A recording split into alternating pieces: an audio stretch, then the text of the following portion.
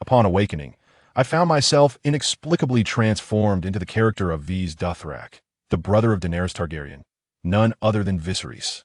I realized that the timing of this transmigration was rather unfortunate. At this moment, the Targaryen dynasty had already crumbled, the guardians sworn to protect my siblings and me had perished, our household was devoid of sustenance, and outside, creditors were clamoring for their dues. Meanwhile, I had become a veritable beggar king after selling my mother's crown. Let us set aside the matter of reclaiming the throne for now. I must first settle my debts. Chapter 1. The Ice and Fire of Viserys. Wait, how does a third-rate rebel nation possess a nuclear weapon? I'm still alive? Where am I? In a daze, the silver-haired youth opened his violet eyes, and the surroundings gradually came into focus. He felt perplexed. Though uncertain of his location, he was certain it was not a hospital. The pale lavender walls appeared somewhat weathered, and the uniquely styled windows swayed gently in a breeze. The violet curtains billowed softly, lending an air of desolation to the room. The silver-haired youth realized he seemed to be sprawled across a table, which was cluttered with an array of bottles and jars. The strong scent of liquor wafted from this chaotic spread. Damn it, my head aches terribly. For a fleeting moment, Viserys felt as though his skull had been stuffed with a relentless whirlwind of iron shavings. Based on his scant experiences at gatherings, this felt akin to the aftermath of a hangover. Yet, even for a hangover, this was excruciating. Suddenly, waves of memory surged through his mind, overwhelming him and rendering his already pallid face even more wan. Let her go. Brother, please stop hitting me. I was wrong. Dany, fetch me more wine. What Viserys 3? You should be called the Beggar King. How much is this crown worth? Brother, where should we go? Dany, get up. There's an assassin. Your Highness, you must. Protect yourself. Prince Rhaegar has fallen. Mother, the Targaryens have no dragons left. Memories played before Viserys in reverse, like a vivid carousel. I am Viserys Targaryen? The convergence of these memories allowed Viserys to swiftly confirm his identity. I had inexplicably transitioned from a wandering mercenary in a foreign land to the character of Vis Dothrak, a man obsessed with reclaiming his dynasty, yet perpetually thwarted, ultimately resorting to the treachery of bargaining his sister for aid from the Dothraki, only to be met with a grisly fate at the hands of the Khal. The process of memory integration caused his temples to throb violently, and in his distraction, he accidentally knocked over a goblet and a bottle from the table. Clang crash. Copper and iron vessels clattered to the ground, creating an irksome cacophony, while several ceramic jars shattered into fragments.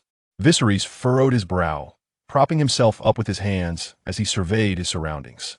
Before he could fully comprehend the situation, a figure clad in a pale blue dress darted into the room, frantically attempting to clean up the mess. The blue dress, though made of fine fabric, was marred by numerous stains and watermarks, barely concealing her calves.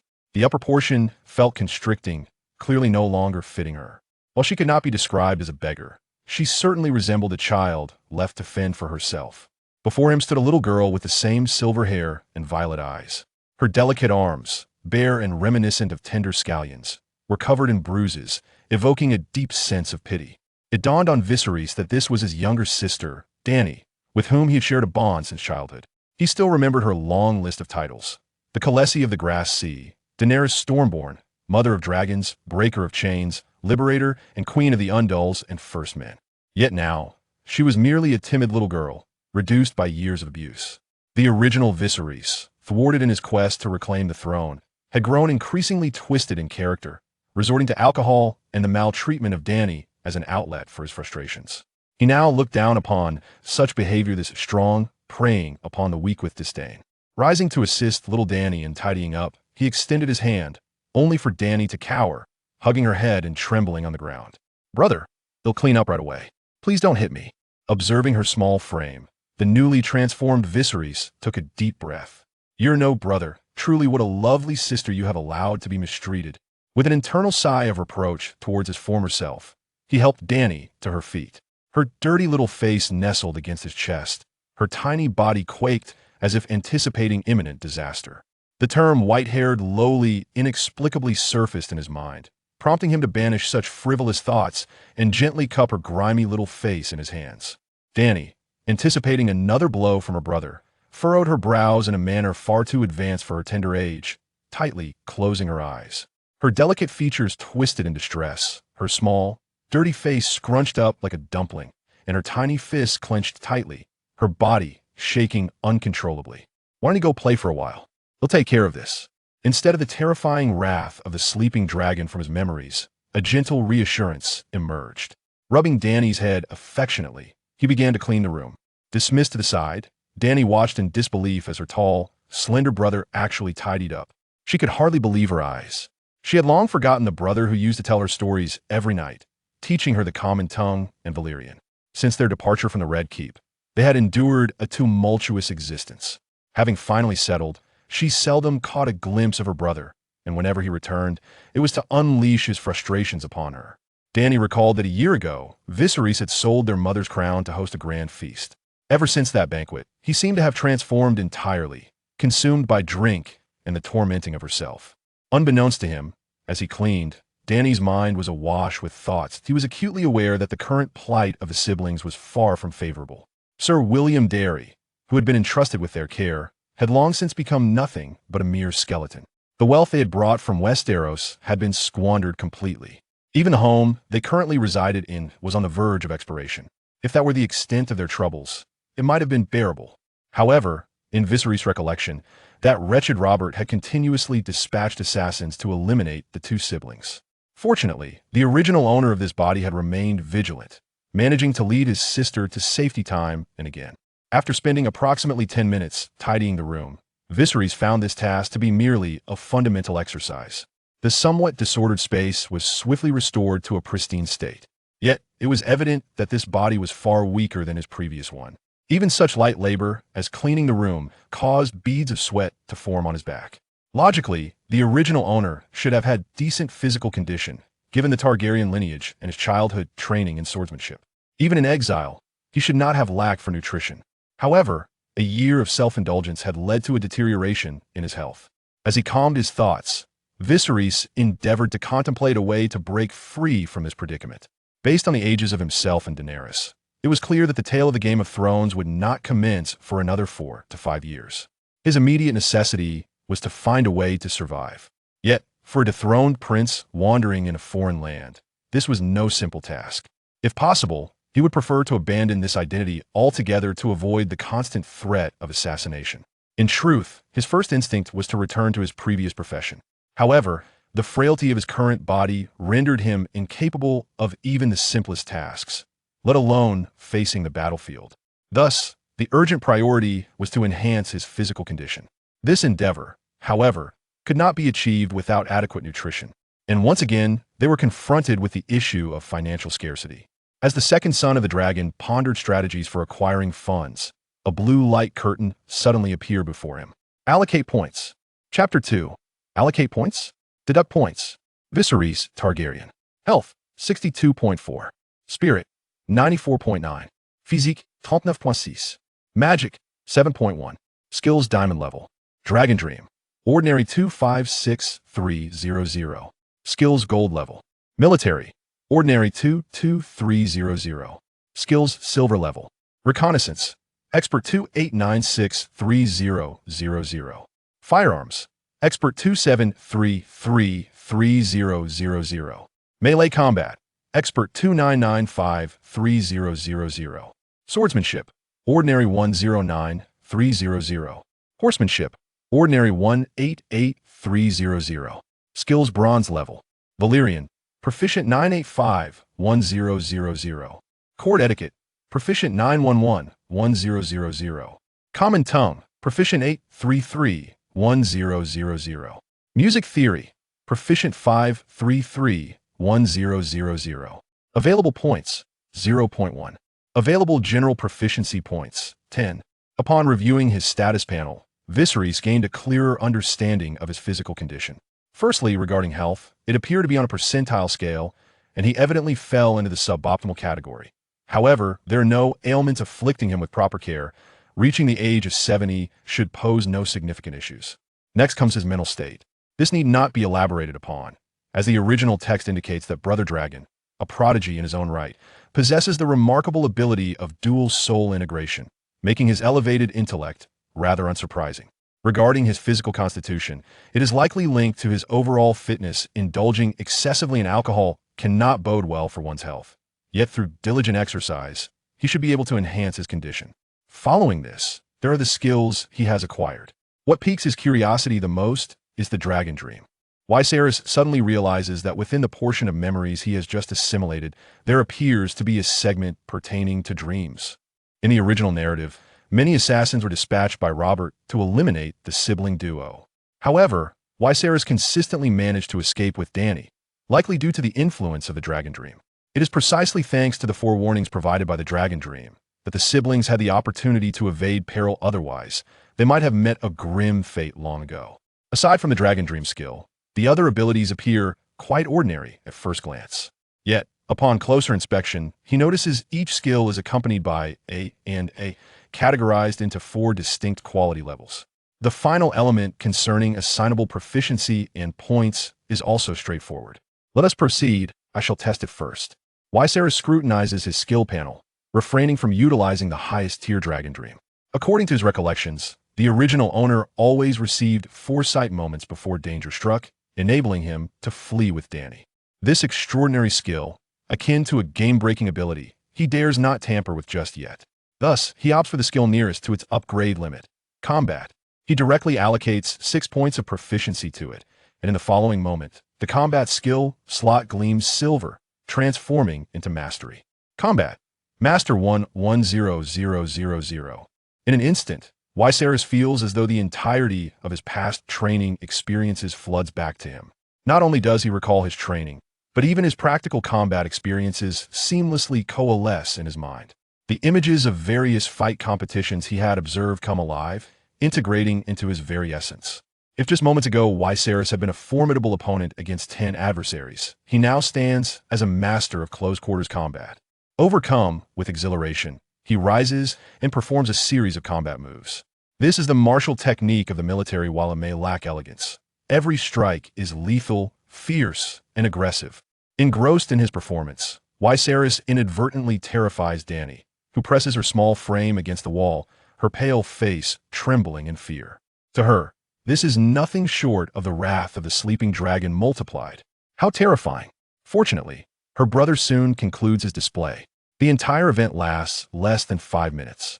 Breathless and drenched in sweat, Westeros, having barely completed half of the combat sequence, feels his legs grow weak and sinks down onto the ground. Redirecting his focus to the skill panel, having just finished his examination, he now intends to explore among the various skills, he settles his gaze on court etiquette. Clearly, this skill is of no use to him at present. With a single breath, he tapped on the court etiquette 100 times, yet his allocable general proficiency points increased from 4 to merely 5. Realizing something, Viserys shifted his focus to firearms.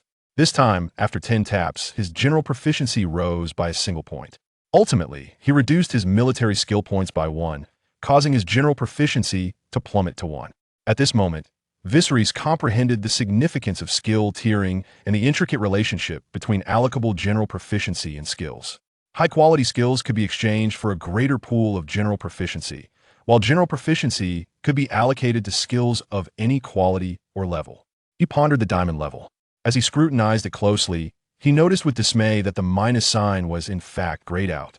It appeared that attempting to exploit loopholes would not be so straightforward.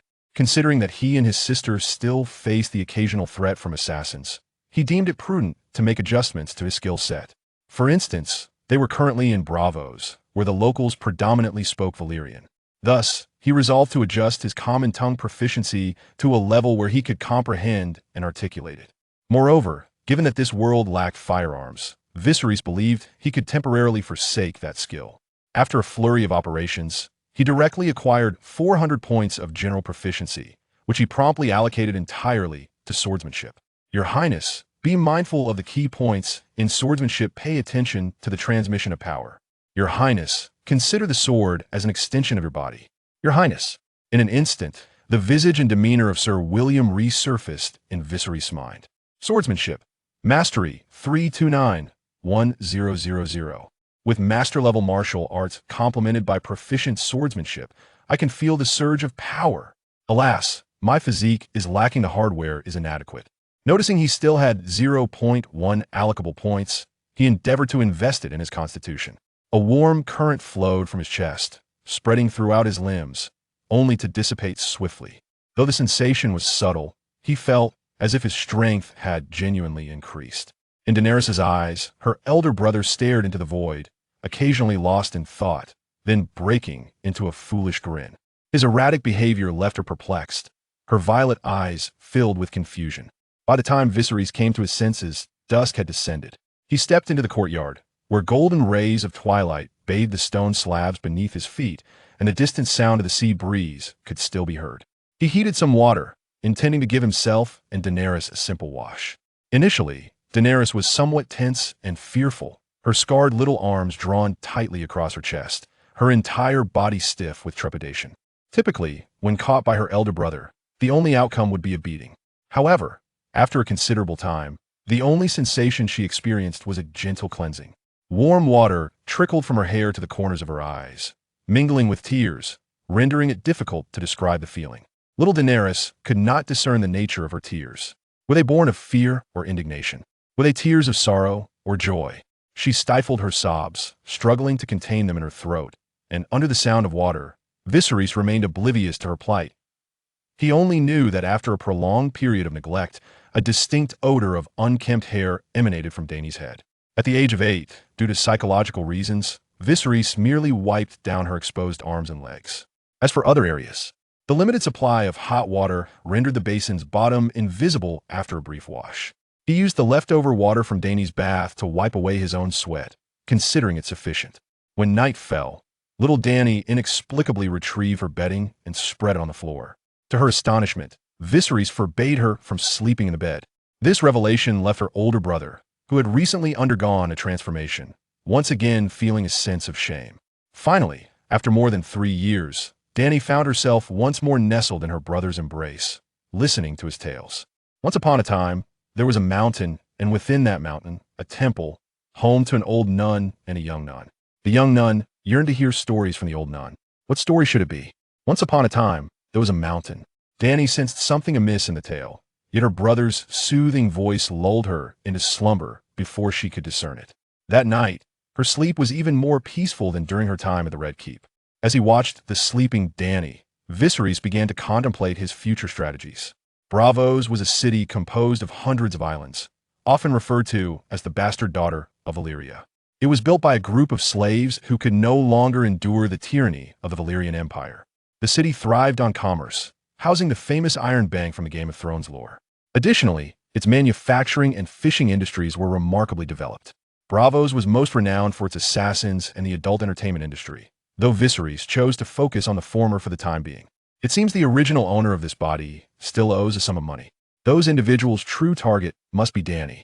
Should we leave Braavos first? Due to the frail constitution of this body, Viserys found himself drifting into slumber as these thoughts crossed his mind. Beggar King, pay your debts. Ah, brother, save me. No, let her go. No. Viserys suddenly opened his eyes. He had dreamed of a man accompanied by several burly figures breaking through the door, overpowering him, and abducting Dany. This was undoubtedly a triggering of the dragon dream. Based on the original owner's experiences, events occurring within the dragon dream would manifest into reality within minutes. Gazing at Dany, curled up beside him like a little kitten, he realized he must swiftly devise a plan. Should he flee or confront the threat he'd? Chapter 3. Violent Collection: to flee or to confront? According to the original narrative, the character Viserys had not abandoned his sister. Indeed, they endured several years of wandering together. It was only when they were discovered by the affluent merchant Illyrio in Pentos that they were invited to reside in his estate, ultimately leading to Daenerys' marriage to Khal Drogo. Thus, Viserys' initial choice was to flee. In a moment of introspection, Daenerys' brother analyzed the circumstances of his recent dream. 4 individuals had approached. 2 were of average height, while 1 was a towering bald man. This bald figure, though of similar height, possessed a remarkably robust physique, akin to the disparity between a thumb and a pinky equal in length, yet vastly different in strength. Within the dream, the bald man seized the opportunity as Daenerys' brother opened the door, pinning him to the ground while the others abducted Daenerys. To be candid, Daenerys' brother harbored no desire to leave. Departing from this sanctuary meant embarking on a life of relentless turmoil, descending from a state of mere subsistence to one of utter destitution. Such a fate was utterly unacceptable. Furthermore, possessing foresight regarding their adversaries' tactics, coupled with his masterful combat skills, he felt confident that defeating these ordinary men should pose no challenge. Casting a glance at the sleeping Daenerys, he quietly retrieved his sword from beneath the bed and exited the chamber. Be cautious, and do not harm that little girl, he instructed. Understood, sir. The three responded in unison.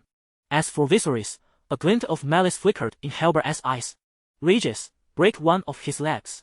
Given the medical standards of this era, a fracture is tantamount to a death sentence. Hellbear was convinced that as long as he refrained from killing Viserys outright, his backers would handle the aftermath. Rest assured, sir, replied the bald man named Regis, his voice gruff as he instinctively cracked his knuckles. Hellbear reiterated his instructions before preparing to have his accomplice knock on the door.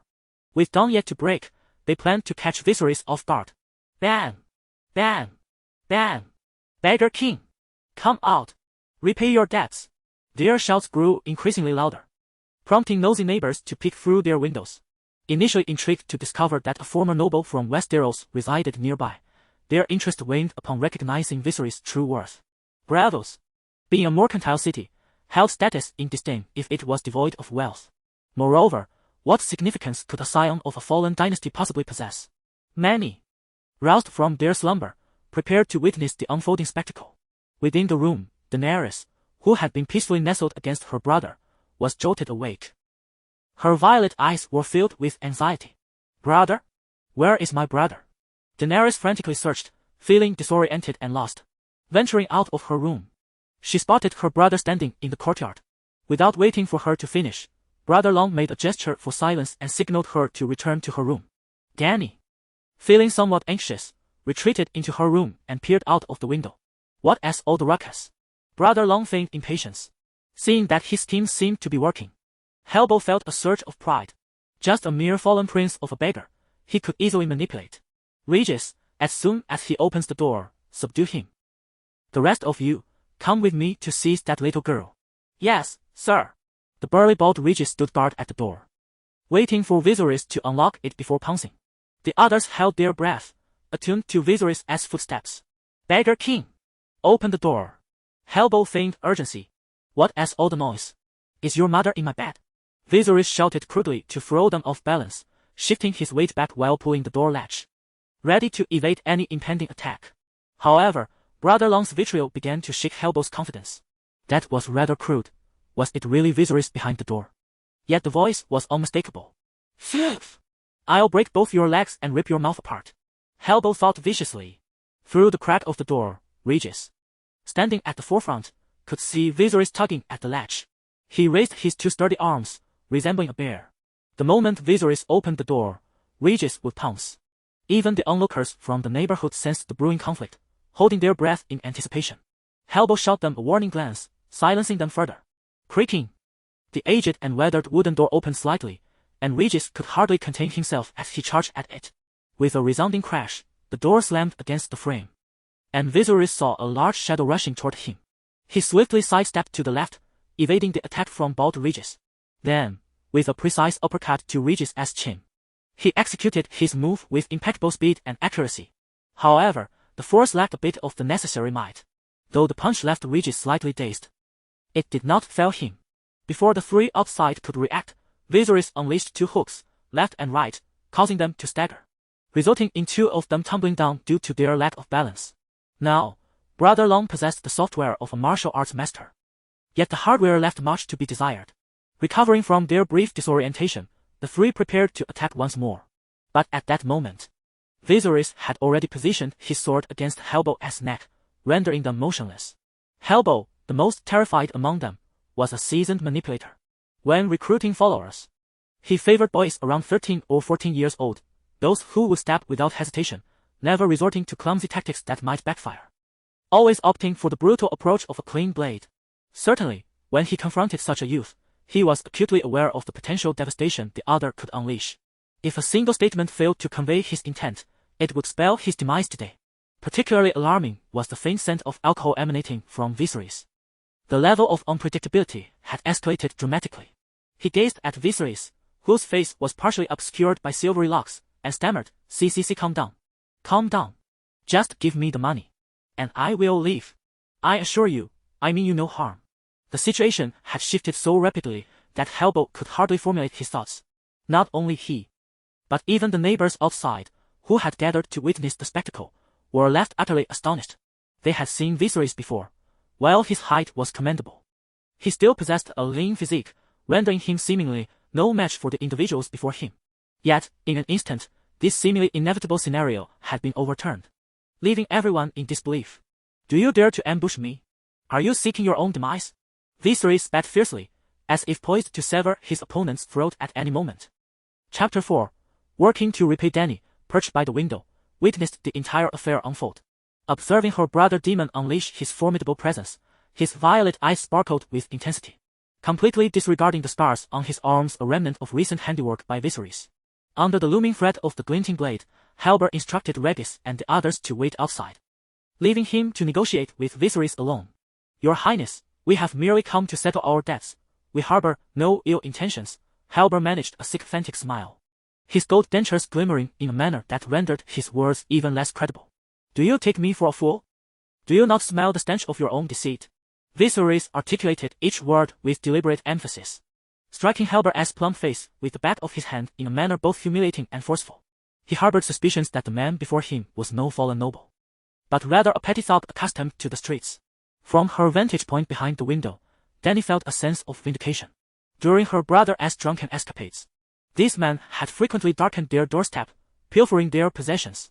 Moreover, he often cast lecherous glances in her direction, making her profoundly uncomfortable. To Hellboy's astonishment, after striking his face, Viserys began to discuss the matter of debt. Had he been in a position of power, he would have offered an unreasonable sum outright. Instead, he found himself compelled to carefully consider a figure that would not provoke Viserys' ire.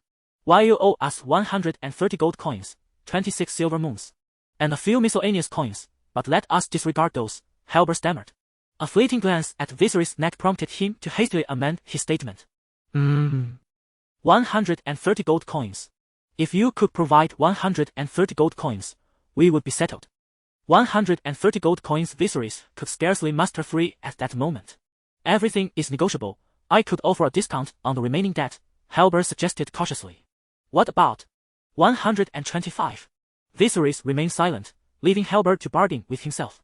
With a determined clench of his jaw, Hellboy exclaimed, 120. I shall find a way to manage the remainder. Just 120. What say you? Viserys continued to withhold his response.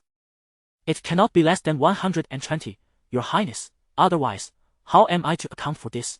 Hellboy pressed, attempting to maintain a veneer of respect while forcing a strained smile that threatened to crumble at any moment. Viserys clicked his tongue, then replied, I currently possess not a single coin. As his words hung in the air, Hellboy's expression froze in disbelief. However, I do possess alternative means of repayment. Alternative means? Hellboy's grey blue eyes darted toward the house, seemingly sensing a shift in the atmosphere. Upon feeling his gaze, Dany gasped and quickly concealed herself beneath the window, terrified to reveal herself. Mind your eyes, should you dare gaze upon me again, I shall have them plucked from your head. Viserys coldly threatened, his brow furrowed with malice, as if he were poised to sever the man's throat at any given moment. Hellboy shivered and hastily apologized. I didn't mean it that way. I thought you were referring to the house, you said. Ignoring his flimsy excuses, Viserys posed a question. Let me ask you this. If you were to receive a debt of 130 gold coins from me, how much would you personally retain? Ha! The seasoned Hellboy seemed to grasp Viserys' implication, yet he candidly stated a figure. I could take around 40. The debt collection industry indeed reaped substantial profits. Viserys' eyes glimmered. This figure aligned closely with some instances he had encountered in his past life. Depending on the difficulty of debt recovery, collectors could earn rewards amounting to half or even a significant portion of the total debt. Some creditors had long since lost hope, simply wishing to recover a fraction or merely to trouble their debtors.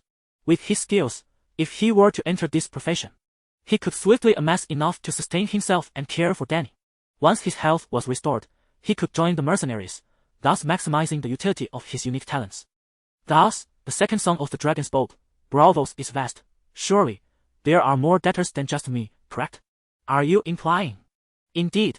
That is precisely what I mean. Hellboy lowered his head, instinctively twisting his beard with his fingers. However, realizing the inappropriateness of the gesture, he instead stroked his face. It is worth noting that his initial purpose for coming was not for gold, but rather to pursue Dany. He had expected Viserys to be a pushover. Yet he found him to be a formidable opponent. His original plan was now rendered futile.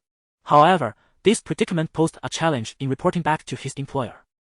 Noticing Halber's hesitation, Viserys interjected, "I recall that trafficking in Braavos could lead to 10 years of hard labor, correct?"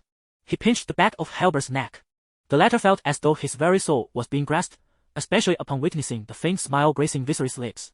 Halber could not comprehend how, despite having made extensive preparations, he now found himself in a position of disadvantage. An unsettling sensation washed over him. It felt as though he were the one being ensnared in a trap.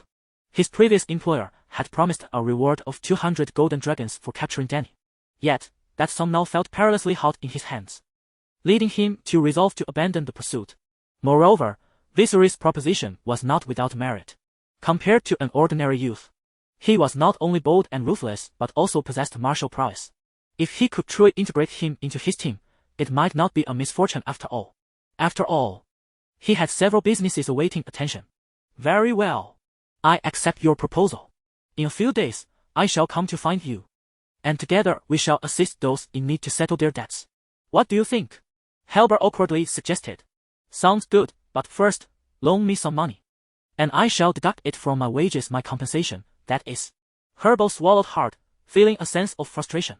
When had he become a mere debt collector, unable to retrieve any money and instead parting with some of his own? Very well, very well. He retrieved a heavy pouch of coins from his bosom and handed it to Brother Long-Ear. "Thank you. From now on I shall refer to you as Sir." "No, no. That is unnecessary." With a slight bow, Herbal turned to leave. However, he was dismayed to find a crowd gathered outside, eagerly watching the spectacle, which only deepened his frown. The failure of today's business transaction had dealt a significant blow to his reputation. He resolved to adopt a fierce demeanor and regain his composure. Yet, just as he had taken a couple of steps, he was called back by Viserys. "Wait." Herbal felt a bitter taste in his mouth and quickly forced a smile. The rapid succession of expressions caused his facial muscles to twitch slightly. "Is there anything else, Your Highness?"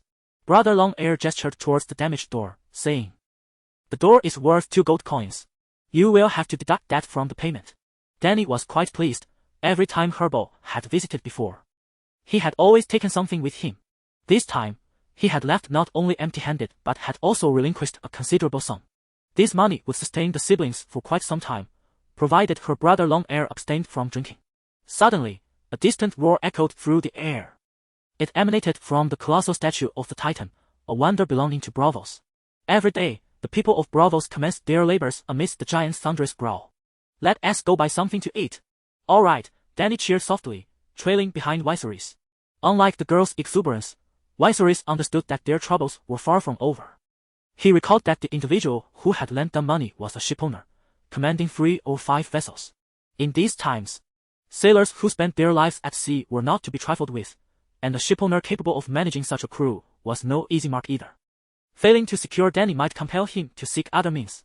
Herbal's ineptitude could very well lead him to someone else. The two were already locked in a deadly game. Considering the laws of Braavos, the death of a creditor implicated the debtor as well. Brother Long-Ear resolved to repay the debt first, and then seek an opportunity to eliminate him. Chapter 5.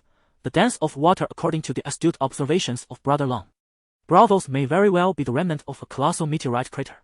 Its periphery is adorned with slender mountain islands, resembling a series of protective walls surrounding this city of 1,000 islands. Shortly after stepping outside, Viserys could catch sight of the recently roaring statue of the Titan. Nearly 300 meters tall, one of the 9 wonders of this world. In Braavos, individuals in every corner could simply look up to behold that magnificent figure.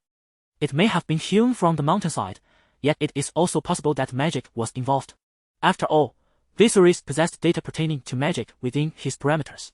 Given that magic indeed exists in the world of ice and fire, he felt justified in his conjecture. The Angela resided in the affluent district, where water vendors specialized in transporting sweet water early each morning.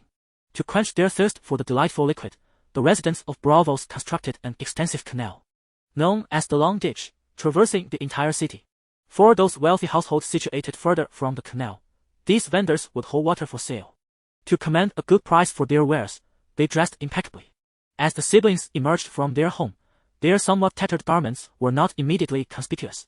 However, in juxtaposition with the well-dressed vendors, their attire became glaringly evident. The gold coins left to him by Helbo should suffice to cover their debts. And Brother Long resolved to purchase a clean, well-fitting outfit for the young girl at the appropriate time. As for himself, he would manage with what he had for the moment. Following his memories, Brother Long guided Dany to the doorstep of Dangerous' residence. This abode, complete with a courtyard, could almost be classified as a mansion. Upon their arrival, a servant from the Danger household happened to rush out to procure water. Initially, he instinctively attempted to shoo them away. But upon recognizing the siblings' silver hair, he derisively exclaimed, "Beggar King, when will you repay your debts?" His voice resonated clearly in the ears of passers-by, drawing their attention. In Braavos, failing to repay one's debts is considered a profound disgrace. Particularly in this wealthy area where many were familiar with the tale of the Beggar King. Is that truly him? Just look at his attire. He indeed resembles a beggar. And look, he is even leading a little beggar. Feeling the weight of the crowd's gaze, Dany buried her head and instinctively stepped behind Brother Long. He cast a cold glance over the onlookers, his frigid demeanor prompting them to fall silent. At that moment, Brother Long produced his coin pouch. The sound of clinking coins creating a melodious symphony as the metallic currency danced within its silk confines.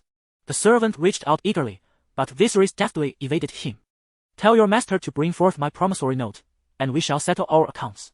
Danger, possessing extensive seafaring experience, had once lost an ear during his early years aboard a ship. His left cheek bore an unsettling gaping void, evoking discomfort in those who beheld it. He could not comprehend how Viserys had managed to gather the funds. In his plan, Daenerys should have already been abducted by Khal Drogo onto his ship. Yet, when he emerged, he was met with the sight of the siblings standing before him, unscathed. Viserys bore a long sword strapped to his back, his gaze icy and penetrating. "This lad has changed," thought Daenerys, narrowing his brown eyes in caution. The former Viserys was a man on the brink of mental collapse. Someone he had half deceived and half coerced into incurring a significant debt. Now, the Viserys before him resembled a sharpened blade, radiating an aura of frost even in silence. "Count them, 135 coins. Daenerys did not bother to tally the coins in the pouch he received. He merely weighed it in his hand before retrieving Viserys' promissory note. As he crumpled the note, the younger Targaryen spoke meaningfully. "Now we are square. Henceforth, any misfortune that befalls you, Mr. Daenerys, shall no longer concern me." At Viserys' words, Daenerys felt a shiver of apprehension. Viserys understood the necessity of not appearing overly vulnerable. A display of calculated intimidation might afford him additional time. Watching the siblings' retreating figures, Daenerys turned to his attendant and commanded, "Seek out that Khal Drogo fellow and inquire how he conducts his affairs." His expression darkened. He was not the only one desiring Daenerys. He was merely a pawn for much greater power. Fresh black-bellied fish, onions, just transported from the mainland. After parting ways with Daenerys, the siblings arrived at the marketplace. Unlike the affluent districts, the roads here were riddled with puddles, and they had to navigate numerous landmines beneath their feet. As they walked, Daenerys mimicked her brother closely. Like a duckling trailing its mother. Braavos was expansive, divided into several small towns, and they resided in one known as the Well of Sorrow, as its name suggests. The water here was less than palatable, although the vegetables were more affordable. For the common folk of Braavos, fish constituted the staple of their diet. Acquiring vegetables was a rare luxury. In the past, Viserys would have scorned such a market, but the current iteration of the Dragon Prince found it utterly fascinating. Devoid of any industrial civilization. Although he had often sought favor and funds from the elite of Braavos, he remained relatively unknown among the common populace. Moreover, with the presence of descendants of Valyrian blood, his white hair and purple eyes, though uncommon, did not incite much commotion. Nevertheless, his handsome visage afforded him certain advantages. "Excuse me, how much for this fish?" The corners of his mouth turned up in a gentle smile. And the younger Targaryen's appearance elicited a quickened breath from a vendor clad in a deep green vest. 5 no, I mean 3 iron coins each." 3 coins. This price could be deemed quite reasonable. The vendor remained oblivious to the faintness of her voice, resembling the delicate whisper of a mosquito. For some inexplicable reason, the fish today seemed particularly slippery, leaving her somewhat flustered. Nevertheless, the female vendor selected several of the plumpest sea fish for him. And under the pretense of generosity towards Dany, she included a few extra oysters. As she watched the siblings depart, a palpable sense of longing welled up within her, almost spilling from her eyes, rendering her oblivious to the calls of the customers behind her. "Boss, are we still conducting business?" A voice of reproach jolted the vendor back to reality, transforming her previously vibrant countenance into one shadowed by clouds of discontent. "What are you shouting for? Choose what you desire yourself." After leaving the market, Brother Long purchased 2 daggers. With these daggers, his close combat prowess would ascend to a new echelon. Additionally, considering the possibility of needing a dozen next time, he discovered a remarkably elastic rope at the market, intending to fashion 2 rudimentary hand crossbows. He also acquired a linen outfit for Dany. Although the fabric and hue did not match the elegance of her blue dress, it was clean and fitting, which Dany appreciated greatly. Just as the siblings prepared to return, a sudden commotion erupted around the market. A boy clad in a yellow long-sleeved shirt ran by, shouting about a duel between swordsmen in the square, capturing everyone's attention. In an instant, many set aside their tasks, idle chatter ceased, leisurely strolls were interrupted, and even those engrossed in romantic exchanges appeared somewhat distracted. "Come on, wait for me. Hurry up," the boy exclaimed. This time it's the swordsman from Lady Lita's ranks. He is a master of the dance of water. The dance of water. Isn't that the signature technique of the little wolf girl, Arya? Brother Long resolved to take Dany to witness the spectacle. Chapter 6. The idling system. With the news of the duel spreading, the marketplace, though not entirely deserted, certainly felt less vibrant. It was evident that Daenerys wished to witness the event.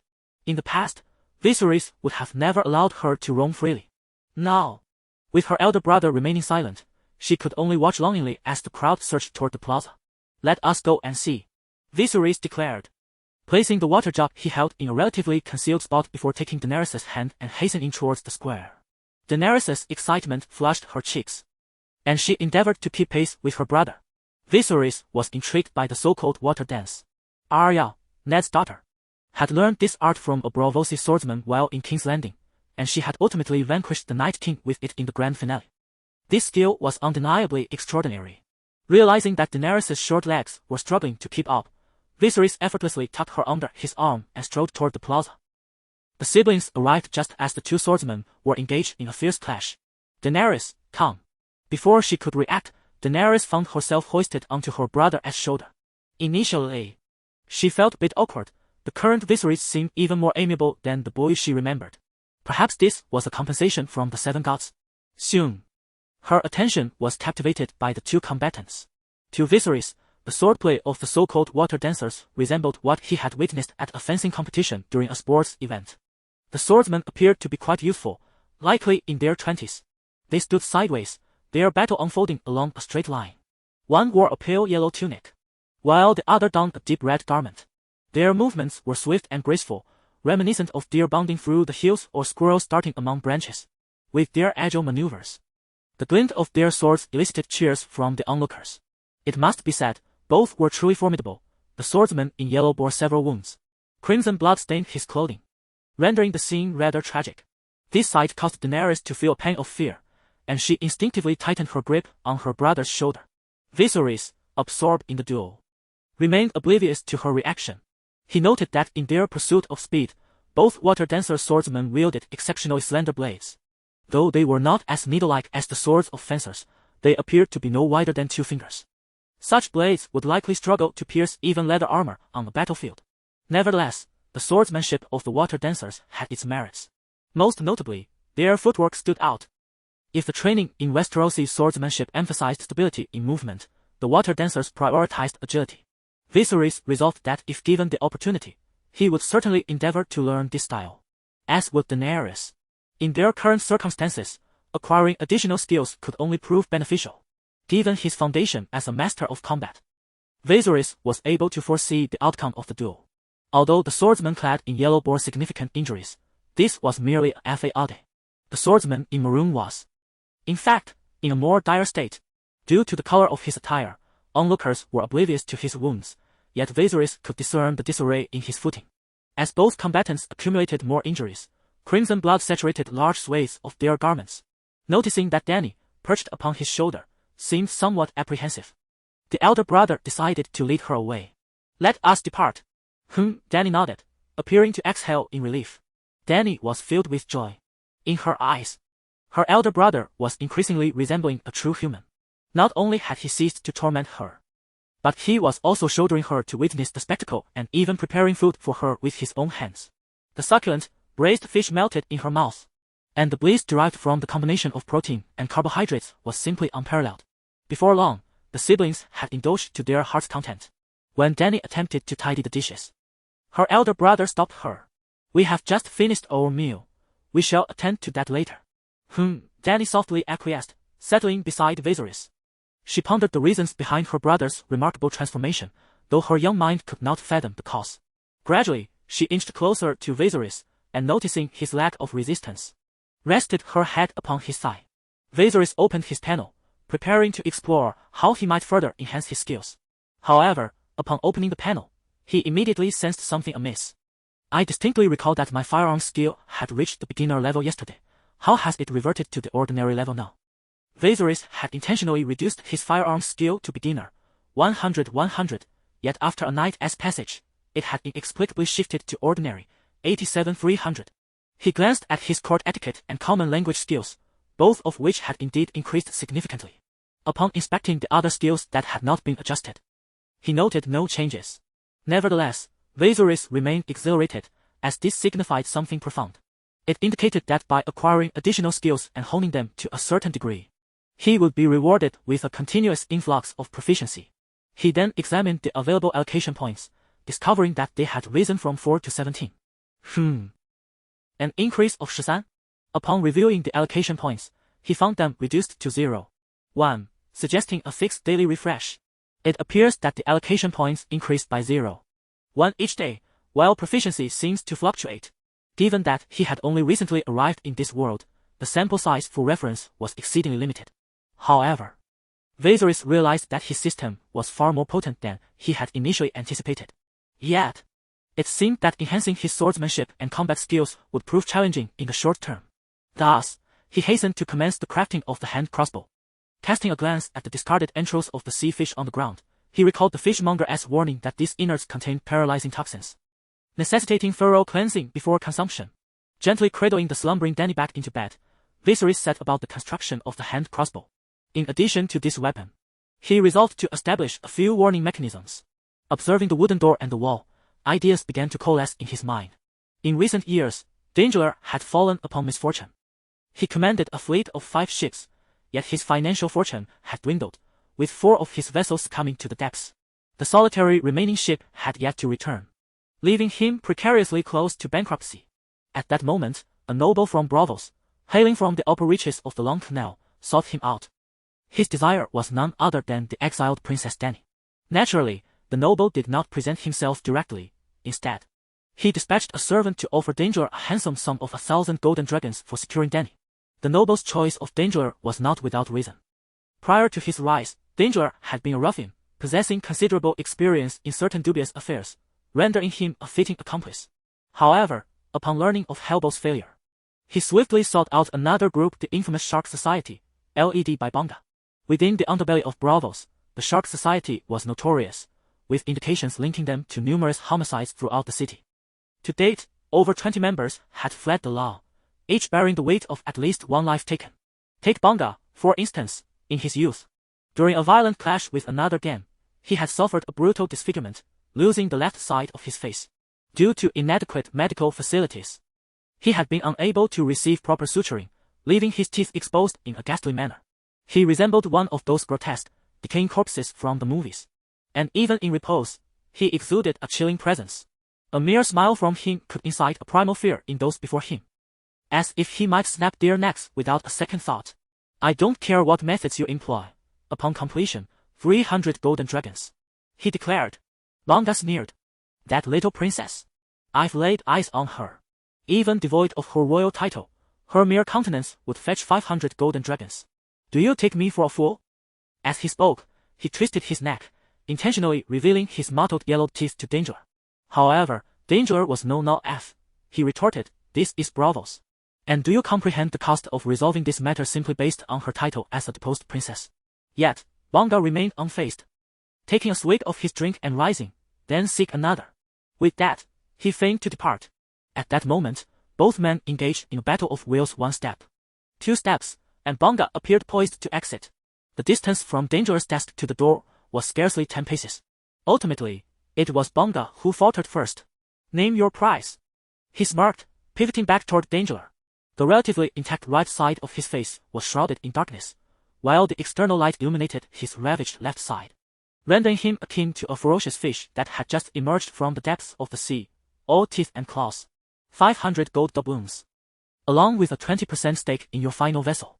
Daenerys understood that this man was also seeking redemption, embarking on plans to acquire some enterprises. It is settled. Chapter 7. The Violent Collection 2. Raise your hands a little higher. Shoot at my face. Dany exclaimed, brandishing the hand crossbow crafted for her by her brother, Long Air. Her slender arms trembled as she prepared to fire. Whoosh! Viserys deftly sidestepped, evading the shot with such ease that the movement seemed almost superfluous. Even if he stood still, Dany's bolt would scarcely find its mark. Why have you closed your eyes again? If you continue like this, we shall practice more tonight. Dany pouted, feeling slightly aggrieved. Why had her brother grown so stern? Ever since Viserys crafted several hand crossbows, he insisted she practice shooting daily. Her arms ached, and blisters formed on her delicate palms. It was only after Viserys belatedly fashioned a simple guard for her hands that the discomfort eased. In truth, one could hardly blame her. Dany was not yet the formidable dragon queen she would become. She remained a shy little girl, and Viserys often slipped into habits from his past life. His tone at times becoming harsh or even irritable. This led her to fear that the previous version of her brother had returned, intensifying her anxiety. Observing Dany's demeanor, Viserys recognized that he had been overly demanding. He longed for her to possess a degree of self-defense capability, yet she was merely a girl of under 8 years. Not every child had the fierce spirit of Arya, who dared to kill at such a tender age. In the future, it would become evident that Dany's talents lay in politics, while Arya's were in martial prowess. Viserys approached and gently tidied Dany's hair. The lengthy practice had caused a fine sheen of sweat to form on her forehead, and her silvery locks clung messily to her skin. Let us take a break, he suggested, reaching to retrieve the crossbow from her grasp. However, she withdrew her hand and shook her head. No, brother, I am not tired. With determination, she retrieved another wooden bolt from her pouch and expertly knocked it. All right, this time let us aim for that wine jug. Viserys positioned himself behind Dany, guiding her small hands to aim at the jug 20 paces away. When you shoot, keep your eyes on the target. Do not look at the crossbow. And certainly do not close your eyes. His patient instructions calmed her nerves. Focus on your target, and envision the crossbow as an extension of your own body. Nothing can escape your sight. Fire! Dany pulled the trigger, and the earthenware jug was struck, a dark hole puncturing its surface. I hit it! Dany's voice brimmed with joy as she turned to her brother, her violet eyes sparkling with delight. Well done. Keep practicing to find your rhythm. Yes. Dany nodded vigorously, retrieving another bolt. Soon, nearly half a month had passed since the visit from Hellbow and his gang, and both siblings had made notable strides in their self-defense abilities. Firstly, there is Dany, who can hit a target within 10 steps 5 or 6 times out of 10, and is almost guaranteed to succeed within 5 steps. She is no longer the defenseless lamb she once was. Meanwhile, Viserys has devoted the past 10 days to enhancing his physical prowess, achieving an impressive increase of nearly 45 points. The primary reason for this improvement is his abstinence from alcohol. This growth stems from his body's natural recovery. Future enhancements will require a more gradual approach. However, if he can dedicate 6 months to this endeavor, he estimates that his physical attributes could rise to around 60 points. A level characteristic of a robust adult male. Even in the military, he could easily serve as a heavy infantryman or cavalry, should he have a full year. Reaching 80 points would not be beyond his grasp, a standard befitting an ordinary commander. Furthermore, with the aid of a system that provides 36 attribute points annually, he could undoubtedly evolve into a formidable warrior. The myriad mercenary groups scattered across the continent would become his stage for greatness. Additionally, he has managed to recover a considerable portion of his skills, particularly in firearms, which have reached a level of proficiency. He has made some progress in other skills. Yet there remains a significant gap between his swordsmanship and the transition from proficiency to expertise. Over the past 10 days, Viserys has noticed several unfamiliar faces around his home. These individuals, believing themselves to be inconspicuous, are glaringly obvious to a skilled scout. Following their trail, Viserys has stealthily located their lair at night and uncovered their origins. If only his physical condition could revert to half its former glory, he would be confident in eliminating this group. He suspects they will make their move within the next couple of days, which is why he urgently requested Dany to practice crossbow shooting. Although bows and arrows are controlled items in Braavos, sharpened wooden sticks can serve just as well. No matter how they approach, it is unlikely they would come armored to confront him. A simple implement would suffice to pierce the skin. Fierce Fish Society. I am eager to see just how fierce you truly are. With that, he raised his hand and shot, piercing 2 leaves and pinning them to the door. Bargal places immense value on this transaction with Viserys. It represents his opportunity to ascend from a mere thug to a respectable merchant, thereby elevating his social standing. In Braavos, merchants are esteemed professionals, regarded as the backbone of the city. Nominally, they have a better chance than ordinary citizens of being elected as the supreme ruler, the Sea Lord of Braavos. However, obtaining merchant status is a rigorously regulated process. One must possess their own enterprise, and in Braavos, the buying and selling of businesses require guarantees. Given his background and prior offenses, no one is willing to vouch for him. Thus, having finally secured a chance for endorsement from Beggar, he cannot afford to let it slip away. This time, he has truly invested heavily. From Hellbow, he learned that Viserys seems particularly adept in close combat. Thus, Beggar expended a considerable sum to enlist a master water dancer. In addition, he brought along 5 subordinates, each armed with wooden short spears. This evening, they were intent on taking the life of Viserys. Mr. Ng, we are ready to proceed. This Mr. Ng was the water dancer swordsman he had hired, a man in his early 30s. A scar marked his left eyebrow, a testament to a battle wound. It appeared to have affected the muscle, leaving his yellow eyes uneven, one larger than the other. Recently, he had been compelled to flee Braavos after accidentally committing murder. However, Beggar had located him, promising a lucrative reward for his cooperation in this endeavor. His response was succinct. After this job, the blame for the murder would rest upon Ng, alleviating Beggar of any lingering concerns. In fact, beyond Ng, he had also arranged for the local guards to be less vigilant.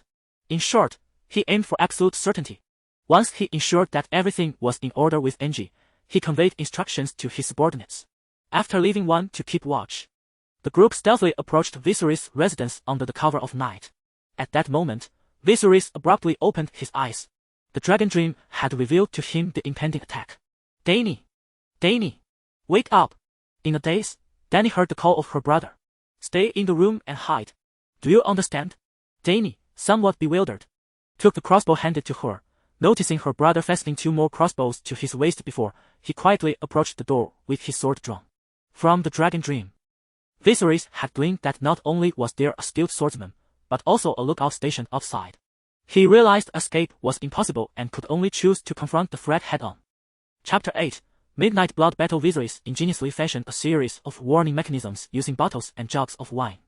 Regardless of whether Beggar and his cohorts attempted to scale the walls or stealthily pry open the door, they would inevitably be detected. He concealed himself in the shadows of the corner, awaiting the opportune moment, holding his breath and attuning his senses to the commotion outside the walls. Before long, he discerned the faint rustling of footsteps approaching the entrance. Just as he began to fathom their intentions, a resounding crash reverberated through the air. The door was violently hurled from its frame, crashing to the ground and stirring up a flurry of leaves and dust. This band had audaciously breached Viserys' threshold. Several figures armed with wooden spears surged into the courtyard, some even brandishing torches, embodying the very essence of a brazen assault. As they prepared to invade the interior, 2 swift, piercing sounds sliced through the air. One torchbearer and a spear wielder emitted muffled groans as they turned, bewildered, towards the origin of the bolts. There stood a silver-haired youth, poised against the wall. Beggar quickly recognized him as Viserys and shouted, "Eliminate him." The 2 recently struck individuals were still oblivious to their injuries when they rushed forward at Beggar's command. Yet, they barely took 2 steps before collapsing. Their legs seemingly turned to molten wax, rendering them incapable of standing. Time was of the essence. Viserys could not afford to draw back both crossbows. So he hurled one at the nearest assailant, seizing the moment to load the other and dispatch another foe. He had run out of bolts. Charge! Beggar, the leader, was the first to react, seizing the fallen torch and proclaiming loudly. At this juncture, 3 remained at Beggar's side, himself, a swordsman, and a lackey wielding a spear. Beggar had initially believed this ambush to be foolproof, but was taken aback by the immediate loss of half his men. However, he was resolute. With a swordsman and a spear wielder, unless Viserys was a master swordsman, his demise was inevitable. He regarded Viserys, licking his exposed fangs. The flickering torchlight casting a ghastly aura around him, rendering Beggar akin to a creature risen from the depths of hell. Simultaneously, Viserys and the swordsman drew their blades. Poised in a tense standoff. This fellow possesses some skill, Viserys mused, but before he could further assess the situation, the swordsman, Ng, lunged forward. His speed was remarkable. The blade slicing through the air with a sharp, cutting sound, exuding a menacing edge.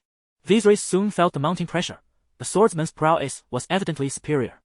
To make matters worse, the spear wielder occasionally harried him, further complicating his defense. Swiftly, Viserys distanced himself, drawing a dagger from his belt and hurling it at the spear bearer.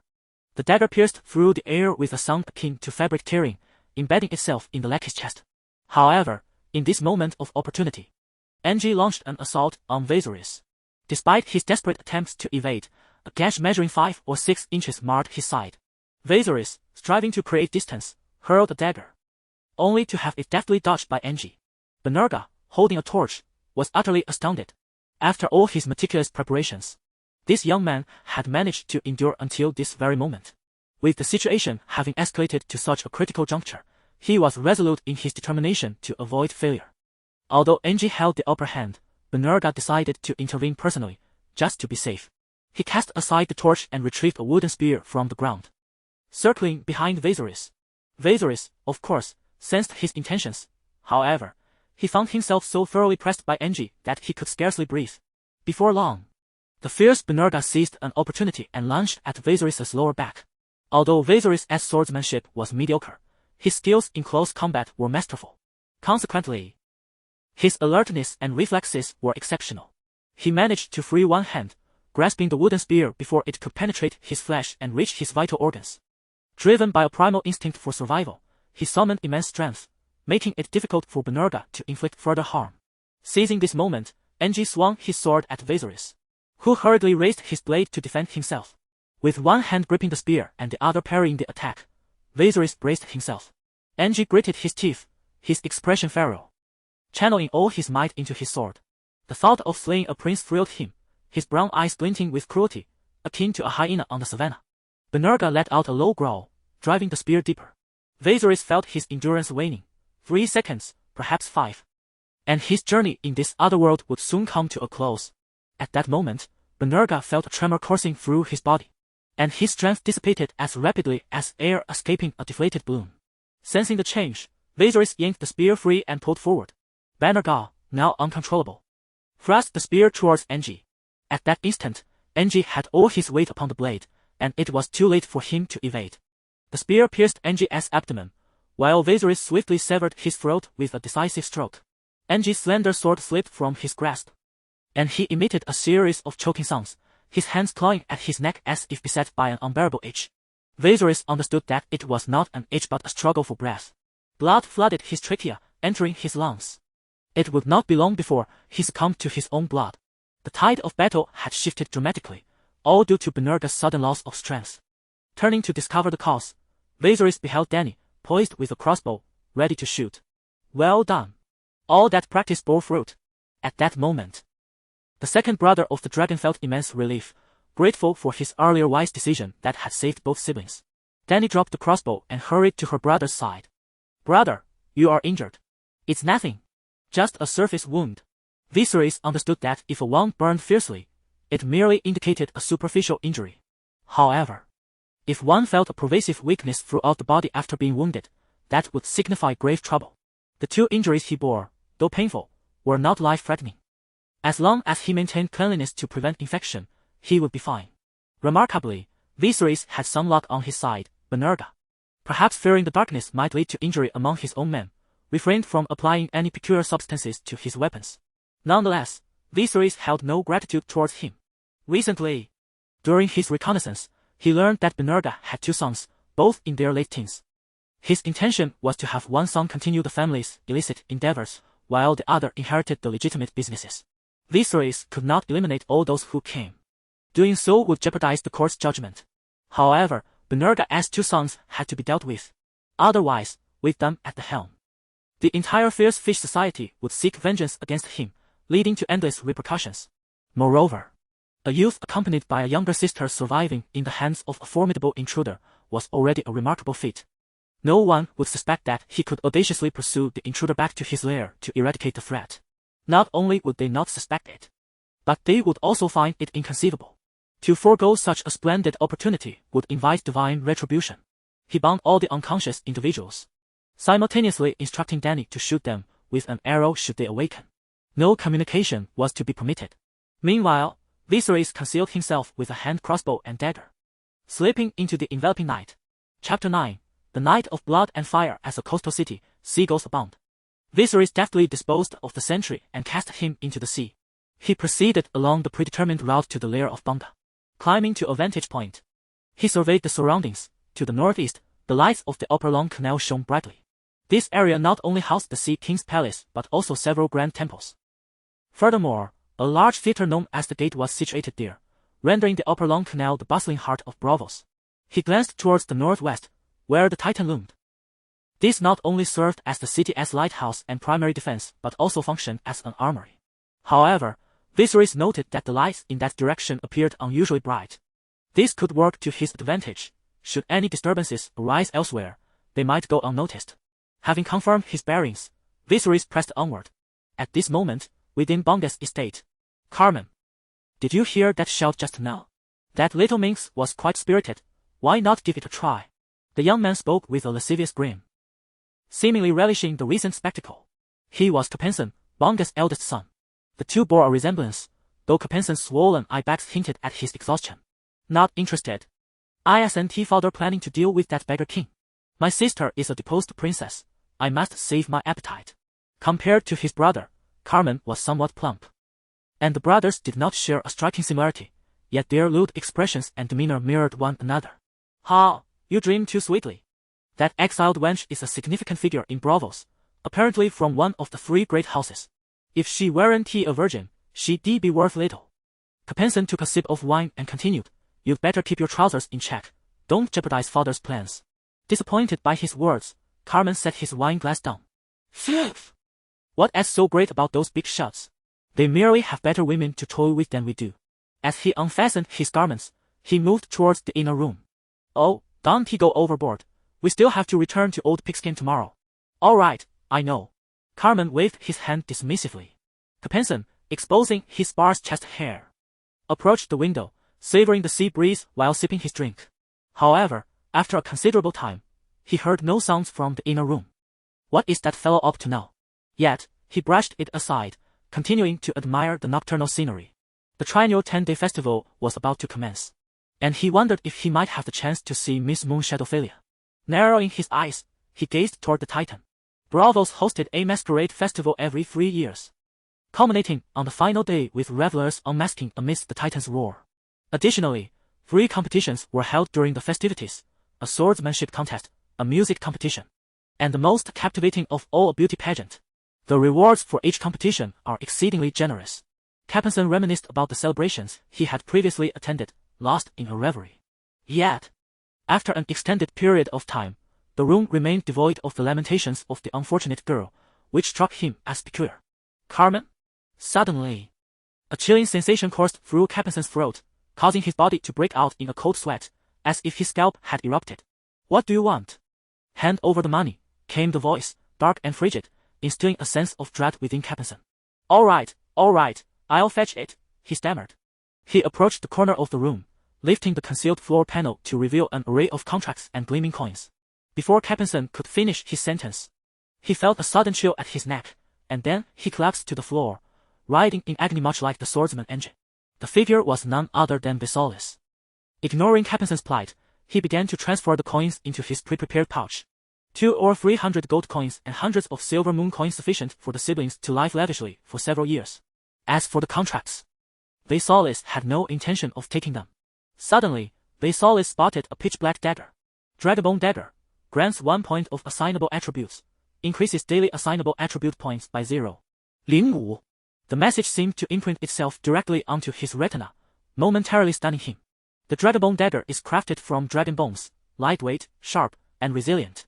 Alongside the dagger, he secured the coins. They were not heavy, weighing perhaps 3 or 4 pounds. With the coins hung about his person, Viserys lifted a candle, ignited the curtains, and turned back to find the unfortunate girl. She appeared to be around 14 years old. Just moments before Viserys had entered, Carmen was preparing to violate her. The girl lay motionless on the bed, resembling a pale, lifeless fish, seemingly resigned to her fate. Viserys dispatched Carmen swiftly and comforted the girl before emerging to eliminate Captainson. He chose to save her, concealed as he was, and he could discern that the girl was compelled against her will, should anyone inquire. She would be spared from further disclosure. As he prepared to assist the girl to her feet, she struggled in protest. "Kill me," she uttered weakly, her voice akin to that of an injured oriole, filled with sorrow and melody. Viserys paused, having overheard the earlier conversation between the Captainson brothers. It seemed there was another named Old Pigskin lurking in the shadows. Viserys could save her for a moment but not for a lifetime, especially as he himself was in dire straits. "You can give me the candle, please." He understood that the girl wished to create the illusion that she had caused the fire. "What is your name?" "Cece," she replied with a bitter smile. "Very well, Cece." Viserys cradled her head in his arms and gently twisted. Beggar resided in the affluent district, where the houses stood at a considerable distance from one another. As Viserys departed, his abode loomed like a colossal lantern amidst the night, its amber glow faintly seeping through the darkness. Yet, it was not long before the flames, akin to a great python, coiled around the entire structure, constricting it. The inferno raged for nearly 3 hours before it was discovered by onlookers. By that time, Viserys had already returned to his courtyard. At that moment, Dany held a crossbow, vigilant and unwavering as she faced the bound captives. Suddenly, upon noticing a figure at the entrance, she swiftly aimed her weapon. Upon realizing it was her brother, the dragon, she relaxed her stance. However, being merely a girl of not yet 8 years, this relaxation left her feeling somewhat enervated. As she rose, she nearly stumbled to the ground, but thankfully, Viserys acted promptly to steady her. "Have they regained consciousness?" he inquired. Dany shook her head, responding, "No, they remain unresponsive." Observing the exhaustion etched on the young girl's face, Viserys felt a pang of sympathy. He lifted her effortlessly and returned her to her bed. "Dany, I did not go anywhere tonight, remember?" Dany glanced at him with a hint of confusion, yet she acquiesced to her brother's words. "Repeat it," he urged. "Brother, you did not go anywhere. You stayed with me," she replied. Viserys nodded, tucking her in with a blanket. He then stepped into the courtyard, gazing at Beggar and the others, still ensconced in their stupor. They could be said to have lost more than they gained, and Viserys would certainly not let them off the hook. However, he knew he must meticulously devise a plan to maximize his own interests in the end. Chapter 10. The carnivorous fish and its devotee. In the early hours of the morning, Benerga and the others gradually regained consciousness, still under the effects of a potent toxin. This was no mere anesthetic, it was indeed lethal. To ascertain the potency of the poison, Brother Long had even conducted experiments on a mouse. As Benerga struggled to awaken, he felt as though the ground beneath him was spinning. His insides churned violently, and a nauseating blend of metallic bitterness filled his mouth. Suddenly, he heard the sound of a blade being sharpened. Upon opening his eyes, he beheld a silver-haired youth cradling a sword in his arms, meticulously honing its edge with a whetstone. The force with which he sharpened the blade produced sparks that flew with each stroke. Strangely, Benerga sensed that this young man was not the pitiful descendant of a fallen kingdom, as rumored, but rather a ferocious demon, poised to strike at any moment. Indeed, his suspicions were well-founded. After nearly a decade in the military, Viserys had witnessed bloodshed, much of it. "Ah, Lord Carnivorous Fish, you are awake," Viserys remarked with a playful tone. Recalling the events of the previous night when Viserys had taken a life, Benerga resolved to temper his approach. "The one who sent me is Dengar, your creditor. I can offer you a sum of money or settle your debts," he said cautiously. He felt it prudent to be straightforward about what he could offer rather than engage in empty pleasantries. Viserys remained silent, instead gesturing towards the corpse of Angie. "This fellow is a wanted criminal from Braavos. What business did you have with him?" Benerga's lips twitched. He surmised that Viserys was attempting to negotiate a price with him. "Then name your price," he forced a smile. "I need to know who is behind the attacks on my sister and me," Viserys replied, setting down the whetstone and stepping closer. Having been assaulted twice in quick succession, he required the truth. While his creditor was indeed Dengar, Viserys suspected that the true mastermind behind the threats to them was someone else entirely. From the conversation he had overheard between Dengar's two sons the night before, Viserys deduced that there were other players involved. Even had he not heard their words, he could surmise that there were indeed others who wished to do them harm. After all, Brother Long was no stranger to the narrative at hand. He recalled that in the original tale, the merchant Illyrio, who had once sought to unite Dany and Khal Drogo, had expressed a desire to marry Dany. However, he deemed her too timid and relinquished that ambition. Yet, to Brother Long, this reasoning seemed utterly absurd. How could a merchant, who valued profit above all else, be so lacking in objectivity? The only explanation was that he felt incapable of safeguarding Dany, fearing it would invite trouble. Illyrio was a figure of considerable influence, capable of engaging with Khal Drogo, far surpassing Dengar in stature. If he dared not entertain thoughts of Dany, how could Dengar? Thus, Brother Long sought to extract some clues from Benerga. Naturally, Benerga vehemently denied any such involvement, although he was oblivious to the exact identity of the formidable figure. He was acutely aware that he was in no position to provoke such a person. Truly unaware. Indeed, he was genuinely in the dark. Benerga resolved to clench his teeth and divulge not a single word. After all, could this youth truly bring about his demise? The trespassing was undeniably his fault.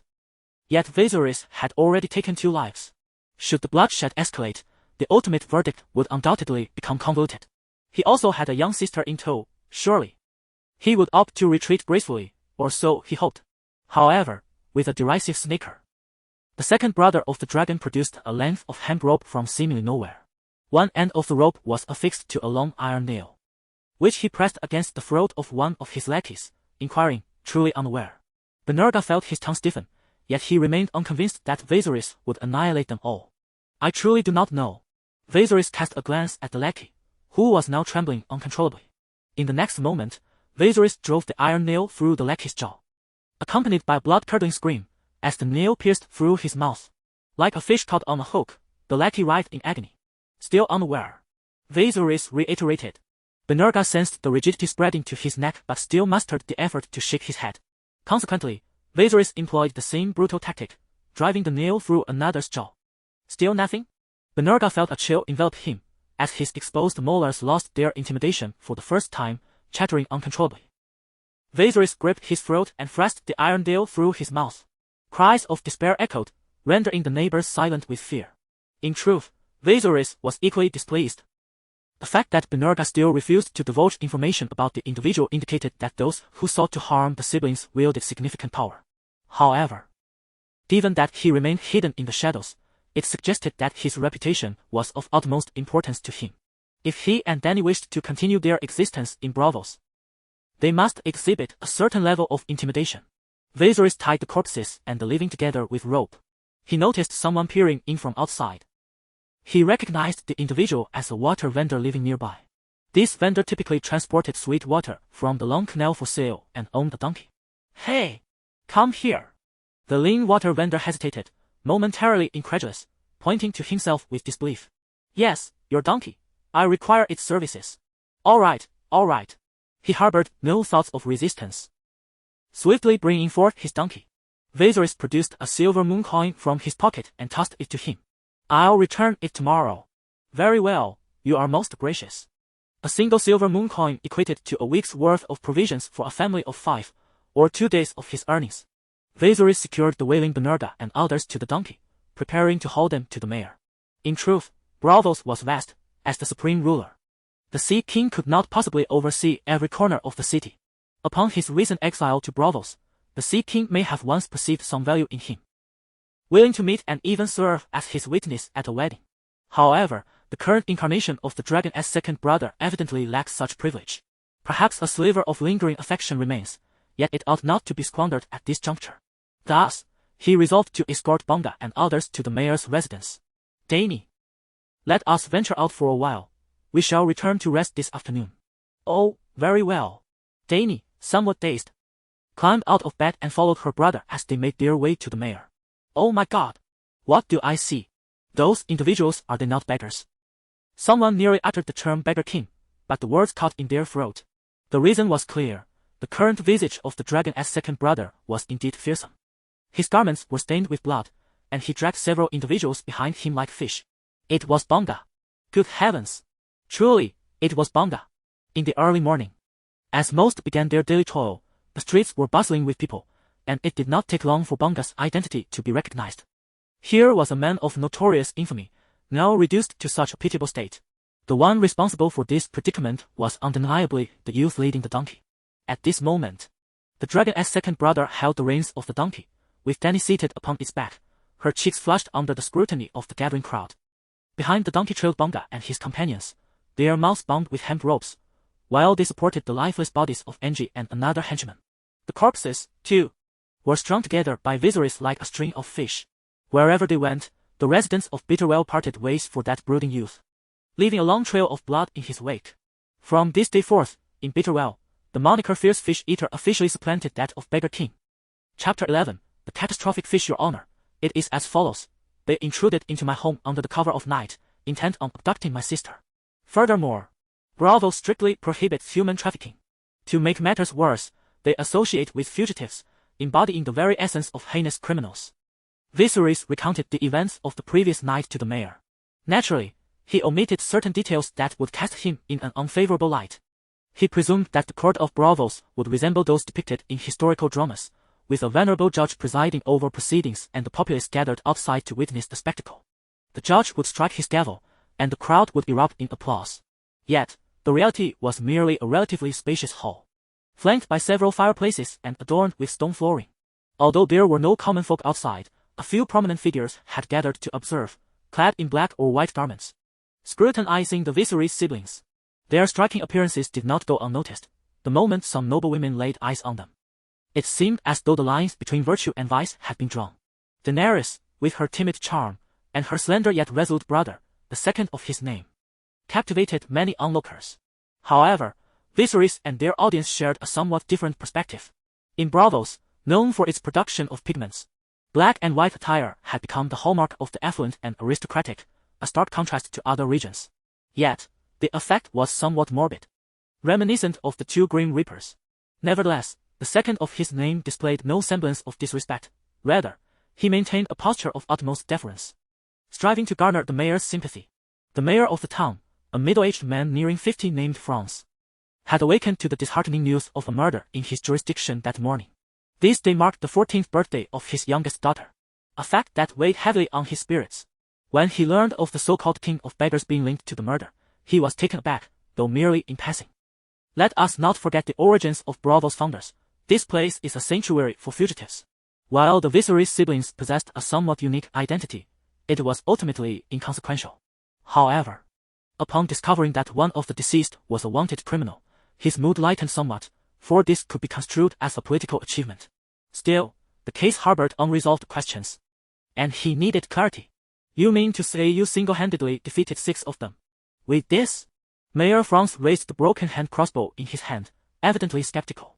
Indeed, I soaked the wooden arrowhead in the entrails of a black-bellied fish, thus. Entrails? Franz inquired, a hint of confusion evident in his voice. Clearly one unaccustomed to such matters. At that moment, a scholar-like individual leaned in to whisper an explanation, to which Franz nodded, dispelling his doubts. Bargal was notorious, and Angie was a fugitive. From a pragmatic standpoint, he found himself inclined to sympathize with the unfortunate siblings. Moreover, Viserys was exceedingly courteous, his words imbued with respect and sincerity, which he found quite gratifying. Franz nodded and then commanded, "Bring Beggar and the others here." A few guards, resembling sentinels, dragged Beggar and his companions forward. Of course, at this moment, the ropes binding them had been severed, allowing the esteemed mayor to conduct his inquiries. Franz glanced at them with mild disdain before speaking. "You trespass into private residences and consort with wanted criminals. What schemes do you harbor?" Beggar, nursing an injury in his mouth, struggled to articulate his words. Yet he understood that in this scenario, remaining silent was not an option. "I do not know this Angie. I am not acquainted with him." Viserys cast a sidelong glance at Beggar, realizing that this fellow had a remarkable talent for fabricating lies. "He owes money. We merely came to collect our debts." Not only did he refuse repayment, but he also injured and even killed our men. "Mayor, I implore you to apprehend him." How audacious to turn the tables. Franz replied with an incredulous tone. "Oh, is that so?" He shifted his gaze to Viserys. although he initially leaned towards Viserys. The citizens of Braavos held a deep disdain for bad debts. Those who default on payments inherently occupy a morally inferior position. Viserys hastily interjected, "My lord, it is true. But I have been diligently seeking work. I have secured a decent position, and within 2 months, I shall repay my debts." Moreover, he gestured toward the prostrate Angie. "This wanted criminal must be worth a few gold coins, yes? I shall repay it swiftly. My lord, I am the debtor. Yet they intend to abduct my sister, she is my only kin. Faced with such creditors, what am I to do?" Upon hearing this, Franz furrowed his brow and turned to Beggar. "You intend to abduct a child?" Beggar found himself ensnared in a predicament. Compared to debtors, the citizens of Braavos held an even greater aversion to human traffickers. "He lies. We never uttered such words." "Indeed, we did not. You scoundrels." Before Viserys could finish his retort, Dany suddenly collapsed to the ground, prompting gasps of shock from a few noblewomen who had gathered to witness the commotion. "Dany!" Viserys swiftly scooped her up, pressing his forehead against the young girl as to gauge her temperature, only to discover she was burning with fever. At that moment, he recalled that children possess frail constitutions and are prone to illness. Sometimes, it is due to excessive play and exhaustion, other times, it is a result of fright and overwhelming emotions. Dany clearly belonged to the latter category. "Dany! What is wrong, dear Dany?" Viserys held her tightly in his embrace, his voice laced with urgency. Despite having known each other for merely half a month, they had shared life and death experiences together. Furthermore, while the former dragon brother had mistreated Dany, it was not without reason. After 7 or 8 years of sibling companionship, how could there be no bond? Now, Viserys had also inherited some of those sentiments. Upon witnessing Dany's collapse, a profound sense of anxiety enveloped him. This was the Middle Ages, where fever could prove fatal. "Dany! Dany, do not frighten me." Viserion allowed his emotions to surface more fully, tears cascading from the corners of his eyes.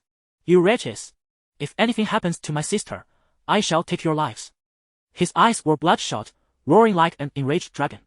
At that moment, the onlooking nobility had entirely aligned themselves with the siblings. Among them were those who, as parents, understood that children could easily fall ill after experiencing fright. The intentions of Beggar and his cohorts were now glaringly evident. Moreover, this band was already notorious for their misdeeds. "Sir, such a menace ought to be imprisoned." "Indeed. Lock him away." A chorus of indignation arose, swaying Franz's judgment. Just as Beggar realized the tide was turning against him and felt compelled to speak, another announcement echoed from outside. "Mayor, there was a fire at the Bluefish Manor on Bluewater Street last night, claiming the lives of 3 individuals." "The Bluefish Manor, is that not my residence?" Beggar, startled, quickly inquired, Who was it? Who perished in the fire?" The man, seemingly familiar with Beggar, responded with a peculiar expression. "Their identities have yet to be confirmed. But it appears to be your 2 sons, along with a courtesan." "Ah!" Beggar let out a wretched scream and fainted. Chapter 12. The unburned also burns. Less than 6 months remain until Braavos' 10-day celebration. Mayor Franz is under considerable pressure to close the case, thus neglecting deeper investigation. The fugitive Angie has been eliminated, and the bounty awarded to Viserys. Bunga, intent on engaging in human trafficking, has been sentenced to 10 years of hard labor, destined to be cast outside Braavos to cultivate windbreak forests. As for the incident on Bluewater Street, the insulted prostitute set her house ablaze, clutching a lantern tightly in her hand as the sole piece of evidence. This matter was duly reported to the Sea Lord of Braavos, who, unsurprisingly, favored Daenerys. It was not due to any favor for Viserys. As Sea Lord, he inherently must uphold the reputation of Braavos. The murder of a fleeing prince would tarnish the city's image. It was acceptable for Daenerys to be slain by outsiders, but certainly not by locals such as Bunga and Angie. With the Sea Lord's directive, the Shark Society was rendered non-existent. It appears that this incident caught the Sea Lord's attention, prompting Daenerys, or rather those behind him, to temporarily cease their machinations against Daenerys, allowing the Viserys siblings to breathe a sigh of relief. Simultaneously, the demise of the Shark Society reverberated throughout the town of the Pit. Indeed, stringing people together like fish. That beggar king, I mean, Viserys, is certainly no ordinary individual. The fishermen, brimming with excitement, gestured animatedly, brandishing their catch to illustrate the scene of that day. "So, the Shark Society is finished?" inquired a graceful woman. "Of course, Beggar has been exiled to the windbreaks to plant trees. His 2 sons perished in the flames as well. That's rather fortunate. Others nodded in agreement. Naturally, this news reached Halber's ears. Was the incident on Bluewater Street truly something a mere 14-year-old prostitute could orchestrate? Halber dipped his fingers in water, tracing patterns on the table, seemingly contemplating the distance from Viserys' residence to the Bluefish Manor. No matter how he calculated, it did not seem like something Viserys could accomplish. Yet, his intuition suggested an inextricable link between Viserys and this affair. However, with the mayor having closed the case, he found no necessity to pursue it further. In fact, he and Beggar were rivals, with Halber being the one struggling to breathe under pressure. The downfall of the Shark Society represented a win-win for both him and Viserys. Next, he would seize the market vacated by Beggar, and he planned to approach Viserys to formally invite him to join his team. With such a formidable ally, he believed he could expand and strengthen his endeavors, achieving greatness once more. Yet, regarding the tumult outside, Daenerys was of no concern to Daenerys at this moment. He was wholly devoted to alleviating her fever. He began by procuring some strong liquor to rub onto her body. He then procured some sweet water to cleanse her. In this world, there were no reliable antipyretics. He was left to rely solely on physical means to reduce her fever. He submerged all the gold and silver coins he had acquired from Benjia in cold water. Utilizing the thermal conductivity of the metal, he placed these coins on Dany's neck, armpits, and the tops of her thighs. As soon as the coins warmed from her body heat, he would replace them. This peculiar method left Long-Eared somewhat perplexed. It appeared that the presence of a fever bore little relation to one's status as a non-burner. During this time, Halber paid a visit but, sensing the moment was inopportune, left without entering the room. Nevertheless, he soon sent someone with medicinal herbs, fresh water, and food. Long-Eared accepted these offerings without hesitation. Not only he, but the neighbors also came to check on them, leaving behind an array of necessities. With a dangerous person nearby, they were keen to seize the opportunity to foster good relations. This shrewdness was characteristic of the Braavos people. Consequently, Long-Eared's status swiftly shifted from the fugitive to that esteemed gentleman. At last, through the efforts of Viserys, Dany awoke the following morning. Feeling somewhat uncomfortable, she reached out and, to her astonishment, discovered several gold coins. For a moment, she thought she was hallucinating, gazing at the coins in wonder. Just then, Long-Eared appeared, placing his hand upon her forehead. Noticing her fever had subsided, he gently inquired, "Are you feeling better?" Dany nodded, her stomach letting out a soft growl. Long-Eared chuckled, reassured that her hunger indicated improvement. "What would you like to eat? Braised fish, steamed fish, pickled fish, or perhaps steamed eggs?" Dany, slightly bashful, replied, "Steamed eggs, please." "Very well, just wait a moment." As Dany lay in bed, watching Long-Eared bustling about, she felt as though she were the happiest person in the world, happier even than during her time at the Red Keep.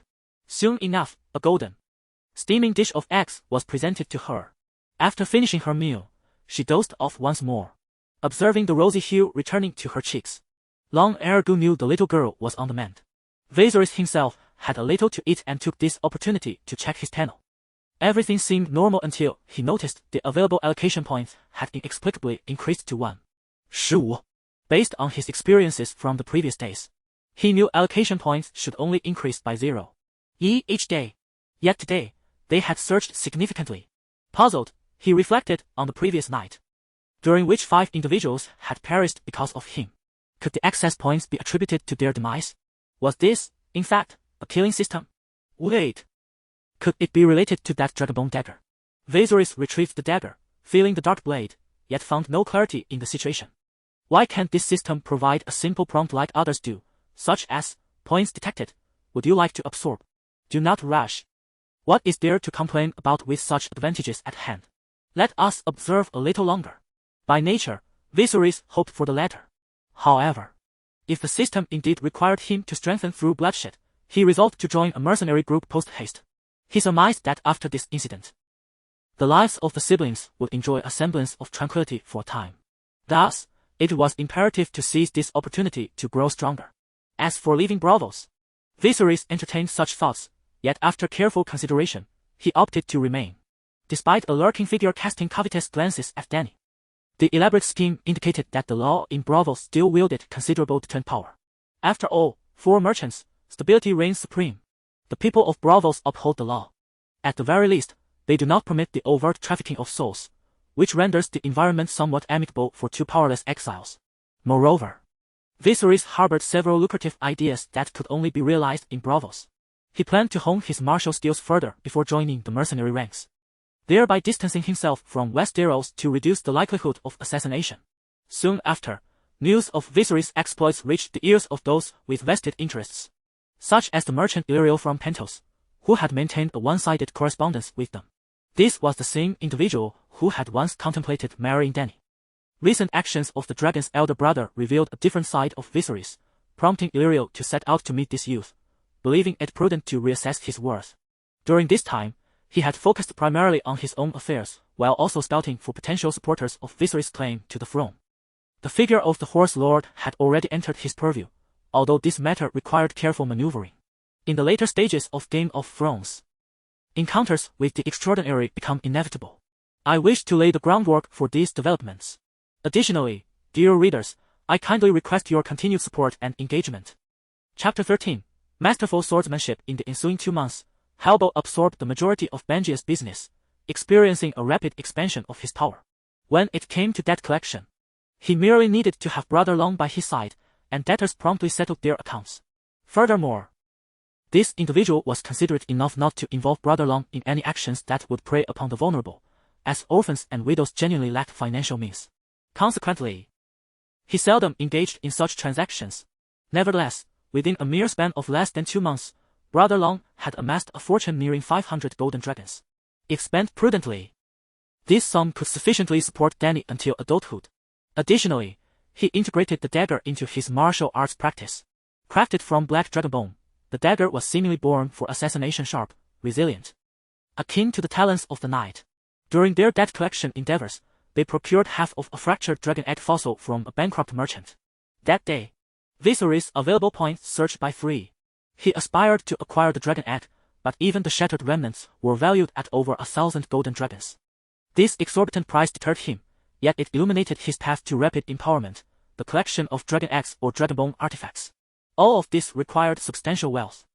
According to the narrative, in a few years, a new event known as the Weeping Stars would be triggered, marked by a red comet streaking across the sky, heralding the return of magical tides. It was through this opportunity that Dany would eventually hatch the dragon egg. Thus, whether for the future hatching of the great dragon or for Brother Long's immediate strengthening, earning money and gathering dragon eggs became imperative. During this period, the siblings' lives experienced a remarkable turnaround. They relocated back to the affluent district and hired 2 maids. Although their new residence paled in comparison to the Grand Red Keep in Braavos, they could at least enjoy sweet water daily. Moreover, they no longer had to share a single basin for washing, allowing them to indulge in leisurely baths. The timid little girl who had traversed into this world began to transform. Her brother's care gradually instilled in her a sense of cheerfulness. The maid's attentive management and nurturing helped restore a semblance of nobility within her. Coupled with Brother Long's instruction in swordsmanship, she radiated newfound vitality, her scars having long since vanished. The adage "love can give rise to new flesh and blood" aptly described this transformation. One day, Brother Long was guiding Dany in sword practice on the lawn. The residences in the affluent district were, of course, incomparable to their previous abode. The spacious courtyard was ample enough for horseback riding, making sword practice a breeze. Dany donned a blue training outfit, her feet clad in white whale leather boots, diligently following Brother Long's lead. Viserys discovered that his system was quite scientific. When imparting knowledge or engaging in sparring with others, his proficiency grew at a notably accelerated pace. He opted for the former. At present, his swordsmanship was but a hair's breadth away from achieving expert status. Dany, pay close attention to me. When wielding the sword, it is not the strength of the arms that matters, but the power of the torso. The shoulders serve as the bridge. With a swift motion, the gleaming blade carved a crescent arc, leaving a deep scar on the target. In that instant, Viserys felt a resonance in his ears, a sound echoing from the memories of his past in the Red Keep. Images of the King's Guard training filled his mind, including the presence of his elder brother Rhaegar, the Knight of Don Arthur Dayne, fearless Barristan, and Kingslayer Jaime Lannister. These fragments of memory seemed to come alive, replaying within his mind and merging into his muscles. At that moment, the sword truly became a part of him. Swordsmanship, master level, Uwa. Demon didn't he need to check the panel to know his swordsmanship had ascended to new heights. At merely 15 years of age, he had attained mastery. Should he encounter the intruders from that fateful night again, he could effortlessly handle them with one hand. Thus, Dany witnessed a scene reminiscent of the first day Demon had crossed over. He appeared to enter a state of sublime oblivion, wielding the long sword with grace. As the blade danced through the air, Dany perceived a certain rhythm, a cadence that transcended mere movement, akin to a dance yet surpassing it. After approximately 10 minutes of this enchanting display, Demon paused, casting an embarrassed glance at Dany. Hee, shall we continue? Just as the siblings were engrossed in their practice, Halber arrived bearing gifts, accompanied by a rather stolid young man. With brown curls and a warm smile, he was said to be an accountant. In truth, he preferred to accompany the bald Regis when venturing out, but due to Dany's trepidation towards Regis, he opted for a different companion. Lord Viserys. At Demon's request, he had ceased to address him as Your Highness. It was preferable to keep a lower profile than that of his king without a realm, Mr. Halber. Viserys nodded at him, while Dany executed a slight bow, offering a courteous response. Ah, Miss Dany, you are growing ever more beautiful. Halber spoke truthfully, with ample nourishment and affection. Dany had blossomed into a more charming and cheerful young lady. He could not help but steal glances at her each time he visited, though Demon's watchful presence kept him in check. As he spoke, Halber withdrew a finely crafted, unsharpened sword from the gift box.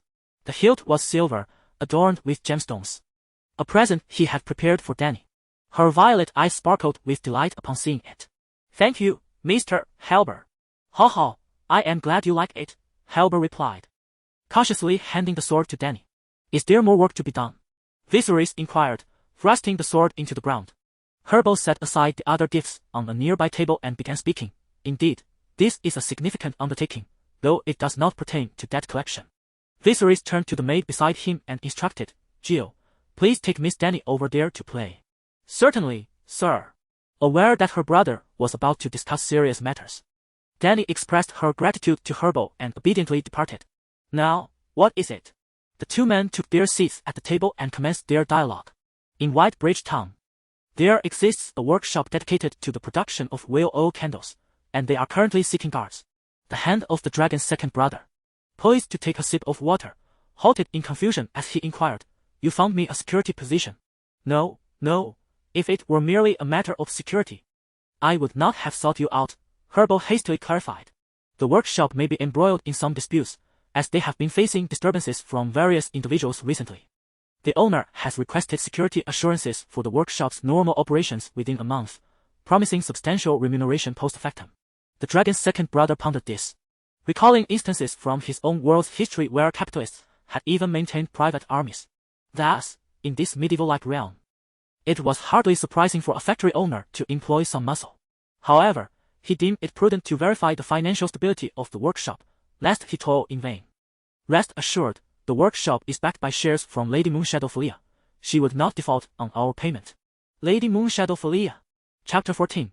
The Socialite of Braavos. Upon arriving in Braavos, the former Viserys was fervently seeking to reclaim his throne, searching far and wide for allies.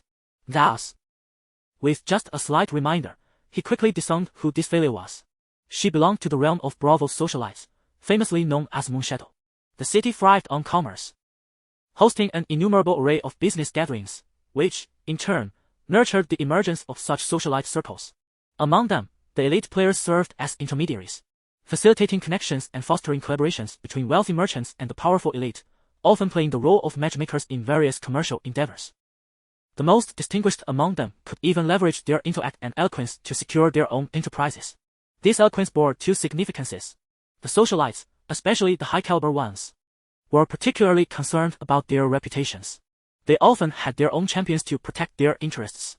Take, for instance, the duel witnessed by the siblings, where the water dancers belonged to different socialite factions. The purpose of their duel could very well have been to vie for the right to organize a particular transaction. Each grand business gathering resembled a lavish feast, and these socialites certainly did not wish to miss out on such occasions. The champions of these socialites stemmed from two sources. One was their admirers or sycophants, as, after all, their beauty was undeniable.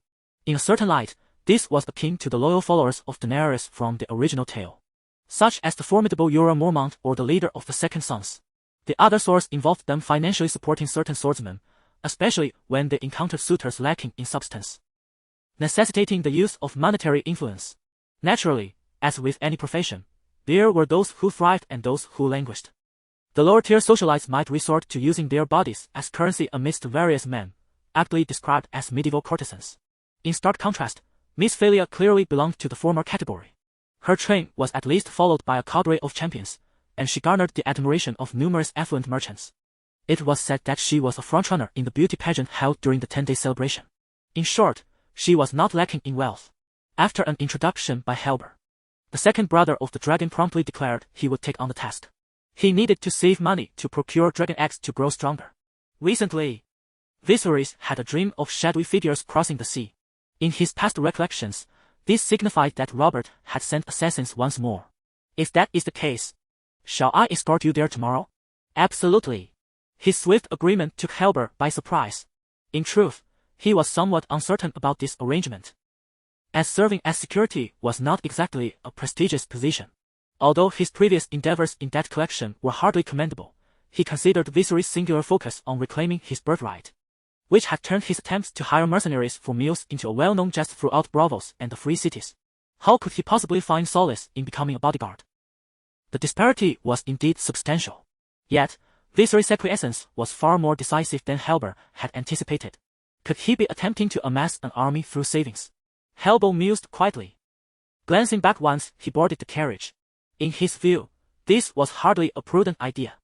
Although he had recently earned a substantial income due to the sudden acquisition of the share belonging to the ferocious fish bunga, such profits would inevitably dwindle over time. Nonetheless, he remained indifferent, for finding a skilled individual like Viserys was no easy feat. His entourage had expanded by nearly 50 men recently, yet none could compare, even in part, to Viserys. Having moved into a more splendid residence, he even had the privilege of drawing fresh water directly from the Long Canal. In other words, Helber's household now boasted a tap. Dragon 2 had initially considered installing one for his own home, but upon learning that the Braavosi used lead for their plumbing, he abandoned the thought. He tried to persuade Helber, but the latter clearly remained unconvinced, believing it to be a symbol of status. As the saying goes, it is difficult to dissuade the obstinate. Thus, Dragon 2 relinquished his desire to assist and chose to respect the course of others' lives. Fortunately, the Long Canal was not made of lead, and he continued to purchase water daily. The following day, Helber personally arrived to escort Viserys in a carriage. Considering the heightened likelihood of a direct confrontation, Dragon 2 donned a suit of leather armor, with a dagger and hand crossbow at his waist, and a double-handed sword strapped to his back. Even his physical constitution was on the verge of surpassing 50, which represented the peak of a robust adult strength. As he contemplated the intense sensation accompanying his skill breakthroughs, he wondered if a similar feeling would arise upon a physical enhancement. If the Viserys of his earlier days resembled a tall yet barren sapling, the current version of him was akin to a long spear, erect and formidable. With his hair cropped short, his features had lost some of their brooding intensity, gaining an air of handsome refinement. "Brother, when will you return?" Dany inquired, her reluctance to see Dragon 2 off already apparent before his departure. "Perhaps in a few days. Stay at home, read more, practice your swordsmanship, avoid snacks, and get plenty of sleep. Do not wander about." "Oh," Dany nodded in agreement. She had already implored Dragon 2 the night before to accompany him, but he had once again declined. To ensure her safety, Viserys instructed Helber to leave someone behind to maintain contact. Should anything arise at home, he would be able to return promptly. Before long, the pair arrived at a small port. "Shall we take a boat? It costs only 3 iron coins to Greenwater Town. 1, 2 fresh onions. Just brought over from the mainland." "Excuse me, sir." As the city of Thousand Islands, this area was crisscrossed by a dense network of waterways, making boat transport indispensable. The port bustled with boatmen calling out for passengers, bare-chested haulers, and vendors hawking their wares, not to mention the flirtatious courtesans. The two navigated through the crowd and boarded a vessel at a quaint dock. Bald Regis was addressing a group of newcomers when he noticed Mr. Viserys and Mr. Helber arriving, quickly donning a somewhat cheeky grin. "Mr. Viserys, Mr. Helber." When Viserys first came to Helber, Regis was somewhat unconvinced. He believed that he had been ambushed that day. He even found it hard to believe that he had managed to defeat the ferocious fish, bunga. Eventually, Viserys took the initiative to express his willingness to accept any challenge from him. Initially, he was able to hold his ground against Viserys due to his weight advantage. However, as time progressed, Viserys could easily topple him with but one hand. Furthermore, Viserys would occasionally impart a few techniques to him. And Regis transformed into a fervent admirer of the dragon's second brother, holding him in higher esteem than his own boss, Helbo. Viserys glanced down, surveying the group of nearly 30 individuals, who had brought along 4 boats. Viserys and Helbo were seated in one vessel while the others occupied the remaining boats. Although it was somewhat cramped, no one voiced complaints.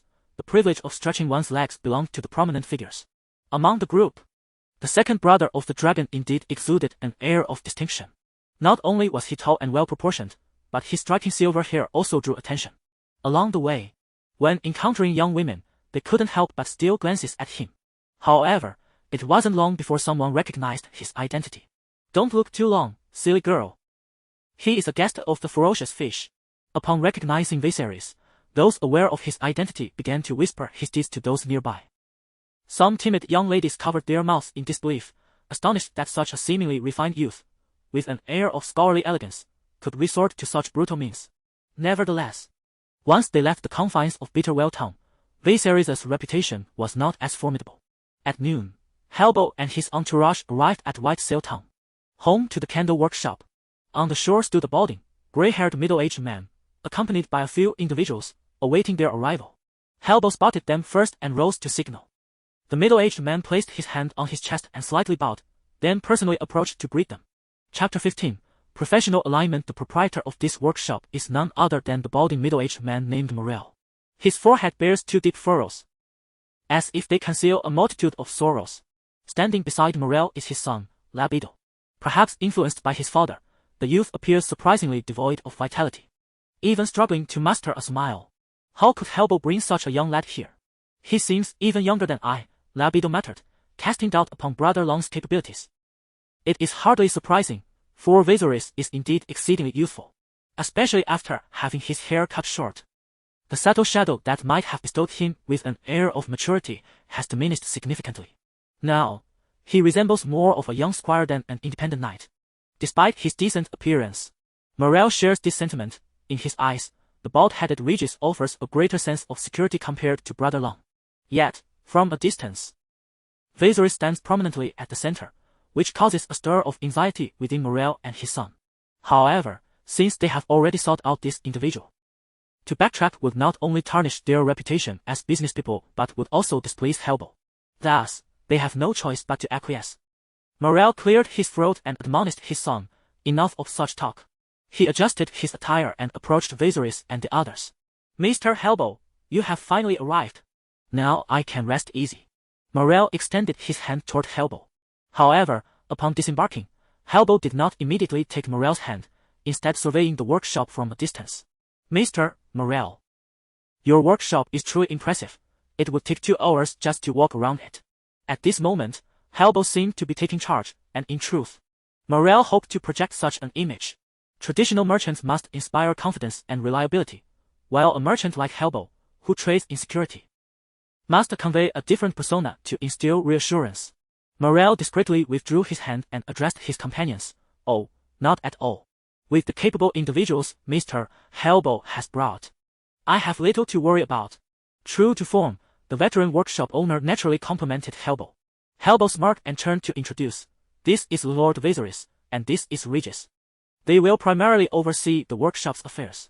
As Morel and his son turned their attention towards him, Regis straightened his posture, presenting himself with an air of authority, a stark contrast to his previous demeanor. It must be noted that the workshop owners of Braavos have a penchant for such personalities.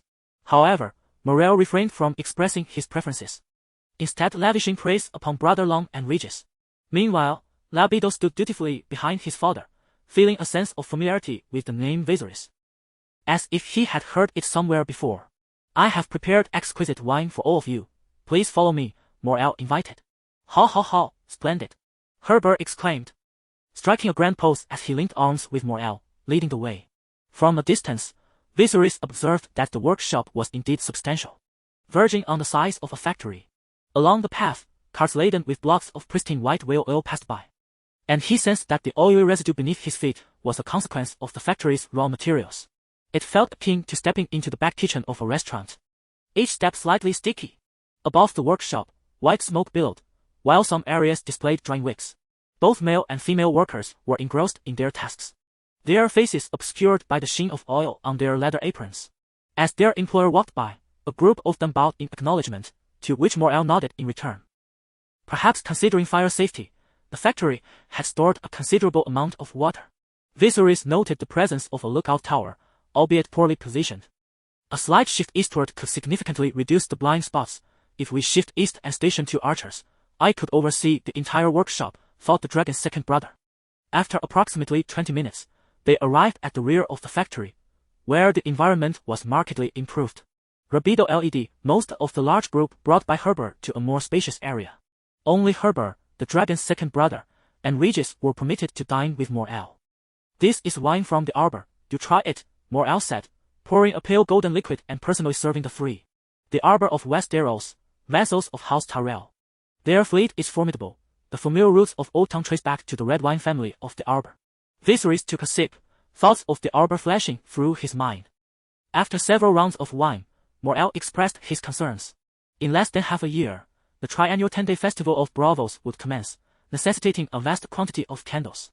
The festival demanded extensive resources, each representing unimaginable profits.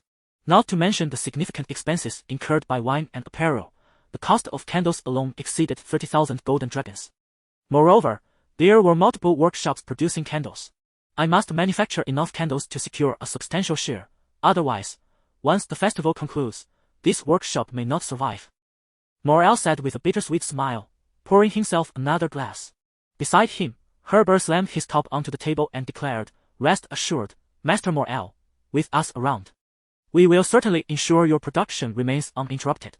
"I cannot express my gratitude enough," Morel replied, his excitement prompting him to toast the group. At that moment, Viserys interjected. "Master Morel, might I inquire if there is a blueprint of the workshop for me to peruse?" "Of course. When would you like it?" "As soon as possible." Morel, in his 50s, stood in contrast to the barely 15-year-old Viserys. Yet, for the sake of Hellbow's reputation, he readily acquiesced to Brother Long's request.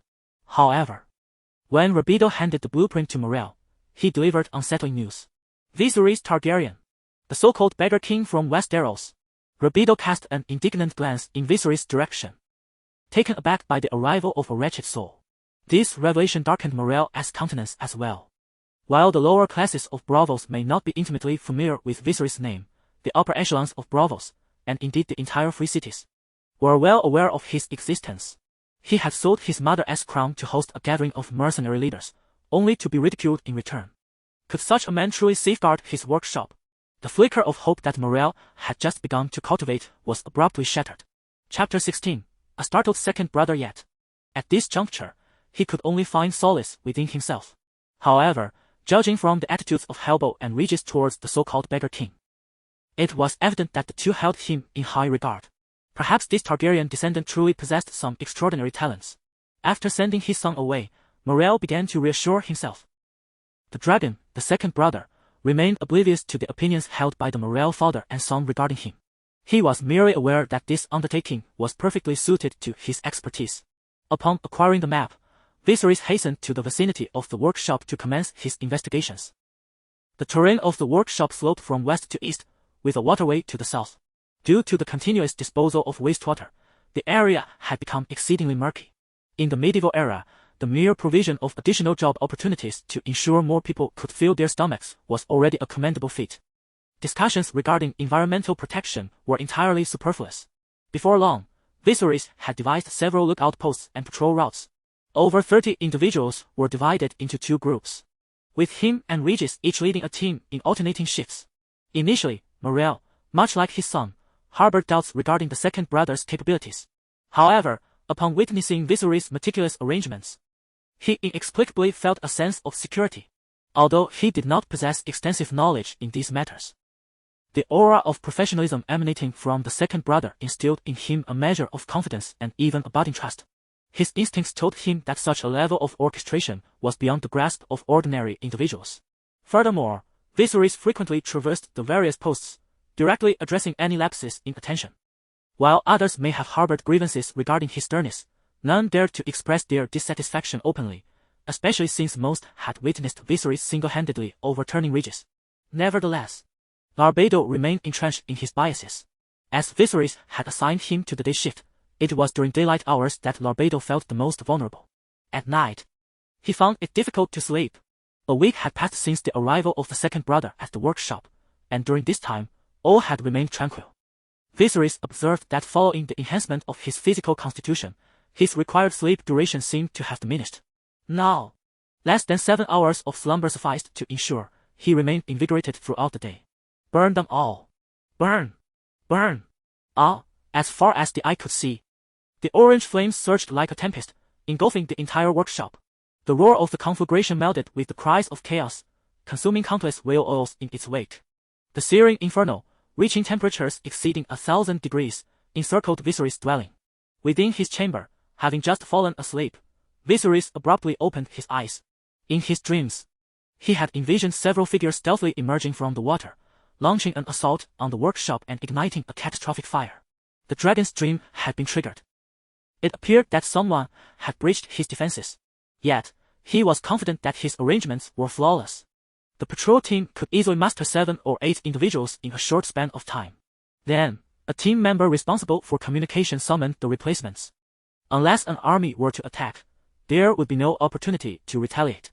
This led to the conclusion that someone must have been negligent. Perhaps off somewhere idling away their time, resulting in a compromised defense. Of course, there existed another possibility, that Hellbow's rapid expansion had inadvertently allowed for infiltration. Blast it! These street thugs cannot be compared to professional soldiers. It was indeed prescient of me to relocate the resting area closer to the drainage ditch. However, due to the considerable distance between where Brother Longhair was temporarily stationed and the others, it was somewhat too late to summon assistance. Viserys resolved to confront the situation himself and instructed the patrolling team to call for reinforcements. Swiftly donning his leather armor and grasping his long sword and dagger, he leapt through the window. At that moment, by the waterway, a team member was on patrol. After glancing around and noticing the proximity of the other 2 members, he allowed himself to relax a bit. Suddenly, an unsettling feeling washed over him, though he could not pinpoint its source. Wait! The frogs have ceased their croaking. Instantly alert, he recalled Viserys' teachings. Brother Longhair had advised them to be vigilant and observant of their surroundings while on patrol. For instance, if creatures like frogs and crickets fell silent, it indicated the approach of someone nearby. This could be a crucial clue in gauging the direction and position of potential enemies. The team member boldly shouted towards the waterway, "Who goes there? Come out!" This display of bravado was also a lesson imparted by Viserys. The leader among the intruders felt a wave of irritation. The patrols set by Viserys were astoundingly tight-knit. They had circled the area for days without discovering a suitable entry point. Even the murky waterway was under surveillance. Fortunately, the locality was sparsely populated, and they resolved to launch their attack from the direction of the waterway.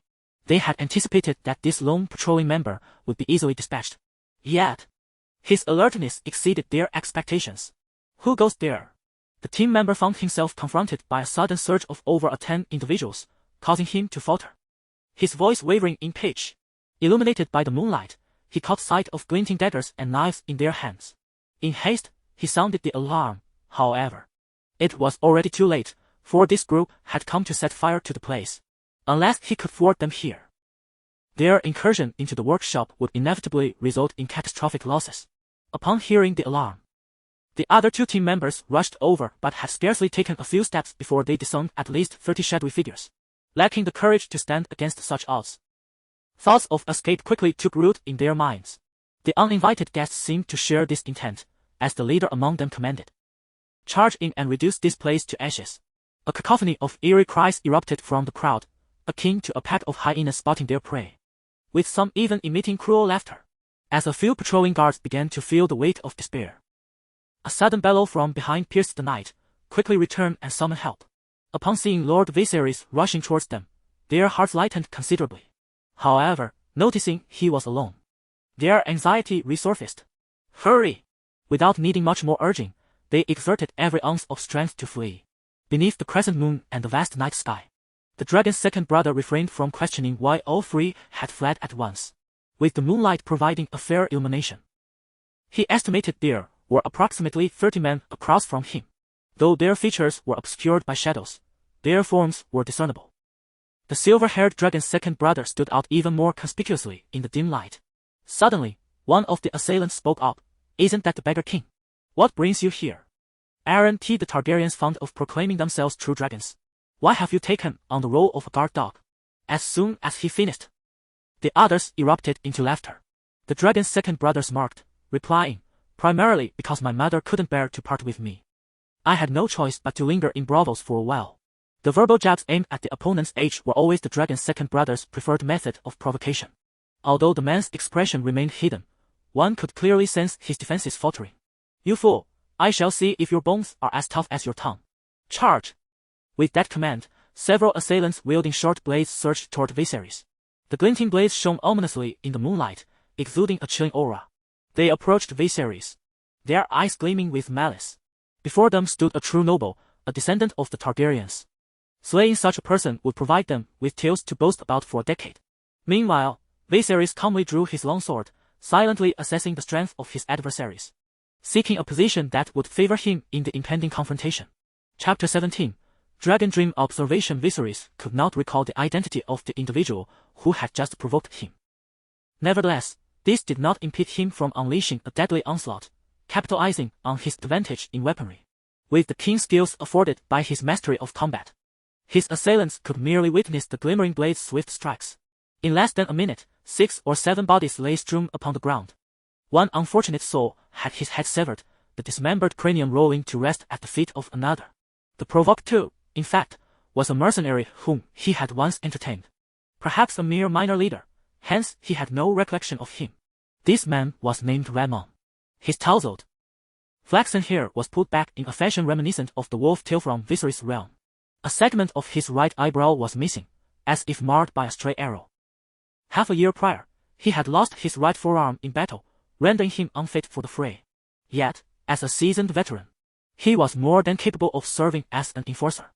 Upon realizing that the figure obstructing his path was none other than the Beggar King who had sold his own mother's crown, he deemed Viserys was courting death. One man daring to stand against his 20 or 30 comrades could easily be reduced to mere pulp with a single strike. At the banquet, he had disowned Viserys' capabilities, confident that he could render this fanciful youth disoriented in 3 moves. Even without his dominant right hand, Ramon believed he could not be thwarted. However, reality proved to be unexpectedly startling. How is this possible? How can he fight so fiercely? Ramon felt his mouth grow parched, as if his saliva had ceased to flow. This was the reaction typical of a rookie on the battlefield. How could he be so utterly inadequate? Viserys' movements were remarkably swift, especially shrouded by the cloak of night. Several times, Ramon's eyes failed to capture his form. They were armed only with short weapons for the crossing of the waterway, and with the necessity of carrying fire. They relied on an element of surprise. Yet, he never anticipated being thwarted by someone he had once ridiculed. Mondro recognized that should they fail to subdue Viserys, their endeavor would be declared a failure. Thus, he urgently urged, all of you, charge. Otherwise, no one will claim Mr. Anderson's bounty. Anderson.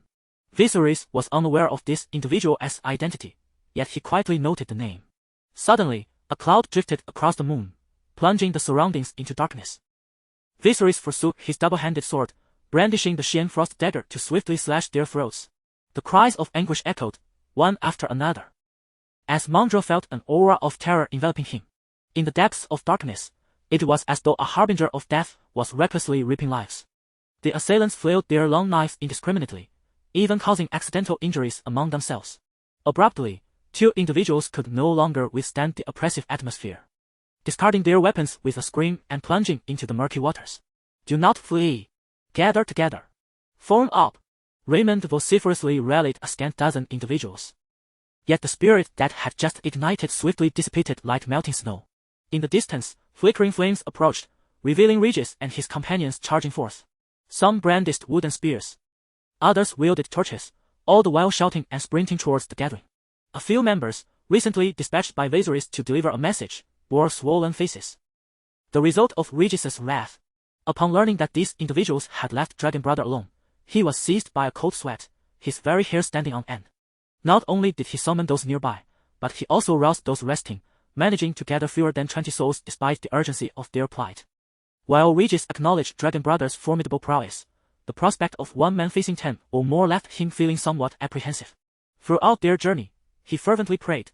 And as they neared the vicinity of the skirmish, the sounds of combat guided them closer. As they approached the battleground, the incessant splashes of bodies hitting the water reached their ears. Upon reaching Viserys, the clouds parted, revealing a gruesome scene littered with the injured and the dead. Only a silver-haired youth, exuding an aura of menace, stood amidst the carnage. Lord Viserys. Regis ventured cautiously. The malice in Viserys' gaze had yet to wane. And a mere glance from him sent a shiver down Regis' spine.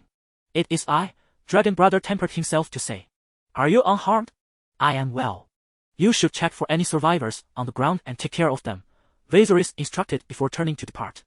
Regis' jaw dropped as he surveyed the strewn bodies and the moans of the wounded. Although he could not ascertain how many had fled, the cacophony suggested no fewer than 10. Coupled with the fallen, it indicated that the assailants numbered around 30. This meant that Viserys had single-handedly thwarted the attack of 30 foes.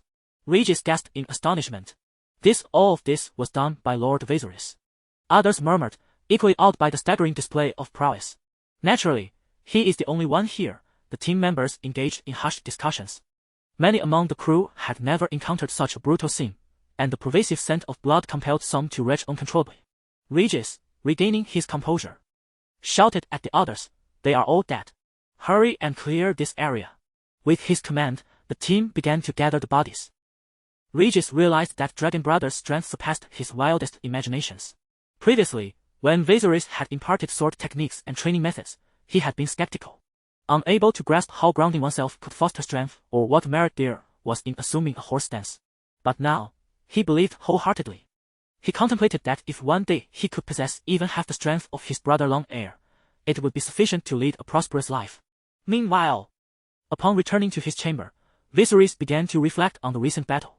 It was a remarkable interplay of favorable circumstances, both environmental and social. Had it not been for the lack of preparedness of those adversaries, coupled with his advantage in long-range weaponry and an environment more conducive to his strengths, he would have inevitably sustained injuries, even if his life had not been in jeopardy. In this era, the risks associated with injury were exceedingly high. Especially during this prolonged summer, the likelihood of infection would rise significantly should he suffer a wound. Therefore, it was prudent for him to exercise caution. Viserys accessed his status panel and noticed that the skill Dream of Dragons had progressed further. Dream of Dragons, Ordinary, 296 300.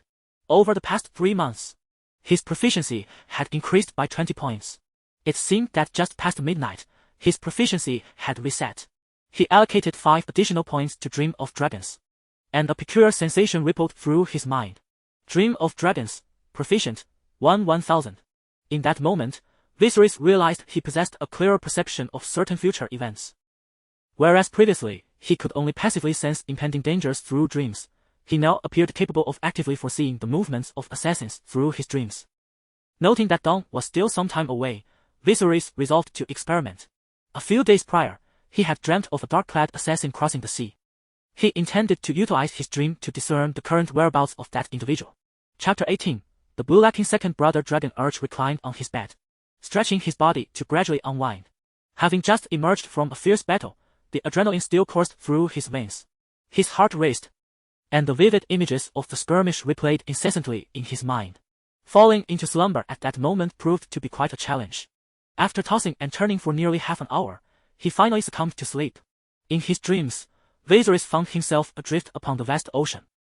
Though the horizon glimmered with the first light of dawn, the sea remained shrouded in darkness. The waters heaved and ebbed, reminiscent of a tranquility following a tempest. Around him floated debris and cargo, and the gaunt figure, drenched to the bone, clung desperately to a fragment of wood. Did I encounter a storm? For a fleeting moment, Dragon Urge felt like a chosen one, believing that those who sought to assassinate him had been thwarted by the tempest, a stroke of fortune indeed. Judging by the state of his surroundings, it seemed the figure had been adrift for several days, languidly sprawled upon a shattered skiff, akin to a leaf tossed upon the ocean, teetering on the brink of capsizing. Then, as if electrified, the would-be assassin sprang to life. Like a serpent lurking in the shadows, having spotted its prey, he lunged forward and captured a sizable lobster. With deft precision, he produced a dagger from his person and swiftly eviscerated the creature. In less than a minute, he savored a fresh sashimi feast. Is this truly possible? Dreaming. Dragon Urge could hardly believe his eyes. The tales he had seen in films, of castaways starving at sea, struggling desperately for a morsel of food, flooded his mind. Yet, he also perceived something peculiar. Upon dispatching the fish, he shuddered as though the knife had pierced his own flesh.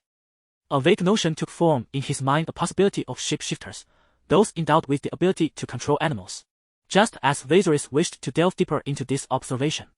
The scene before him blurred. A wave of dizziness washed over him, fatigue gnawing at his senses as if he had not closed his eyes for 3 consecutive days, compelling him to retreat from the dragon dream state. It seems my blue energy is somewhat depleted. Upon exiting the dream state, Dragon Urge glanced at his magical energy, discovering it had dwindled to less than 1. Over the past 2 months, he had not studied this energy, and it currently stood at less than 10. The passive activation of the dragon dream consumed some energy, yet, akin to physical stamina, it would regenerate automatically. Beyond allocating points, he had no other means to enhance it. Braavos was home to numerous temples and shrines, with the House of Black and White situated here as well. Perhaps he could seek methods to augment his magical energy there. Suddenly, Viserys heard a series of knocks, akin to the sound of wood being tapped. Someone was at the door. He opened his eyes to find a crack in his door, through which a salted egg protruded. It was none other than Regis. "What's the matter?"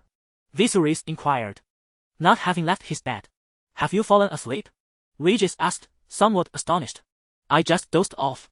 Viserys' genuine slumber surprised Regis once more, who thought to himself, truly, the second brother of the dragon is remarkable. Having just slain several men, he can fall asleep without a care. "I assumed you might be injured, hence my visit. Please continue your rest." Viserys, confident that he posed no threat to himself, relaxed completely. He waved his hand dismissively and turned over to resume his sleep. Regis gently closed the door behind him as he stepped out, his admiration for Viserys deepening. Viserys realized that utilizing dreams as a means of tracking was exceedingly taxing. He had intended to continue his dream but discovered that his magical energy was utterly depleted, rendering it impossible. Without any delay, he succumbed to slumber once more, remaining asleep until noon the following day, undisturbed in his peaceful dreams. Regis willingly took on the duty of vigilance the next day. That evening, Master Raymond was absent from the workshop due to prior engagements. Nevertheless, the father and son learned of the recent events before dawn and hastened back. Upon finding the workshop intact, they breathed a sigh of relief. "Mr. Regis, how fares the situation? Is anyone injured?" Regis shot a sidelong glance at Morel, noting that instead of inquiring about the workshop, he first asked about injuries, which garnered him a measure of goodwill. "The assailants from last night have been repelled more accurately. They were sent back by Lord Viserys." "Lord Viserys?" Morel replied, puzzled, glancing at his equally bewildered son. "Weren't there dozens of them last night? Did Viserys single-handedly fend off all those men? Just that youth?" Regardless of whether others believed it, the Morel duo found it hard to accept. Either they had misheard, or there had not truly been dozens of attackers, or they could conceive of no other scenario. After all, wasn't it Regis who was responsible for the night-'s security? Why was it Viserys who had repelled the invaders? Disregarding the father and son's confusion, Regis' LED dimmed to the room where the assailants were confined. Inside lay 7 or 8 corpses and 4 or 5 gravely injured individuals. Such a horrific sight rendered Morel's countenance grim. Regis wondered why the typically astute duo now stumbled over their words. "These are the assailants. All of them were dispatched by Lord Viserys," he declared with pride, as though he himself had vanquished them. "The subsequent matters are yours to address. Lord Viserys is still resting. Please do not disturb him."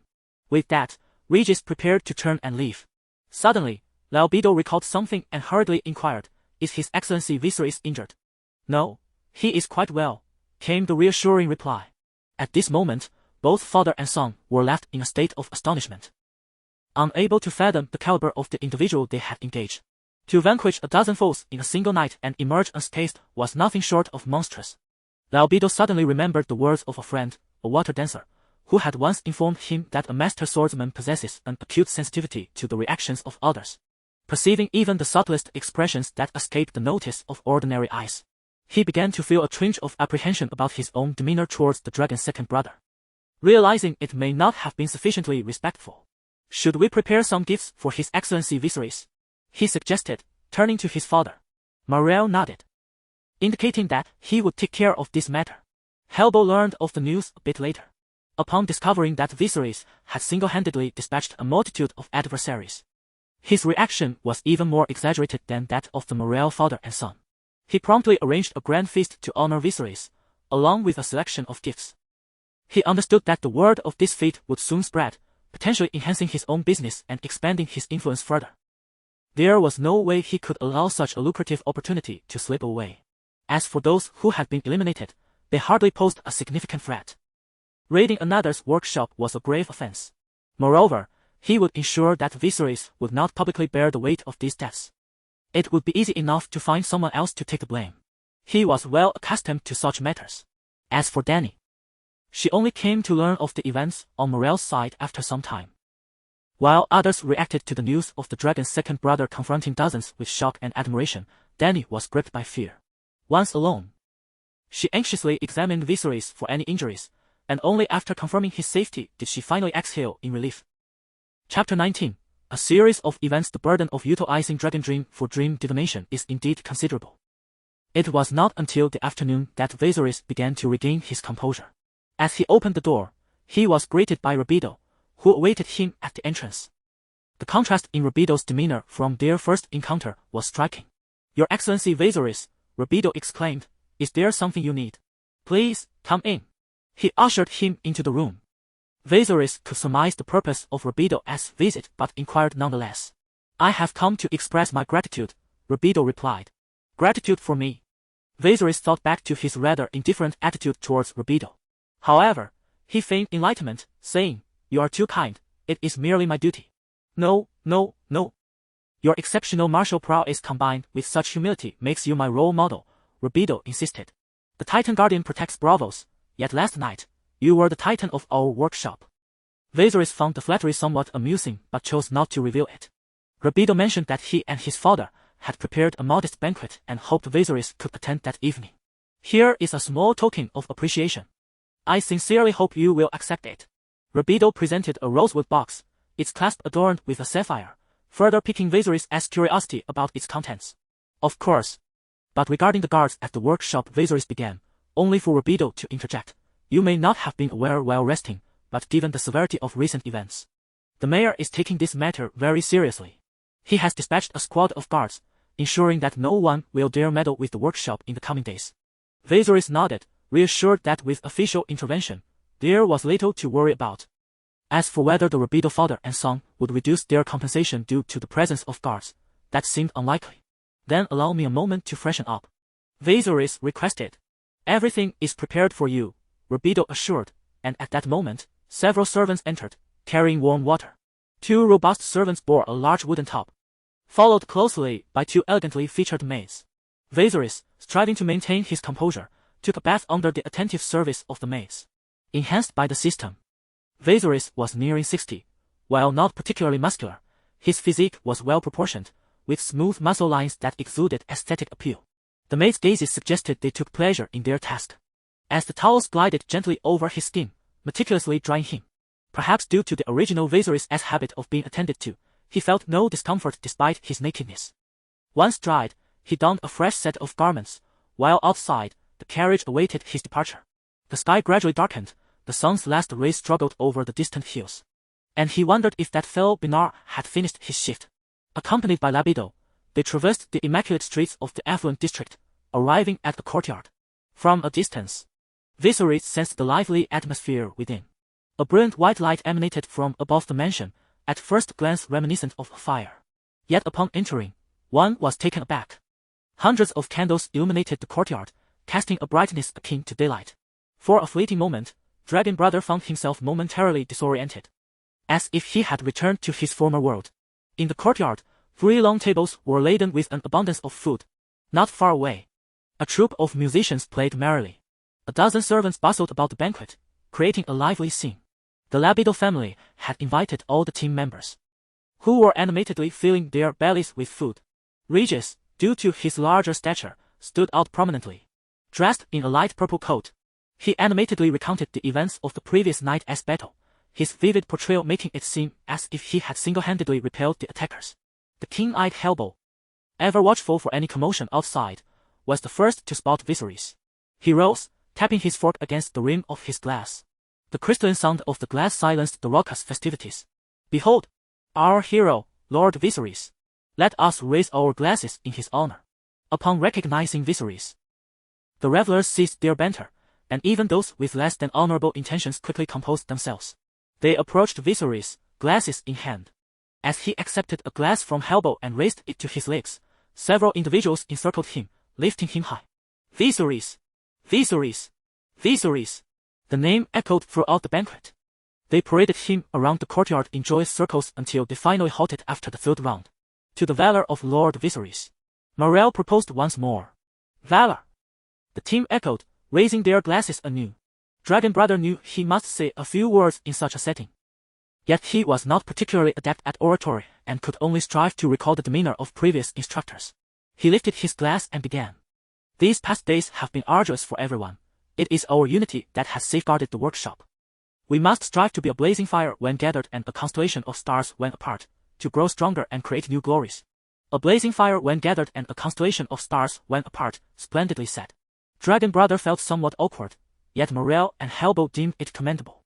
Truly, as one of noble lineage, his eloquence flowed like a well-rehearsed performance. The atmosphere had reached a fitting crescendo, and Viserys began to discuss matters with the prominent figures present. "Do you know who Fernand is? I have heard this name from that group of individuals." In the small pavilion, only Viserys, Helbo, and the Morel father and son remained. And he voiced his concerns. Fernand Rabido seemed unfamiliar to this individual, yet Morel exchanged a glance with Helbo, perceiving a shared understanding in each other's eyes. "Fernand? Could it be him?" Morel furrowed his brow, the lines of worry deepening. "Is there some past grievance between you?" Helbo inquired, taking a sip of his drink. "Impossible." Morel shook his head. "He is engaged in land dealings. Our paths have seldom crossed." Viserys observed the pensive expressions on the faces of the Morels, feeling like an outsider. In truth, the battle last night could be described as a decisive turning point. After such significant losses, it would be arduous for Morel's adversaries to orchestrate similar assaults. This indicated that he had accomplished the majority of his mission. The fate of the workshop had little bearing on him, as long as the remuneration was adequate. He was indifferent. However, the following day, Helbo approached Viserys with an apologetic demeanor, making him realize that the situation he had become embroiled in was far from straightforward. Chapter 20. Illyrio, the one who delivered dragon eggs to Daenerys. On the verdant grass of the courtyard, Daenerys diligently practiced swordsmanship under the tutelage of water-dancer swordsmen. Meanwhile, her brother, the dragon, engaged in discussions with Helber regarding matters of the workshop. Miss Phalia and another young lady named Daltavi were the frontrunners in the beauty contest of the 10-day celebration. It appeared that Fernand was a supporter of Daltavi, who had previously expressed her intention to construct a new theater in Greenwater Town. Helber conveyed to Viserys the intelligence he had gathered in recent days, slowly weaving together a coherent narrative. The situation at Morel's workshop was dire. A considerable number of skilled workers had departed, and it seemed they had incurred significant losses during the initial acquisition of whale oil. "Viserys, this is all my fault.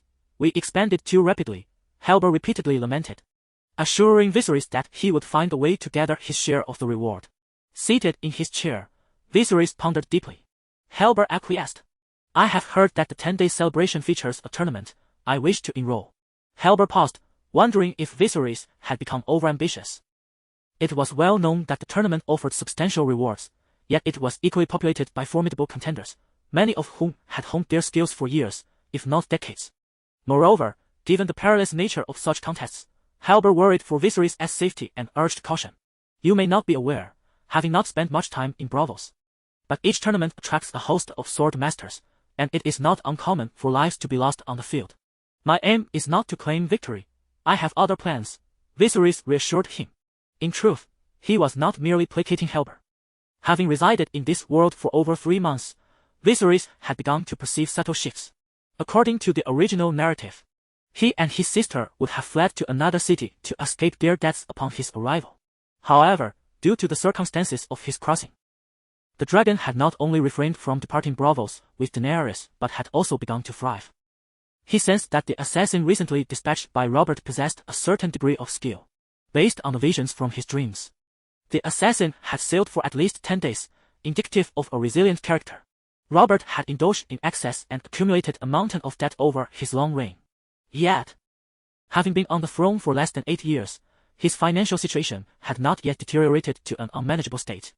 What if he were to discover that Viserys was advancing too swiftly?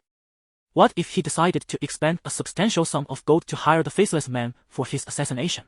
It was worth noting that the headquarters of the Faceless Man, the House of Black and White, was situated right in Braavos. Viserys harbored the hope that by participating in the tournament, he could elevate his value as much as possible, thereby increasing the cost for Robert should he contemplate hiring someone to eliminate him. After all, while the remnants of the fallen dynasty were distant, the gold that flowed nearby was all too tempting. Perhaps, if Robert was reluctant to part with his wealth, he might forego the idea of employing the Faceless Man altogether. The dragon believed this possibility to be quite significant. After all, in the original text, Daenerys did not dare to seek the Faceless Man during her pregnancy. It is even less likely now.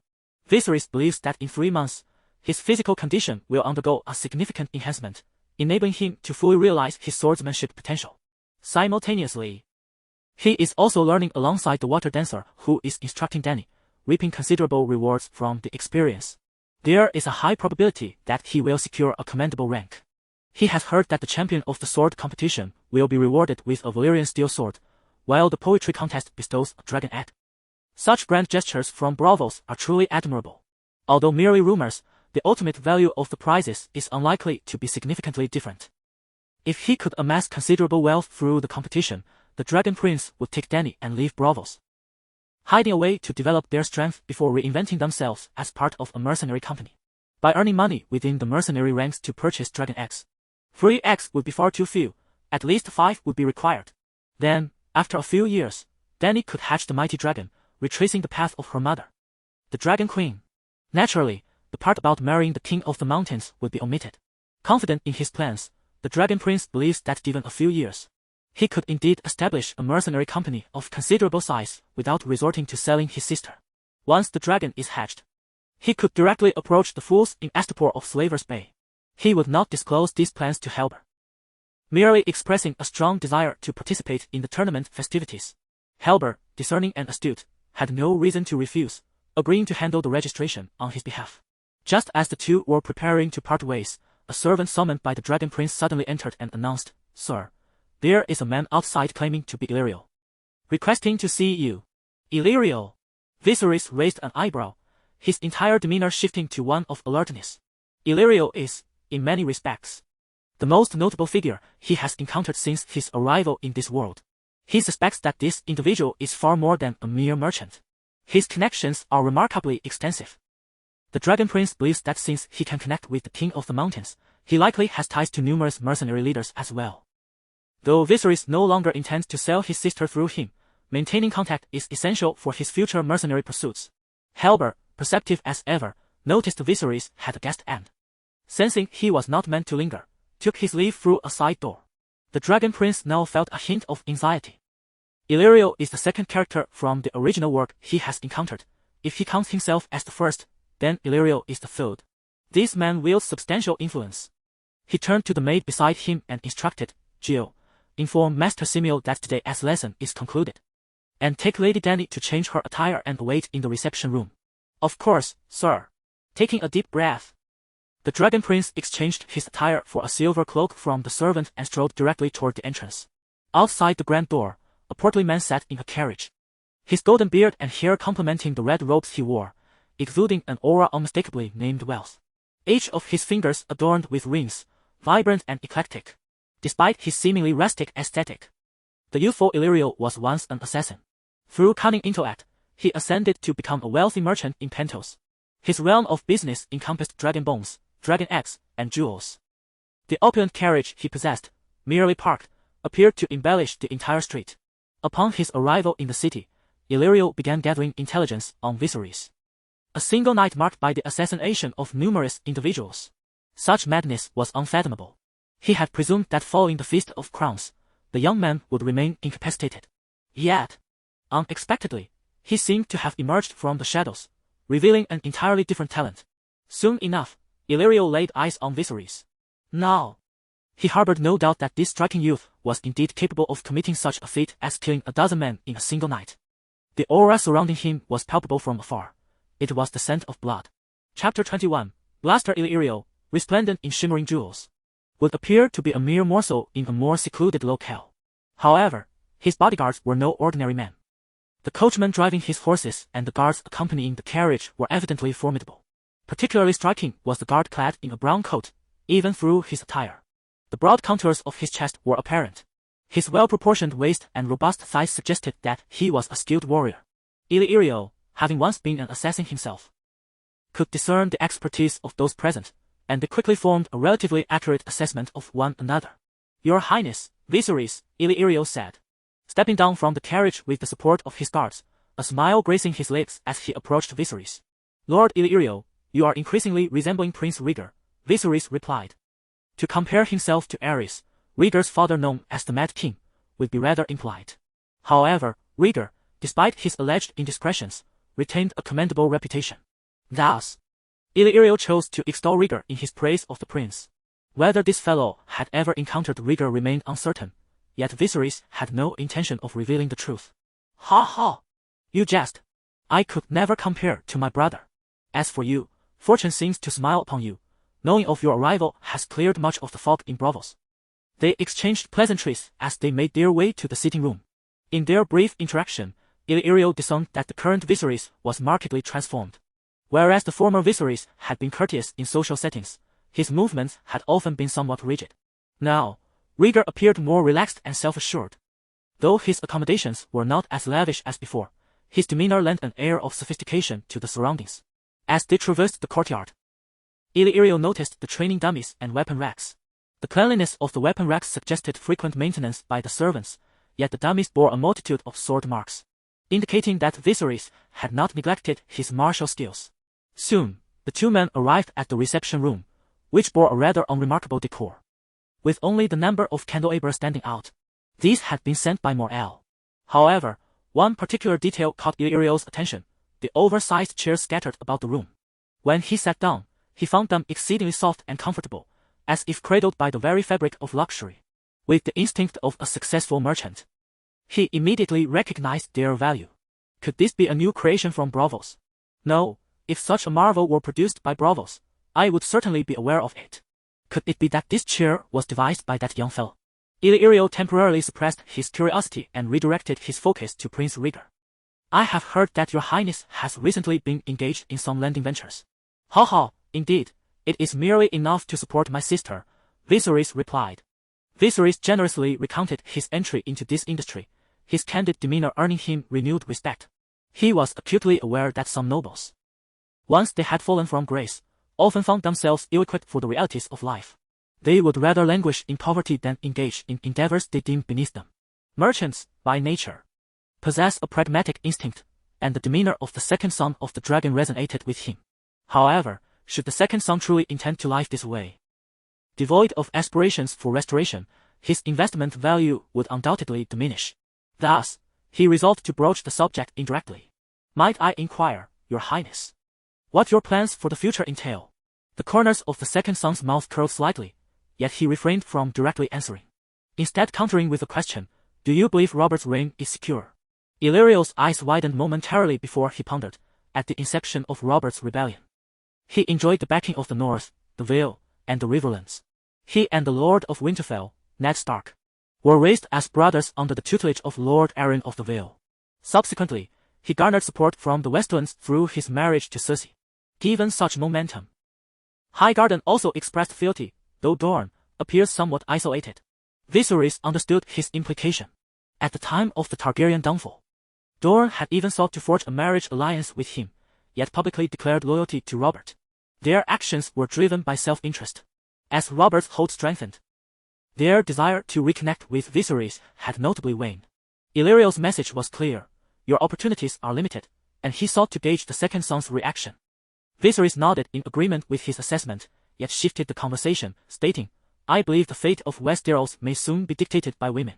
"What leads you to that conclusion?" Illyrio inquired, intrigued. "Take Robert, for instance. Every member of House Baratheon boasts dark hair and blue eyes, save for his 3 children, who possess golden locks and bright blue eyes. There were whispers in the past that Peter Baelish often boasted of his liaison with Lord Tully's daughter, Catelyn. Yet it was truly his bond with Tully's other daughter, Lisa, that was genuine. You are aware of Lisa's current predicament, married to a man who could be her father. Peter's ascent in the court is largely attributed to her influence. Merchants thrive on information, and Viserys' revelations piqued Illyrio's interest. Are you familiar with Ned's bastard? The second son feigned mystery. Illyrio nodded, contemplating whether there were undisclosed aspects to this matter. It is rumored that he may very well be the child of Lyanna. Lyanna! Lyanna! Illyrio's eyes widened in sudden realization, pondering the improbability. Yet upon reflection, there was nothing inherently impossible. The affair between Rhaegar and Lyanna was well known throughout the Seven Kingdoms, serving as one of the catalysts for Robert's uprising. Still, it felt rather far-fetched. Such is the privilege of those who traverse time. Dragonair pondered with a sense of pride, simultaneously expressing an apology to his beloved nephew in his heart. However, Illyrio soon activated another instinct for verification. These pieces of information you possess. Viserys remained enigmatic, deliberately shrouding his words in mystery. Varys. It was no longer surprising, indeed, when it came to intelligence. None could rival Varys. Illyrio was taken aback to discover that there was still someone in contact with Viserys, and that this individual resided within the confines of the Red Keep. His gaze towards Viserys brightened with newfound understanding. No wonder he managed to recover from the blow dealt by the Feast of Crowns. He had latched onto a powerful ally. But when had Varys established this connection? Why was he unaware? Before he could unravel these thoughts, Dragonair shifted the conversation. Recently, I came across a profoundly philosophical saying: fortune does not favor fools. An opportunity is reserved for those who are prepared. A distinguished knight always maintains the sharpness of his sword, ever vigilant for the right moment. Training in martial arts, pursuing knowledge, and amassing wealth, all these are endeavors I must undertake and am currently engaged in. Chapter 22. The rare treasure individuals like Illyrio, with their cunning nature, could hardly be swayed by Brother Long's lofty discourse. What truly captured his interest was the prospect that Varys might have lent his support to Viserys. Yet, he pondered why Varys had chosen not to disclose this information to him. Nevertheless, the secret he shared with Varys must remain concealed for now. Illyrio clapped his hands, summoning the guard clad in brown attire. Bring forth the gift I prepared for his highness. To his surprise, the guard hesitated and replied, I apologize, sir, but I left the gift in the carriage. Illyrio feigned anger. You fool. You cannot even manage such a trivial task. Go fetch it at once. Of course, sir. The brown-clad guard dashed out, only to return with an air of nonchalance. Brother Long understood that, had he not displayed a modicum of potential or worth moments ago, the gift might never have been offered. However, as adults, they chose to see through the pretense without voicing it, continuing their camaraderie. During the guard's absence, Dany had finally completed her preparations. She emerged adorned in a delicate lavender gown, her silver tresses embellished with an array of intricate hairpieces, and her dainty hands gracefully lifted the hem of her skirt. With her silver hair and violet eyes, she resembled a celestial being beneath the moonlight, akin to a flower spirit. Although she appeared somewhat bashful, this feeling had been tempered by her recent training in martial arts alongside Brother Long, lending her an air of confidence. Brother, she addressed Viserys first, then slightly turned to face Illyrio. This is Lord Illyrio, Brother Long interjected. Illyrio regarded Dany with awe, momentarily taken aback by her beauty, even faltering in his response to her greeting. Brother Long dispelled his own feelings of discontent and gestured to Dany, Come, sit beside me. Dany obediently took her place beside Brother Long, sitting upright and exhibiting a polite demeanor. Illyrio had previously encountered Dany at the Red Keep, though she had been charming then. She was merely a budding flower. Now, while still not fully blossomed, she could undoubtedly be likened to a promising bud. According to the original narrative, Illyrio would not meet the Targaryen siblings for several more years, by which time Dany would have reached the age of 12 or 13, marking her first menstruation. In Brother Long's world, marrying off a girl at such a tender age would be considered a crime. However, in this realm, it was deemed entirely normal. By the age of 15 or 16, Dany would possess the ability to enchant even the leaders of mercenaries, rendering them willing subjects beneath her skirts. The original text describes Illyrio's reaction upon witnessing the beauty of 12-year-old Dany as nothing short of stunning. Although the present Dany may not evoke such an extreme response, she was nonetheless striking. After a moment of contemplation, he spoke, Your Highness, you mentioned that while enhancing your skills, you are also amassing wealth. Forgive my boldness, but for an ordinary individual, I mean one without substantial means, accumulating wealth is a protracted endeavor. Pray, do elaborate. Take myself as an example. The time I invested to earn my first fortune encompassed nearly half of my life post-adulthood. However, the duration required to secure my second and third fortunes was merely a matter of 2 to 3 years. I have observed that not only is the act of earning wealth significant, but for a family to acquire its first piece of land, it necessitates the efforts of several generations. In contrast, obtaining the second and third parcels may only require a few years of endeavor. I believe kingdoms follow a similar pattern. One may need an individual to assist in the initial accumulation. Upon hearing this, Brother Long immediately understood the implication primitive accumulation. Your meaning is? Viserys set down his teacup, adopting an attentive demeanor. Marriages between noble families are a common strategy, much like the betrothal between yourself and Dorne. However, the current circumstances. Illyrio suggested that Brother Long might encounter a fate akin to that of a youth trapped within a ring, facing a broken engagement. Yet, if you place your trust in me, I believe I can find a suitable matrimonial match for Princess Dany, perhaps one that could provide you with an army. Dany, sensing the conversation had shifted to her, blinked nervously. The notion of being wed made her anxious. For she was still quite young and did not fully grasp the implications of marriage. She bit her lip, striving to remain composed. For as a member of the royal family, she must not reveal her emotions in front of outsiders. This was a lesson instilled in her by Viserys. Of course, I have considered this matter. However, my current predicament may not allow me to identify an appropriate suitor for Dany. Upon hearing Brother Long's words, Dany's small frame trembled slightly. Since the dawn of her memory, she had been alongside Brother Long, fostering an innate belief that they would always be together. For the first time, her tender heart encountered the harsh reality of separation. Unbeknownst to Dany, although Brother Long spoke thus, he deeply wished for her not to become a mere instrument of marriage. The former Viserys, in his quest for an army, had been willing to sacrifice his sister and wife, a notion that Brother Long now scoffed at. A somewhat juvenile saying goes, without something to protect, power loses its meaning. Brother Long believed that the previous actions were fundamentally misguided. His apparent interest in marriage was merely a fade to placate Illyrio. As the wealthy merchant governor of Pentos, how could Illyrio be unaware of the Targaryen traditions? Yet, to entice this old man to part with some gold coins, Brother Long decided to endure his pretenses for the time being. After all, he was, at best, merely a hired hand. Indeed, Illyrio expressed his approval of Brother Long's demeanor. In the midst of their conversation, a guard entered with a gift, wrapped in crimson silk, the outline revealing its nature a longbow. The guard placed the gift upon the table, and Illyrio himself unveiled the silk, revealing a pitch-black dragonbone bow before all present.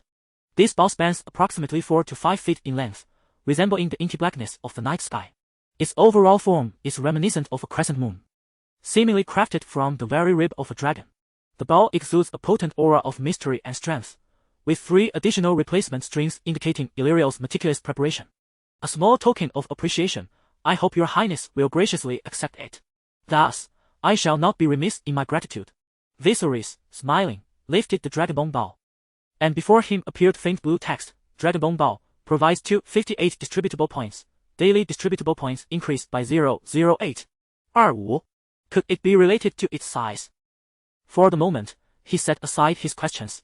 After all, this fellow was engaged in the trade of dragonbone. If only he could peruse his warehouse with a subtle tug. He drew the bowstring back to about 70% of its capacity. This was quite commendable for a youth, allowing Illyrio a glimpse into Viserys' prowess. Supporting the bowstring as it gently returned to its original position, Illyrio found himself harboring a newfound admiration for him. Any bow left unstrung suffers considerable damage. A fact that a merchant dealing in jewels and dragonbone would naturally be aware of. After all, having selected it from his own collection, even after gifting it away, he would still feel a twinge of regret if it were not cherished. After a brief exchange, Illyrio mentioned he had business to attend to and chose not to linger. However, before departing, he bestowed upon Viserys a grand gift, prompting the latter to marvel at his wealth. Chapter 23. The Night of Confession and the terrifying shapeshifter. This dragonbone bow increasingly corroborated Viserys' suspicions that contact with dragon-related artifacts would yield assignable points. Possessing or maintaining contact with such artifacts would continuously provide these assignable points. Immediately upon concluding his meeting with Illyrio, he accessed his panel to check his progress. Each morning, the first task for the second brother was to allocate the assignable points to his constitution. Subsequently, he would deduct proficiency points from other skills to enhance his swordsmanship. As he opened the panel to examine his assignable points, he was astonished to discover an increase from 0 to 2. 58.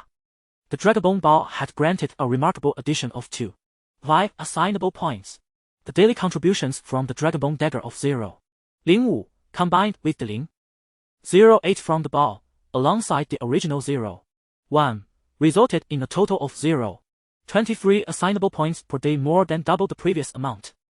With less than 4 months until the 10-day festival, this meant the second brother's constitution could potentially increase by over 20 points, elevating it to at least 80, a level befitting a premier warrior. The likelihood of securing a commendable rank or even winning the championship had significantly improved. Should the prize for the swordsmanship competition indeed be a Valyrian steel sword, the second brother would spare no effort in his pursuit. Valyrian steel swords are renowned for their lightness, resilience, and remarkable hardness, making them the coveted weapon of every swordsman. However, one must ponder whether Braavos would genuinely part with such a legendary blade. There could very well be ulterior motives at play. Additionally, Viserys harbored aspirations of entering the poetry competition. Who said that arriving in a different world precludes one from being a literary enthusiast? The second brother, being an art student, had absorbed countless classics, any of which could resonate throughout this realm.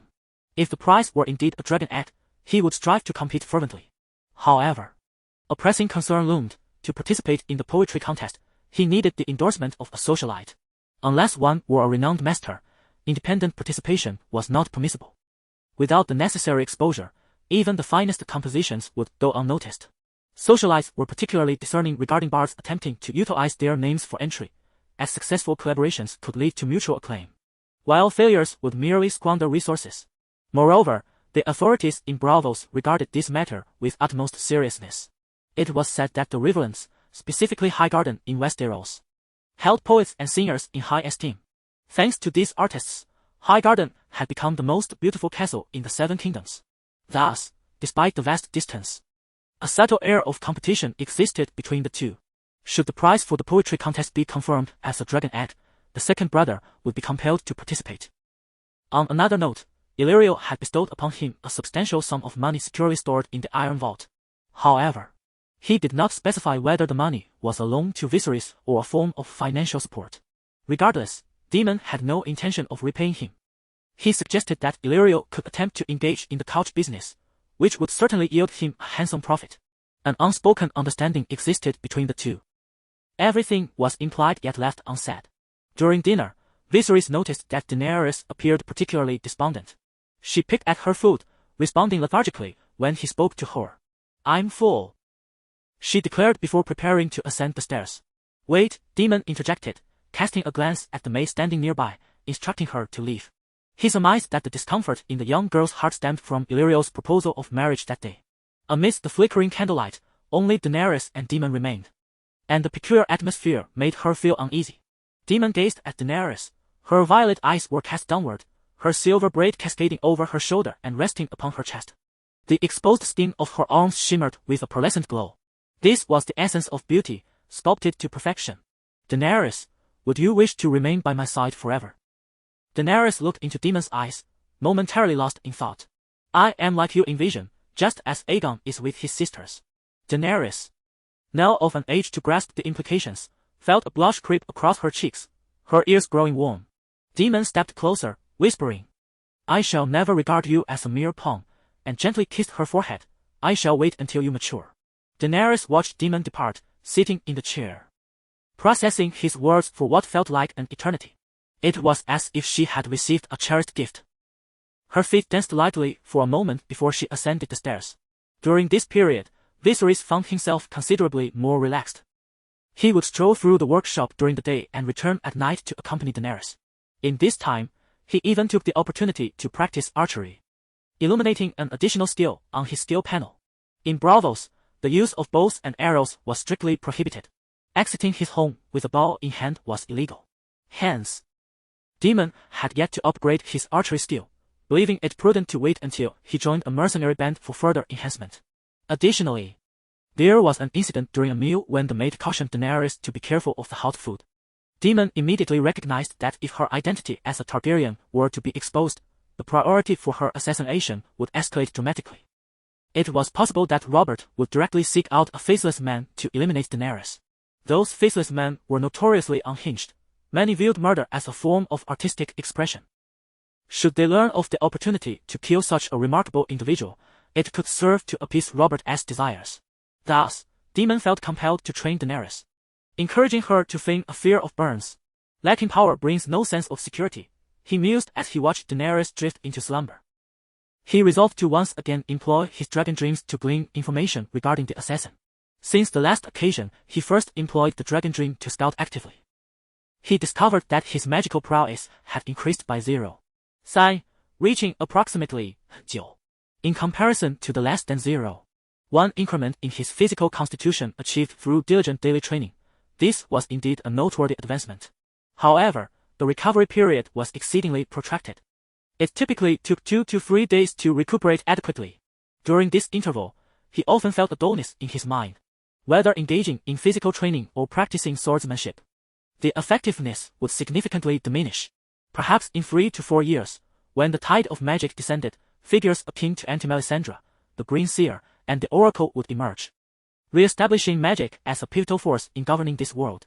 Yet for the present-day Dragon Heir Gu, techniques of physical attack such as swordsmanship and physical constitution were of utmost necessity.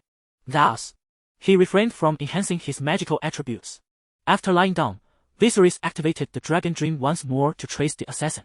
He mused that more than 10 days had elapsed, and the fellow had likely met a watery grave. Therefore, he intended to limit the duration of the dragon dream, hastily confirming his suspicions before concluding the endeavor. Shortly, Dragon Heir Gu entered the state of the dragon dream. The muted cries of seagulls intertwined with the sound of crashing waves. The sun was slowly sinking into the ocean, dissolving into a veil of golden gossamer. The assassin appeared to be alive, yet at that moment, he lay on the skiff like a dead fish, seemingly on the brink of death. However, in the next instant, he sprang back to life as if resurrected, flipping over and swiftly snatching a palm-sized fish from the water. Wait, could this truly be happening? Dragon Heir Gu believed the current circumstances had surpassed his understanding.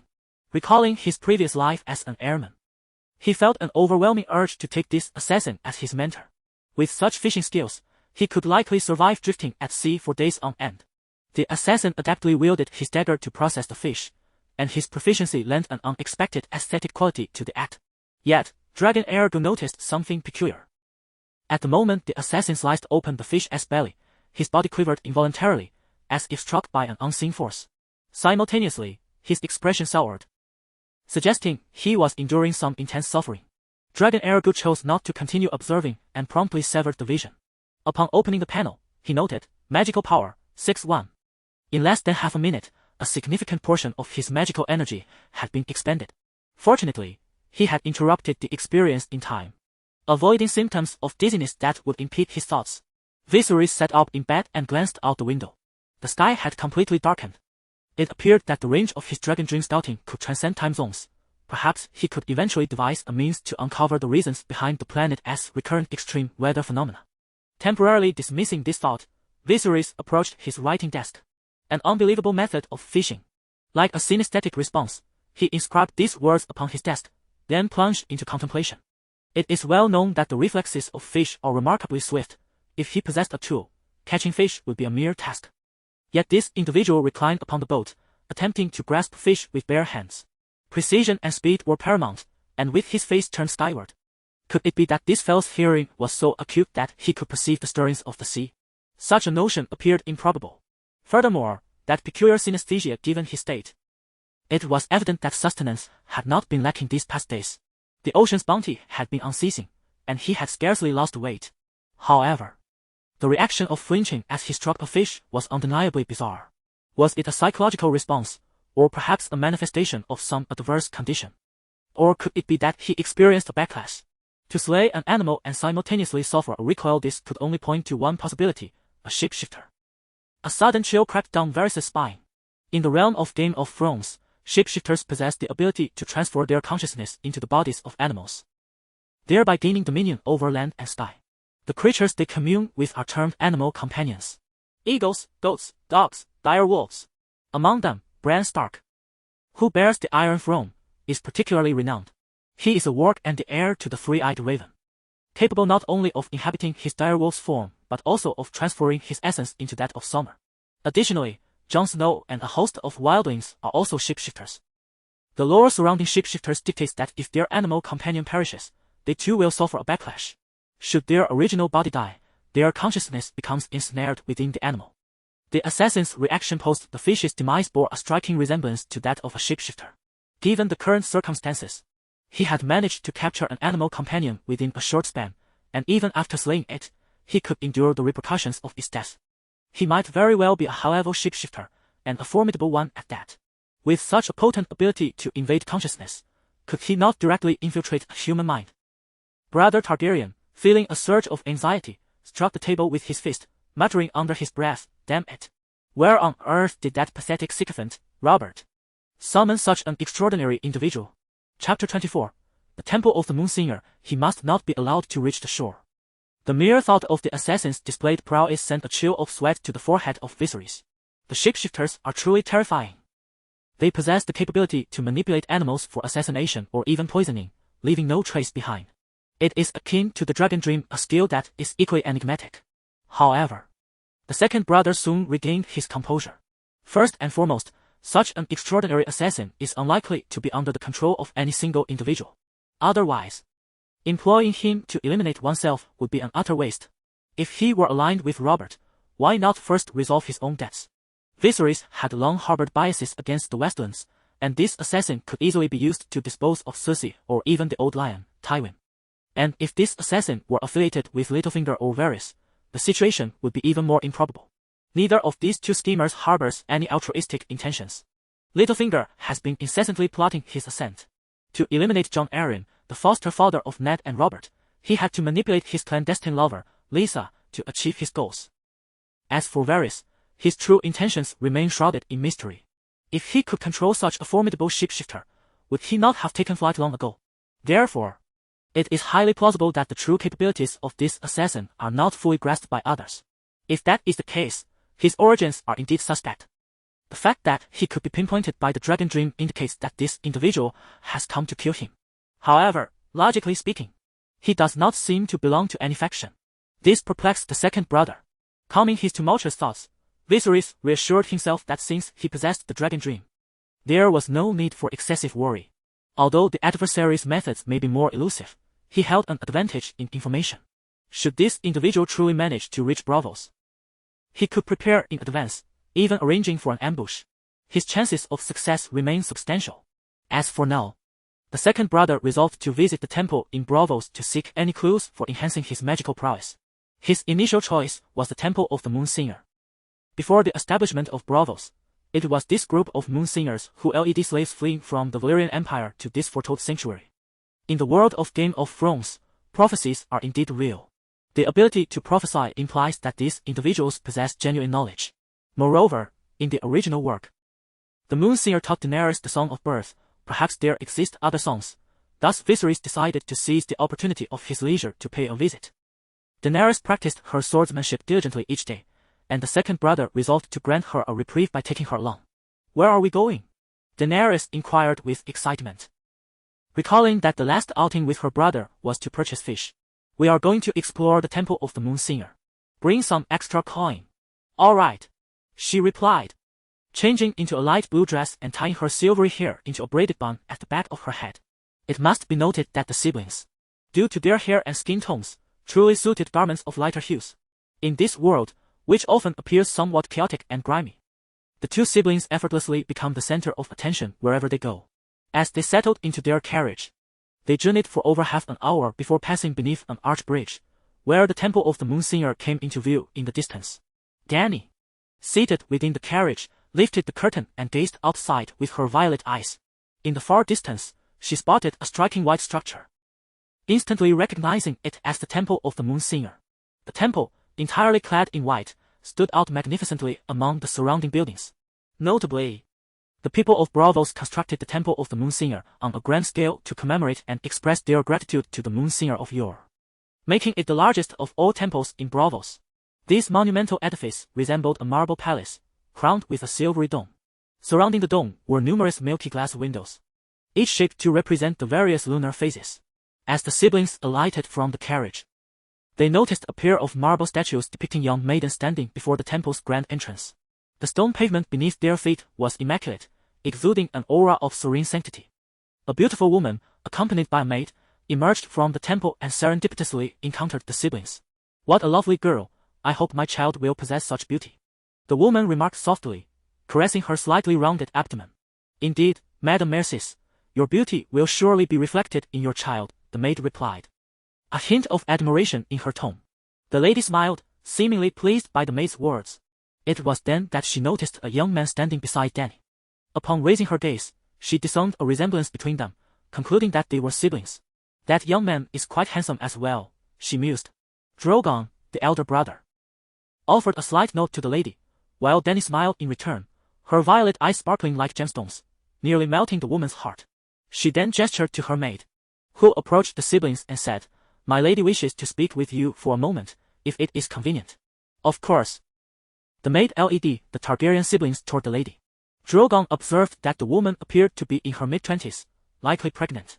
Her face was round, with a rosy glow attributed to her condition, though there was a hint of pale gray upon her cheeks. The slight bulge of her abdomen indicated her delicate state, likely evoking Dany as burgeoning maternal instincts. "Is it true that the so-called Temple of the Moon Singer is merely a shrine for mothers? It seems they are here to bind their children." Drogon gestured inwardly before addressing the noblewoman before him. "Madam, your beauty embellishes this city. Ah, your flattery is like a refreshing breeze, yet I must confess, your sibling's beauty incites a touch of envy," she replied, discerning that the compliment was intended for her. Dany blushed shyly at the woman's praise, which only endeared her further to the lady. Without hesitation, she removed a bracelet adorned with an array of gemstones from her wrist, intending to present it to Dany.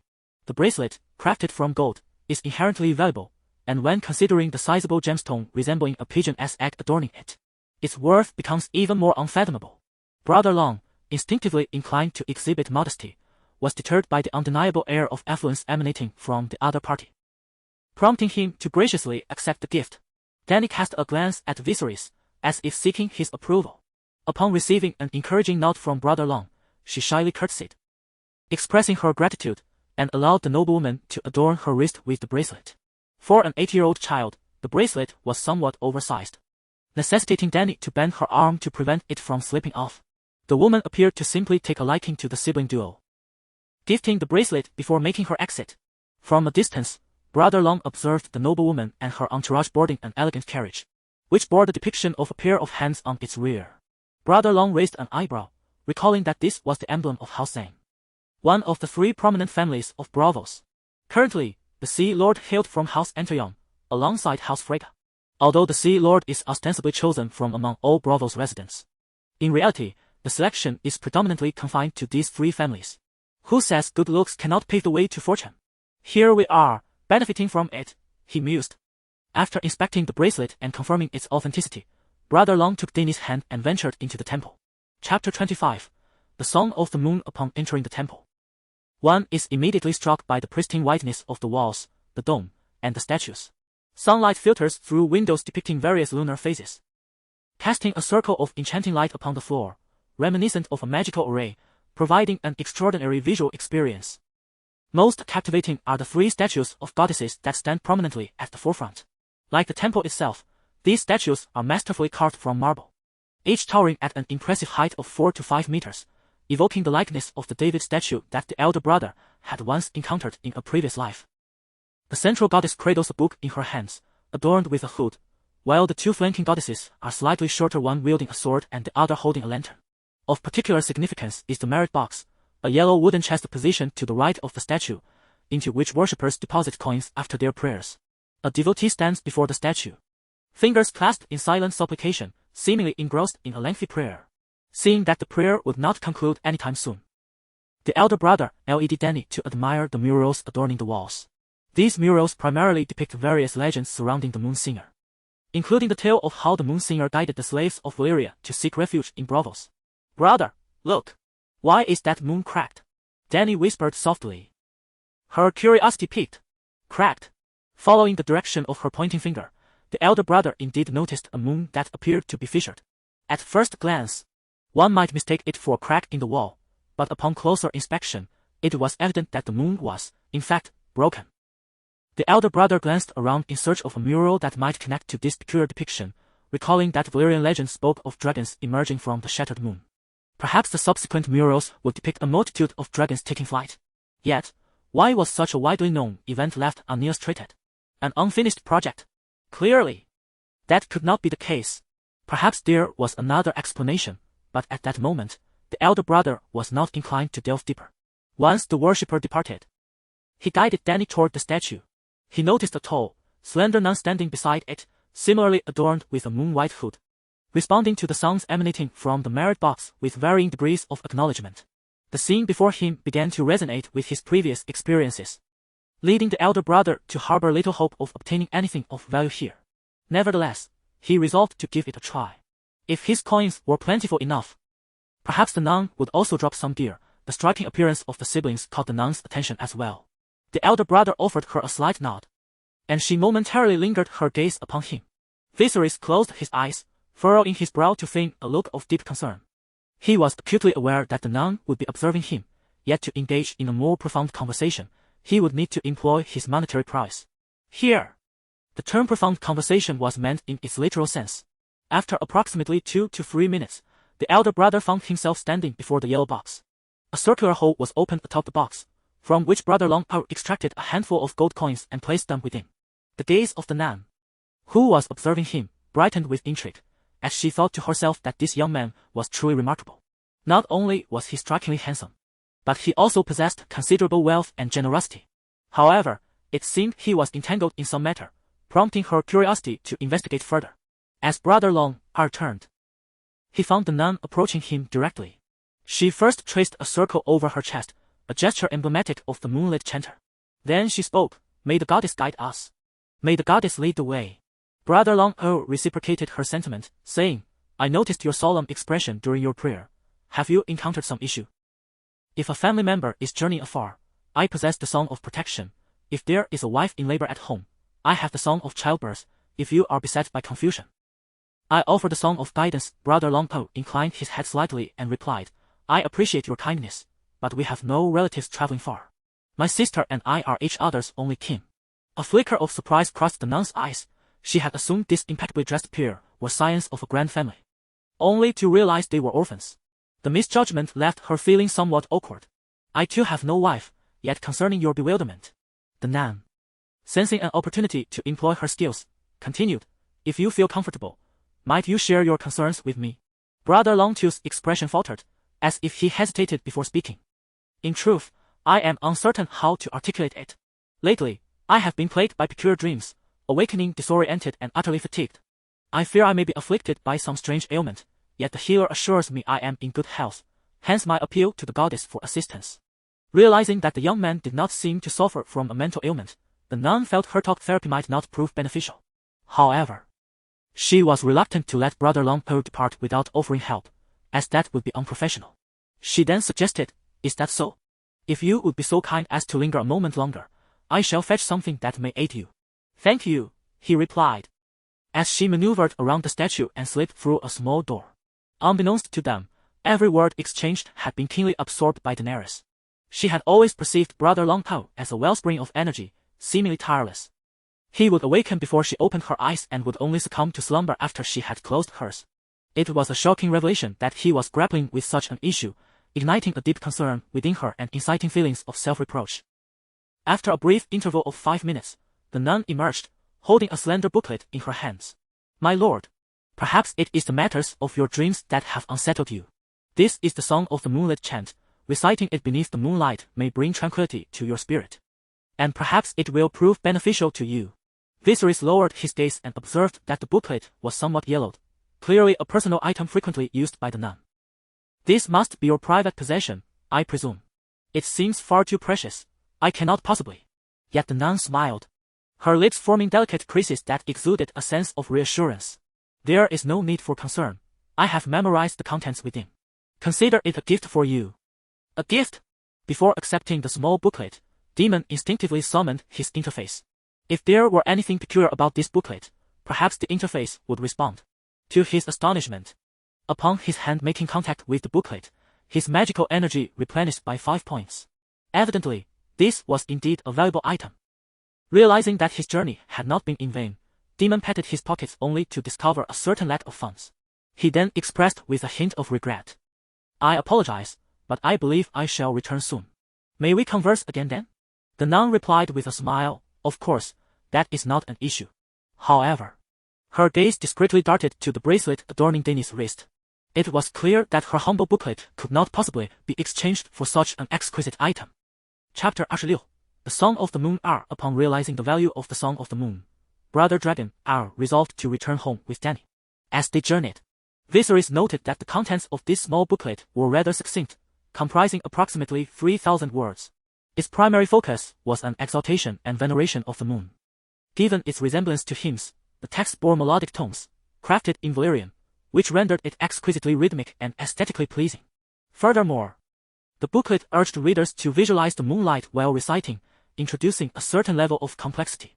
Just as Brother Dragon became engrossed in his reading, Dany inquired, Brother, have you been dreaming often of late? Haha, I'm perfectly fine, he replied, realizing Dany's concern for him. Brother Dragon felt a warm surge of affection and affectionately ruffled her hair. Dany, however, silently resolved to remind her brother to take more rest from that day forth. As night fell, Viserys observed the moonlight was particularly enchanting. The silvery beams cascaded upon the ground, fostering an atmosphere of tranquility. Armed with the Song of the Moon, Brother Dragon ascended to a higher vantage point and began to softly chant in accordance with the booklet's instructions. He glanced at his magical energy, which stood at 11.6. Following the incantations within the booklet, he commenced his recitation. The radiant moon reigns above, light graces the stars. Moonlight like shadows, moonlight like water. Viserys discerned that with each utterance, a refreshing energy seemed to flow into his being.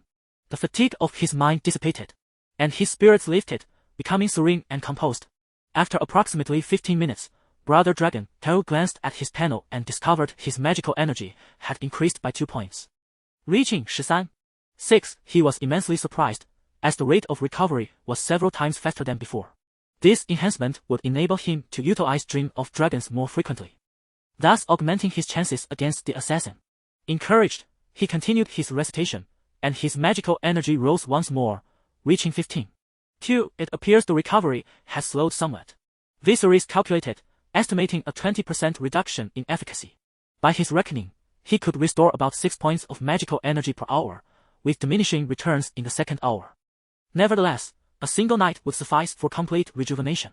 As he persisted in his chanting, 3 hours later, his magical energy had fully replenished. It seems my magical capacity has not increased, perhaps I have not chanted long enough. However, Brother Dragon noted that beyond merely restoring magical energy, the song also seemed to revive his vitality. By the time the clock approached 1 in the morning, he felt no fatigue, rather, his mind was invigorated. Wait! If the Temple of the Moon Singers possesses such remarkable treasures, what wonders might the Temple of the Lord of Light hold? Viserys suddenly realized he had stumbled upon a veritable treasure. In the realm of Westeros, as the foremost mage among humanity, the Red Woman Melisandre's faith was in the Lord of Light. If the Moon Singer's temple was so extraordinary, could the Lord of Light's temple be any less? In addition to these 2 temples, Braavos also boasts the Temple of the Father of Gods, the Temple of the Forgotten, and the House of Black and White. The latter may pose challenges for entry, yet the former 2 can be accessed with the mere exchange of coin. It is also possible that the Temple of the Moon Singer harbors other treasures. To Dragon Brother, the Song of the Moon resembles the martial arts techniques from novels of a past life. If there exists a fundamental technique for outer disciples, it is inevitable that there are advanced techniques for inner disciples. The siblings spent over 30 golden dragons to enter the Temple of the Moon Singer. However, acquiring some premium items necessitates a willingness to part with more wealth. Alas, the pursuit of wealth is imperative. Viserys' instincts informed him that they were currently in a period of magical drought. The masters of the various temples might not place significant value on these items. As long as one is willing to pay, they can be obtained. Yet the future remains uncertain. He not only needed to amass wealth but to do so swiftly. Although Illyrio had left them a sum of money, it would be prudent to refrain from utilizing it just yet. That money was meant to serve as a ruse. At least for now, withdrawing it hastily would only strengthen the suspicion that he was deceiving Illyrio. Conversely, allowing the funds to remain in the vault for a while longer posed no detriment. In the following 2 days, Dragon Brother took advantage of the pleasant weather and the enchanting moonlight to practice the Song of the Moon with Dany. However, he overlooked a critical issue. The little girl was now effectively semi-literate, struggling with numerous words she could not comprehend, or in some cases, recognize at all. This was understandable, as the siblings had been brought to Braavos by Ser Jorah, who had passed away within a few years. During that time, Dany was still quite young and unable to acquire any education. Her current level of knowledge was akin to that of prenatal education. Consequently, Dragon Brother was compelled to hire a tutor to teach her literacy. Meanwhile, Viserys utilized this time to transcribe various pieces of knowledge from his previous life in square characters to prevent forgetting. Among the most critical was the plot of the original work of A Song of Ice and Fire. This encompassed not only information from the text but also discussions he had encountered on forums. All of these details were of utmost importance, including significant events and the fates of various characters, as well as Dany's own narrative. Given this consideration, Viserys refrained from teaching her the common tongue. Furthermore, before his transmigration, Dragon Brother had a penchant for historical texts, as the two dragons had once stated that one must learn from history. Being immersed in the world of Game of Thrones, many situations could be addressed through historical parallels. He recounted the historical tales from his world to Dany, simultaneously reinforcing his own memory. Dany was astonished to discover that Dragon Brother's storytelling prowess had markedly improved, no longer relying on simplistic narratives like "there's a temple in the mountains" to entertain her. Additionally, the whale oil candles from the workshop proved to be a boon. This candle not only produces minimal smoke but also burns brightly and lasts long, significantly enriching the nocturnal experiences of the siblings, unlike the past when their evenings were spent merely counting stars. Braavos is often shrouded in mist, rendering the sky a dull gray upon looking up. On this particular day, Brother Long decided to unwind and was narrating the tale of the Little Mermaid to Dany. Just as they reached the critical moment where Ariel traded her voice for legs with the Sea Witch, a messenger from Hellbore arrived seeking Viserys, as if bearing urgent news. Despite her concern for the mermaid's impending fate, Dany remained dutifully seated. "Your Grace, this is a letter from Mr. Hellbore." Viserys took the envelope and gently tore it open. "Your Grace, I cordially invite you to my residence tomorrow to discuss remuneration with the Morels. Your presence is essential. Additionally, the prize for the poetry contest has been confirmed, a dragon egg." The contents of the letter were rather succinct. The matter of the dragon egg was self-evident. Currently, everyone believes that dragons are extinct and cannot be hatched again. Therefore, while the dragon egg holds great aesthetic and collectible value, it lacks practical utility. Illyrio is in the business of dragon eggs. It is plausible that Braavos, or the Sea Lord's Palace, would offer it as a prize. However, it cannot be ruled out that they might use the dragon egg as a mere gimmick, ultimately returning it to their possession through covert means. Nonetheless, given the opportunity, Brother Long felt compelled to pursue it. He pondered ways to establish contact with the Lady of the Moon Shadow and become her minstrel. However, it was said that the lady was not easily accessible, and he needed to devise a suitable plan. While the matter of the dragon egg was nearly settled, the status of the Valyrian steel sword remained uncertain, for it indeed is a formidable weapon. Whether the Sea Lord's Palace could produce it was still debatable. Furthermore, the reason Hellbore had invited him to the gathering likely involved an attempt to leverage Viserys for greater financial gain. Recently, while patrolling the workshop, Brother Long encountered a production mishap. A newly hired worker, due to inexperience, had caused a small-scale fire. Although timely intervention prevented further disaster, the workshop still suffered the loss of over 100 pounds of whale oil and several candle-making molds. Unfortunately, skilled laborers had been lured away by another candle workshop offering higher wages. It was evident that the rival workshop had substantial backing, aiming to undermine Morel's workshop through such tactics. The sustainability of Morel's workshop was inconsequential to Hellbore. What mattered was whether he could extract funds. However, Morel's interests were protected by the Lady of the Moon Shadow, a figure Hellbore could not afford to provoke. Viserys suspected that Morel might resort to liquidating assets to settle debts, perhaps converting some whale oil for them. Whale oil! Brother Long suddenly realized something, repeatedly murmuring these two words. Whale oil is also animal fat. Aside from being consumable and providing light, it can also be used to make soap. Instantly exhilarated, Brother Long eagerly seized a pen and paper, immersing himself in a fervent flurry of writing and sketching. Nearby, Dany discreetly craned her neck to sneak a glimpse, only to discover a series of incomprehensible symbols adorning the pages. Once again, her brother Long-Heir was engrossed in those peculiar square characters. Reluctant to share their meanings with her, he continued to write with increasing fervor, filling 4 or 5 sheets without pausing. At last, as if he had accomplished something monumental, he excitedly clutched the stack of papers, scrutinizing them as if they held a hidden treasure. Turning to Dany, who sat beside him, Viserys joyfully exclaimed, "Dany, we shall soon acquire dragon eggs." Chapter 27, Turning Stone into Gold. At present, the Morel father and son find themselves on the brink of desperation. They have not only sold off some of their most treasured possessions but have also parted with a substantial number of shares to the young Miss Valyria. Their sole objective is to secure a significant stake in the upcoming 10-day celebration in 3 months' time. However, as the saying goes, misfortune seldom comes alone. At this moment, Hellbow has invited the father and son to a banquet, and the underlying motives of such an invitation are all too apparent. They must devise a strategy to placate this socialite. By a twist of fate, they encountered Viserys on their way to the Morel residence, which sent a chill through them both. After all, the dragon's second brother now belongs to Hellbow's most vibrant social circle. An entity that could just as easily turn from a reassuring shield into a lethal blade aimed at them. This thought weighed heavily on their minds. "Mr. Morel, Your Excellency Viserys," they exchanged polite greetings from their respective carriages before lapsing into a brief silence. Mr. Morel held his composure, but the young Rubido squirmed uncomfortably. For reasons he could not fathom, the haunting images of a dozen corpses surged uncontrollably in his mind. The aftermath of those incidents had been his burden to bear, and the memory remained vivid. Should he become one of them, who would attend to his affairs?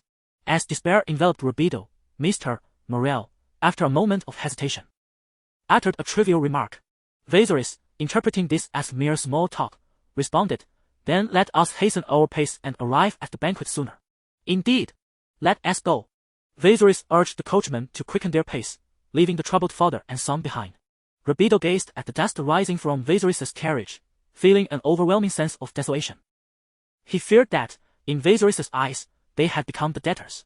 Rubido's thoughts returned to the matter of the fierce fish diners, and he felt his limbs grow increasingly cold. He could only remind himself that the workshop was backed by Miss Valyria's shares, which would prevent Hellbow from overstepping his bounds.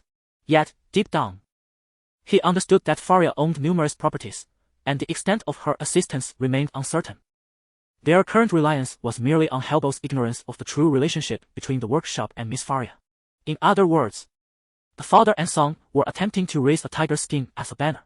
As their thoughts shifted, they arrived at Hellbow's residence. Accompanying Hellbow was only the young accountant.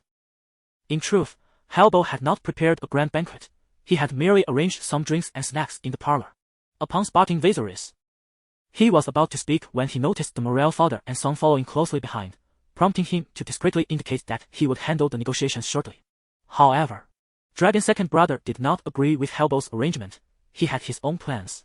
Although he was currently working for Hellbow, the dynamics of their relationship would soon undergo a transformation. As the gathering settled, Hellbow candidly inquired, "Mr. Morel, I have heard that some matters arose in the workshop recently. May I ask how they have been resolved?" Morel promptly replied, "Thank you for your concern. Everything has been addressed satisfactorily and will not affect subsequent production." "That is splendid news," Hellbow exclaimed, raising his voice. "Let us toast to the workshop."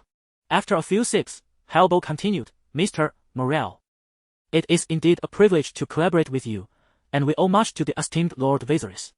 The Morel father and son lifted their glasses in gratitude towards the second brother Long, who acknowledged them with a slight gesture. "Our collaboration is nearing its conclusion in just a few days. I hope to receive some funds in advance. I am aware this request may seem somewhat impolite, yet I am willing to make concessions," Hellbow remarked with an air of resignation, spreading his hands. "I trust you understand the predicament. We are not alone in our responsibilities. We must answer to many." A heaviness fell upon the hearts of the Morels. They recognized this as Hellbow's test, and their fate hinged upon the outcome of this day. In truth, their available funds were insufficient, nearly all invested in the workshop.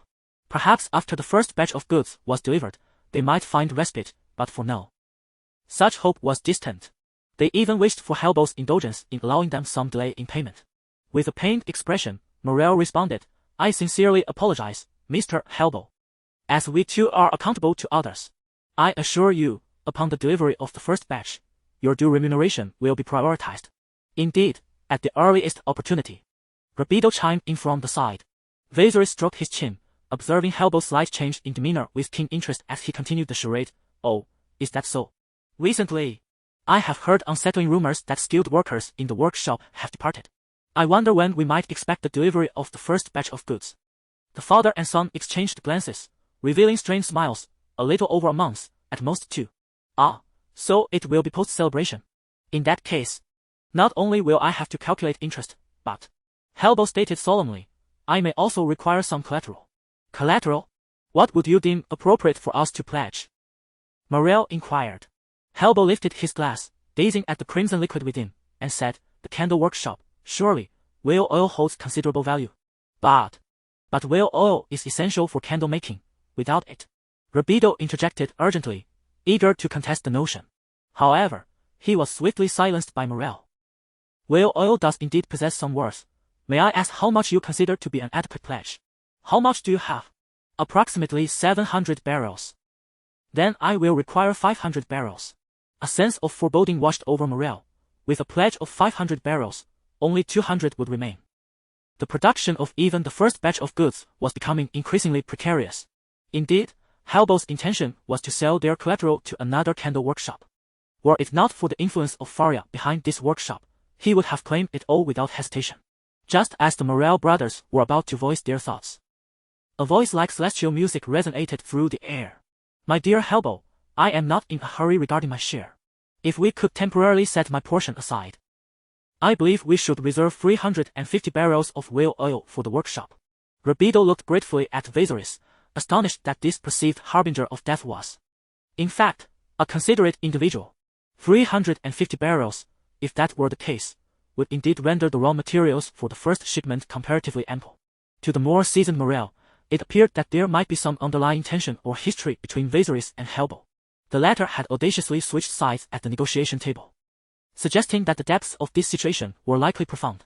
As for Hellbow, he cast a displeased glance at Viserys but swiftly averted his gaze. What is he up to? What is this young man planning?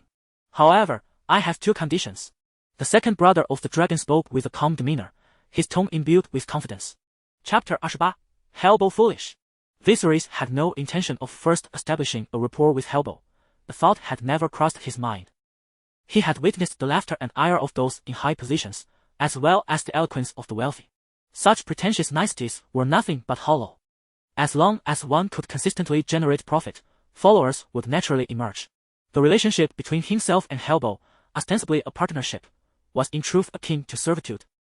With the prowess and resources at his disposal, it would be sheer folly for the second brother of the dragon to be in a position of labor. Ignoring Hellbow's disgruntled gaze and Morel's bewilderment, Viserys articulated his terms. However, I have 2 conditions. Please, do tell, Morel eagerly replied, seizing the opportunity. For if there were indeed any rifts between Viserys and Hellbow, it might serve his own interests. First, I wish for you to provide me with a venue. I have certain ideas I wish to explore. Certainly. That poses no issue, Morel responded with alacrity, his previously pallid scalp now shimmering with a hint of brightness from the sudden turn of events. Meanwhile, Hellbow drowned his unease with several swigs from his drink. Were Viserys not aligned with him, he would not dare to make such audacious demands. 350 stones, he estimated he would be fortunate to walk away with 200 once the affair concluded. As for Viserys' share, he had stated he would forego it, leaving Hellbow unconcerned. Secondly, I require an introduction to Miss Valyria. Hellbow cast a sidelong glance at the second brother of the dragon, a smirk of derision curling at the corners of his mouth. He grasped Viserys' intentions. It seemed he wished to seize this opportunity to establish his own enterprise. Hellbow could not fathom what basis Viserys had for such ambition. He was well aware of Viserys' financial standing. The modest sum he possessed might afford him a relatively respectable existence. But any grander aspirations were best left abandoned. Furthermore, as for Viserys' so-called ideas, there was no shortage of visionaries in Braavos. Ideas proliferated daily, more plentiful than the fish in the sea. What made him any different? Hellbow perceived that Viserys was merely jeopardizing his own prospects. Yet, given the second brother's martial prowess, he could only begrudgingly endure the situation. However, upon further reflection, this might prove advantageous. Once Viserys encountered defeat and squandered his capital, Hellbow would be in a stronger position to manipulate him. Moreover, Was it truly so simple to meet the elusive Miss Valyria? With this thought, Hellboy relaxed, adopting a more casual demeanor as he observed Morel's response. Upon hearing Viserys' request, Morel's previously relaxed brow furrowed once more. After a moment of contemplation, he spoke. I can provide an introduction, but Miss Valyria's schedule appears perpetually full. Even I have only seen her thrice. In truth, Morel had never met her in person. Each interaction had been with her steward. Of course, if one counted encounters at gatherings, he had indeed glimpsed her from afar on one occasion. Valyria, known by the moniker Moon Shadow, perpetually adorns a veil in public settings. Although Morel has encountered Valyria herself, he has yet to glimpse her visage, thus one could say he has never truly seen her. Beside him, Hellboy chuckled softly, yet refrained from uttering a sound. No worries. Just remember to mention my name when the time comes, he thought to himself, internally scoffing at the notion of a Beggar King's name being invoked. Morel remained silent, acutely aware that Viserys stood firmly by his side. Very well. When would you like to meet him? I shall inform you then. The meeting appeared to culminate in a relatively satisfactory outcome, particularly for the father and son duo of Viserys and Morel. The group undoubtedly prolonged the encounter. As Viserys directly accompanied the Morel pair to the workshop, Hellboy bid them farewell at the entrance, his expression inscrutable as he watched them depart. The matter held a certain weight, yet it had not escalated to the point of severed ties. Naturally, the formidable prowess of the second dragon brother was a significant influencing factor. Upon reaching the workshop, Morel promptly secured a suitable and tidy space for Viserys. Equipped with an array of necessary apparatuses, Viserys expressed his utmost satisfaction, first instructing his aides to procure the required materials, and subsequently designating a patrolling guard to oversee the premises. Given the need for confidentiality, Viserys took it upon himself to manage most of the tasks, while others were merely tasked with handling the more laborious chores. Initially, Label was somewhat curious, pondering the reason behind Viserys' acquisition of blankets. However, under his father's guidance, he soon immersed himself in the production of candles, offering little further inquiry. Viserys intended to produce a few samples, requiring only minimal materials. Whale oil and similar substances could be readily accessed from the storeroom without objection from the Morel family. From morning until afternoon, the second dragon brother toiled diligently, eventually yielding results. Observing the concoction bubbling in the cauldron, resembling a thick porridge, Viserys discerned he had achieved success. The next step necessitated a period of resting. As for the subsequent drying process, due to the extended time required, he might consider the more costly drying method. Once his technique garnered recognition, he could standardize the subsequent procedures. Later, Viserys inquired about the workshop's value, which was estimated to be around 30,000 gold dragons, with Miss Valyria possessing approximately 40% of the stake. Through subtle inquiries, he learned from Label that Miss Valyria appeared to be making effort to preserve the candle workshop, indicating its significance to her. This revelation afforded Viserys greater confidence in his forthcoming encounter with the enigmatic Valyria, the Moon Shadow, even with the drying method.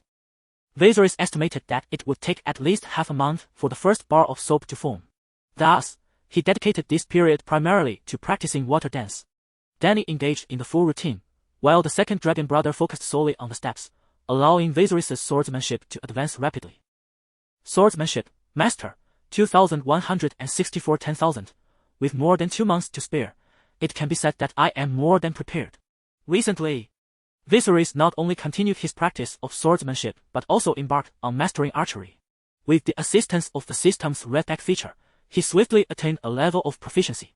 One fateful day, Viserys passively triggered the Dragon Dream, indicating that the assassin seemed to be residing in an inn in Braavos. In the past, Viserys, with limited strength, could only passively activate the Dragon Dream when the enemy approached, fleeing in the process. However, he had now acquired considerable prowess. Even the Sea King's guards in Braavos would find themselves challenged by him. As night fell, Demon donned a black cloak, casting a glance at the slumbering Daenerys before merging with the shadows. Tonight, he intended to teach the assassin a lesson in seizing the initiative. Chapter 29. The themed brothel Viserys' Dragon Dream had yet to attain the strength required for precise orientation. Moreover, since this dream was passively triggered, the information gleaned was rather imprecise. However, lacking external aids, he still possessed his wits.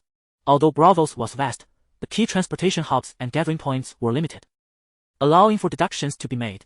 Firstly, the largest harbor in Braavos, the Purple Harbor, permitted only local vessels to dock, and its taverns and inns catered exclusively to locals. Admittedly, affluent or influential visitors would not be turned away.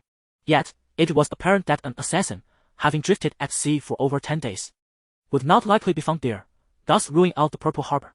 The most probable location was the port known as the Old Clothes Vendor's Dock, situated adjacent to the Purple Harbor. This port specifically welcomed outsiders, and there existed an establishment called the Eel Inn. In the original narrative, Sam, the beloved companion of Jon, had once frequented this place, as had Arya. It was a hub teeming with foreign individuals conversing in various tongues, and the assassin dispatched to eliminate the dragon's brother and sister was highly likely to be found at the Eel Inn. However, Viserys had no knowledge of the assassin's appearance, thus requiring considerable effort to locate him. Casting a silver moon coin, Viserys secured an unremarkable small boat, instructing the crew to ferry him near the Old Clothes Vendor's Dock, with intentions to proceed directly to the Eel Inn. In the bustling commercial city of Braavos, the concept of a curfew was non-existent. The docks appeared to operate perpetually, an endless cycle of arrivals and departures. Likewise, the porters in Braavos embraced the notion of working the night shift, as evening labor yielded greater earnings. Upon reaching the docks, Viserys observed a group of porters hauling cargo vessels, synchronizing their calls as they labored against the inky waters. Yet, from another perspective, they seemed to be devoured by the abyss of the sea. Stepping ashore amidst the rhythmic crashing of waves, he approached a place known as the Cat House, which, contrary to its name, was not an actual cat shelter, but rather a venue that offered human companionship. Indeed, numerous cats were present, rendering it a themed brothel. As Viserys passed, he noted the staff donned with full cat ears, mimicking the alluring cries of a female cat to entice passing patrons. Among them, one particularly captivating performer could ensnare a soul with mere sound. Rubbing his face, Viserys hurried away. A normal reaction, he muttered, inhaling deeply the briny air to quell his agitation before entering the inn. The Eel Inn was the largest establishment in the vicinity, boasting expansive space. Each column was adorned with 2 or 3 candlesticks, and the establishment's popularity was evident, as even the candles were made of whale oil. The inn was exceptionally bright, allowing for clear visibility throughout. Additionally, there were 5 or 6 female attendants solely responsible for serving wine. Some ruffians took advantage of the situation to pinch the women as posteriors, yet they offered no resistance, for such patrons tended to be more generous with their tips. Viserys surveyed the scene, which comfortably accommodated over 100 individuals. The composition of the crowd was quite intricate, comprising locals and Westlanders. He even spotted 2 Dothraki men with curved swords at their waists. According to Dothraki customs, their martial prowess appeared rather lackluster, as their braids barely reached their shoulders, suggesting more defeats than victories. However, identifying the assassin amidst such a multitude would prove to be a formidable task. Viserys observed that, aside from the scattered individuals seated around, there were 3 main groups engaged in conversation. One group spoke the common tongue, while the other 2 communicated in Valyrian. Disguised as a sailor with a brown scarf wrapped around his head, Viserys felt secure in his inconspicuousness. He first approached the group speaking the common tongue, who seemed engrossed in discussions regarding the Iron Islands rebellion from a few years back. It seemed unlikely that an assassin from Westeros would take interest in such matters. Thus, he moved on to one of the Valyrian-speaking groups. After listening to both groups, he discovered that their conversations revolved around the upcoming 10-day festival in 2 months. This indicated that the assassin was unlikely to be among those reveling in idle chatter. To maintain his low profile, the second son of the dragon ordered a drink and found a suitable vantage point for observation. Apart from the previous 3 groups, there were about 30 other patrons scattered throughout the tavern. Viserys had to rely on his instincts for judgment. 2 individuals adorned in flamboyant attire, resembling roosters in a henhouse, were clearly local water dancers, thus eliminated from suspicion. A handful of merchants burdened with large packages exhibited mannerisms that distinctly did not align with those of an assassin. Realizing that such methods of discernment were inefficient, Viserys recognized that seasoned assassins possessed exceptional skills in disguise. Instead, he opted for a more proactive approach to draw out the prey. Anyone showing interest in the Beggar King would warrant significant suspicion. He beckoned to a young serving girl, approximately 17 years of age. She appeared more voluptuous than most girls, her face adorned with a familiar smile. Taking her hand, the serving girl feigned retreat, only to be met with a gold dragon coin. "Treat everyone to a drink on me, courtesy of Sailor Sinbad. I wish to hear tales about the Beggar King. The rest is yours," he said in a playful tone. In truth, this was also a guise. Should anyone inquire about the so-called Sinbad, they would not connect it to him. The serving girl, upon clutching the golden coin, felt her heart race. A glance at Sailor Sinbad revealed a handsome visage peeking from beneath his beard, diminishing her initial resistance. She readily acquiesced, discreetly allowing a golden dragon coin to slip into her sleeve before making her way to the bar. The innkeeper, a bald man in his 40s, lingered in the establishment from dawn until dusk. His excessive drinking had provided him with additional warmth, accentuating his double chin.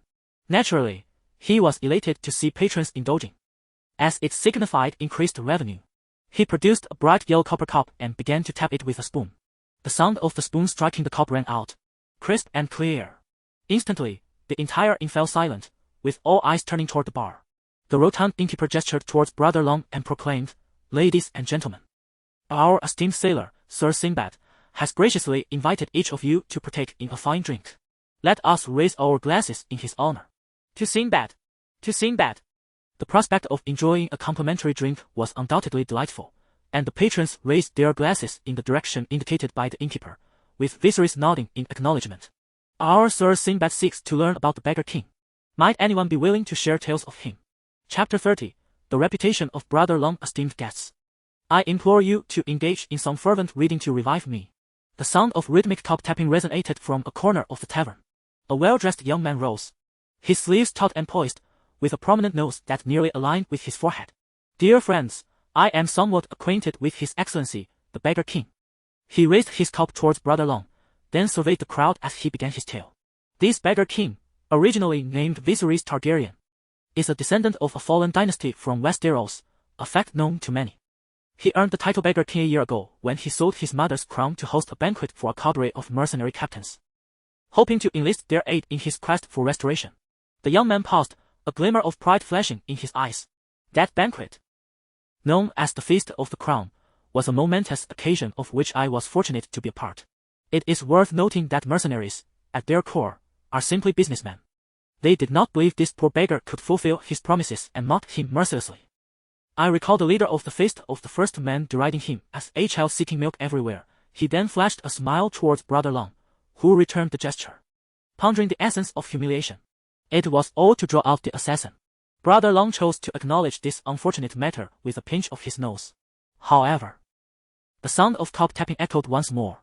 A stocky man stood up, his short stature causing some distant spectators to miss his initial appearance.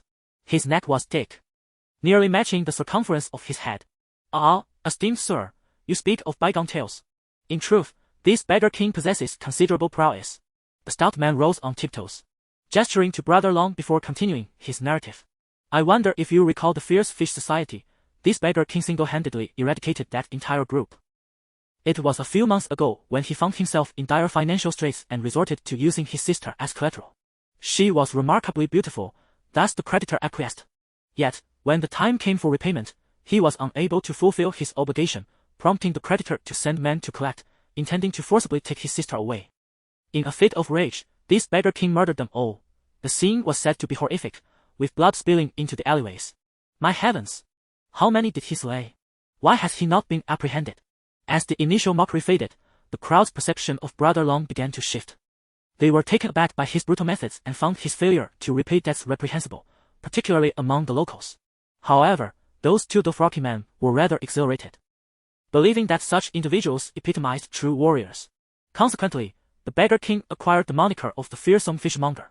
The stout, diminutive fellow continued to regale the crowd with tales of Daenerys' brother, who single-handedly outmatched dozens in the workshop. This short man seemed particularly fond of employing exaggerated expressions, claiming that the foul sewer had been stained crimson. Although somewhat hyperbolic, the derision towards Viserys for his debts dissipated, leaving behind only awe at the emergence of another formidable figure from Braavos. The two Dothraki, in particular, were caught in a fervor, thumping their chests and emitting peculiar roars that drew the attention of others. Having exhausted all that could be said, Daenerys' brother expressed his gratitude to the assembly and prepared to take his leave. In truth, while the stout man was recounting his tale, he had been discreetly observing the others with his peripheral vision. Noticing that the embellishments of these two had left no room for suspicion, he resolved to linger outside for a while. If the assassin was indeed within the tavern, they would likely follow him. should time pass without incident. He would venture to his next destination. If this assassin grasped the essence of reimbursement, he might even have to pay a visit to the cat house. Daenerys' brother slowed his pace, walking along a sparsely populated path. After wandering for over half an hour without encountering anyone following him, he decided to explore elsewhere. Just as Viserys was preparing to depart, an elderly woman, draped in grayish-blue garb and hunched in form, appeared before him. At first glance, she resembled a large shrimp. As she passed by, Viserys sensed something amiss, yet he could not pinpoint the source of his unease. Watching her vanish around the corner, Daenerys' brother finally realized the cause. It was the odor. Why did the old woman carry such a strong scent of the sea? Recalling the assassin he had seen in his dreams, who had seemingly endured a storm and drifted at sea for days, the answer became apparent. He hastened after her, only to find she had already vanished. There was indeed something amiss. Just as Viserys began to search the area, he suddenly felt a rush of air. His body instinctively evaded, and a sharp dagger carved a bright arc through the air. It was the very old woman. At that moment, she bore no trace of her former hunched appearance. Standing like a drawn sword. "Who are you? Why are you following me?" he demanded. The figure's features were shrouded in shadow, and her lips moved to produce a raspy voice. It was evident that her voice had been deliberately altered. "Did Robert send you?"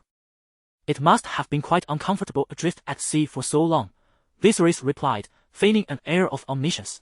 Although uncertain of the opponent's strength, he decided to deliver a small shock. The old woman's eyes flashed with incredulity. How could he possibly know of her ordeal with the storm? Moreover, he had followed the vessel of the Zenon family on a journey to Pentos. After departing from the Purple Harbor, he had circled around several times before arriving here. How did he manage to locate himself?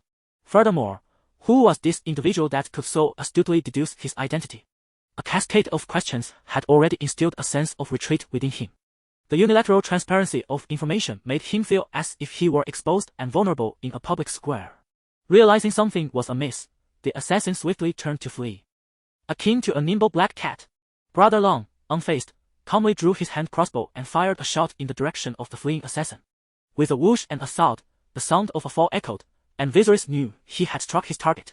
Cautiously approaching, he found the figure lying motionless on the ground, seemingly paralyzed. Yet, the venom of the sea fish should not take effect this swiftly. Brother Long suddenly grasped the situation and hurried forward to turn the individual over, only to see them make a choking sound as if swallowing something. It was clear the poison capsule hidden in their mouth. Without hesitation, Viserys delivered a forceful blow to their abdomen, causing the assassin to convulse immediately. With a retching sound, they expelled a foul, black liquid. Seeing their suicide plan thwarted, the assassin prepared to bite their tongue to end their life. However, the effects of the poison had already taken hold. Their tongue lay upon their molars, yet they could not bring themselves to bite down. Confirming that the adversary was no longer in mortal danger, Viserys stepped forward to search them. "Ah! A female assassin." Chapter 31. Hellboy, no, he must be ill. The gentleman remarked. "We have procured whale oil worth a total of 1,250 gold dragons. After deducting the shares of our fellow brethren, we are left with a surplus of 842 gold dragons." The young accountant diligently calculated the profits for Hellboy. Before them lay a veritable mountain of gold coins, glimmering under the glow of whale oil candles, casting a mesmerizing brilliance. Hellboy casually scooped a handful of coins from the pile and placed them before the young accountant. "This is yours." "Thank you, Mr. Hellboy. I am truly grateful for your generosity." The young accountant, somewhat taken aback, racked his brain for flattering words to please Hellboy, hoping to elevate his spirits. He could not help but feel a sense of pride, contemplating that had Viserys heeded his advice, he too would have received a considerable sum. More importantly, he would have profited even more. However, due to Viserys' last-minute betrayal, he had only managed to secure 200 stones instead of the originally planned 350. Nonetheless, another candle workshop had offered a rather favorable price, exceeding his expectations. Hellboy felt elated, even tempted to sing. He lifted his goblet and savored a sip, his eyes narrowing in delight, as if he had tasted some divine nectar. He was already contemplating severing ties with Dragon Brother. It was said that Dany's birthday was approaching, and he planned to prepare some gifts to mark the occasion, choosing not to attend personally. He believed Viserys would understand his intentions. As Hellboy mulled over his plans, suddenly, a dark object was hurled through the window into his chamber.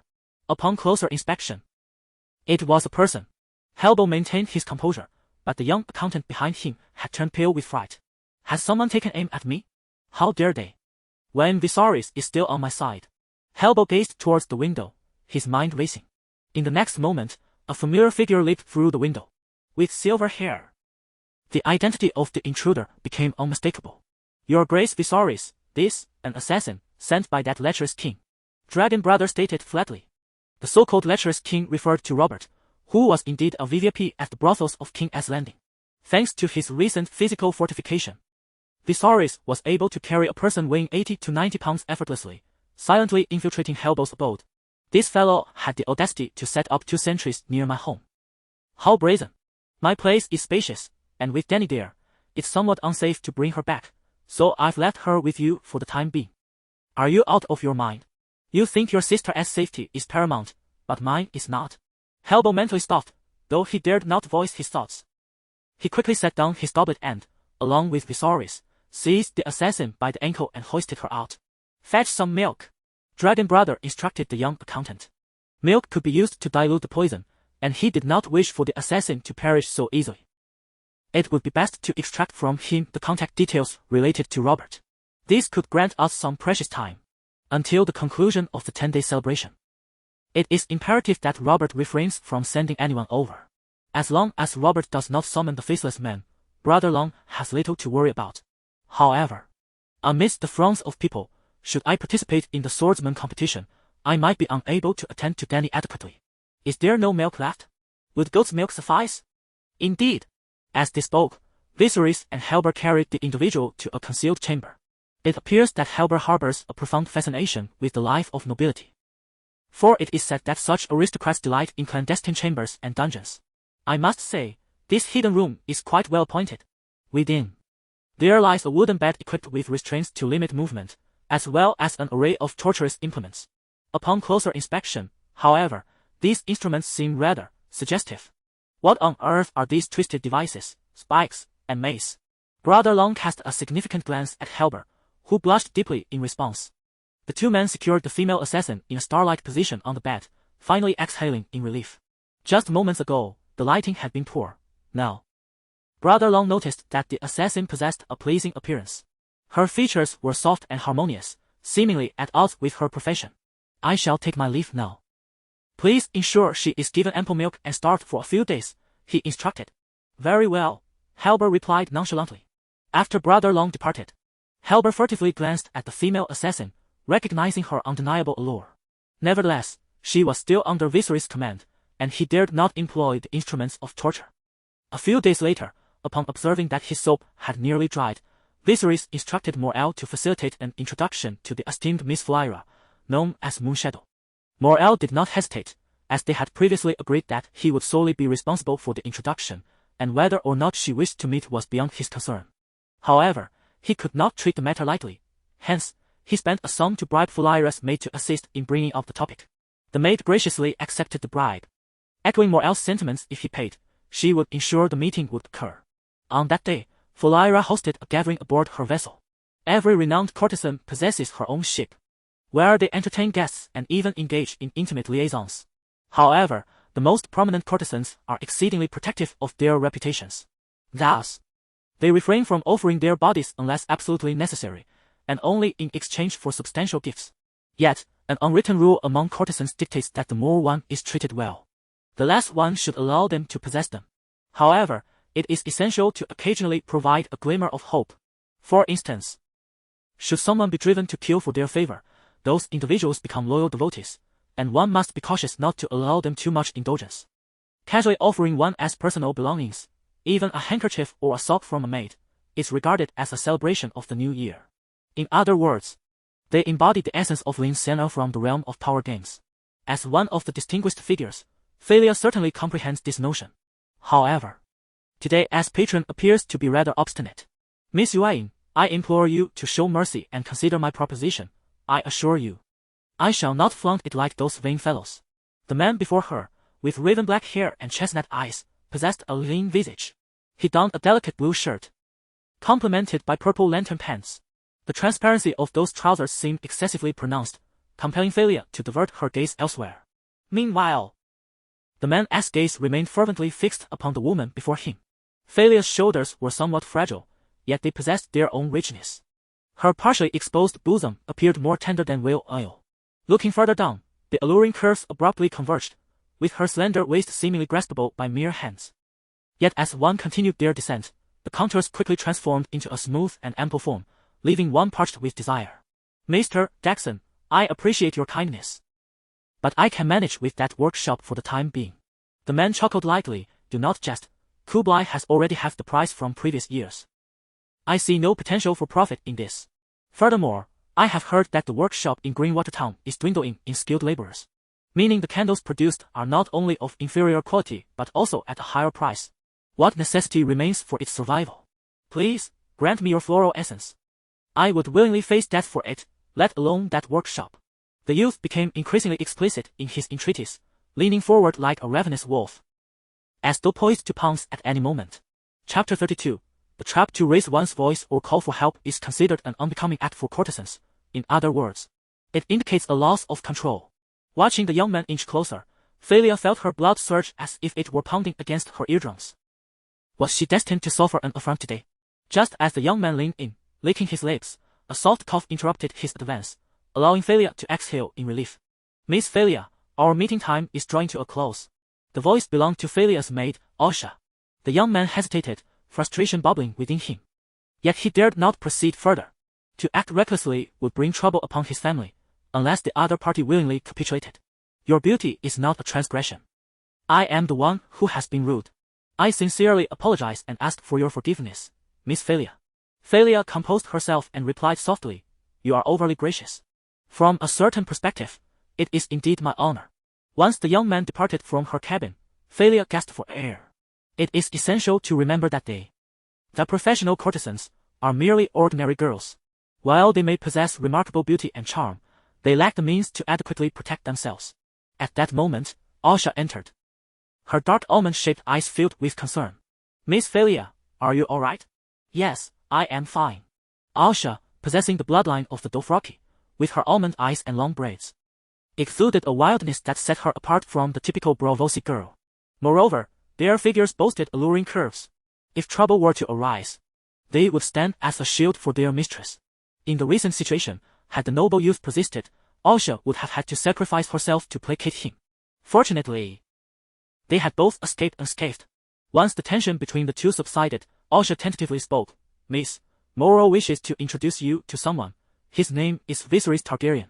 After all, it was the duty of a courtesan to continue her work, even after such an incident. Viserys? Valia struggled to recall the identity of the second son of the dragon. The Beggar King. As his personal maid, Asha had some knowledge of prominent figures in Braavos and throughout the free cities. She was even aware of those who were somewhat famous, including the likes of Viserys. What does he want with me? Valia pondered, now reminded of the Beggar King's identity. Yet she found it difficult to comprehend why he sought her out. She had no army at her disposal, while she did have a few swordsmen. They were merely her bodyguards. He claims to have a lucrative business proposition to discuss with you. Valia thought to herself, I wondered what he was after. It appeared that this Beggar King was not intent on reclaiming his throne, but rather on seeking fortune first. However, she had no intention of entangling herself with a descendant of a fallen kingdom. After all, her brother, Dragon O, was perpetually the target of assassination attempts. Should Robert suspect any clandestine connection between her and Viserys, it would only invite trouble upon herself. Thus, she deemed it prudent to abstain from the so-called lucrative venture. Just as she prepared to decline, she felt that such a direct refusal might be somewhat inappropriate. After all, Viserys had once encountered the Sea King. Could her own prestige truly surpass that of the Sea King? Contemplating this, Valia spoke. Simply say that I am unwell and unable to meet. Have Ranchal convey any matters to him. Ranchal served as Valia's steward and manager. Very well, replied the maid Asha, departing the cabin and leaving Valia alone with her thoughts. Reflecting on the situation, Valia perceived herself ensnared in a conspiracy. The victor of the 10-day celebrations beauty contest would gain more than mere accolades and rewards. It represented an opportunity for a significant elevation in status. They would gain entry into the esteemed walls of the three great families of Braavos, merging their bloodlines and futures with them. Even failing to achieve this goal, as a triennial beauty champion, they would, in a sense, embodied the Fade of Braavos, becoming a face of a city known as the Bastion of Valyria. They might even gain access to diplomatic circles, wielding an influence far beyond what they currently possessed. This was the aspiration of every socialite. Yet, the prerequisite for becoming a champion, or rather the ticket to the beauty contest, was an inherent quality: their virginity. After all, Braavos was the bastion of Valyrian bastards, not a mere haven for Valyrian courtesans. The standards in this regard were exceedingly stringent. Now, however, Thalia faced another dilemma. If she could not safeguard Morel's workshop, she would likely find herself at a disadvantage when the 10-day celebration arrived. Should her workshop be transformed into a theater, it would severely tarnish her reputation as Moonshadow. She found herself in a perilous predicament. Should she submit to the young man, her participation in the beauty contest might become impossible. Moreover, her fate would be precariously inclined with his whims.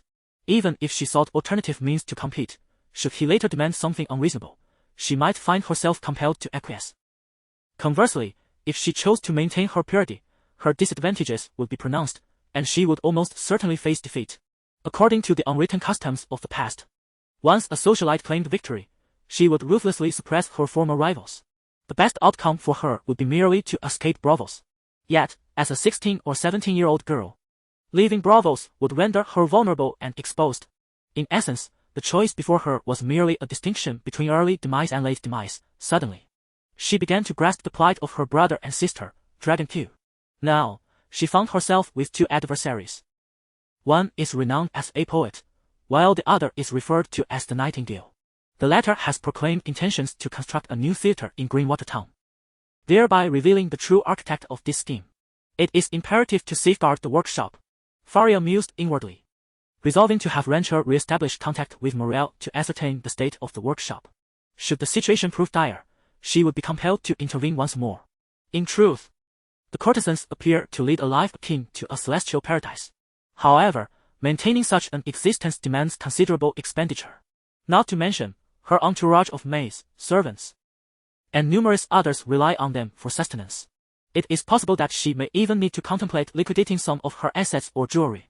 Yet, Faria remains unaware of the extent of the losses currently plaguing Morel's workshop. Chapter 33, Dearest Grandma, what a deception. Today, Brother Longhair was in high spirits and personally prepared a dish of hand-pulled chicken for Dany. Since their relocation, Dany had seldom savored the culinary skills of Viserys. The reason for this was that Morel had informed him that Thalia had agreed to meet him at the Meteor Theater near Purple Harbor. The two siblings indulged in their meal, savoring every bite, leaving the maid nearby envious. At the same time, a hint of shame washed over her, realizing her culinary prowess paled in comparison to that of her employer. Once they had nearly finished their feast, the maid brought forth a basin of water for hand-washing. Just as Dany was about to cleanse her hands, she was stopped by Brother Longhair. Wait a moment, Dany observed as he mysteriously produced a round object. The item, elliptical in shape, resembled a goose egg, adorned in a soft cherry blossom hue. Upon receiving it from Viserys, she noticed its exquisite smoothness, accompanied by a faint fragrance of gardenia. Moisten it and rub it in your hands like this, he instructed. Following Longhair's demonstration, Dany became the first in the realm of ice and fire to wash her hands with soap. How does it feel? Is it not impeccably clean? Dany stared at her hands in astonishment, discovering that indeed no grease lingered. Previously, even after prolonged washing with water, her hands remained sticky. However, after using this peculiar item, her hands not only felt clean but also bore a subtle aroma. The maid beside her widened her eyes, captivated by the bubbles dancing in the water. What is this remarkable creation?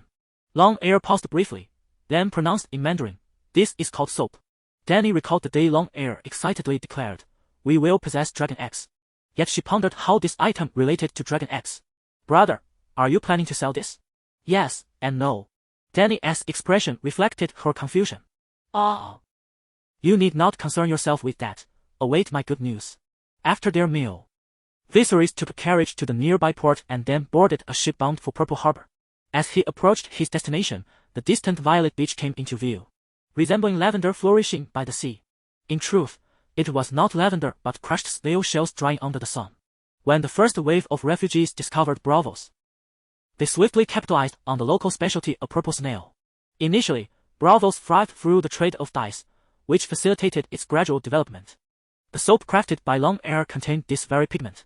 Before long, he arrived at the Meteor Theater. As he disembarked, his gaze fell upon the distant palace of the Sea King.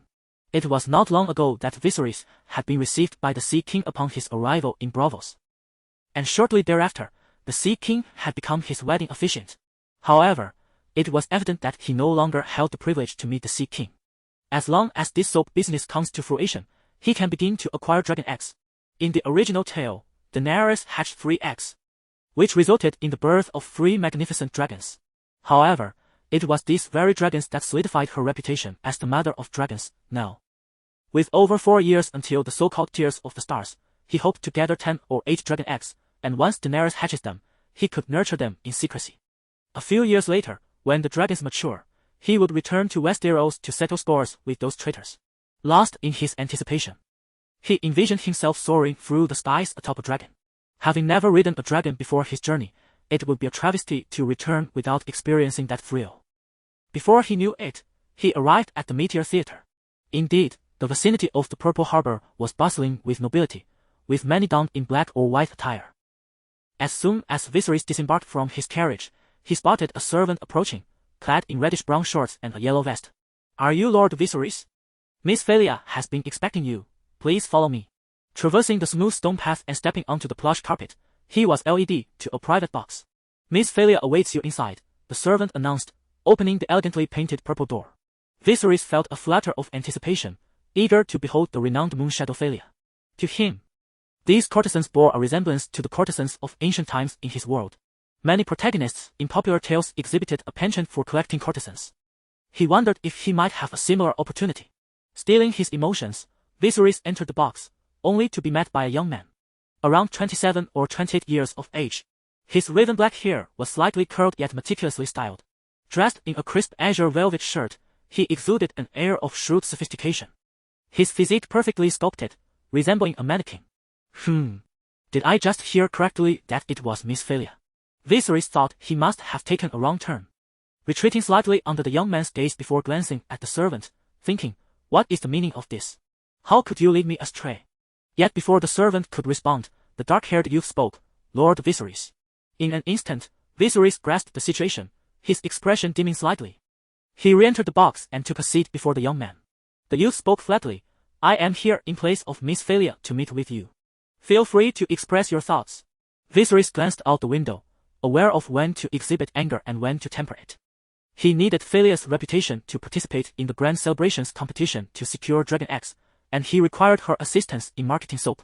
Since he sought her aid, it was best to practice patience until she recognized the value of what he had to offer before asserting any authority. However, he knew he could not appear too subservient. Brother Long took out 3 egg-shaped soaps from his bag, 1 white, 1 blue, and 1 purple. A flicker of surprise crossed the young man's eyes as he beheld these unfamiliar objects. "First and foremost, I wish to clarify that I am not lacking in wealth. Secondly, this creation is solely within my capabilities, and what I seek is the title of Moonshadow. I can reveal to you that the ingredients are derived from whale oil, which could potentially revive Morel's workshop." As he spoke, Brother Long picked up a pastry from the table, its surface slick with grease, and squeezed it, allowing the oily residue to coat his hands. The young man, though unaware of Brother Long's intentions, maintained a calm demeanor. Then, he watched as Viserys lifted another piece of what he referred to as soap, wetting his hands with a nearby teapot. As he rubbed his hands together, a multitude of white foam erupted forth. After rinsing, Viserys presented his impeccably clean hands before rising. "I hope the pricing for this item is set at 20 silver moons each. You may present it to Miss Moonshadow for her consideration." With that, Viserys approached the door of the private room. "If Miss Moonshadow is indifferent, I trust there are also Miss Nightingale and Miss Poet, hence I hope for your prompt response." Having said that, he closed the door and departed. Today, he still needed to check on that female assassin. This individual harbors the secret of the shapeshifters. Chapter 34, A Gamble, Damn It. A Scam. Dragon Ergo muttered as he exited the theater. However, he quickly composed himself. Viserys had faith that Valyria understood the value of the product. After just one use, soap would undoubtedly become a staple in her life. The thought of her becoming enamored with the soap filled him with a sense of pride. Currently, the cost of a bar of soap was merely 1 to 2 Braavos iron coins, while he planned to sell it for 20 silver moons. yielding a staggering profit margin of 7,000%. Suddenly, Viserys caught sight of a nearby street lamp, sending a chill down his spine. Nevertheless, the initial target market for the soap was the upper class, those affluent individuals. This group, not short on funds, indulged in lavish feasts, leaving their faces excessively oily. His soap was potent. A single use would leave their skin remarkably fresh. However, the more they used it, the oilier their faces would become, prompting them to purchase more, a virtuous cycle. Dragonair had no intention of deceiving the impoverished.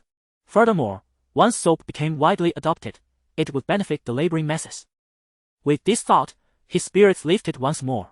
It had been 5 or 6 days since Viserys had subdued that female assassin. Feeling that the time was ripe, he decided to pay her a visit. Meanwhile, Herbo had already heard about Viserys' meeting with Philia.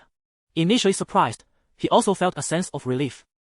The Morel father and son truly had the capability to make introductions, indicating a deep connection with Philia. It was fortunate he had burned bridges in the past. However, when he learned that Dragonair had gone to the Meteor Theater, he couldn't help but scoff inwardly. After spending many years in Braavos, he was well aware of the unspoken rules regarding courtesans. They never left their vessels unless in public settings. In his view, Philia likely held little regard for Viserys' brilliant idea. This was advantageous.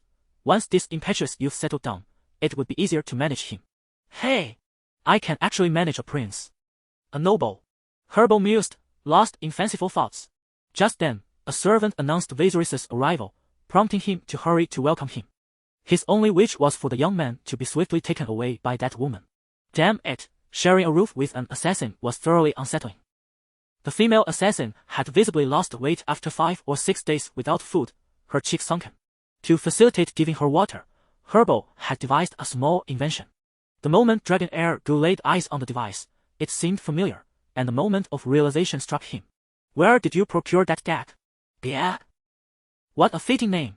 Herbo exclaimed, holding up a candle, looking at Viserys with a look of unexpected kinship. The female assassin was oblivious to their conversation. Desperately hoping for a swift release, she watched as her intended target took the candle from the slightly portly man and brought it closer to her face. With a knowing glance, she recognized the one destined for death. Yet now, she found herself incapable of even taking her own life, let alone that of another. In recent days, she had observed the instruments of torture surrounding her, an unsettling realization dawning upon her that these implements would inevitably be used on her. However, she was taken aback when the young man before her did not exhibit the anticipated behavior. Instead, he offered her a sweetness in the form of syrup. Ah! How delightful! She mused inwardly, simultaneously noticing a flicker of sensation returning to her limbs. In that moment, it felt as if her mind, previously rusted and dormant, had been revitalized with a fresh application of oil, allowing her thoughts to resume their flow. What could he possibly want? The boy spoke softly. We are all but wretched souls. The assassin was taken aback by his words. Yet, despite her inability to voice her thoughts, she silently scoffed, wretched. You were born a prince, even in exile, you have caretakers. Who is truly wretched here? The young man continued, do you believe I am speaking nonsense? In truth, I have witnessed everything about you. He recounted the visions he had in his dreams. Your vessel encountered a tempest upon the narrow seas, leaving you adrift for over a week, subsisting on mere fish and shrimp. Beside them, Herbo raised an eyebrow, contemplating the remarkable resilience of this assassin, who had survived such a perilous ordeal. Yet, he wondered how Viserys possessed such intimate knowledge. Since my arrival in Braavos at the tender age of 8, Robert has sent no fewer than 7 or 8 assassins each year to claim my life, yet I have evaded them all. Do you know why? He continued. Consider this, I was merely an 8-year-old child, accompanied by an infant sister, and yet I managed to outwit Robert's assassins time and again. Does that not strike you as extraordinary? The girl and Herbo regarded his claims with skepticism. Nevertheless, it was evident that the Viserys siblings had indeed wandered alone for years, and evading numerous assassination attempts was no small feat. The assassin, however, perceived the young man's words as mere bravado. Yet, the lingering question persisted in her mind. How could he possibly know of her maritime plight, down to the details of her sustenance? Then, Viserys offered a rather cryptic explanation. Drawing closer to her until their breaths mingled, it is because the divine has bestowed upon me a warning. The assassin narrowed her eyes, clearly unconvinced. Let us make a wager. I shall release you today. allowing you to venture anywhere you wish to prepare anew. However, the outcome will still be failure. With a 10-day limit. Should you lose, you must follow me. What say you? Will you wager? His voice carried an allure, akin to a devil's whisper. Hellboy stood in astonishment at this audacious gamble. Are you unwell? To release the assassin who seeks to end your life? What purpose does this serve? Yet, the female assassin displayed no hesitation, locking her gaze onto Viserys as if accepting a challenge. Dragon Urge removed her gag and liberated her limbs, smiling as he declared. You are free now. Witnessing his genuine intent to release her, the female assassin's expression shifted to one of disbelief. Hellboy, positioned behind Viserion, leaned against the wall. Prepared for any sudden outburst, she cautiously approached the doorway, hesitating momentarily to glance back at Viserion. I shall let you go. But there is a condition. You may attempt to kill me, yet not only have I spared your life, but I have also rescued you. Therefore, you owe me 2 lives, though I require not their repayment. You must simply refrain from harming Dany. Viserion fixed his gaze upon her, articulating each word with precision. This maneuver appeared somewhat audacious, yet the actual risk was minimal. Ever since his dragon dream ascended to mastery, his foresight concerning peril had sharpened. Moreover, he could proactively invoke the dragon dream to locate her. With a fully open map, how could one lose? Should he manage to win over this assassin, he could attend the upcoming celebration in 2 months without concern, and more importantly, acquire the shape-shifting art from her. This would enable him to achieve a scenario of one person controlling multiple dragons once the great dragons hatched, thus preventing the dragon sons from becoming rebellious. I swear by the gods, I shall not harm your sister before I end your life, the female assassin articulated in the common tongue. Since her capture, it was her first utterance. As she departed, Hellboy realized that the figure standing before him was not merely an impulsive youth, but rather a complete madman. He suddenly recalled a rumor about Targaryens. They are either mad or great. Chapter 35. The vessel of Valyria. As the second son of the dragon concluded his meeting with the assassin Kyle, the sky had already succumbed to the embrace of twilight. By the time he neared his home, stars began to shimmer in the heavens. Upon alighting from the carriage, Viserys was struck by the sight of an unfamiliar vehicle stationed at his doorstep. Adorned with a nebulous moon, the carriage exuded an air of exquisite craftsmanship. Unmistakably a private conveyance. Such a conspicuous arrival hardly suggested malice. Beside the carriage stood 2 figures, one of whom was a maid in Viserys' employ. The other, however, bore a semblance of familiarity. Before he could take more than a few steps, the acquaintance approached him. It was the young man named Ranchar, whom he had met earlier that day at the Meteor Theater. This time, upon encountering the second son of the dragon, his demeanor radiated warmth and cordiality. Likely a result of some promising development regarding his meeting with the enigmatic Miss Valyria. Ranchar advanced with purpose, offering a slight bow before addressing him. Your Highness Viserys, Miss Moonshadow has requested your presence, hoping to engage you in conversation. This time, Ranchar exhibited the utmost courtesy, striving to appease the second son of the dragon. The reason was clear. Valyria had become acutely aware of the dire situation at the Morel workshop, which could only be described as hopeless. No amount of gold could salvage it now. She had placed all her hopes upon Viserys, having witnessed the value inherent in his soap. Valyria regarded him as her last bastion of hope. Viserys discerned the shift in her demeanor. However, Miss Moonshadow had previously established her terms, and the tides of fortune had turned. It was his turn to assert himself.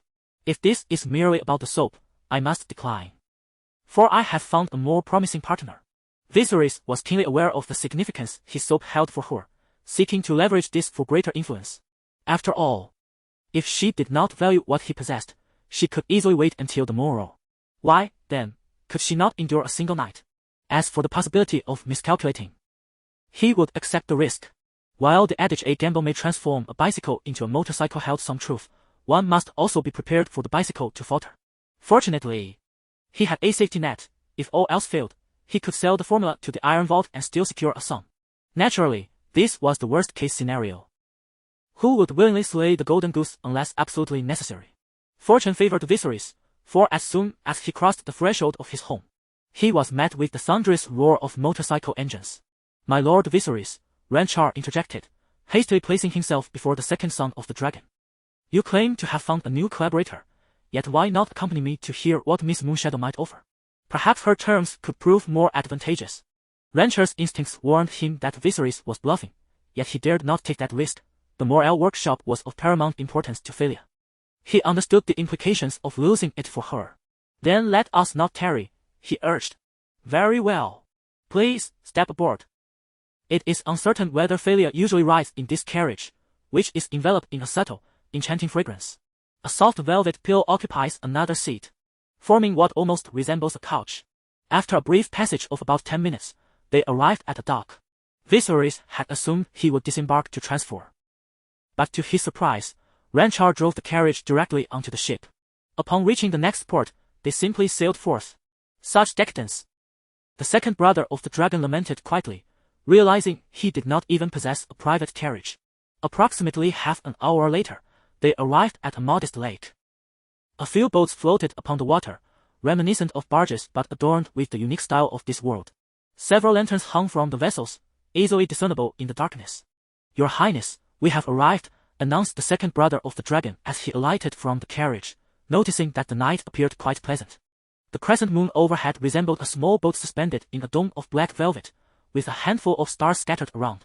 Not spotting the familiar Big Dipper, Viserys understood he was far removed from his original world. A sense of melancholy washed over him as he realized he might never return. He quickly composed himself and followed Ranchar to the lakeside, where a small barge awaited them. The boatman turned out to be a woman, albeit a rather robust one. As the second brother of the dragon and Ranchar boarded successively, ripples danced across the water's surface. The waves distorted the reflection of the crescent moon as the small boat glided towards one of the larger vessels. Midway through their journey, a figure emerged from that boat. Standing at less than 5 feet tall, her curves were striking, and even in silhouette, she sparked the imagination. Upon reaching the side of the barge, Ranchar gestured politely, indicating he did not intend to board. At that moment, the second brother of the dragon discerned the true appearance of the figure. Her almond-shaped eyes appeared lively, and her features were remarkably well-defined, particularly her figure, which significantly enhanced her allure. However, the second brother of the dragon recognized from her attire that she was likely not Valyria. Yet he still spoke. You must be Miss Moonshadow. It is a privilege to meet you. The maidservant was momentarily taken aback but quickly responded, I am Miss Moonshadow's maid. She awaits you inside. I apologize for the oversight. At this juncture, Osha also beheld the second brother of the dragon's visage in the moonlight and felt a surge of affection. To her, such a handsome young man was a rare sight, and the delightful misunderstanding they had just experienced only heightened her excitement. However, upon noticing Ranchar's gesture from the small boat, her expression grew serious. The second brother of the dragon remained oblivious to this change. He was still contemplating his words for their meeting. His earlier thoughts were driven by the adage, it is easy to meet the king of hell, but difficult to deal with his minions. If he could foster good relations with those around Valyria, it would be considerably easier to seek her assistance in the future. Asha lifted the beaded curtain for Dragon Brother, and as he stepped inside, he was immediately enveloped by a scent reminiscent of that within the carriage. Proceeding through a small door, he discovered a space akin to a small parlor. In front of this parlor stood a table, flanked by several exquisite chairs. A woman draped in a moon-white cloak sat behind the table, her gaze directed towards the door through her veil. At that moment, 3 crisp chimes resonated from outside the boat, causing a flicker of intrigue in Valyria's eyes, one for the silver bell sound and the other for the visage of Viserys. However, Dragon Brother found himself somewhat perturbed. This woman was obstructing his line of sight. Her figure concealed by the cloak and her beauty masked by the veil, how outrageous. Yet, one must remember that the purpose of today's meeting was to discuss business and collaboration. If she preferred to remain hidden, so be it. Valyria gestured elegantly, inviting him to take a seat. Dragon Brother seated himself with poise and stated, I am curious to hear the collaboration proposal from Miss Valyria. Please, do share it directly. Chapter 36. Behind the veil, Valyria gently curled her lips, cradling the fragrant soap brought back by Ranchal on a plate. She began, Ranchal informed me that His Highness Prince Viserys intends to sell this soap for 20 silver moons. I believe the prince may not fully comprehend its worth in Braavos. I assert that this soap could easily command a price of 3 golden dragons, and perhaps even 5 golden dragons at the outset. Valyria's valuation far exceeded the expectations of the second brother Long. To him, selling a single bar of soap for 20 silver moons felt like a significant compromise of his integrity. Prior to moving into the affluent district, the water vendor living nearby could only earn a single silver moon after toiling for 2 days. 20 silver moons amounted to nearly a month as wages. Given that one golden dragon could be exchanged for approximately 30 silver moons, Valyria had raised the price by 4 or 5 times and suggested that demand would outstrip supply. Such profits ought to belong to the rightful earners. Nevertheless, the second brother long refrained from revealing his astonishment, maintaining a composed demeanor as he remarked, "Indeed, the raw materials for soap making are not particularly expensive. Most of what is required is similar to that of whale oil candles. The complexity of the production process is what makes it challenging." He subtly reinforced his role, deftly diverting attention from the issue of underpricing. Valyria merely nodded in silence, aware that the youth before her was fortifying his bargaining position. It was now her turn to propose her price. "If His Highness is willing to collaborate, I believe I could sell the soap at 5 golden dragons, but if we wish to reach a broader clientele, we must consider lowering the price. As for the distribution of profits, may I inquire about your expectations?" The second brother long pondered for a moment before responding, "Let us agree on a 20-80 split." This proposition clearly caught Valyria off guard. "You only wish to take 20%? I believe no, I shall take 80%. As her words hung in the air, the atmosphere grew somewhat tense. The second brother long maintained a smile as he regarded her, feeling as though he had stepped into a tale of urban fantasy. A Dragon King returns narrative. However, negotiating meant haggling, and while he possessed the formula, he had no intention of participating in the workshop or promotional aspects. His aim was merely to secure around 50%. It must be said, Valyria was indeed a consummate socialite. She first poured a cup of tea for the second brother long and then remarked, "I have several acquaintances in Moonchant Town, all capable merchants. To maintain these connections, one must invest some thought." Valyria implied that if they wished to sell the soap, it would require considerable networking. The costs involved were not limited to just raw materials and labor. As she spoke of matters pertaining to Moonchant, she discreetly removed her veil. "My word! Is that Angelina or Christina?" The second brother long marveled inwardly, realizing she was a striking amalgamation of 2 renowned actresses from his past life. The former was a Russian model, while the latter was famously known as the Rose of France. Truly, she embodied the essence of a socialite, captivating in her allure. The realistic issues raised by Valyria, coupled with her striking appearance, served as powerful leverage in persuading Dragon Brother. Despite his best efforts to maintain composure, he could not conceal his intrigue. Such is the skill of a professional. Thus, Viserys nodded gently in agreement. "Furthermore, if we wish to prolong the benefits derived from soap, we must invest greater thought into it. However, your highness need not worry. I shall host several more banquets to swiftly showcase the advantages of soap to a wider audience." As she spoke, Valyria sipped her tea, her brow slightly furrowed. "I apologize, your highness, the tea may have cooled somewhat." "It is of no consequence," replied Dragon Brother. At that moment, a chill breeze swept through, further diminishing the scant warmth within the cabin. "Quite cold," Valyria remarked, wrapping her cloak tighter around her, revealing an arresting silhouette that could stir the heart. Alas, Dragon Brother found himself unable to maintain his composure, letting out a soft sigh. Are you unwell, your highness?" Valyria inquired, her tone deliberate. "No, I mean the tea tastes quite pleasant," Dragon Brother clumsily deflected. Valyria let out a light laugh, choosing not to expose his ruse. Yet, that smile seemed as if it had been sculpted countless times before a mirror, every expression perfectly poised, stirring a tempest of emotions. At that moment, Valyria spoke, "I have heard that your highness has a sister named Dany." Suddenly, the previously warm demeanor of Dragon Brother shifted to one of icy intensity, as if awakened from slumber by a dormant dragon within. His eyes, now laced with a lethal intent, cast a chilling gaze upon Valyria, causing her to shudder. "Oh!" Even a simple inquiry brought a palpable chill to the air. She was perplexed by the sudden change in the young man before her. Recalling the ominous reputation of Viserys that Longchar had uncovered for her, her heart raced. Nevertheless, she forced herself to regain her composure and retrieved a small box from her side. "I have heard that Princess Dany was born amidst a storm. And it seems that the fiercest storms in the Narrow Sea occur around August and September. However, I am unaware of the exact day of her birth." As she spoke, she swallowed hard and gently opened the box, revealing a delicate necklace. "I am uncertain whether Princess Dany's birthday has passed. If not, consider this my gift to her." The necklace was adorned with 7 gemstones, the center one a striking purple, flanked by 6 green ones, clearly of considerable value. Valyria watched Dragon Brother with bated breath, daring not to exhale. Indeed, his reaction was not without justification. the so-called powerful figure coveting Dany had yet to reveal himself. If he intended to use Valyria as a pawn in this scheme, there would be consequences. Upon realizing the true intent behind her gesture, he began to relax. Surprisingly, Dragon was taken aback by the ability to infer Daenerys' birthday through mere rumors. However, his demeanor soon softened, and he accepted the exquisite necklace on behalf of his dear younger sister. Ultimately, both parties reached an agreement. For every bar of soap sold, Viserys would claim half of the profits. Nevertheless, he allocated 5% for Valyria to facilitate the acquisition of dragon eggs, as these precious items are valuable yet elusive. Beyond the substantial costs associated with purchasing them, considerable funds are required for gathering intelligence and establishing connections. Thus, Dragon would retain half of the earnings, while the remaining half would be divided between Morel's workshop and Valyria. Given that the soap's initial strategy was to pursue a premium approach, the first batch would consist of only 300 to 500 bars. In the second batch, production would increase to between 1,000 and 1,500 bars. By the time of the 10-day celebration, they planned to release 3,000 bars.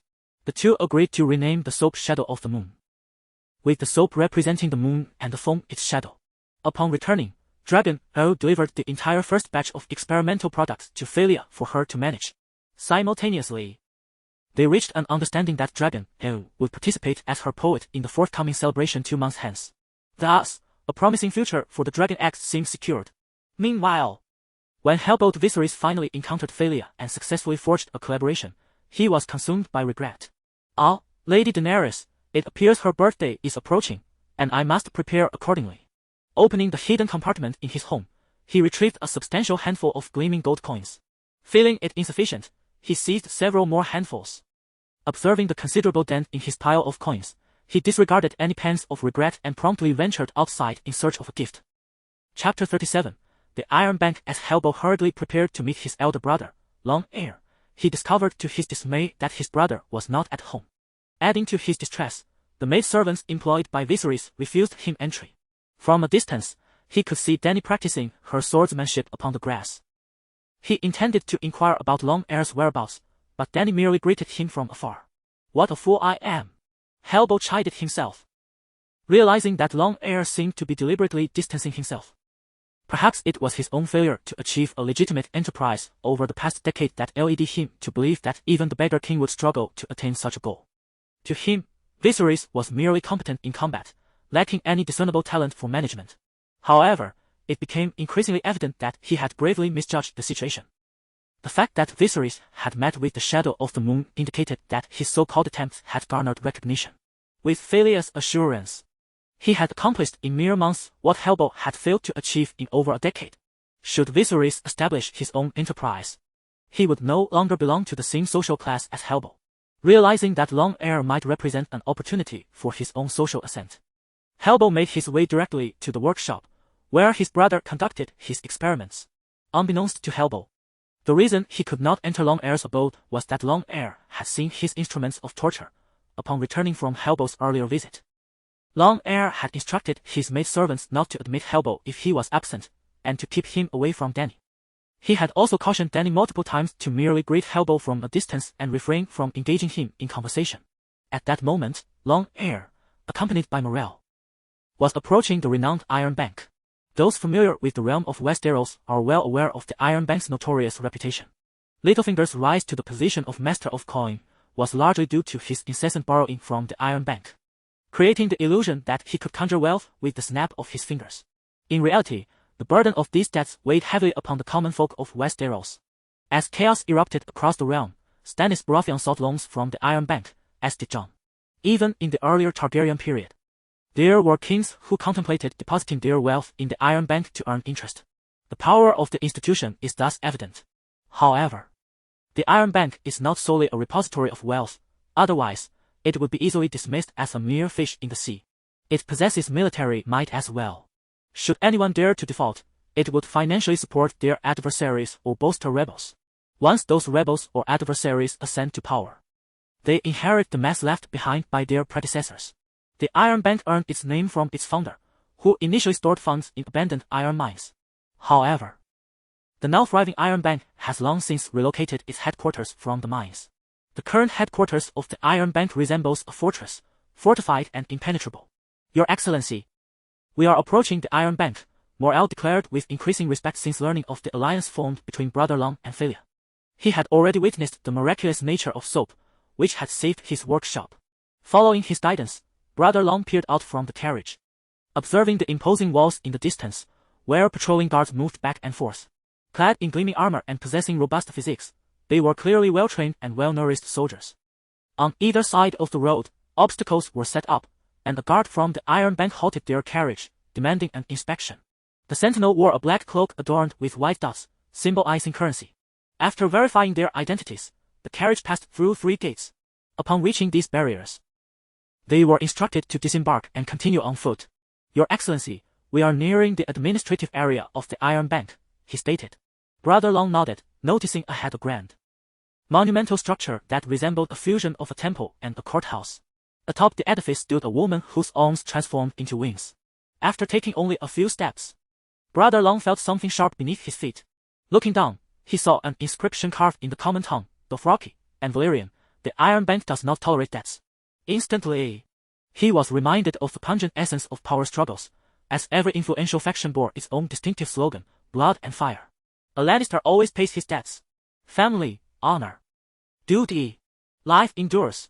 And the Stark family's chilling proclamation, winter is coming. The 2 men continued forward, entering the hall of the building. As soon as they stepped inside, Viserys sensed at least 3 pairs of eyes upon him.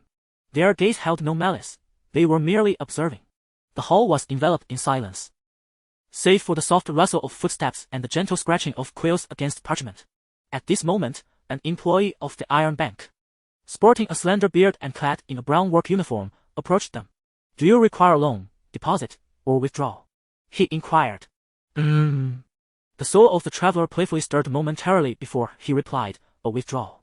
Very well, please follow me, the employee responded.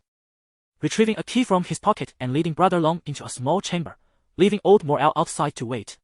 The employee gestured for Brother Long to take a seat while he positioned himself opposite. May I have the honor of your name? Daenerys Targaryen, he replied. The employee lowered his head, scribbling notes, then proceeded to ask several questions with meticulous precision.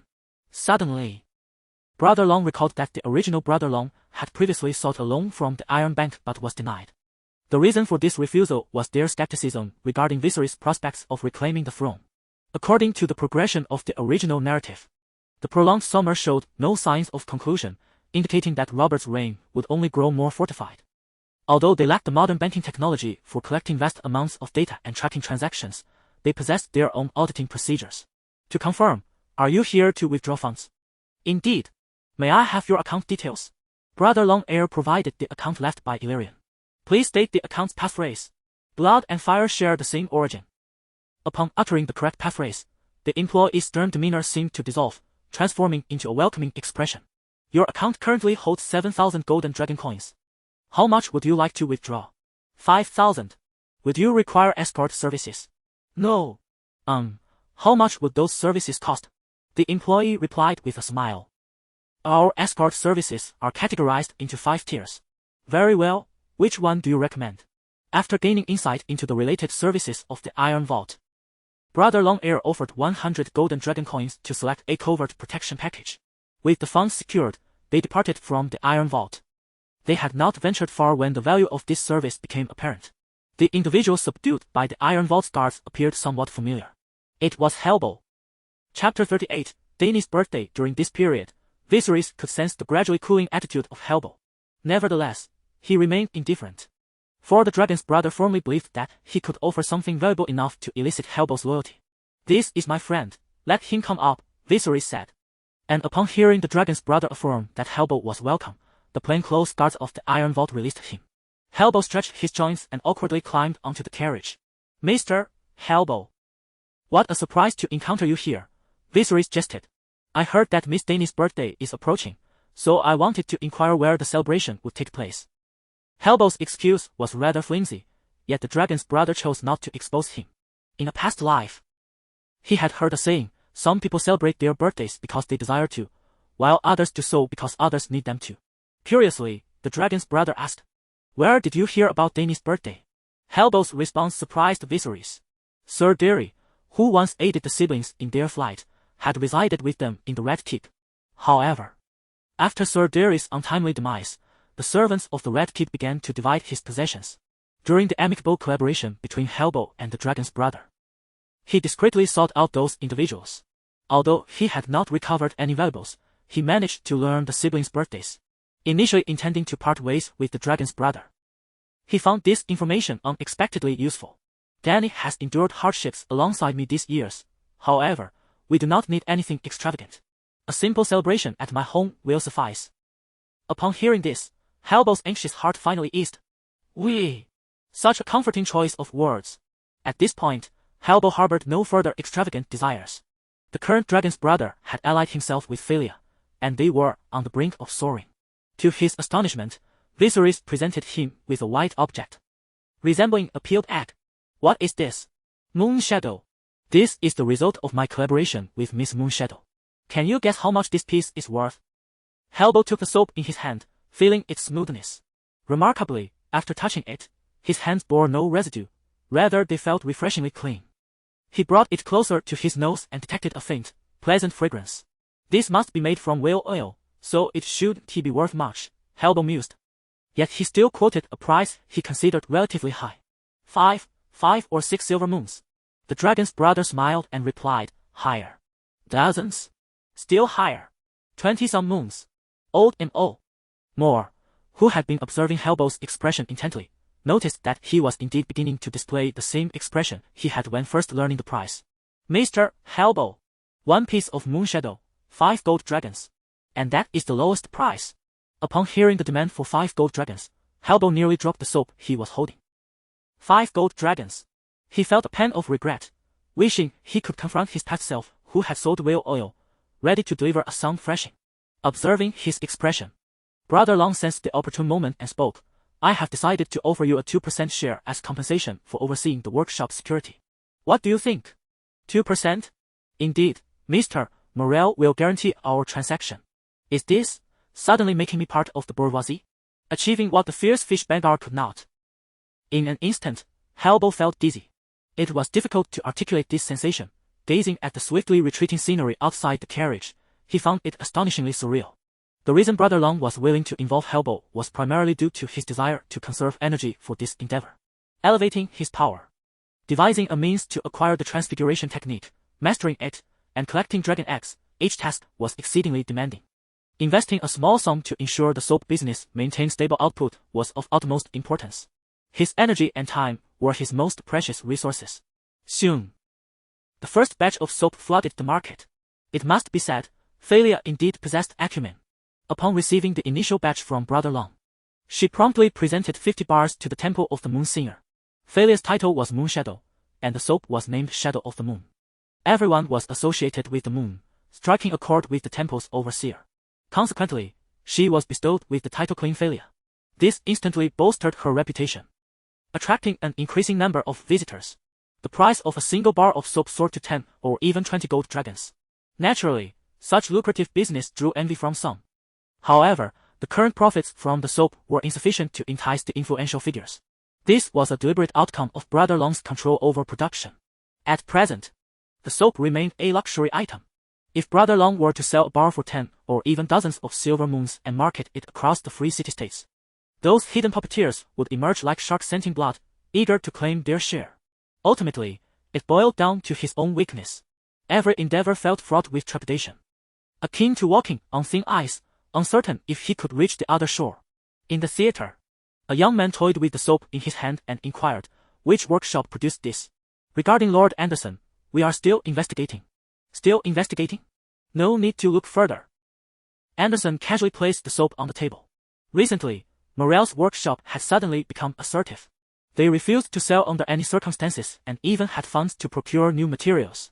He suspected that Morel's candle workshop was indeed the source of this soap.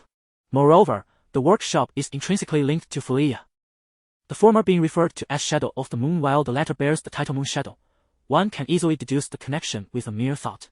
I implore you to investigate the origins of this creation. I am certain I can offer a most gratifying price.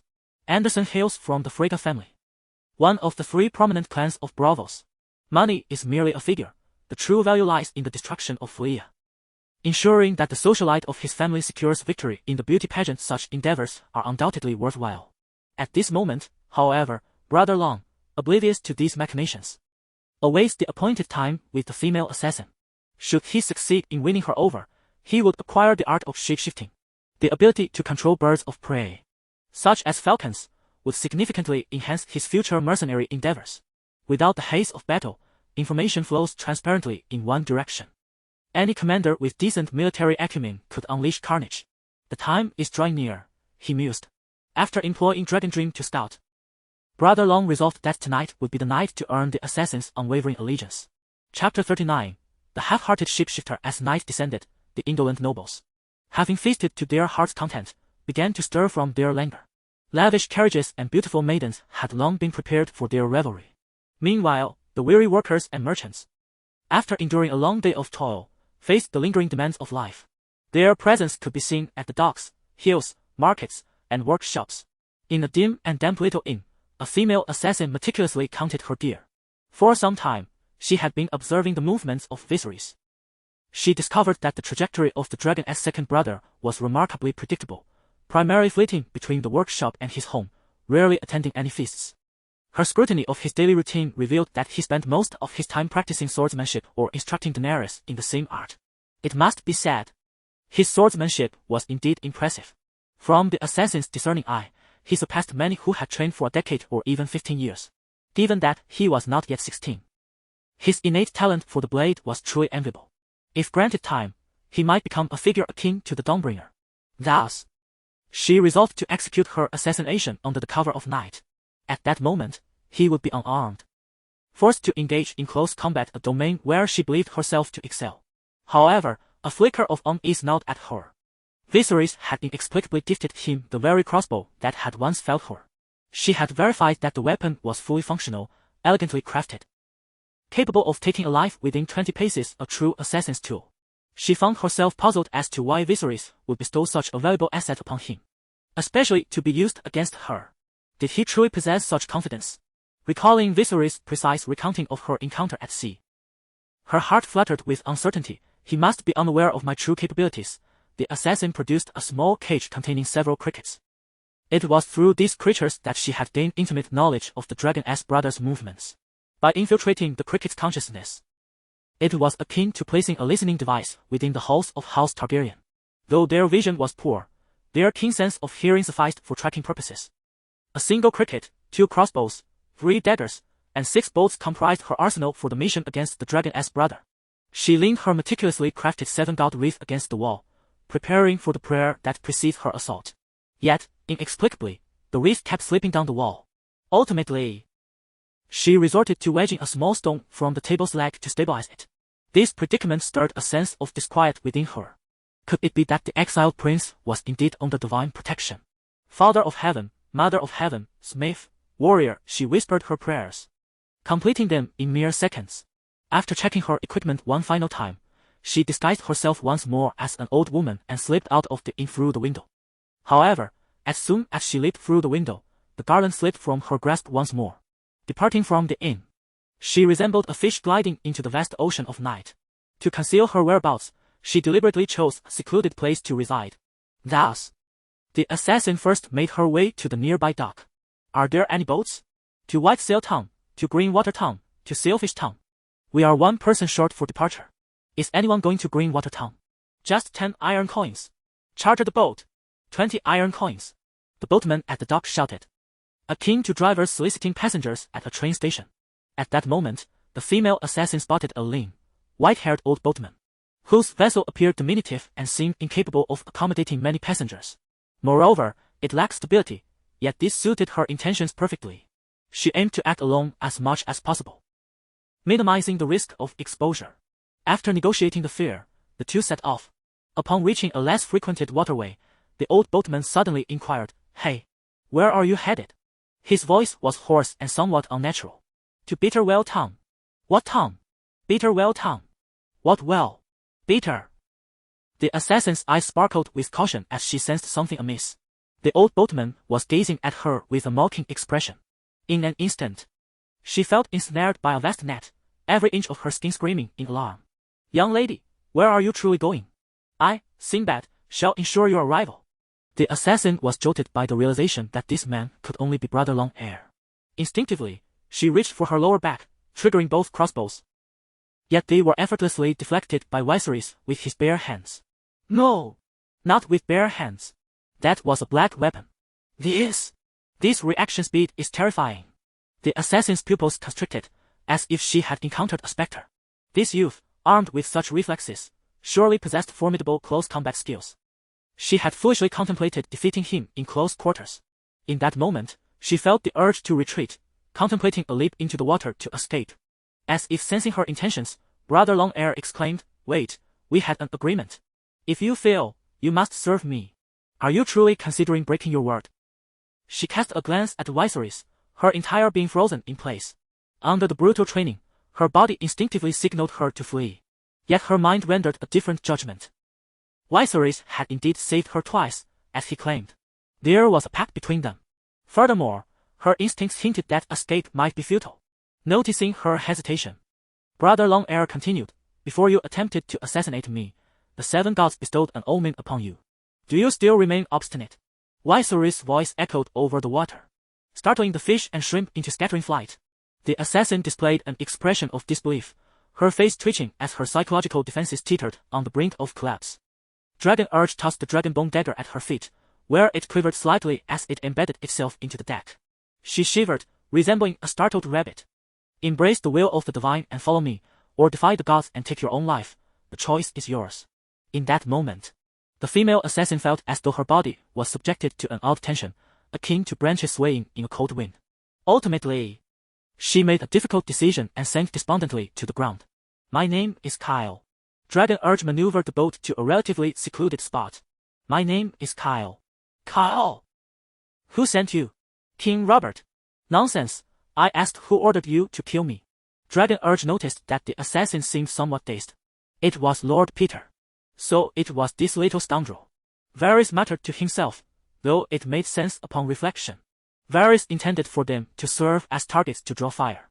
So it couldn't have been him. Robert was inherently a figure who delegated his responsibilities. He and Ned's foster father, Jon Arryn, as prime ministers, would not directly involve themselves in such affairs. At this juncture, Littlefinger had yet to assume the role of master of coin. Engaging in petty assassinations as a means of showcasing accomplishments was entirely plausible. "Does Peter know you are a shapeshifter?" Dragon Urge inquired. "Shapeshifter?" Kyle seemed oblivious to the term's meaning. "A shapeshifter is one who can control animals. Are you referring to the circus?" "A shapeshifter. They can invade the minds of animals." "What is consciousness?" "Great, another illiterate. I saw you while drifting at sea. How did you catch those fish and shrimp?" "With my hands." "Nonsense. I mean, why did they come near you?" "They don't run. They swim." "The divine chose such a person." Kyle appeared perplexed, considering Dragon Urge a fool.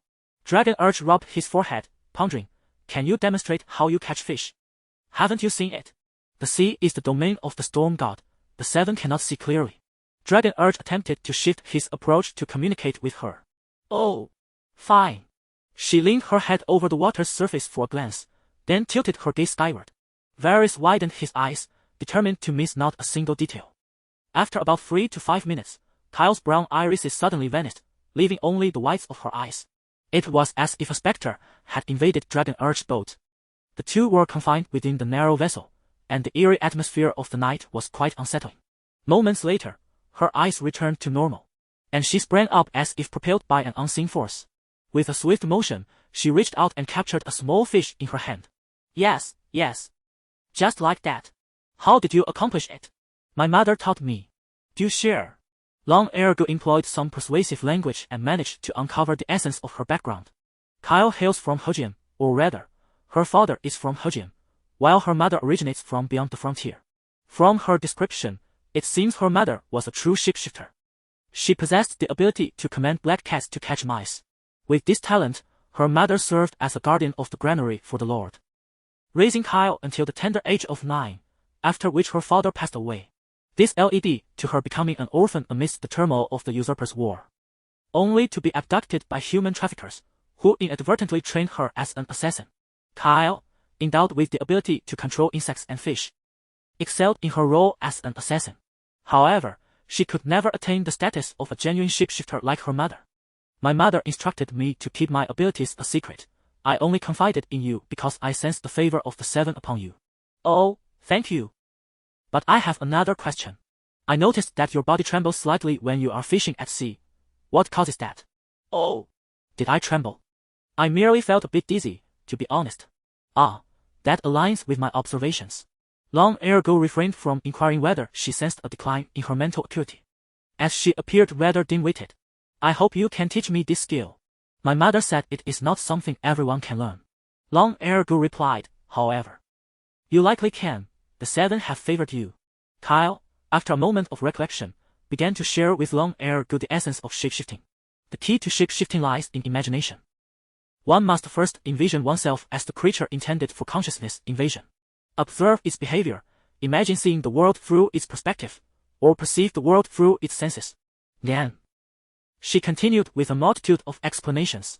Long ago found the complexity of understanding akin to deciphering baby talk. Each word was clear in isolation, yet when articulated by her, it seemed jumbled. He had to rearrange them and employ various analogies to establish effective communication. They conversed for an extended duration until the horizon began to lighten.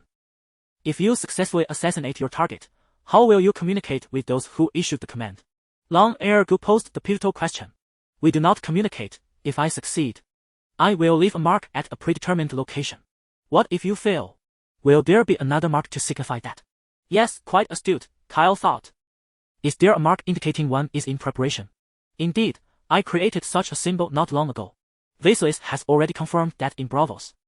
No one recognizes this dim-witted female assassin. This simplifies matters. As long as I consistently provide the in-preparation symbol, he can partake in the grand tournaments with peace of mind. Moreover, the 10-day celebration is merely a month away. The distance from Braavos to King's Landing is significant, so a month or two is inconsequential. Long ago resolved to release the news of his assassination in due time. Then, he decided to assume a different identity for Kyle to keep him close. The essence of his dragon dream could only target and identify those who harbored murderous intent towards him. This intent was limited to individuals who had already begun to approach him with plans in mind. However, someone like Robert did not qualify. While he indeed wished to kill him, he had not contemplated any actual preparations. Similarly, Kyle's superior, Littlefinger, sought to eliminate him to fulfill Robert's orders.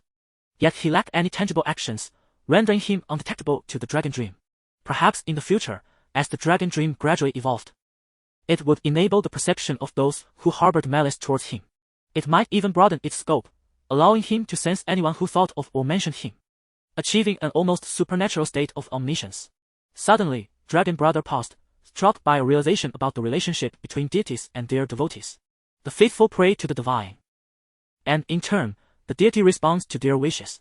Could it be that the advanced state of the dragon dream is? At this thought, Viserion swallowed hard. A wild notion taking shape in his mind, he felt as though a long staircase had manifested before him, and at the summit stood a majestic throne. Chapter 40, Dany's birthday. During this period, the profits generated from the collaboration with Brother Long far surpassed Valeria's expectations.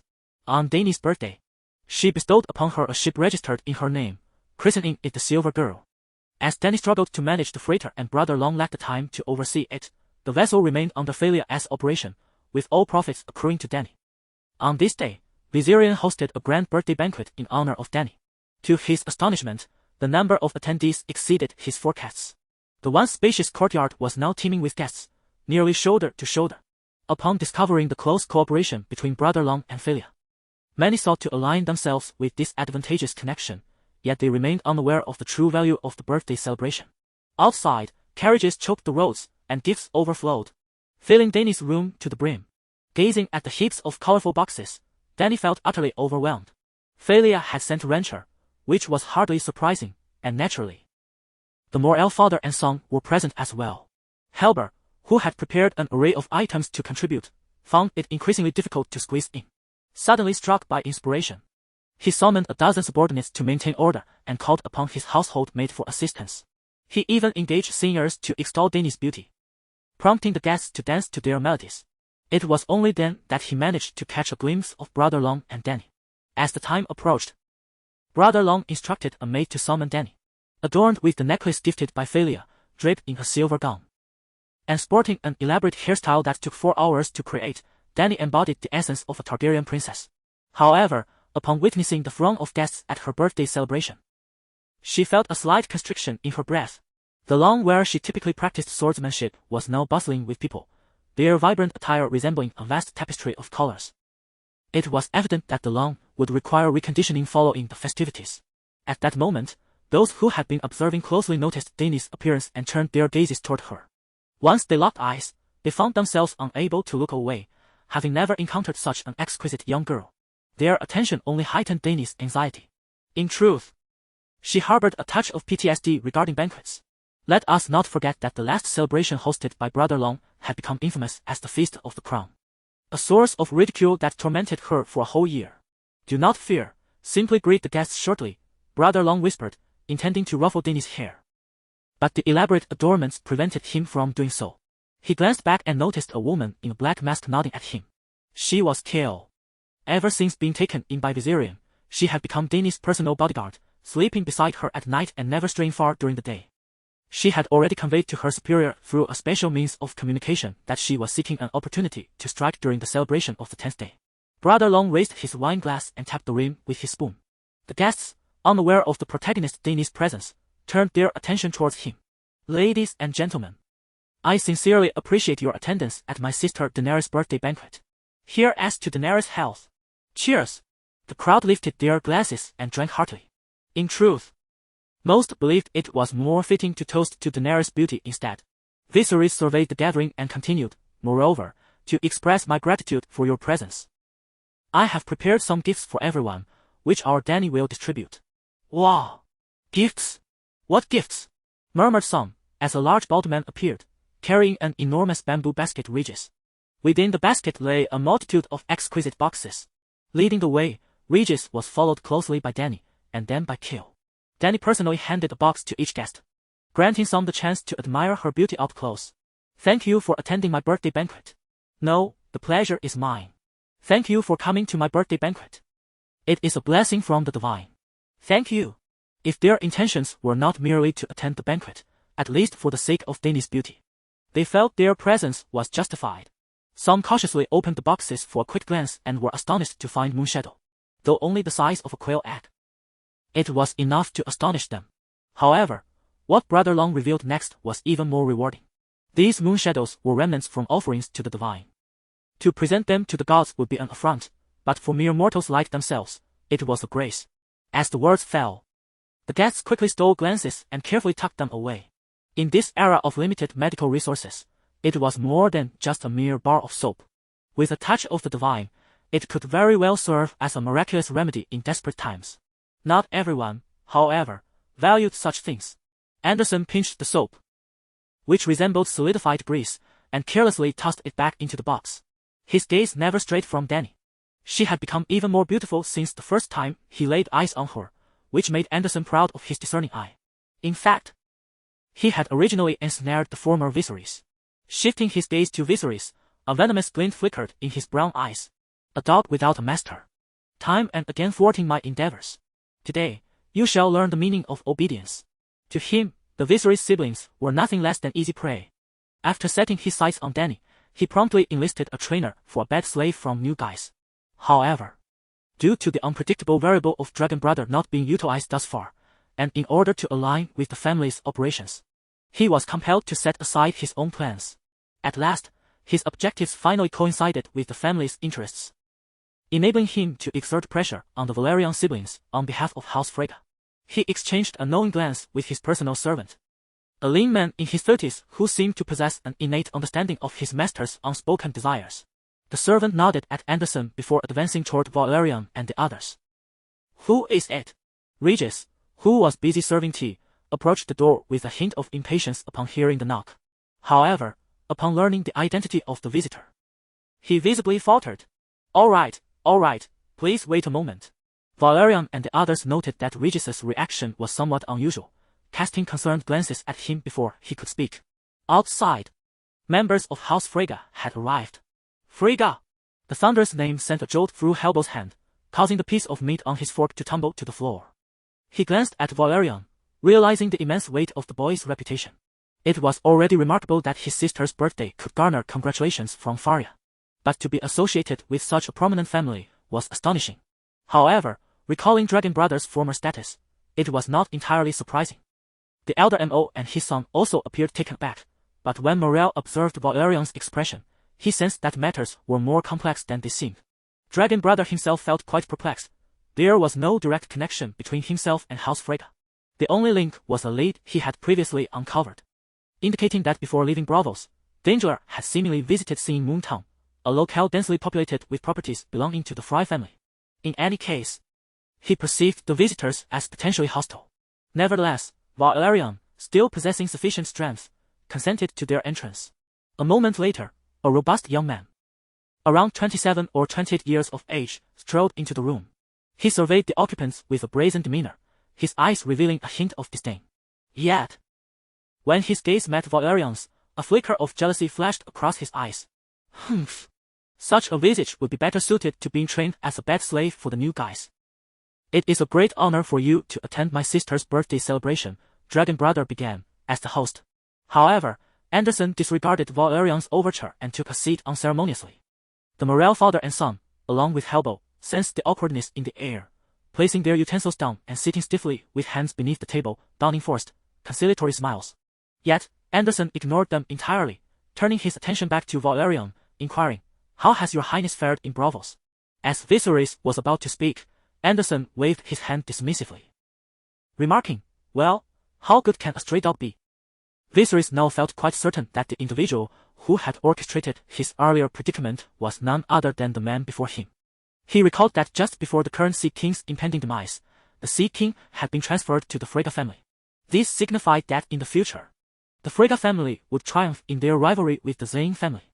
Therefore, even though Viserys had previously uncovered that the one who had ensnared the original Viserys might hail from the Freyja family, he had chosen to remain silent. However, with his adversary now boldly present, it seemed he had little room to retreat. Anderson's words caused Helbo and the others to gasp in shock. When had Viserys incurred his ire? The group held their breath, casting furtive glances at both Viserys and Anderson, keenly observing their reactions. Viserys understood that this was not the moment for confrontation. He lacked the leverage to retaliate. The original Viserys had met his demise due to his failure to recognize his position, falling victim to the king's poisonous wrath. He reminded himself to endure for now. If he truly sought vengeance, once he had hatched his dragons, he could very well lay waste to Braavos, seizing his opportunity. "Your words are indeed sharp," he replied nonchalantly. Noting the lack of change in Viserys' expression, Anderson felt a twinge of surprise. He leaned back and surveyed the room, inquiring, "Where is Dany? The guest of honor seems to be missing." "She is upstairs opening gifts," Viserys replied. "Oh, I see. Dany is truly the most beautiful young lady I have ever encountered." At that moment, the maid, Jill, presented him with cutlery. Anderson roughly grabbed a fork and plunged it into a large piece of lamb on his plate. When Dany grows up, she will undoubtedly be a stunning beauty. If she becomes a socialite in Braavos, she will surely win beauty contests and become the premier courtesan. Countless suitors will lay gold at her feet for a fleeting moment of passion. I believe that once grown, Dany will find no task beyond her reach, given the right circumstances. As he spoke, he gazed at the lamb, a lewd expression clouding his eyes. "I must kill you." Viserys inhaled deeply, his mind racing with thoughts of violent retribution. In mere moments, he conceived 9 distinct methods to end Anderson's life. Setting aside any other considerations, he could simply hurl the fork in his hand, piercing this man's throat with deadly accuracy. Yet, regrettably, that was not an option at present. Should he act on that impulse, none in the courtyard would survive. He could not allow others to bear the consequences of his actions. At that moment, Morel and his son felt an icy chill run down their spines. They cast anxious glances at Viserys, fearing he might act recklessly. Helbo was particularly shaken, trembling in trepidation. Throughout the ages, Viserys has left the impression of a man who slaughters as easily as one would kill a chicken. He is acutely aware that Daenerys is his Achilles heel. Now, with Anderson poised to strike a provocative note upon this very weakness, can Viserys suppress his burgeoning fury? It is often said that a mother is a child's first teacher. It is evident where his lordship has gleaned such furies. Anderson, in a defiant posture, savors the lamb chop in his hand, and upon hearing the audacity of Daemon's words, A feral glint emerges in his brown eyes, reminiscent of a wolf's claws aimed at Viserys. Yet, the moment their gazes collide, an icy shiver courses down his spine. Those violet eyes burn with an intensity that suggests a bloodshot fury. The steel knife and fork in his grip seem twisted together, resembling a metallic helix. It dawns upon him that the youth before him, though a stray, is a stray with formidable fangs. Daenerys remains his sole concern, should he tread too far. Today may very well mark his end. Meanwhile, the Morel father and son, along with Hellbow, feel as though they have plunged into an icy abyss. Their minds echoing a singular plea, please, cease your words. The gazes of Viserys and Anderson clash like swords above the dining table, sparks igniting the air. Suddenly, a clatter resounds. The maid, Jill, has collapsed, her complexion ashen and devoid of color. The knife and fork in Viserys' hands emit a grating sound that grates against the nerves. In the face of such a frigid atmosphere, Anderson falters first. He speaks. The Fry family expresses great interest in your invention, Moonshadow. Anderson's words falter midway, the implication painfully clear: surrender the soap. And you may be spared for now. The interest of many has been piqued. Viserys interjects, his unspoken query lingering in the air. Who do you think you are? Yet, within Hellbow's mind, a frantic cry echoes. Just give it to him. Please, just give it to him. Chapter 41 The Might of Freyga Hihi, splendid. In response to Viserys' reply, Anderson chuckled. However, to Hellbow and the others, his smile felt even colder than the biting winds of winter. As if he were silently saying, splendid, you may await your demise. Anderson rose, remarking, what a delightful banquet. Let us wish Princess Dany a joyous birthday. With a casual flick, he discarded the fork embedded in the lamb chop and proceeded to leave. No need to see him off, Dragon Brother called out, causing Anderson to pause momentarily before continuing his stride. His fists were clenched, suppressing the fury boiling within. Meanwhile, Old Mo and his son turned their heads in unison. Terror etched across their faces as they gazed at Dragon Brother. They yearned to rise and bid farewell to Anderson but found their legs weak and their bodies drenched in sweat. After a laborious struggle to stand, they promptly collapsed back into their seats. At that moment, Dany descended from the upper floor, having removed the intricate adornments from her hair with the help of her maid. Her hair was styled into thick braids gathered at the back of her head. Due to the sheer volume of her hair, the bun appeared quite large, rendering her head reminiscent of a gourd. Upon noticing the unconscious Jill, she hurried over to check. Brother, what has happened to Jill? Perhaps she is unwell. Let her return home to rest for a few days. Dragon Brother signaled to Dany's maid, who promptly assisted Kyle to his feet and carried him away.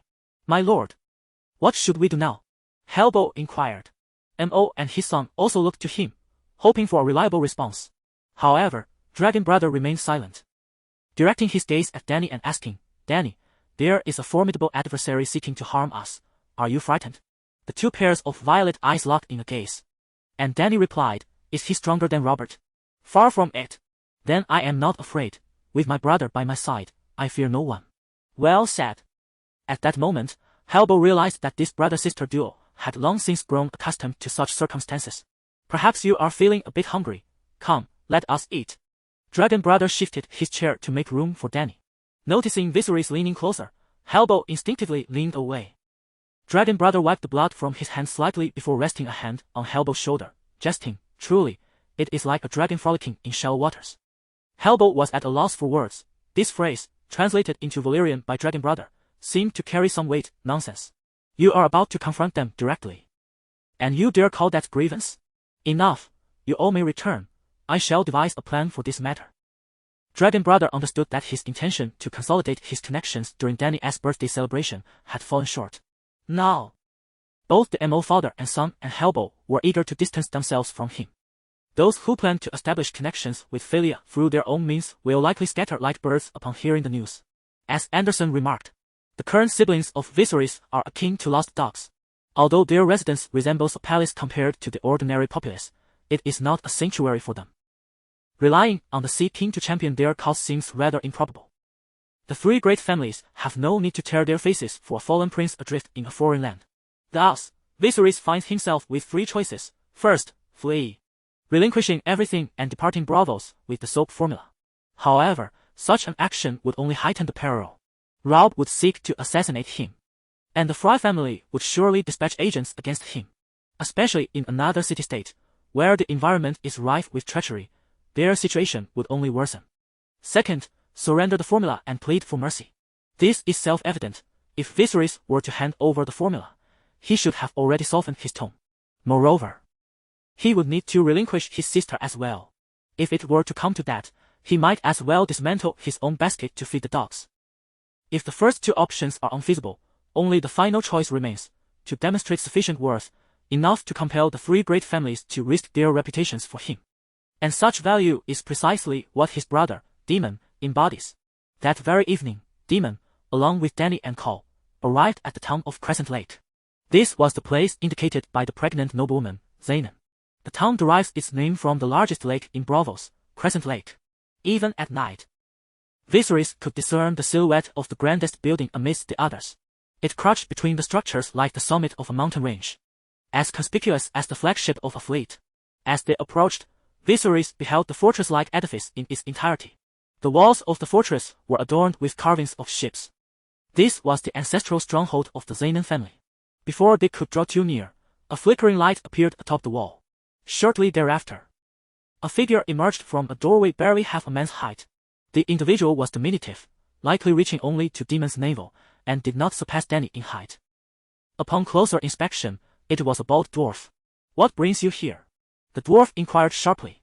Viserys handed him Dany's bracelet and replied, "A lady bestowed this bracelet upon us, stating that it would grant us an audience with her." Upon examining the bracelet, the dwarf's impatience evaporated.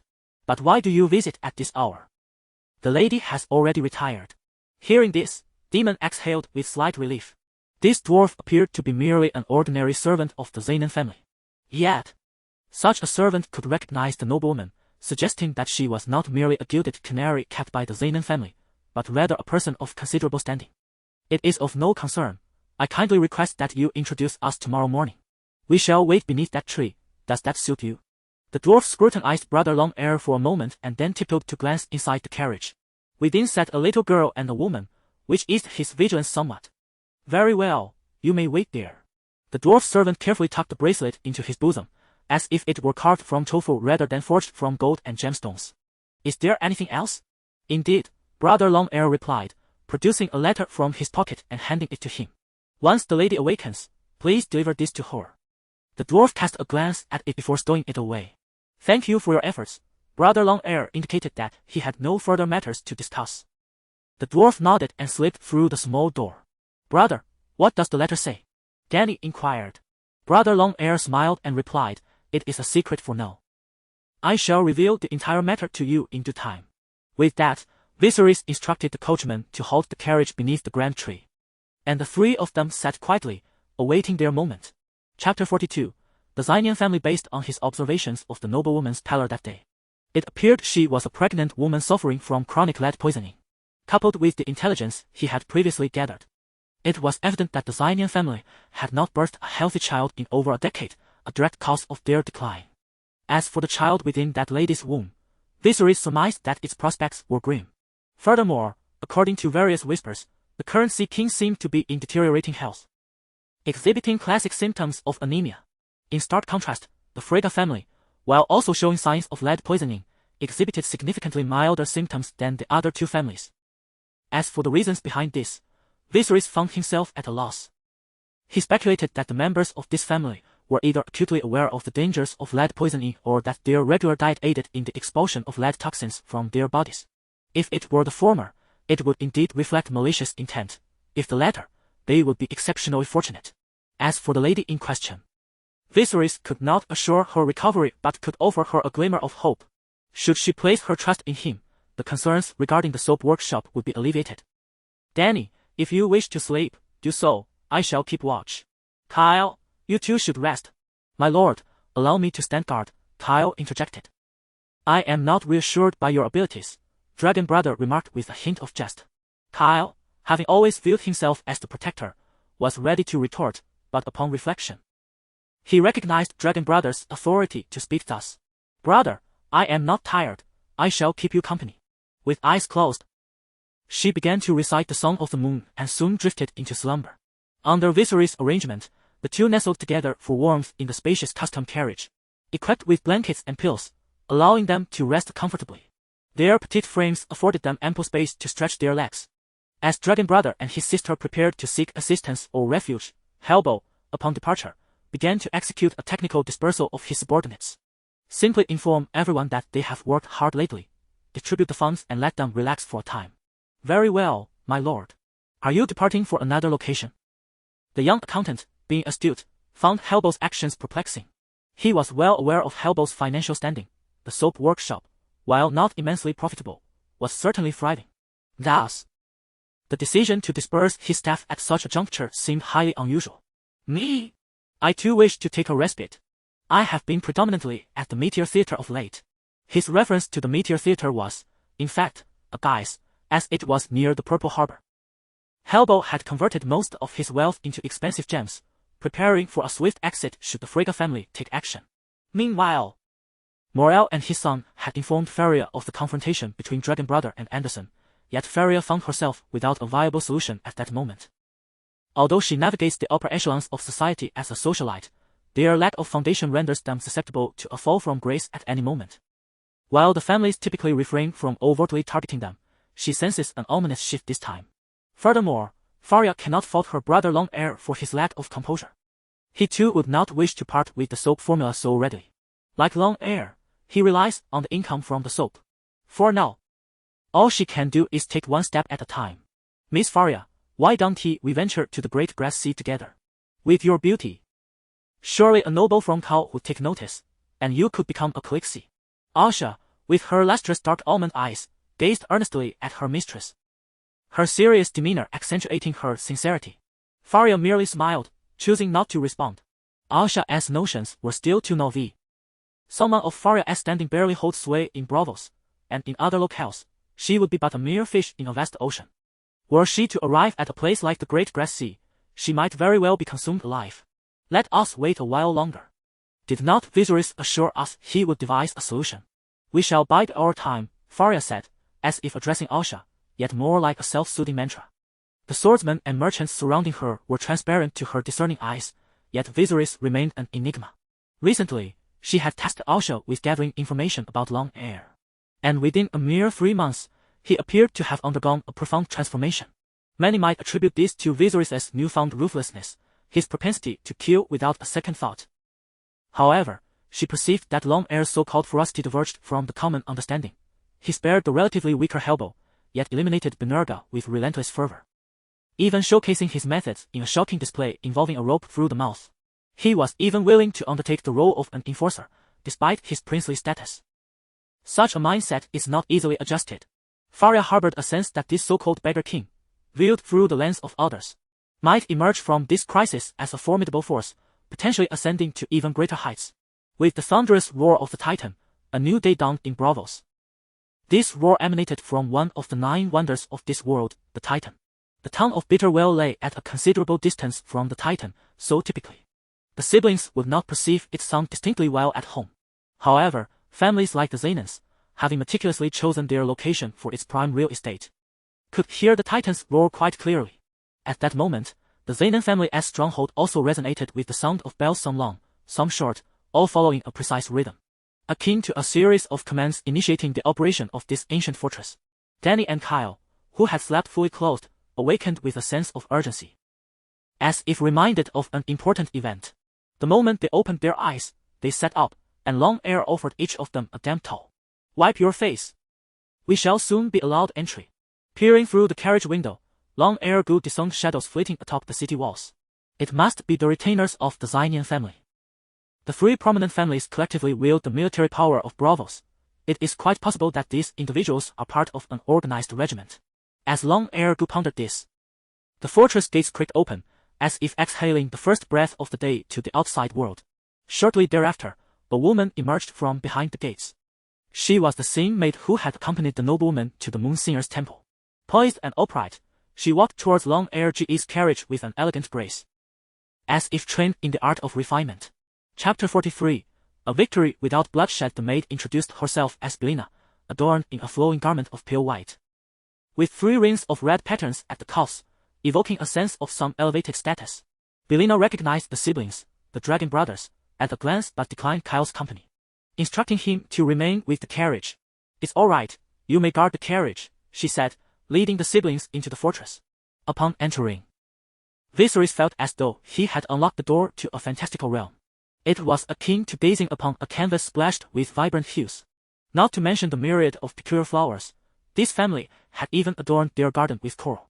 The vivid red coral glimmered as if stained with blood, almost blinding in its brilliance. As they traversed a long corridor, the walls, embellished with gold leaf and various precious pigments, displayed equally resplendent murals. Servants bustled about the fortress like tireless worker ants. Belina guided the siblings through countless twists and turns within the stronghold, while the dragon brother managed well. Dany began to feel somewhat disoriented. After what seemed like over half an hour, they were ushered into a private chamber. The lady is still preparing. Please wait here for a moment, Belina instructed. No problem, they replied, surveying the so-called private chamber that could easily host a ball. Although not ostentatious, it exuded a considerable sense of style. It appeared this family had a particular fondness for coral decorations. Within this room alone, there were over 20 potted corals adorning the space. After a thorough inspection, the dragon brother noticed Dany appeared quite tense, sitting upright as if under scrutiny. He feigned nonchalance, remarking, feeling a bit nervous. Dany shyly shook her head. It's all right, you'll grow accustomed to it with time. In Viserys' view, the distinction between the worldly and the naive merely lay in a matter of familiarity. If the wealthiest individual from this world were to be transported to the dragon brother's realm, he too would find himself overwhelmed. It was understandable that Dany, having never participated in formal social gatherings, felt somewhat uneasy.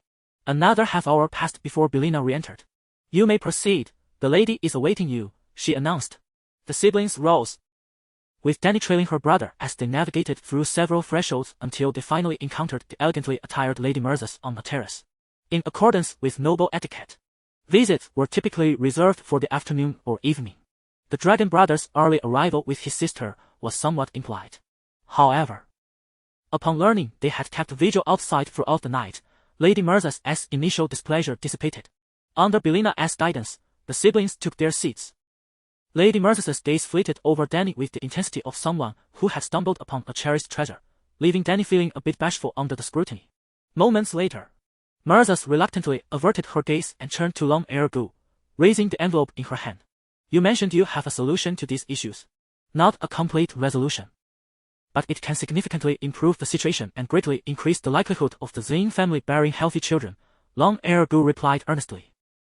Myrza regarded him with a serious expression, revealing a hint of pressure. However, Long Ergu, having encountered warlords, remained unfazed by such trivial stress.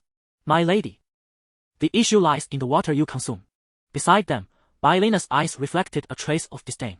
This is the water from the Sweetwater Canal, which the nobles of Braavos have been drinking for centuries without any apparent issues. To her, Long Ergu seemed to be indulging in alarmist rhetoric. Pray tell. Long Ergu's sincere demeanor prompted Myrza to continue listening. The physicians of Braavos often label ailments like dizziness, insomnia, and fatigue as noble ailments, but that is a misconception. These are all symptoms of lead poisoning. Lead poisoning? Myrza responded, perplexed. Belina interjected, echoing her master's confusion. Your Grace, lead is a well-known remedy among many physicians, known for its calming and sleep-inducing properties. How could it cause poisoning? Long Ergu refrained from mocking her, understanding that her ignorance stemmed from the prevailing beliefs of their era. It is well known that soothing potions frequently featured lead as an ingredient, as utilized by court physicians. When children are restless, they are given calming tonics. When ladies cannot sleep, they receive the same. This has led to a significant number of lead poisoning cases.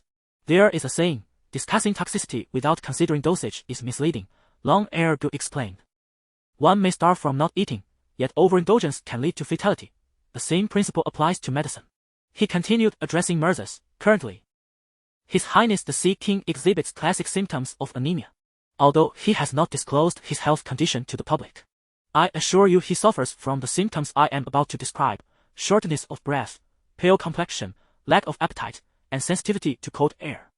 It has been quite some time since I last saw His Highness, but I can confidently assert that his demeanor varies dramatically with the weather. Myrza and Belina exchanged a swift glance, both recognizing agreement in each other's eyes. Long Ergu noted this subtle detail and decided to intensify his argument. My lady, I must say, the most profound effects of lead poisoning are felt by children. At the mention of children, Mercedes' expression tightened. This term had become nearly taboo within the fortress. Cognitive development delays imply a lack of intelligence. Muscle weakness indicates insufficient strength. Emotional volatility suggests a poor temperament. Had Long Ergu merely referenced the first 2 points, Mercedes might have reacted with anger, suspecting ulterior motives, for these were common knowledge. However, upon articulating the third point, he rendered it impossible for her to dismiss his claims. For the past decade, the Zenin family has witnessed no child reaching adulthood. Either they are too dim-witted or frail, and their tempers are notoriously foul. Except for those who serve them closely, outsiders remain utterly oblivious to this reality. When their tempers flare, the physicians promptly prescribe soothing concoctions. Thus, a vicious cycle ensues. Presently, Lady Mazes has come to believe approximately 80% of this narrative. Pray, do you possess a solution? Brother Long, feeling a sense of relief within, realized that he had achieved a significant portion of his objective. He advised an increased consumption of citrus fruits, fish, and shrimp, while emphasizing the importance of refraining from drawing water from the Long Channel, instead opting for direct sources. As he spoke, Brother Long suddenly adopted a serious demeanor and declared, Lady Mazes, I possess a method that can establish the Zenin family as the sole rulers of Braavos. Moreover, this shall be a victory won without shedding blood. Chapter 44, The Purple Dragon Egg. In truth, the plan devised by Brother Long was rather lacking in technical sophistication. It entailed the covert replacement of the family as plumbing with alternative materials. Thus, after a span of a decade or two, the Zenin family would boast a greater number of intelligent and robust offspring, while the other 2 families would inevitably decline. According to Brother Long's research on Braavos, it was perhaps the presence of lead pipes that contributed to the high social mobility within the city. The upper echelons, hindered by low fertility, were compelled to cede their positions to those below. This dynamic rendered it challenging for the 3 great families to exert comprehensive control over Braavos. Yet it simultaneously fortified the city by broadening the base from which talent emerged. However, Lady Mazes' intuition suggested that if all positions of power were held by her own progeny, the family would undoubtedly flourish even more. For a moment, she seemed entranced by Brother Long's envisioned blueprint, her eyes shimmering with delight. Nevertheless, being a person of high stature, she quickly regained her composure. I am already aware of your intentions, she stated. Brother Long smiled and nodded, showing no surprise at her insight. The advent of soap had drawn the attention of many nobles in Braavos, and the 3 great families were no exception. As for Lady Maze, her astonishment was merely that the inventor of soap was none other than Daenerys' brother. He even sensed that Viserys might seek him out soon. Before long, Brother Long and Lady Maze reached an agreement. He would provide the formula for soap, while the production and sales would be the responsibility of the Zenin family. His share would be reduced from 45% to a mere 10%, although this represented a more than 4-fold decrease. The prowess of the Zenin family assured that within 6 months, the product would be available throughout the free cities, and even in Westeros and the Slaver's Bay. Soap would soon make its appearance. Lady Mace's husband, being over 50 years of age and faced with a dwindling family lineage, had to personally oversee the fleet, resulting in his prolonged absence. Thus, the Zenin family was primarily managed by Lady Mace, who possessed considerable acumen. Their plan was to decisively sever ties with the Fry family due to this matter, opting for a more thorough approach. The workshop on the Fry side would remain operational, serving as a decoy for cover. She would allocate another workshop specifically for soap production. The agreement between them required no formal documentation. Currently, Brother Long's value lay solely in maintaining the secret of lead poisoning. Should he lack the capability to match the profits within 2 to 3 years, his 10% share would gradually be subsumed. This outcome was far more favorable than Brother Long had anticipated. If all proceeded smoothly, the soap business could yield him a return of several 100,000 gold dragons within a span of 2 to 3 years. Seated nearby, Dany witnessed for the first time what true intrigue entailed. She also realized that the crisis instigated by the unexpected visitor, Anderson, had been averted. As the 2 were preparing to depart, Viserys spoke up, My lady, I wonder if your esteemed household possesses any dragon eggs. Maerys cast a glance at her brother, as if seeking some unspoken truth in his eyes. I know that if you do, it must be your most treasured possession. I merely wish for Daenerys to behold one. As a Targaryen, she has never laid eyes on a dragon egg, which truly reflects my shortcomings as her brother. Upon hearing this, Mary's expression softened once more. Of course, She replied, then exchanged a knowing look with Baelina. Baelina nodded and went to retrieve it. Dragon egg. Daenerys' eyes widened. This was something that should be a hallmark of the Targaryens, yet as a true Targaryen, she had never seen one with her own eyes, having only glimpsed them through her brother's tales and in various paintings. Please wait here. I shall be back shortly, as the dragon egg will likely be delivered soon. Thank you, my lady. Moments later, Baelina returned to the terrace, cradling a black wooden box. Here it is, a genuine and complete dragon egg. Viserys' heart soared with anticipation. The last time, he had only received a shard of a dragon egg, which had granted him 3 points to allocate. How many would this complete dragon egg bestow? The box thudded as it was placed on the table, but Baelina appeared steady, clearly well practiced. This was to be expected, as Maerys, as the lady of the house, would not only have a mere vase by her side to serve tea. Baelina opened the box to reveal a purple dragon egg. Indeed, it was a complete dragon egg, roughly the size of an electric kettle.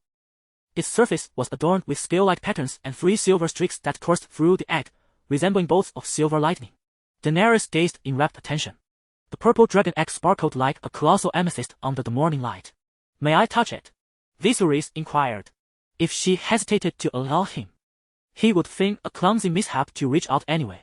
Fortunately, she did not refuse, perhaps due to Maerys' regard for Viserys or her affection for Daenerys.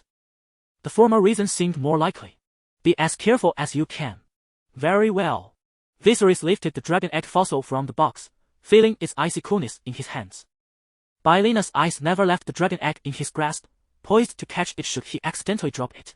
Complete dragon egg fossil, yielding 5 points to allocate. With an additional ling. 5 points gained daily for continued possession. 10 points. An additional ling. 5 daily. Such was the value of a complete dragon egg. Come. Touch it, Viserys encouraged, presenting the egg before Daenerys. Cautiously, she extended her right hand, spreading her thumb and pinky while gently brushing the tips of her 3 middle fingers against the surface of the dragon egg. It was as if the dragon egg in the hands of Brother Long-Hair would shatter with the slightest pressure.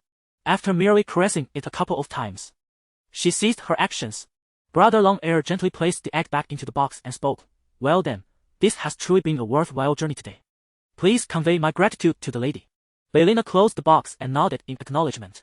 Viserys resolved that this matter should remain confidential for the time being. It was essential not to divulge anything to Valyria. Not only did Morel's side need to maintain the pretense, but her side could not afford to falter either. Although the workshop would inevitably be lost, securing the friendship of the Zynian family would undoubtedly be a significant gain for Morel and his son. Moreover, it was unquestionable that Mythers would offer compensation. At that moment, however, Valyria remained oblivious to the sudden turn of events, yet, when the celebration commenced, she would surely receive greater support from the Zynian family. Nevertheless, Valyria's situation was far from favorable.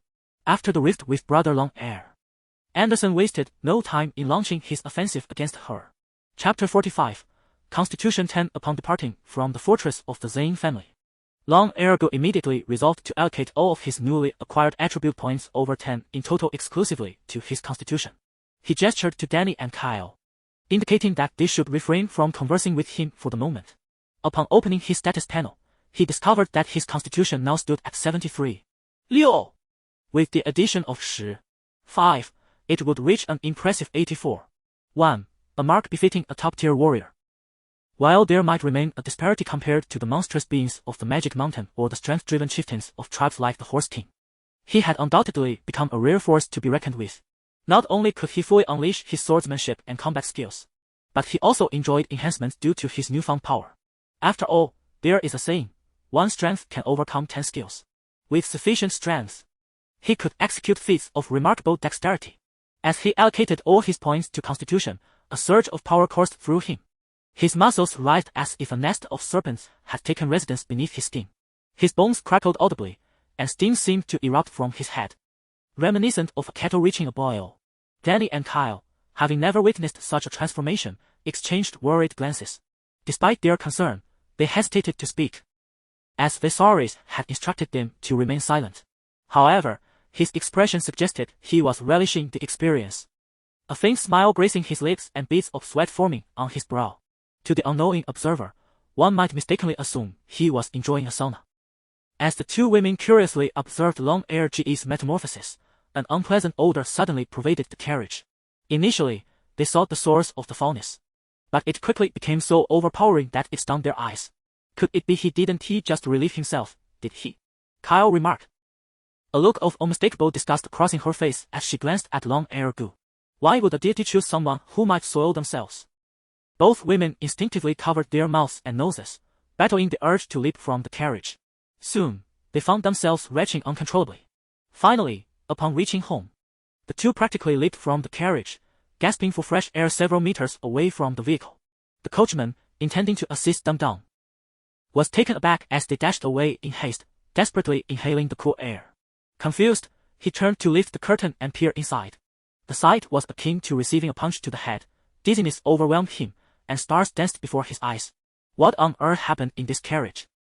Just as he was about to voice his inquiry, Kyle rushed over, stopping him dead in his tracks. She cautioned the coachman that the events of the day must remain secret. Long-Hair, as a divine messenger, had brought shame upon the deity. Such an occurrence was simply unacceptable. After approximately 10 minutes, Viserys opened his eyes. Fully restored to his senses, he leapt with such force that he punctured the roof of the carriage. The enclosed environment had led him to mistakenly believe he had been struck by a tear gas canister. Coupled with the sudden surge of power, which he had failed to control, such an incident was inevitable. Dany and Kyle stared at him in sheer panic. Could a mere human leap so high as to breach the carriage's ceiling? The three of them, alongside the carriage, regarded the bewildered Long-Hair like statues. Their expressions a mixture of astonishment and disbelief. After a brief moment, he finally realized that the unpleasant odor emanated from his own body, prompting him to hastily strip off his clothes and dash towards the water room. His speed was such that his legs seemed to leave behind afterimages.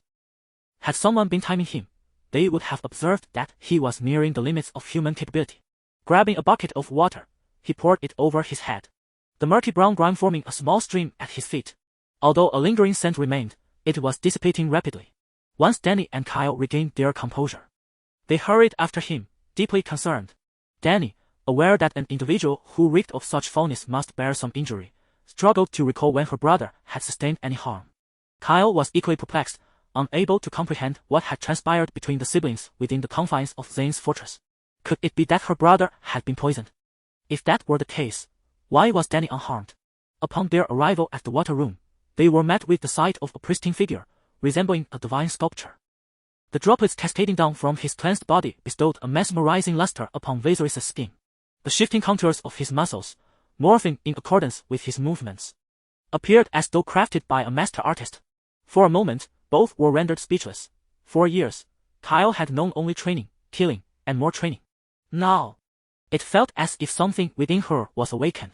She imagined that if a deity stood before her, it would resemble this. Yet, at this moment, she found herself unable to utter a single word. Just then, a maid discovered the situation and swiftly made her way to the water room. Upon witnessing Dragon Brother's physique, it was as if she had consumed a potent elixir. Her heart raced, her breath quickened, and the world spun around her. Stop staring. Fetch me some clothes. The maid, suddenly aware of her own indiscretion, turned away, her cheeks flushed from face to ear. Brother, Dany gently spoke, as though fearful of disturbing him. I'm fine, but you must not speak of today's events, he instructed, and both nodded in agreement. After a brief wash with soap, Dragon Brother proceeded to the grassy training ground where he and his siblings practiced martial arts. He realized that his physical condition had now surpassed 84, and he could allocate an additional 0.33 points each day. This indicated that by the 10th day celebration a month hence, his physique would surpass 90. If such a reaction occurred upon breaking the 80 mark, what might transpire upon reaching 90? Or even 100? If he continued on this trajectory, provided he lived long enough, he might not only resemble Spider-Man or Hulk but could very well be akin to Captain America. He envisioned leaping from several stories and simply brushing himself off to walk away unscathed. Kyle, attack me, Dragon Brother called, wielding a two-handed sword effortlessly with one hand. Executing a flourish, the sword, imbued with unmatched strength, whistled through the air. Kyle realized then that he must have grown significantly stronger. Could this be a divine blessing? She unsheathed her sword and engaged in combat with her brother, the dragon. However, with the first strike, Kyle felt a numbness in her arms. This was not particularly alarming. as even some robust swordsmen could achieve such a feat. By the second strike, her body struggled to maintain balance, which left her somewhat astonished after all, as an assassin. Her agility was her greatest asset. By the third strike, Kyle found herself at a loss for words regarding the prowess displayed by Viserys. As her sword was sent flying from her grasp. Among the three, Dany, being the least formidable in combat, could not discern much. Yet she sensed that her brother had seemingly grown stronger. Viserys casually plunged his sword into the ground, the blade embedding itself halfway. He had just exchanged blows with Kyle, exerting only 30% of his strength. Simultaneously, he realized that wielding a two-handed sword as a one-handed weapon suited him perfectly at present.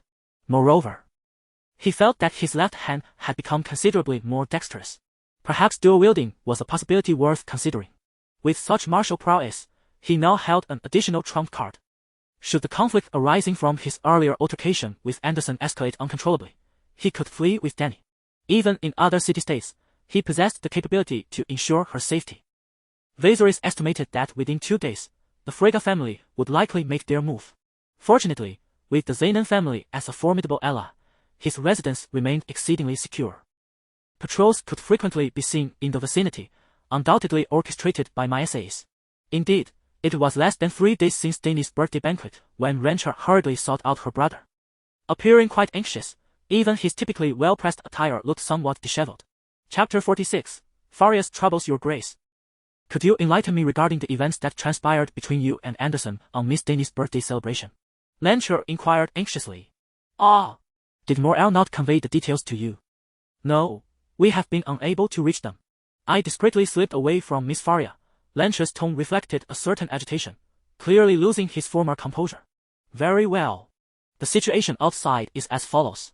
Initially, I was somewhat taken aback by the swiftness of the Freyga family's actions. On the very day I returned from Misers, I learned that the workers in the workshop had been ambushed. By the next day, a significant portion of the workforce had sustained injuries. Morel's workshop was brought to a standstill. This meant that Faria and my brother, the dragon, would see their plans utterly dashed. Their methods exceeded my expectations. Having come from a world governed by law, I had instinctively presumed that the Freyga family would merely apply pressure on Morel regarding raw materials, such as withholding whale oil. However, I was unprepared for their audacity in directly targeting the workers. It is important to note that many citizens of Braavos teeter on the brink of no work, no sustenance, with injuries now compounding their plight. Their circumstances will inevitably worsen. Witnessing the workshop, which had been bustling with activity just yesterday, suddenly descend into silence left Morel and his son utterly despondent. As for Faria, she found herself once more ensnared by Anderson. She is now persistently pursued by him. Deprived of the opportunity to meet others, living in a near state of soft confinement, her once loyal flower guardians have scattered like birds. Although a few sought to avenge their Lady Moonshadow, they soon vanished without a trace, as if they had evaporated into thin air. The immense pressure has instilled in Faria a sense of fear she had never experienced before. She had previously believed she could navigate the treacherous waters of Braavos as elite with ease, but when true power bared its fangs, she realized her utter inability to resist. Considering Lord Viserys' status, I deduced that the Freyga family would refrain from direct action against him, which is why I sent Rancher to establish contact. Upon receiving the specifics of that day's events from my brother, his eyes instantly became vacant, and his body seemed to lose all strength, as if the very essence had been drained from him. After a prolonged pause, he turned to me and said, You cannot. That is the Freyga family. He recognized that the circumstances could not be blamed on my brother. Without the workshop, Faria would inevitably face defeat. Initially, her choices were early death or late death. Now, it has morphed into sudden death. If this trajectory continues, Faria will eventually become a mere plaything for Anderson, or worse, a toy of the Freyga family. Despite his awareness that Dragon Heir Gu could not choose to collaborate with Freyga, regardless of his inclination, he found himself in a predicament. Should he opt for collaboration? Although he might gain some monetary benefit, it would constitute a betrayal of his allies. Faria would still find herself in her current dire circumstances. It would merely be a matter of time.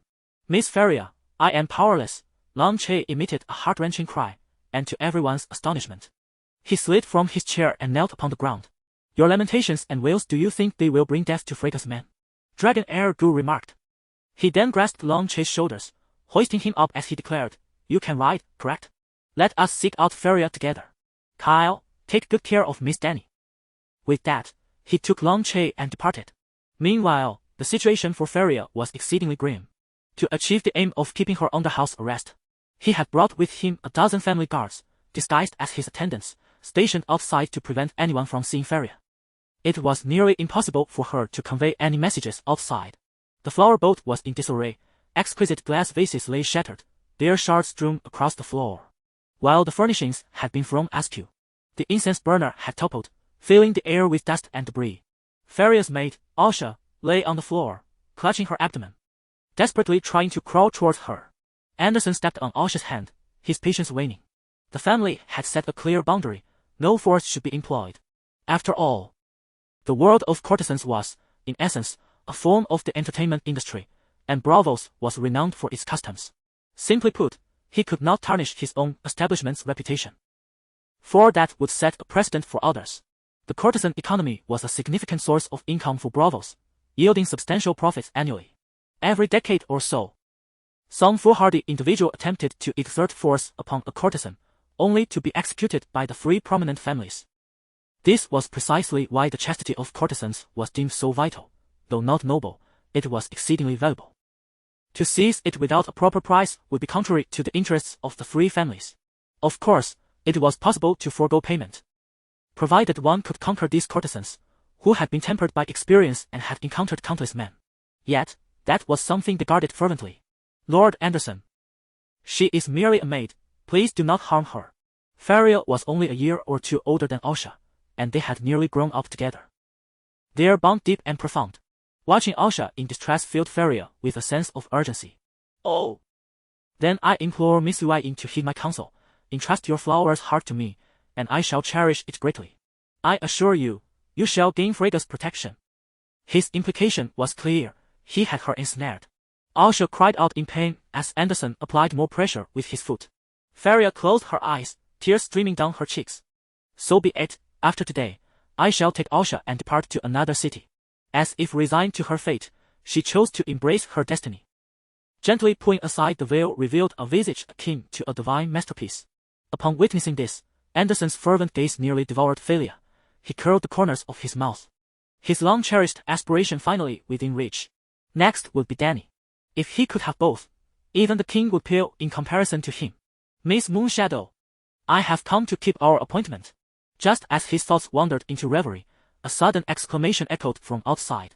Valyria at hand, poised to part her garments, halted abruptly. It was the voice of Viserys. He had actually arrived. But how could he come aboard? The area was swarming with Anderson's men. Once more, the voice of Dragon Brother resonated from the shore.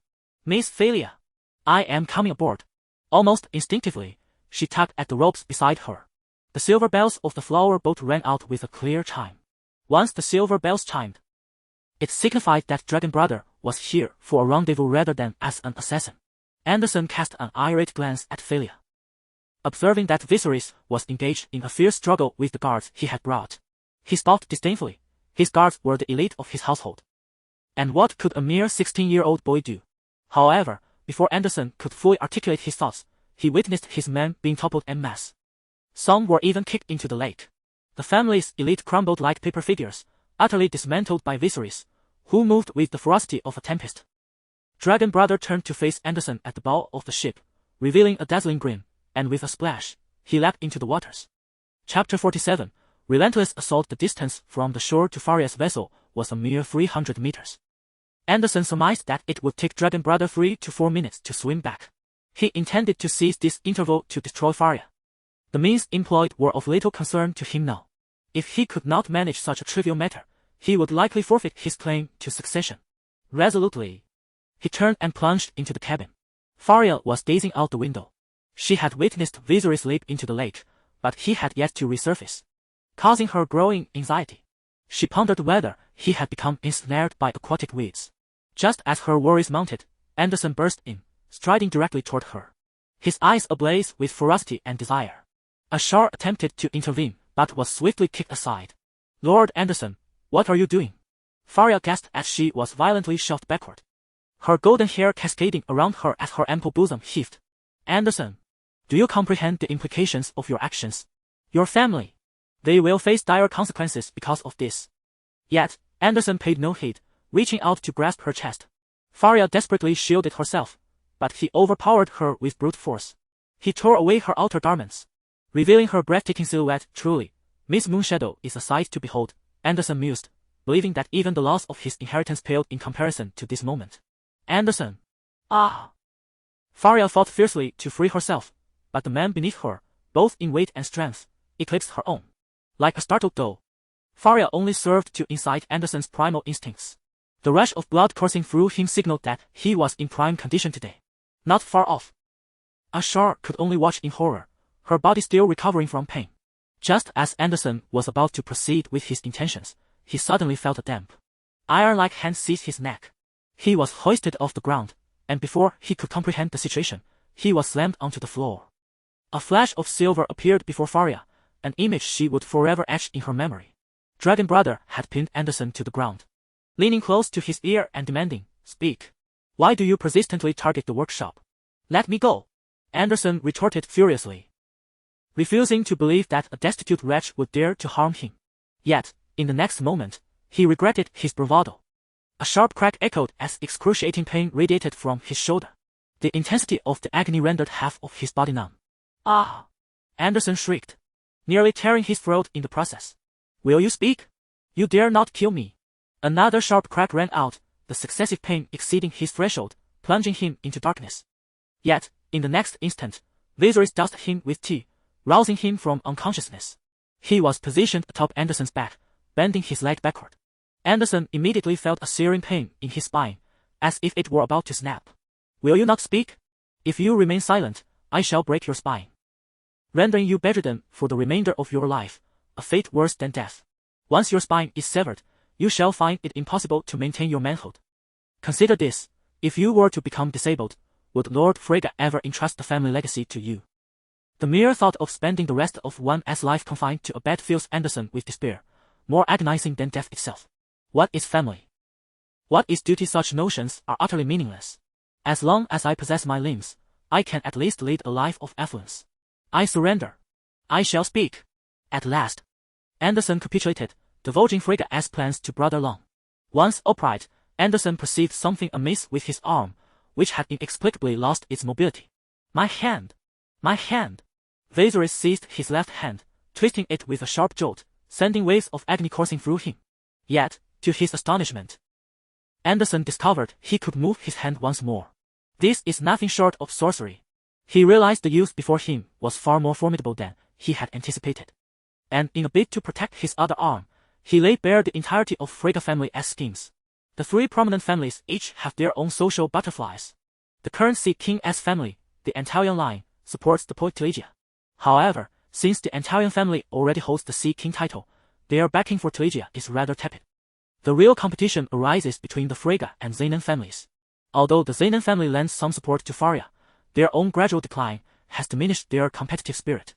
In contrast, the Nightingale Gotave, with substantial backing, is in a position of strength. From targeting Morel's workshop to collaborating with Anderson to ensnare Faria. It was tea until Brother Long concocted a soap that Faria seemed to regain her chance. Only then did the Frege family amplify their support for Anderson, urging him to devise a means to eliminate Faria through underhanded tactics, clearing the path for the Nightingale to triumph in the beauty contest. Once Morel's workshop was dismantled, Faria's chances were significantly diminished. However, she had sent a batch of soap to the Moonsong Temple, earning herself the title of Queen. The subsequent events remain uncertain. Thus sending Anderson to ensure a double insurance, I ask you, was it not you who initially orchestrated for Daenerys to lend me money, intending to scheme against me and seize my sister? As she listened to Anderson's account, Faria, having largely recovered, realized the truth. No wonder Viserys had reacted so vehemently when she mentioned Dany. It all made sense now. She recalled the look in Brother Long's eyes, one that seemed to yearn to devour Anderson whole, reflecting back on that fateful day. Anderson closed his eyes, nodding in resignation. To his surprise, Viserys did not erupt in anger. Instead, he erupted into a chilling laugh. "Ha ha ha!" He patted Anderson thrice on the shoulder. "You are quite the thinker. Here as my advice, you must find a way, by any means necessary, to become the heir of the Frege family. Otherwise, when the time comes for me to end your life, I shall find no satisfaction in it.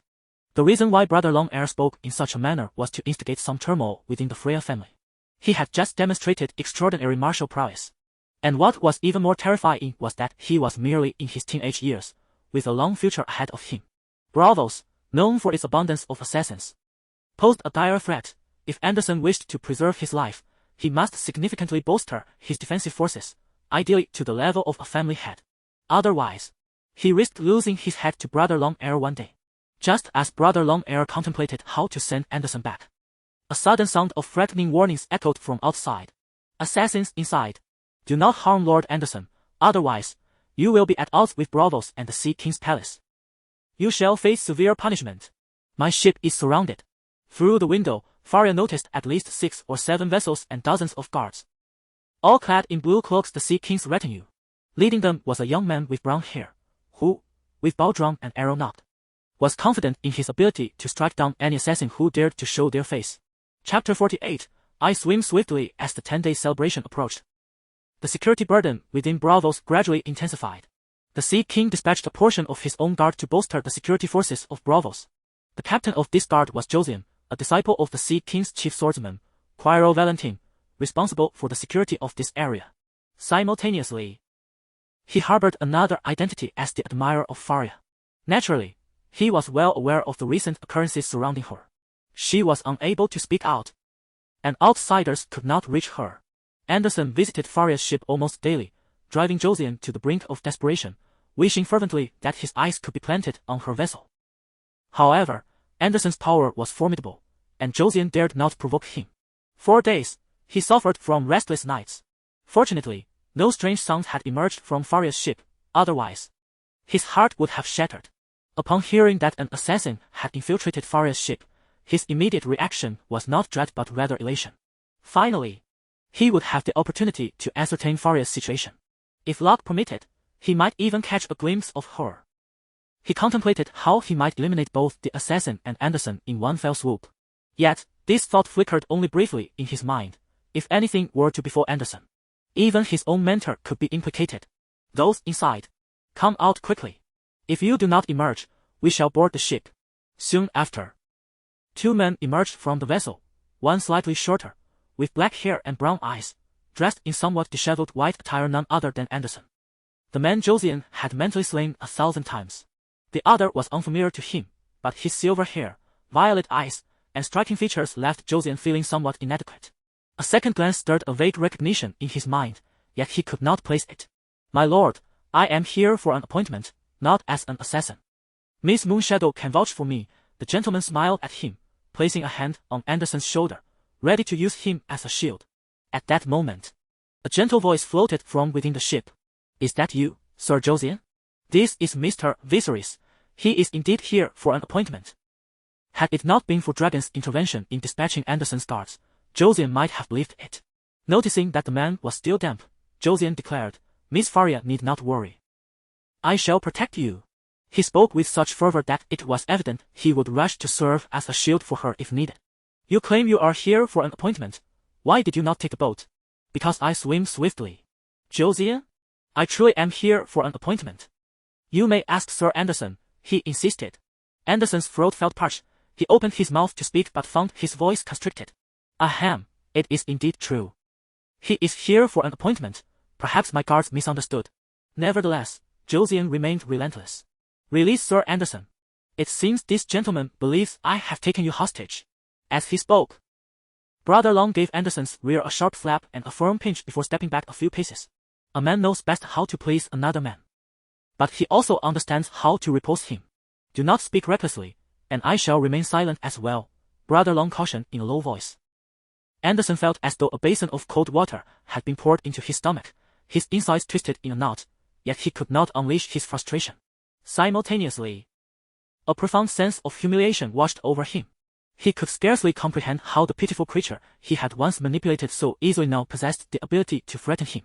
Currently, Viserys held leverage over him that could tarnish his family's reputation if divulged, weighing his own standing against his family's honor. He had no choice but to acknowledge the bitter truth of his defeat. Josian, put away your arrows. His Grace Viserys is my guest, Anderson declared. Viserys, It dawned on him. He was indeed the Prince of Westeros. Had he truly been mistaken? Despite numerous signs indicating the situation was far from normal, Anderson felt compelled to accept his own words. "Ah, is that you, Lord Josian?" Just as Lord Anderson is preparing to depart, to see him off, came the response. "Very well," Josian replied instinctively, signaling his crew to row. As his small boat approached Philia's flower barge, Josian extended his hand gently, as if fearing his vessel might collide with hers. Once the boats were steady, his hand lingered, reluctant to part, as though it were glued to the oars. After Anderson disembarked and settled in, Josian finally withdrew his hand from the flower barge, first the palm, then the fingers, until his longest finger, the middle one, reluctantly glided across the hull. "My Lord Anderson, please be cautious," Brother Long waved to him, eliciting a strange smile from Anderson. Josian was utterly bewildered. He had never witnessed such a scene. Even as his boat drifted far away, he kept turning back to glance. Meanwhile, Viserys remained on the boat, smiling and waving at Anderson from a distance. It was only when they were nearing the shore that Viserys finally stepped into the cabin of the boat. "My Lord Anderson, are you well?" Viserys inquired. Anderson did not respond, simply walking away lost in his thoughts. It seemed this matter was more complicated than it appeared. But it was beyond his reach, so he chose to let it go. Upon returning to the cabin, Phalia was tending to Asha's wounds. Asha's once delicate fingers had swollen to the size of a turnip. Tears glistened in her dark almond-shaped eyes. Whether from pain or indignation, it was unclear. The two resembled bullied kittens, huddled together, licking their wounds. "Let me have a look," Brother Long spoke up. He had witnessed the violent intervention moments earlier, and the part of him that had been self-reflectively restless was stirred. Although Brother Long initiated the conversation, he remained a guest of Phalia, despite their deep bond. Their identities ultimately set them apart. She cast a glance at Phalia, and upon receiving her consent, extended her hand towards Dragon Urge. Due to the pain, Asha felt her palm burning and throbbing. When her hand was enveloped by the cool grasp of Viserys, she immediately sensed a significant alleviation of her discomfort. The areas of concern on Asha's hand were primarily her middle finger, ring finger, and little finger. The swelling rendered her palm seemingly plumper. Strangely, Asha found herself wishing that Dragon Urge would take note of her other hand, delicate, fair, and hardly inferior to Philia's. Dragon Urge lifted Asha's middle finger and inquired, "Does it hurt?" Asha shook her head. He then proceeded to the ring finger, and as soon as he made the slightest contact, a fine sheen of sweat broke out on Asha's forehead. This could be bad, perhaps a fracture. "Bone fracture," Asha murmured, the term sounding quite severe. Dragon Urge surveyed the surroundings but found no suitable materials for a splint. In a flash of inspiration, he retrieved several square iron coins from Braavos from his pocket. These coins, popular in Braavos, were angular and could serve as throwing weapons. After enhancing his physique and strength, he had taken to carrying a few with him. He tore a strip from his own clothing, wrapped the coins, and then placed Asha's other hand on his shoulder, saying, "This may hurt a bit, bear with it." With a firm tug, Asha's complexion turned pale, yet she stifled her cries. However, as the saying goes, the 10 fingers are connected to the heart. The immense pain destabilized her, causing her to collapse into Viserys' embrace. The fragrance of the young maiden invaded Dragon Urge's senses, and he felt a stirring within him. Deep breaths, deep breaths. He placed his hand on Asha's shoulder, softly soothing her, while also attempting to calm himself. Unbeknownst to him, across the table, Phalia's gaze was imbued with a hint of envy. She perceived a subtle change in the youth before her, an allure that made one irresistibly drawn to him. Before she could be noticed, Phalia abruptly awakened, instinctively banishing the thought from her mind. Yet, it was as futile as trying to dispel smoke with a stick. Chapter 49. The swordsmanship tournament. Having tended to Asha's wounds with a simple remedy, Brother Long began to discuss the workshop with Phalia, meticulously recounting the entire sequence of events. He also touched upon matters concerning Dany, instilling in Phalia a sense of camaraderie, as if they were both grasshoppers on the same rope. Strangely, despite the unfavorable circumstances, Phalia felt an unprecedented sense of security. It soon became clear to her that this feeling was well-founded, as Brother Long revealed a momentous piece of good news. Although the workshop had ceased operations, the production of Moonshadow soap would persist, and there was no need for her to fret about the methods of production. All orders for the upcoming month would be fulfilled punctually, but she must not exhibit any signs of concern. They needed to keep Freya and her cohorts in the dark. Phalia understood that Brother Long's achievement in reaching this point was no small feat. Since he refrained from elaborating, she chose not to inquire further. Despite having been taught from a young age that what cannot be grasped in one's hands is worthless, she realized that if she could not trust the very person who had single-handedly vanquished a guard unit to save her, whom could she trust? Since their arrival, Brother Long had been the one speaking, and now that he had completed his discourse, the cabin fell into silence. I heard from Morel that you intend to participate in the tournament. Faria inquired, taking the initiative. Indeed. Is it for that Valyrian steel sword? Not solely. I have other considerations. Is it absolutely necessary for you to compete? Faria seemed poised to dissuade him. It is imperative. Brother Long replied, his tone calm yet resolute. Typically, the participants in such tournaments are swordsmen from the 3 noble families or mercenaries. Faria began to share her knowledge. In truth, tournaments also serve as a means for the 3 families to resolve conflicts and grievances, allowing bloodshed to be confined to the combatants. Thus, she alluded to Anderson's recent predicament, implying that if he insisted on competing, he would undoubtedly become a target. Thank you for your concern. I anticipated this situation, Brother Long said, a confident smile gracing his face. At that time, with master-level swordsmanship and a physique exceeding 90, those with superior sword skills will likely lack comparable physical prowess due to the inevitable decline that comes with age. As for those with better physiques, unless the likes of the Demon Mountain or the Horse King appear, it's unlikely anyone could surpass me in strength and speed. Faria contemplated this and found it indeed plausible. After all, this young man had just single-handedly defeated an entire guard unit. It seemed no one could sway his resolve. Given that, you must exercise caution, as I have heard that the Freya family is determined to claim victory in the tournament. Thank you for the warning, Miss Moonshadow. Upon hearing Brother Long refer to her as Moonshadow once more, Faria felt a twinge of dissatisfaction. Quickly regaining her composure, she continued, due to recent events, you are now the sole representative of my name in the poetry competition. After all, the flower protector by Faria's side had all vanished, and those who merely sought to play a couple of tunes for free had long since disappeared. They dared not participate in the poetry competition under Faria's name, fearing the attention of the Fraser family, which would be detrimental to Faria's prospects in the beauty contest. The absence of literary promotion could be considered a significant loss. Rest assured, I possess a certain level of proficiency in the art of poetry. Faria shook her head and said, no, that is not my intention. What I mean is that one cannot divide their focus. I hope you can prioritize the martial arts matters. Standing nearby, Asha harbored similar thoughts. On one hand was Faria, with whom she had grown up, sharing a profound emotional bond. On the other was Long Ergu, who stirred her heart with excitement. It was indeed a difficult choice. Long Ergu was at a loss as to how to console her, his mind filled with at least 100 classics across various themes and styles. As for popular music, the options were even more abundant. However, showcasing them on-site seemed unnecessary, yet it presented a perfect opportunity to gauge the market. As a socialite, Faria should be quite familiar with this realm. Noticing that Long Ergu still seemed invested in the poetry competition, Faria offered him patient explanations. In Braavos high society, people favored soothing and elegant melodies, whereas the lower classes preferred relatively cheerful tunes. In fact, I discovered that those so-called upper-class nobles often feigned enthusiasm for more refined music, despite their lack of genuine interest. Long Ergu nodded in understanding. It was a common trait among the wealthy. Judging by the audience, the evaluators would predominantly be Braavos as elite, yet they must also consider the acceptance of the lower populace. If the winning piece was unsuitable for popular singing, it would contradict the very purpose of their celebration. Thus, Long Ergu had to choose melodies that could be appreciated by both refined and common ears.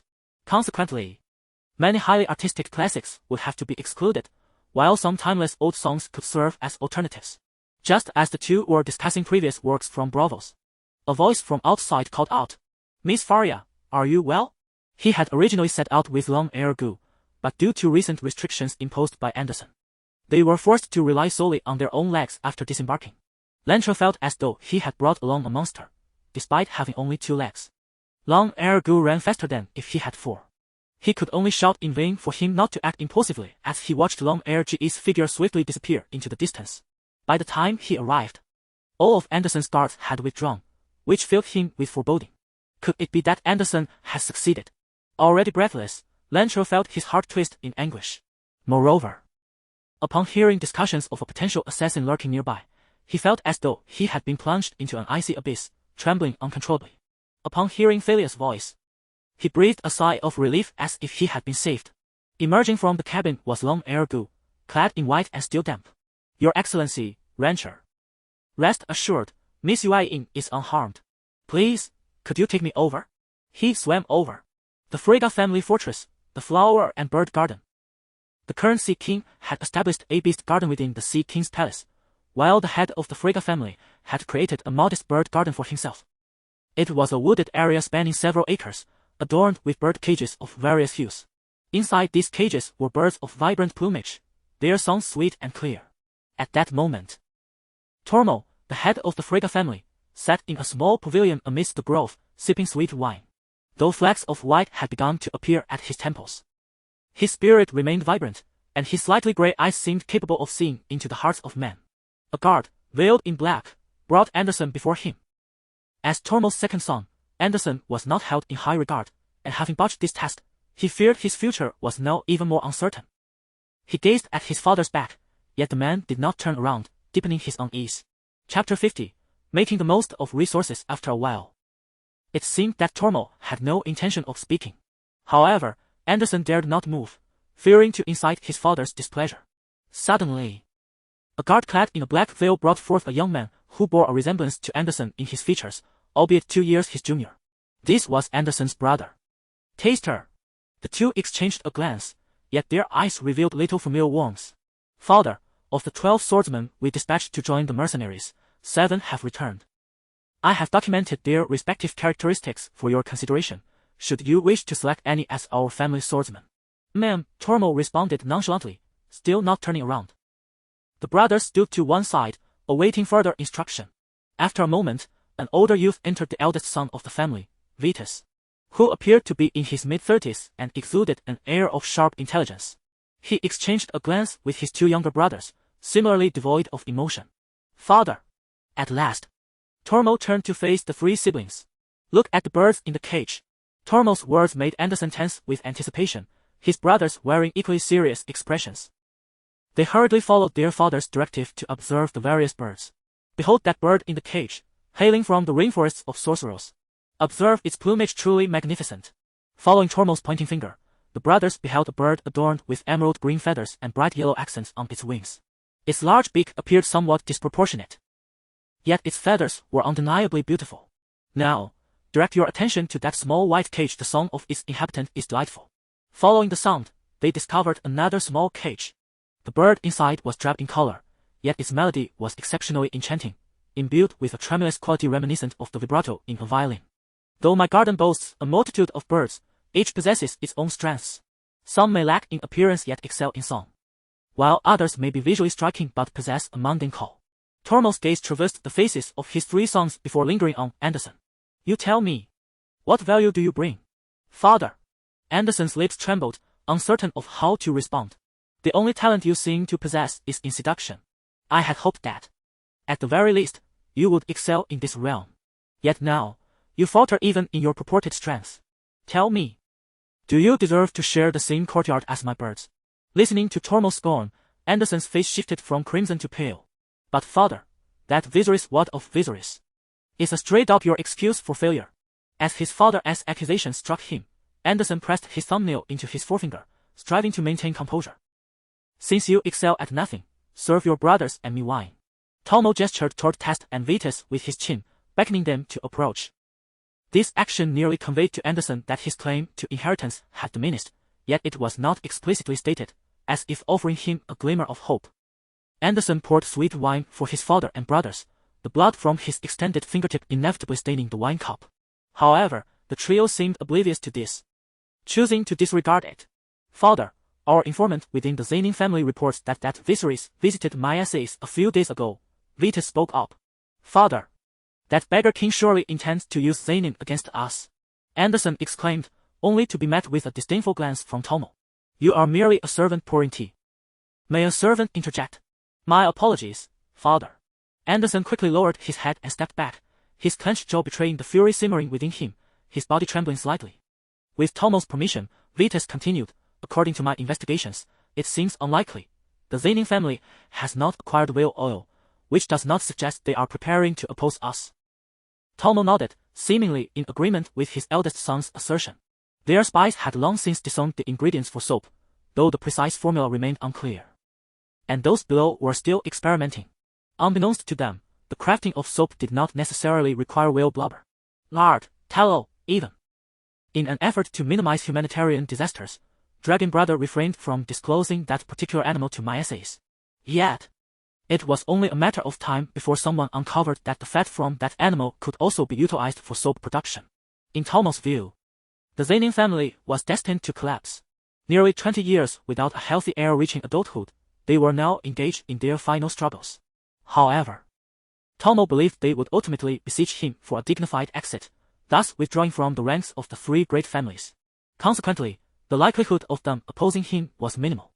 The absence of whale oil acquisition further corroborated his suspicions.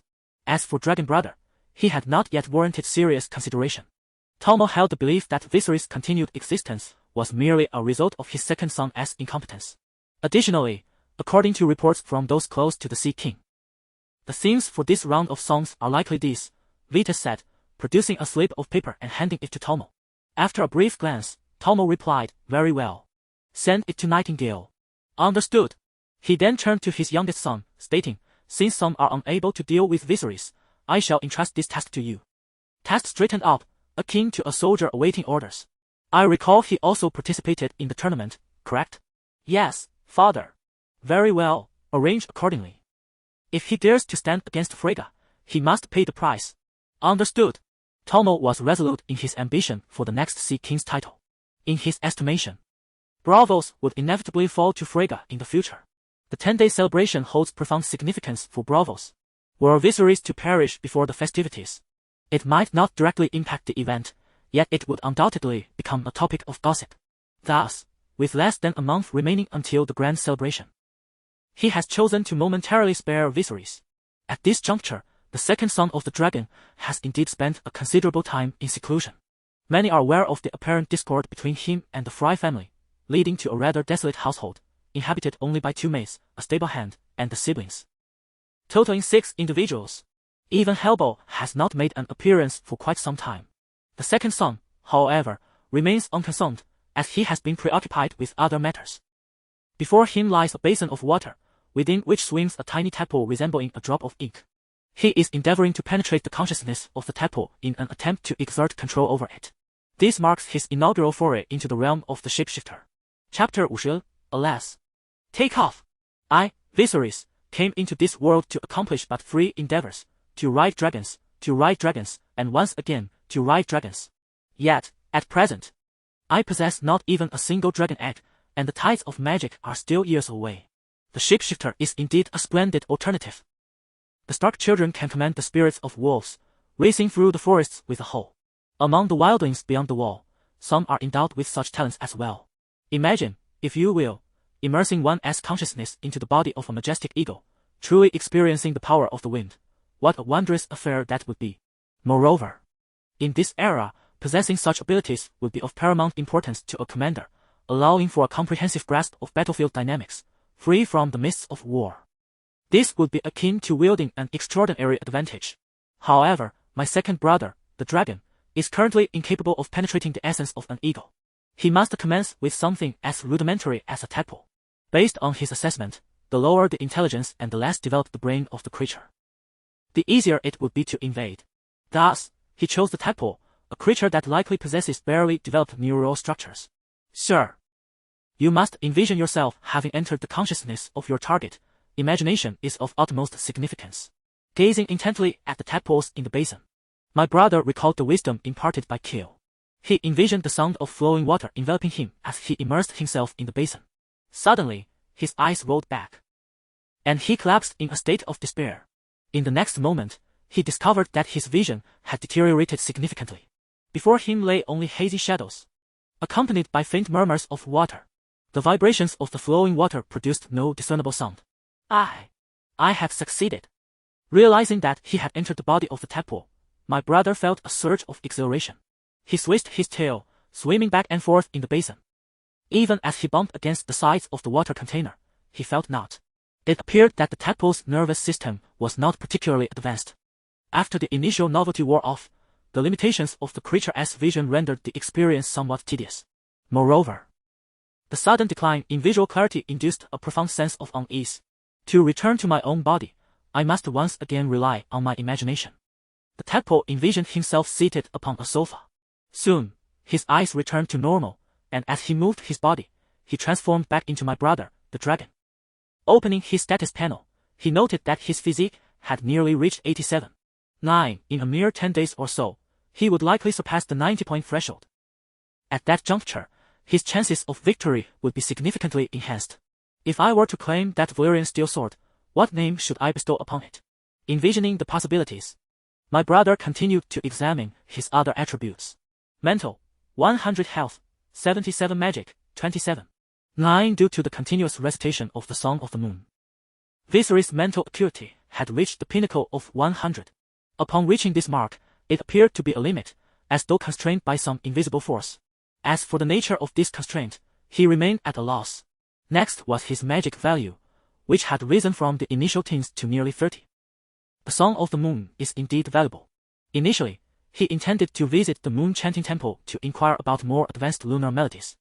Or perhaps to explore the Temple of the Light King for something akin to a Song of Fire. However, due to a series of unforeseen events, he was unable to do so and resolved to seek another opportunity. At present, he alone comprehends the worth of these matters, thus there is no need for haste. It seems that his magical energy has diminished somewhat, indicating that shape-shifting also requires energy expenditure. As he continued to delve deeper, he discovered a new skill, Shapeshifter, Novice, 12-100. A smirk graced his lips as he glanced at his other skills, then proceeded to allocate points with fervor. During this period, he had not improved his swordsmanship, resulting in a significant accumulation of proficiency in his other skills. After nearly 10 minutes of point allocation, he amassed over 600 general proficiency points. Shapeshifter, Proficient, 142, 1000. With the continual enhancement of the shape-shifting skill, he felt a profound comprehension of consciousness invasion. A mere tadpole could no longer satisfy his aspirations. He rose and approached the small nook behind the door, which housed a wounded seagull that was nearly healed. He had rescued it from the docks, where a child had broken its leg with stones. Thus, he took the seagull home to nurse it back to health while fostering a bond. The original text mentioned that the ease of consciousness invasion correlates with the closeness between humans and animals. Initially, this seagull, which had a penchant for fries, exhibited some reluctance towards him. It was a creature of freedom, never to be enslaved unless, of course, someone provided food and shelter. Upon spotting him, the seagull approached, allowing him to stroke its head. Little seagull, I'm coming in now. Soon, he entered the body of the seagull, or rather, his consciousness did. As Seagull Brother opened his eyes and beheld his fallen body, he thought, wow, I look incredibly handsome. A visage of unparalleled beauty. After a moment of contemplation, he attempted to take a few steps within the room. Perhaps due to its size, Seagull Brother realized that his room felt significantly larger now. What once was a standard bedroom now resembled a quaint theater. Instinctively, he spread his wings, feeling the power of the wind lifting him beneath. In an instant, he soared into the air. The white figure glided gracefully around the room. What once felt spacious on the ground now seemed somewhat confined in flight.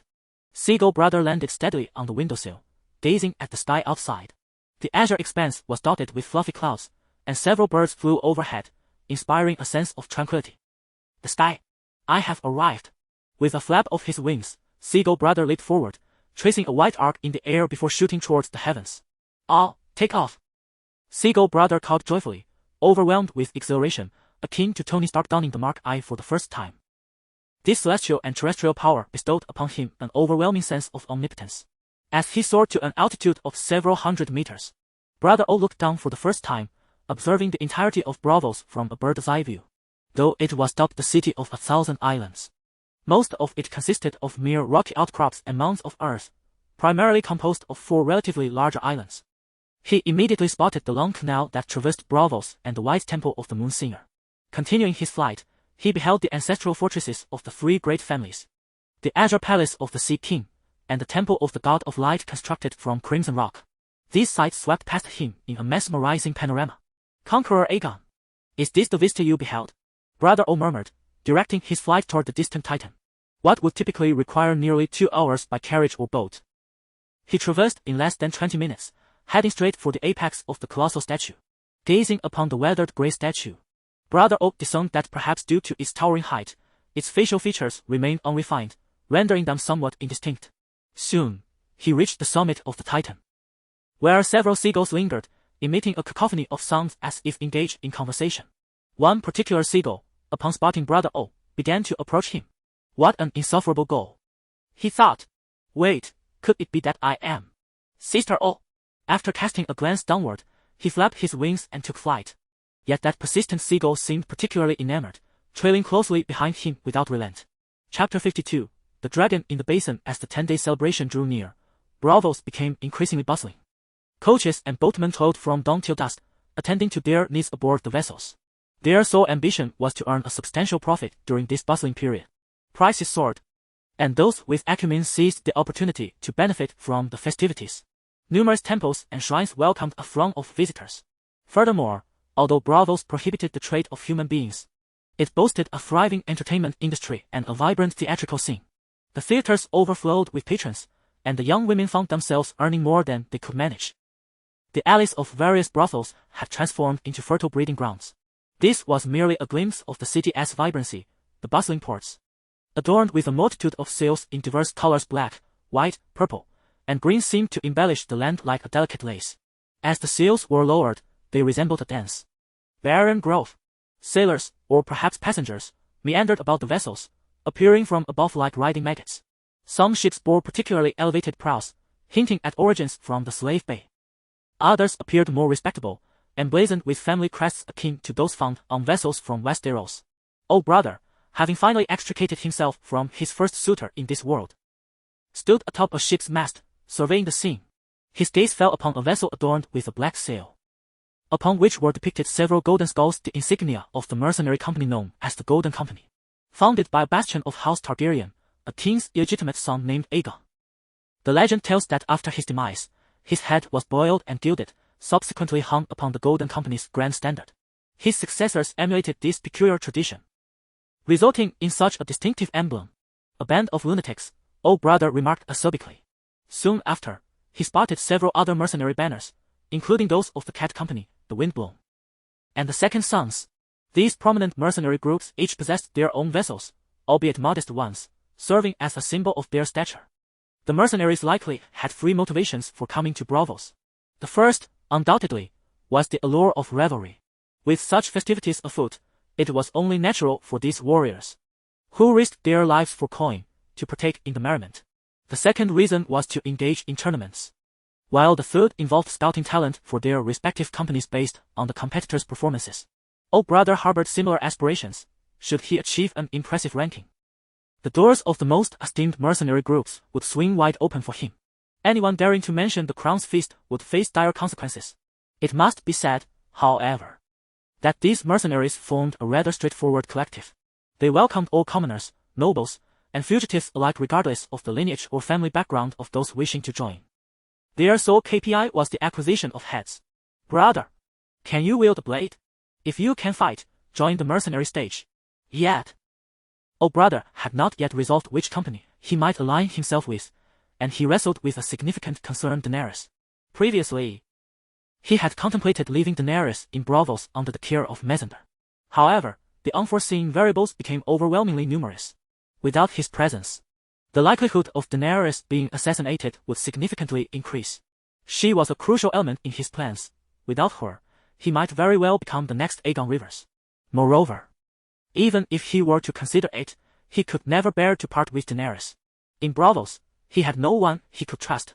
Even Xanon, having resolved to confront Frigga, would render Daenerys utterly unsafe. Thus, he would be compelled to drag his family along into mercenary life. As his thoughts spiraled, he heard a familiar voice calling, "Brother! Brother! Wake up! What is wrong?" He looked around and realized it was a telepathic connection from his original body. He strived to shift his consciousness back. "Brother! Brother! Miss Kyle, please come quickly." Daenerys, recalling that her brother was indeed in the room, intended to enter and inquire about a mathematical problem. Yet, no matter how she knocked, there was no response from within. Opening the door, she was met with the sight of her brother lying on the floor. In that moment, an overwhelming sense of dread washed over her. If she were to lose her brother, she would have nothing. Her voice grew increasingly frantic as she called out for Kyle. Kyle! Upon seeing her brother's body collapsed on the ground, hurried over to assess the situation. He has entered the shapeshifter state. So soon. Kyle was taken aback. It had taken her nearly 3 years to successfully transform a small fish. She searched the room and discovered a basin of water on the table. Approaching the basin, she spotted the tadpoles inside. Do not worry, Miss Daenerys. Lord Viserys is within the basin. What do you mean? Daenerys exclaimed. I mean, his consciousness is in the basin, or rather, within the tadpole, Kyle attempted to clarify. Unsure how to explain it to Daenerys, Kyle called out loudly to the basin. Lord Viserys. Lord Viserys. Do you remember what I told you? You must first imagine. Focus on your feelings. At that moment, Kyle overlooked a critical detail. Tadpoles lack hearing. Daenerys watched Kyle shouting at the basin, bewildered by her behavior. She could only persist in calling for Viserys in her own way. Miss Daenerys, I have a plan. Kyle said, bringing the basin closer to her brother. What plan? Daenerys asked, her expression one of confusion. Kyle then used her knee to prop up her brother's head and pried open his mouth. She scooped a tadpole from the water and placed it inside her brother's mouth. This. Daenerys could only watch as a dark, bean-sized creature was swallowed by her brother. Yet, after a prolonged silence, there was still no response. Miss Daenerys, we need to pour the water into Lord Viserys' mouth. Is this useful? Let's give it a try. Dany is presently in a state of confusion, following Kyle's every command. As Kyle opens his mouth, Dany, with a basin in hand, is about to pour the muddy water into his mouth. Just then, Long-Hair's violet eyes suddenly descend from their previous state of white. The moment he opens his eyes, he sees Dany poised to pour water into his mouth. Long-Hair immediately struggles to turn away, a look of terror etched upon his face as he gazes at the two. What are you two planning to do? Upon realizing that Long-Hair has awakened, tears cascade down Dany's cheeks. She rushes into the embrace of Viserys. I'm fine. Long-Hair reassures Dany while casting a glance at Kyle. Calm yet smug, she remarks, did you just commune with the tadpoles? I fed you the tadpoles. And that's what brought you back. What? Repeat what you just said. You fed me. Chapter 53, Constitution 90. After considerable effort, Brother Long finally expelled the tadpole he had swallowed. The creature, resembling a dark ink blot, twitched briefly before falling still. Viserys immediately sensed its demise. As a thought crossed his mind, he accessed his panel and quickly identified the anomaly. Mentality, 99. 8. The tadpole, which had paired with him, had caused a loss of 0.2 in his mental acuity upon its death. Brother Long instantly felt that his mind was not as sharp as it had been moments before. It was no wonder that those shapeshifters became dull-witted when they lost their animal companions. If that seagull were to perish, he might lose 7 or 8 points of mental clarity. Fortunately, the seagull appeared to be newly matured and should have a long life ahead. Moreover, as long as he refrained from pairing with it for an extended period, the bond between them would significantly diminish. The longer the duration without pairing, the lesser the impact of its eventual death on him. Nonetheless, he still needed to frequently pair with it for intelligence gathering and defense. Brother Long soon realized a troubling issue. Kyle had been frequently killing his animal companions, even if they were nearly devoid of intelligence like lobsters. It was likely that this fellow had lost considerable mental acuity himself. Perhaps it would be wise to have her practice the Song of the Moon to regain some of her wits. Otherwise, her foolish demeanor might infect Daenerys as well. He bore no grudge against her for feeding him tadpoles. He resolved to teach Daenerys the art of shapeshifting. In both the original text and the television adaptation, the dragons she hatched occasionally displayed disobedience. What if the dragons she birthed in the future were overly temperamental and sent her tumbling from the skies? He was but a little sister.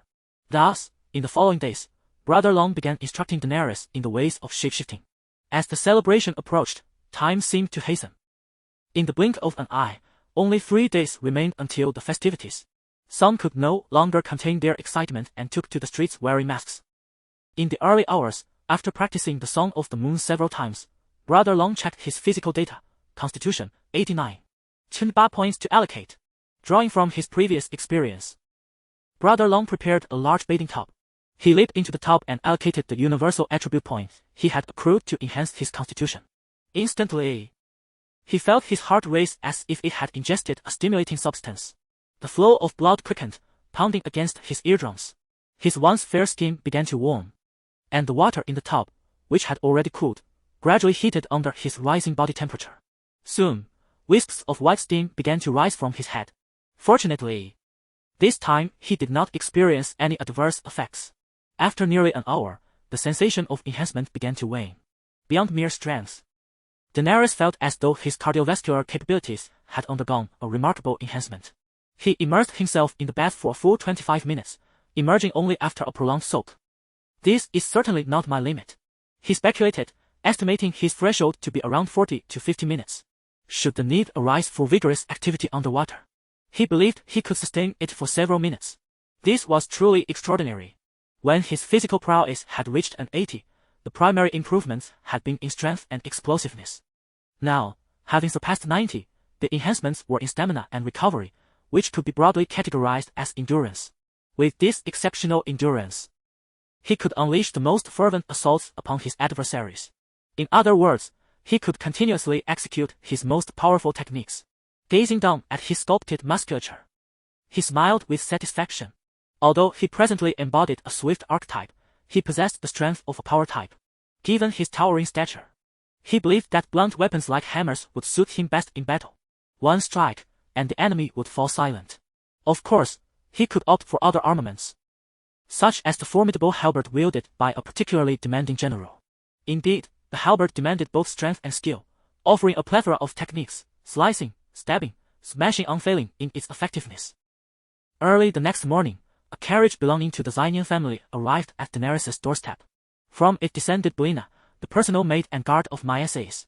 Without waiting for Daenerys to greet her, she strode directly into the parlor. "Miss Belina, have you come to discuss the Moonshadow matter?" he inquired. "Indeed," Belina affirmed with a nod. "My lady has instructed me to inform you that this afternoon, all Moonshadow products will be delivered, and every establishment of the Xynian family will commence sales." Daenerys nodded, recognizing this as a sign that the Xynian family was preparing to compete once more with the Frigga family for the title of the next Sea King. "Furthermore, regarding the funds owed to you, my lady has deposited a total of 20,000 golden dragons into the Iron Vault on your behalf. Here are your account details and secret passphrase." Belina handed him an envelope sealed with the Xynian family's black wax. "I am grateful for my lady's generosity," Daenerys replied. He estimated that the initial wave of sales would not quite reach 20,000 golden dragons. The surplus was likely due to Maiace's consideration for him. Perhaps in light of his connection to Daenerys, he speculated that within the next 3 to 5 years, the soap's profitability would attract individuals who would experiment repeatedly until they achieved success. Despite its possibly mediocre quality, it would certainly impact the business landscape. He would be content to earn around 100,000 golden dragons from it. This is your rightful share. Additionally, my lady wishes to advise you against participating in the upcoming tournament. What does she mean by that? Daenerys inquired, raising an eyebrow. Firstly, the Xynian family. I need not elaborate further, right? Brother Longhair nodded. Secondly, many mercenaries participating in the tournament seek your demise. Viserys nodded, quickly grasping the reason behind it. Many among them likely harbored intentions of eliminating him, subsequently claiming the bounty from Robert. Although Robert had not issued such orders, it presented a rare opportunity. Most importantly, it was entirely legitimate. Among those mercenaries, numerous individuals still held onto their impressions from the Crown Feast. Naturally, upon hearing that Brother Longhair would also partake in the tournament, they eagerly rubbed their hands together, brimming with anticipation. Brother Longhair replied with a smile. "Thank you for your concern, my lady. I shall remember it well. However, I will ensure they understand what it means to encounter a reincarnation of Elbu." Who is Elbu? As the celebration drew near, the workshop was nearing its deadline for delivery. Yet, their raw materials had been destroyed, and manpower was insufficient. Faced with numerous demands for compensation, the Morel father and son had descended into despair. They had initially believed that the soap concocted by Viserys would revive the workshop. Alas, the outcome remained unchanged. At that moment, a small vial of poison from Lys lay before Morel, and he was tearfully imparting his final words to his son. "Rebello, my child, my time is now fleeting. Drink this poison, and I shall buy you some time. Those creditors will not press too hard. With a reputation, you can seek a loan from the Iron Bank. Perhaps in 10 years, perhaps 20, we shall repay this debt. Remember, do not bring shame upon our name. Father. Rebello wept bitterly. He pondered that without this so-called shadow of the moon, their family might still possess a workshop to sell. If they could not become wealthy, at least they could have lived comfortably. Yet now, they were on the brink of losing his father's life. But who could he blame? Viserys? Could he? The Fry family? Would he dare? My dear child, allow me one last glimpse of you. Morel reached out to touch his son's cheek, but at that moment, a sudden shout erupted from outside. Mr. Morel, the shadow of the moon has arrived. The father and son exchanged bewildered glances. Chapter 54. The Sea King's Palace. The actions of the Zenon family greatly surprised Tormund. After being shrouded in silence for over half a month, the shadow of the moon unexpectedly resurfaced. Remarkably, they managed to orchestrate a significant move without uttering a word. The competition for the Sea King's position among the three prominent families hinges on two critical factors. The first is the stance of the current Sea King. Occupying such a high position, if he were to choose a side between two families or, even inadvertently, extend some assistance, the likelihood of that family's selection would significantly increase. The second factor involves the opinions of the multitude of merchants in Braavos, which the three families must also take into account.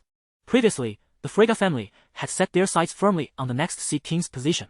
However, both the current Sea King and the merchants exhibited somewhat aggressive attitudes and tactics. The Zenon family's decision to boldly stand up introduces a plethora of uncertainties. Should the Zenon family ally with the Antalion family, it would subsequently shift the dynamics among other merchant groups. Tormund commanded his personal guard, prepare the carriage. I must pay a visit to that old rascal, Ross. Ross is the current leader of the Zenon family. Braavos, the Purple Harbor, the Sea King's Palace. As one of Braavos' most iconic structures, its design epitomizes opulence. The entire edifice is painted in a resplendent sea blue. The corners of the palace, roughly a meter above the ground, are adorned with shells, sea snails, and coral. Passing through the grand blue entrance, a regiment of guards underscores the palace's formidable presence. Additionally, as the bastard daughter of Valyria, dragon motifs are also present here. A dragon statue reclines at the center of the Sea King's Palace. However, their dragon possesses a tail as robust as a fish's fin, and its claws are even webbed, resembling a dragon imbued with aquatic elements aptly fitting the term bastard daughter. Within the Sea King's Palace lies a lake that connects to external waterways, where the Sea King's yacht is moored. From bow to stern, a series of blue smiling masts hang, akin to a floral hem around the yacht. In his leisure, Sea King Friggo often prefers to remain aboard this vessel. At that moment, a middle-aged man with brown eyes and a stern expression entered. He is the Sea King's chief swordsman, Quirrell Valentin. He presented a small scroll to the Sea King, who, upon perusing it, displayed a distinct smile. Even his somewhat pallid complexion hinted at a touch of color. Ah! Let them clash, Friggo coughed lightly, handing the scroll back to Quirrell. Quirrell, examining the note, noticed his receding hairline becoming increasingly pronounced. Your Highness. It appears that the root of all this turmoil stems from that Viserys. I had expected that the Feast of Crowns would deal him a significant blow, perhaps leaving him unable to recover for a lifetime, but unexpectedly, this Targaryen has garnered a newfound regard. Friggo remarked with a smile. In this brief span of 6 months, he had already heard 3 accounts concerning Dragon Brother.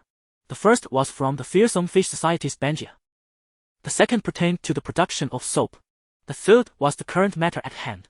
As soon as the soap he had invented debuted, Friggo surmised that the Frigga family would inevitably intervene. Yet, he was taken aback by this individual's audacity, as he had somehow managed to establish contact with Zenon without any apparent fear.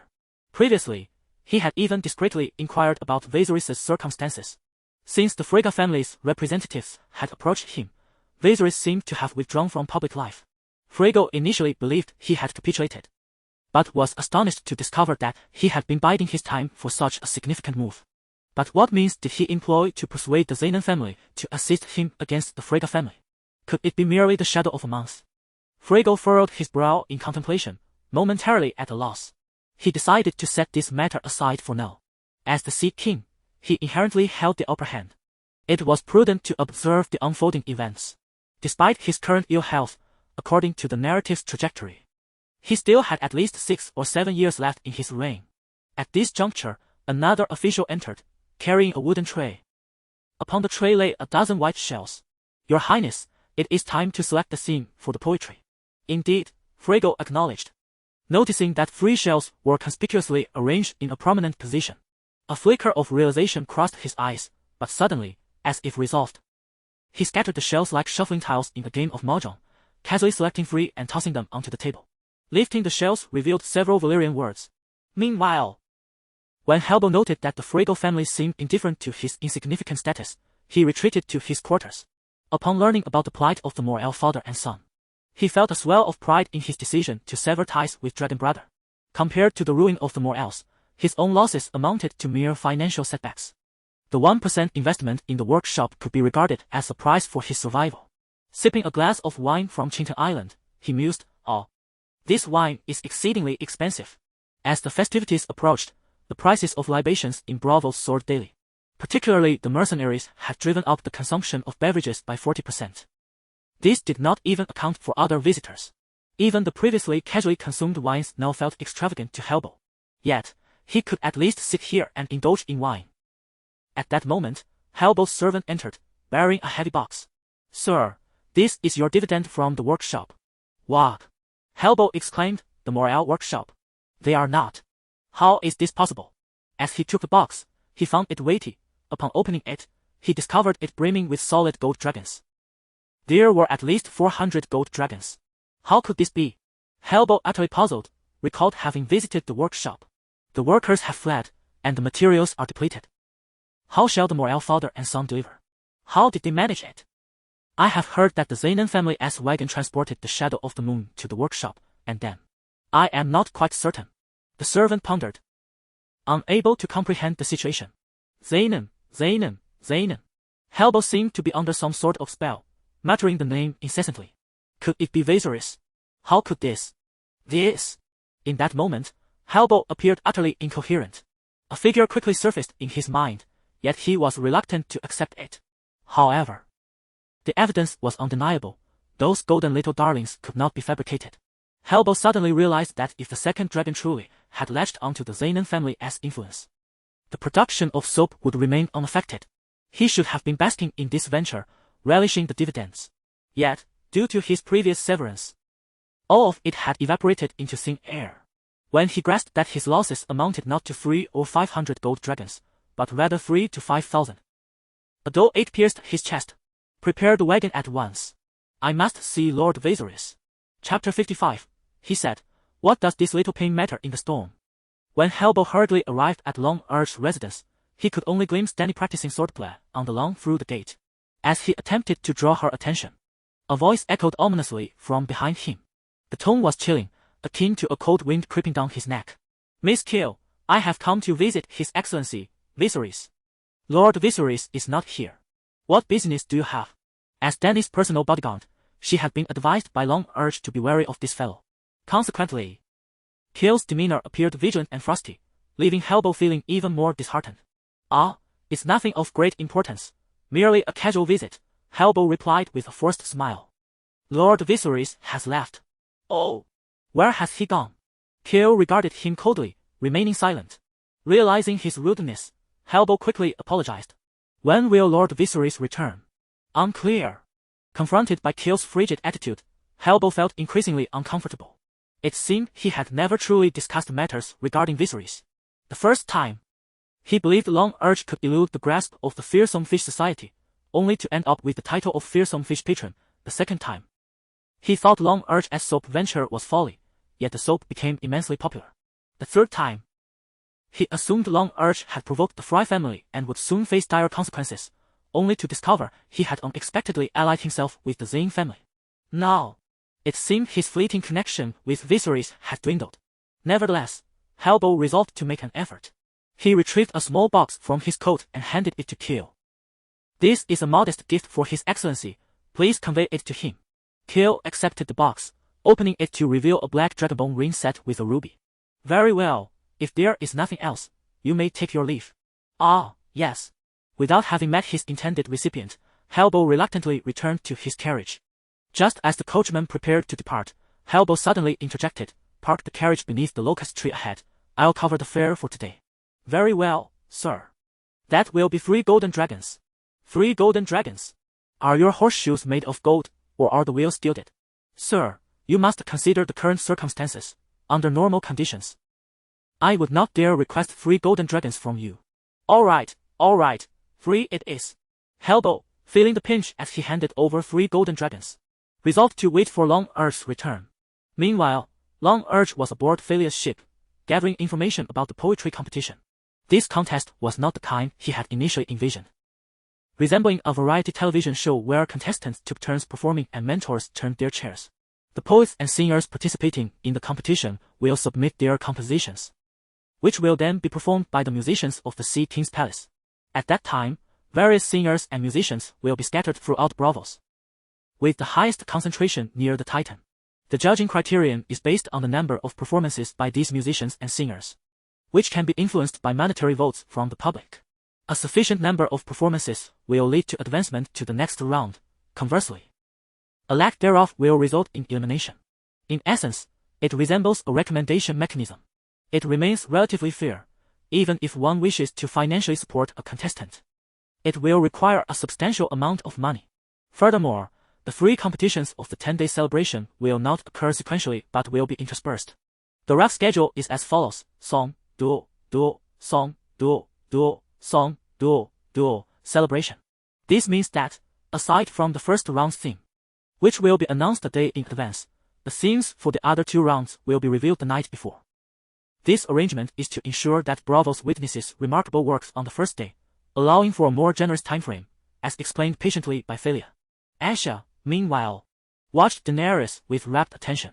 I still advise you, Mr. Viserys, to reconsider participating in both competitions simultaneously, as it will be quite taxing. Viserys remarked, saying, Miss Moonshadow, there is no need for concern. The theme for the first round is the sea, is it not? I believe I have already composed it. Composed it? Valyria expressed skepticism. Given that she had just informed Viserys of the theme, and barely 20 minutes had passed. Treading carefully, Valyria remarked, Mr. Viserys, if your piece closely resembles any existing compositions, you may be disqualified. She nearly uttered the word plagiarism. Daenerys gestured toward the harp hanging on the wall, saying, I will play a piece, you may listen first. Very well, Valyria nodded, yet Asha hesitated to retrieve it. Asha! Ah! Asha, who had been somewhat entranced by Daenerys, quickly snapped back to reality. Oh, right. Embarrassed by her lapse, Asha blushed as she handed the harp to Daenerys. Daenerys noticed that the harp resembled a guitar or ukulele.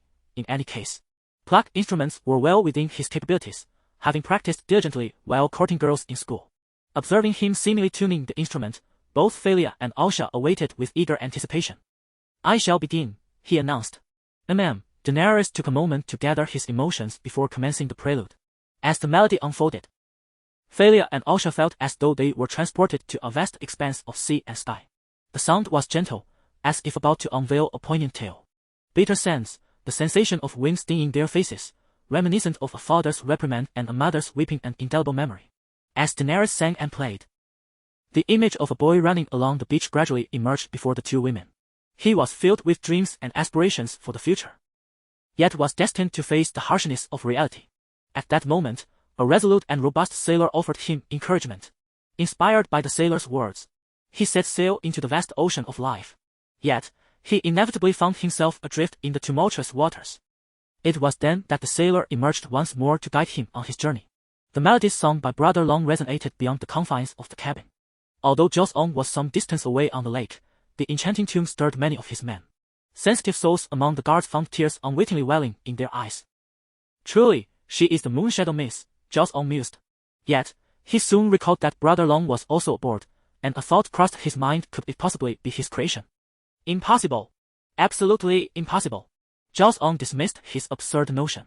At last, as Brother Long concluded his performance, a unique radiance graced the faces of Valyria and Asha. Gazing at Brother Long's smile, they felt a profound shift within, as if the defenses they had long held were giving way. It seemed that to share an intimate moment with such a man could indeed be a most worthwhile endeavor.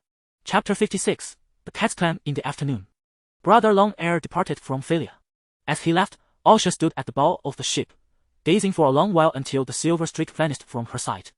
You seem quite fond of Mr. Viserys, Valyria teased. Indeed, it would be wonderful to marry a man such as him, Asha candidly replied, momentarily catching Valyria off guard. Until she recalled Asha's lineage of Dothraki blood, I long to lie together beneath the vast grass sea, with him atop me, or I atop him, under the starry sky. In the morning light, and at sunset. Asha grew increasingly animated as she spoke, embodying the fervor of infatuation. To the extent that a rosy blush rapidly spread across her cheeks. All right, enough of that, Thalia interjected, urging her to cease. Strangely, such a scene also flickered through her mind. The Dothraki hold the sky in deep reverence, believing that all significant and sacred matters must unfold under its witness, be it birth or death. They regard procreation as a sacred act, and to unite with a beloved beneath the heavens is deemed a blissful and enchanting experience. Recently, Brother Longhair, through diligent practice, had mastered the swift transition of his consciousness between the animal and his own form, achieving this in under 2 seconds. Furthermore, his sensory perception had become markedly clearer. Should anything transpire in his original form, he could promptly return, no longer subjected to the absurdity of having his mouth filled with tadpoles. At this moment, the sun tilted westward, approaching twilight, although the sky still retained its brightness. Once aboard the carriage, Brother Longhair shifted the ritual into the body of the seagull. With a flap of its wings, after a brief flight of several minutes, home came into view. He gradually folded his wings to descend, only to notice 3 carriages stationed at his doorstep, amidst a throng of people jostling about, their purpose unclear. A sense of foreboding washed over him, prompting an accelerated descent until he landed atop one of the carriage roofs. Soon, familiar faces came into view: Morel and his son, Regis, and Helbo. He was not surprised by their presence, it was merely a matter of gratitude and flattery. However, the atmosphere seemed somewhat amiss. Helbo and Morel stood resolutely at the entrance of their abode, seemingly blocking the entrance of another group. This latter assembly consisted of 5 or 6 individuals, each bearing a rugged and brutish appearance, their demeanor equally coarse. "You cannot enter," one of them shouted. "We heard this is the home of the Beggar King. We are merely here to pay a visit. But Mr. Viserys is not home." "That's all right, we can wait. Besides, how could we allow our guests to wait outside?" As he spoke, the leader of the group, a man with a yellow beard, attempted to force his way in. Yet, Regis and Morel stood firm in their blockade. Brother Longhair soared aloft, casting a glance into the house, where he spotted Dany emerging with Cole. Soon, several individuals noticed Dany, their eyes first widening in astonishment, followed swiftly by glimmers of avarice. "Gentlemen, my brother is not home. If you have matters to discuss, it would be best to wait for his return." The man with the yellow beard spoke up. "Ah, you must be Princess Dany, sister of the Beggar King. If your brother is absent, you may accompany us. Our leader will treat you as a distinguished guest." Observing the expression on his face, Dany felt a wave of revulsion. This yellow-bearded man belonged to a mercenary group known as the Cat's Brigade, led by the notorious Bloodbeard, whose true name was known to few. He was a brutal and bloodthirsty individual, a fervent advocate of war who despised peace. Additionally, he had a penchant for beauty, fine wine, and lavish feasts, often bellowing loudly at such gatherings. They had recently arrived in Braavos when the Fry family sought them out, promising a handsome reward for trouble inflicted upon Viserys. Bloodbeard, already a slave to his lust, found the prospect of monetary gain irresistible. He assumed that as a princess, Dany would be quite appealing and instructed his subordinates to pay her a visit. As for Braavos' laws against the trafficking of people, he dismissed them as irrelevant. This was merely an invitation. Furthermore, with the backing of the Fry family, he thought they could simply disappear if necessary.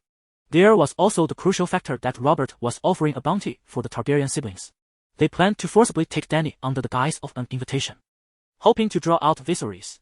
"I'm afraid that if it is an invitation, you must wait for my brother's return," Dany stated firmly, her face composed despite her anxiety. "Ah, that won't do.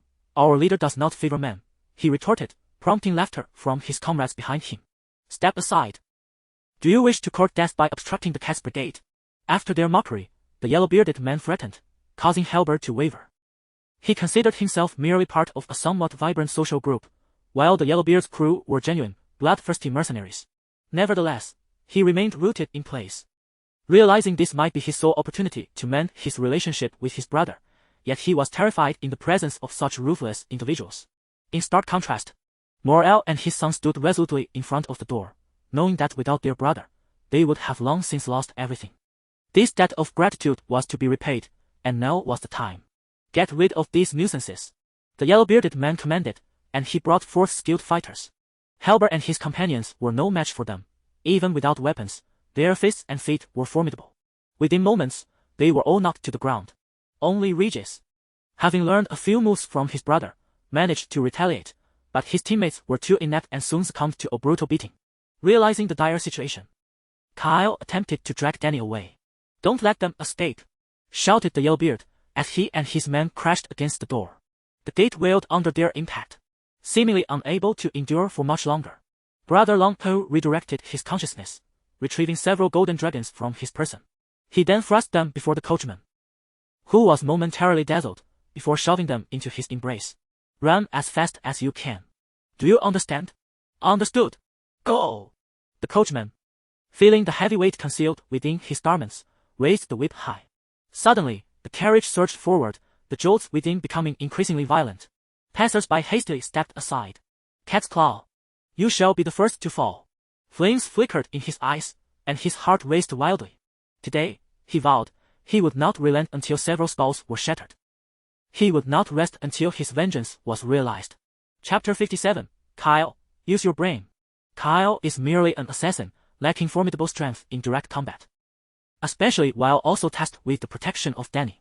As the gate threatens to be breached by the oncoming assailants, she hastily pulls Dany upstairs and secures the door.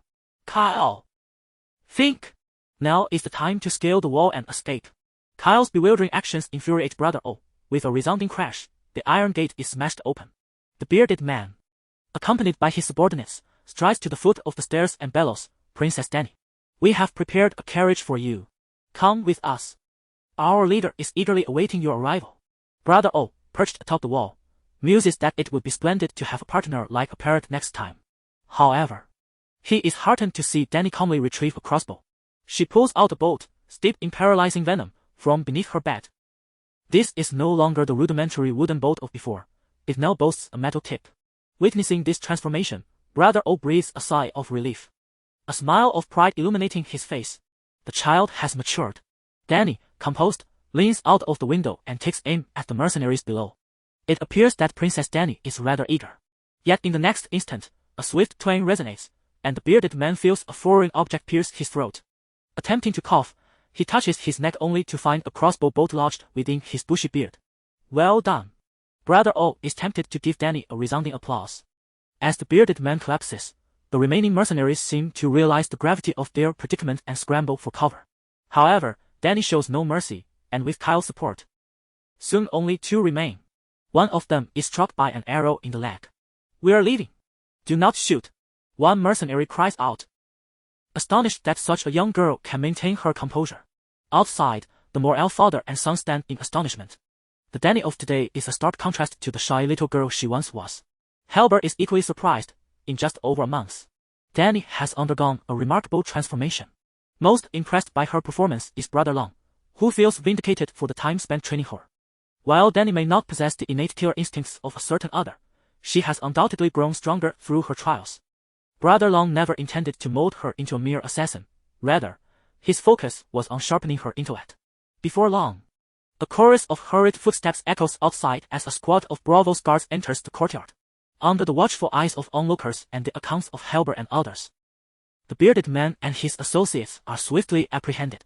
Just as they are about to depart, Brother Long's carriage finally arrives.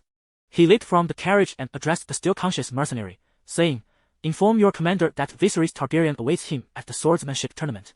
Let him send someone. I shall deal with each of you." As he spoke, Demon extended a finger, mimicking a throat-cutting gesture. The mercenary shuddered, as if his head were truly in peril. The guards, of course, did not trouble Daenerys, not only because they were entirely justified in this matter, but also due to the shadow of House Zenin looming behind them. Thus, they resolved the situation swiftly, considering it concluded. The injured Halberd and the Morel father and son were carried home by Demon. "Mr. Morel, I am truly grateful for your assistance in this matter." Demon personally served him a cup of tea. Regardless of the actual impact of the gesture, the sincerity of his intent was undeniable. "Your Grace, we ought to be the ones expressing our gratitude," Rabido interjected hastily. "If it were not for you." They exchanged glances, and sighed. Demon chuckled and said, "All right. From now on, we shall all be friends. Such is the nature of friendship." Observing the camaraderie between Viserys and the Morels, Halber felt a pang of envy, thinking that his turn must be next. However, Daemon did not immediately engage him. Instead, he turned his gaze toward Regis. He patted his own body and inquired, "How are you? Are your injuries severe?" "I'm fine, Your Grace, I am quite robust," Regis replied, exhibiting a notable resilience.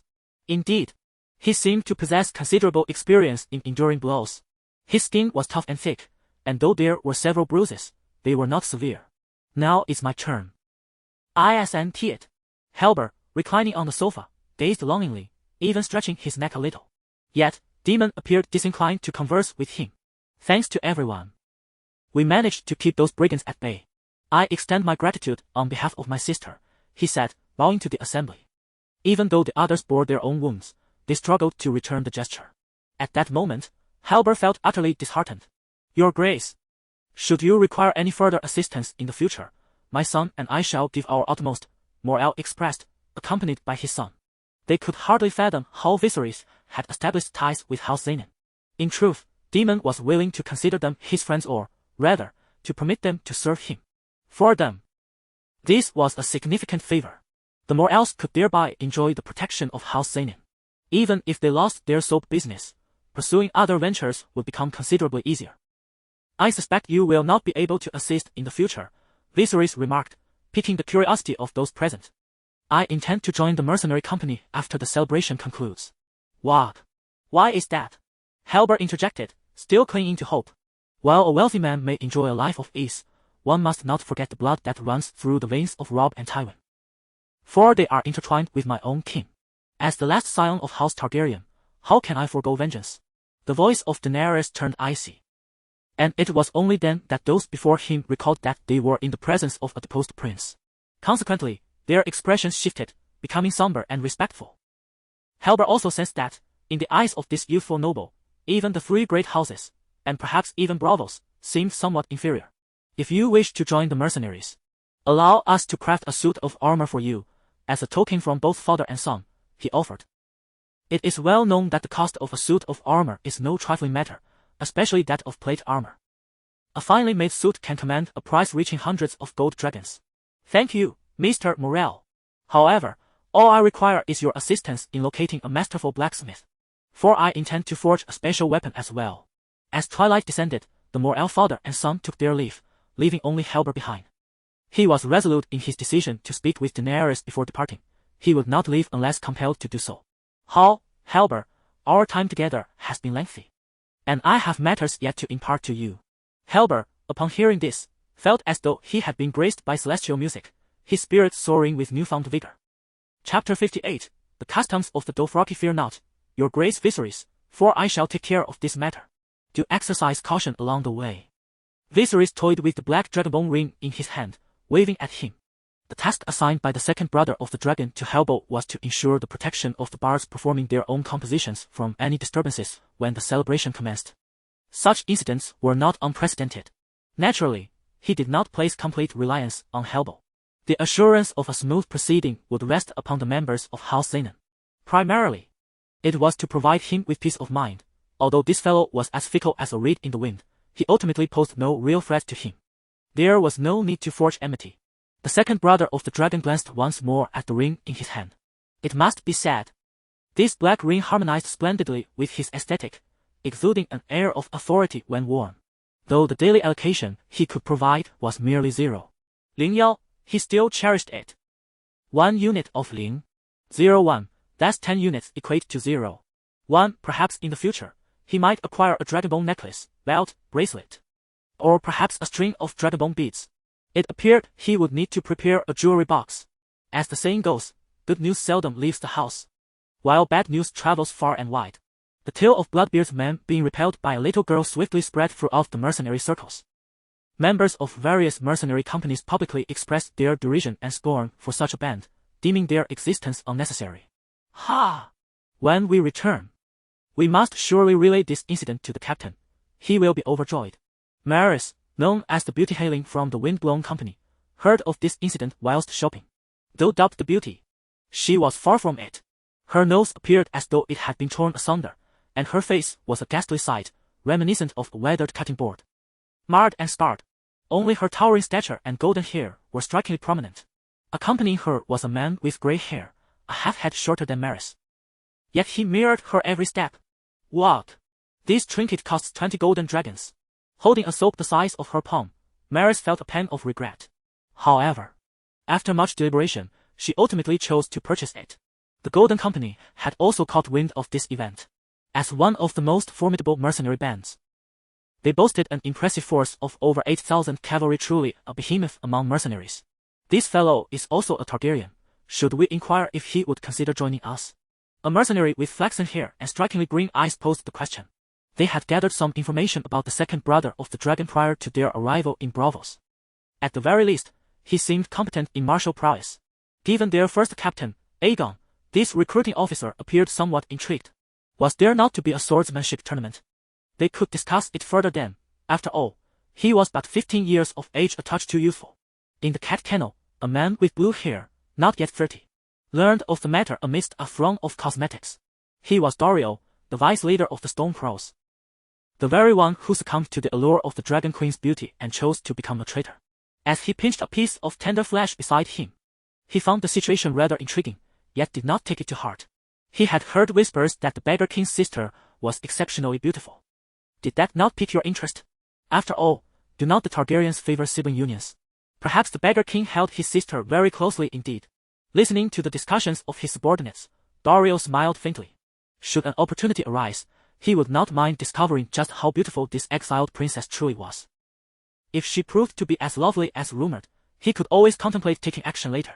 Although the grand celebration was set to commence the following day, the majority flocked to the vicinity of the Titan that very night, eager to secure prime positions.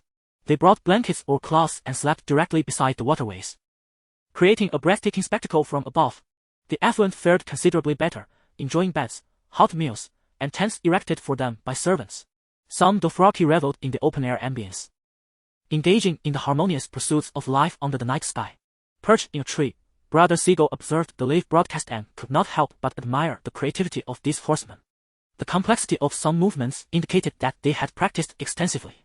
Meanwhile, Dany, conversing with Call in their wagon, pondered the sudden appearance of Brother Dragon's tent. As dawn broke the next day, everyone donned flamboyant masks, which only concealed the upper half of their faces, leaving their mouths and noses exposed. The masks of the poor were made from simple materials and roughly crafted, with most effort devoted to the paint. In contrast, the wealthy had a vast selection, utilizing brighter, more expensive pigments, feathers, and even gold and silver embellishments. The noblemen of Braavos had lost their dignity and grace overnight. Viserys, along with his sister and Call, began preparing early to better disguise their identities. To conceal their silver hair, Dany and Brother Dragon wore hats. As for the mask, Dany chose a silver one, while Viserys. Dany could not fathom why Brother Dragon selected such an unattractive mask. The black leather mask seemed ill-matched with his hat, presenting a disconcerting sight. Brother Dragon's only explanation was a cryptic, dark. Their wagon was parked at a high vantage point, offering a splendid view. As dawn broke, ships from the palace of the Sea King emerged, clearing the waterways. The rising sun cast a golden sheen upon the surface of the water, while the endless azure sky appeared as if the divine were descending to celebrate with mortals. All eyes eagerly awaited the yacht of the Sea King. Suddenly, a long trumpet sounded from afar, causing everyone's necks to stretch further, reminiscent of leeches sprinkled with salt upon the shore. As the sound of the horn drew nearer, a yacht adorned with smiling faces from bow to stern emerged into the view of the crowd. On board, a glimmering point of light seemed to flicker. Oh, oh, oh! King of the Sea, King of the Sea! The exuberant shouts of the people nearly drowned out the sound of the horn. As the yacht drew nearer, the figure standing at the bow became increasingly distinct. Draped over his shoulders was a blue silk cloak that shimmered like flowing water in the sunlight. In his hand, he held a 2-foot-long black staff, intricately designed with a dragon spine. At the very top of the staff was a magnificent diamond, the source of the radiant light. King Fraggle smiled and waved to the throngs lining the waterway. Behind him stood 6 sentinel-like guards, clad in chainmail hidden beneath their garments, ready to serve as shields should any threats arise. Following the king's yacht were several flower-laden boats, continually casting petals into the water. Upon closer inspection, the individuals tossing the petals were scantily clad, their bodies seemingly selected with great care. Their fair skin glistened under the sun, eliciting primal howls from some vigorous onlookers. Dany noticed her brother, the dragon, observing with unusual intensity. Following Viserys' gaze, she spotted several pairs of leaping rabbits in the distance. At last, they had arrived. Her brother muttered, as he pointed toward 2 vessels brimming with guards. Safeguarding the treasures at the center of the main ship, a gleaming Valyrian steel sword and a cerulean dragon egg. Chapter 59. The Great Bear. Apart from the dragon egg before him, the second brother of the dragon and Dany had only encountered others as the Xenon family. Based on the information from the original text, it is suggested that Illyrio could procure 3 or even more. It is rumored that the Sea King possesses 3. The Freyga family might also have dragon eggs. Yoren has one, but he sacrificed that egg to hire the Faceless Man to assassinate his brother, King Balon. The Iron Vault not only safeguards currency but also various precious items, and perhaps it too harbors dragon eggs. Other free cities may possess them as well.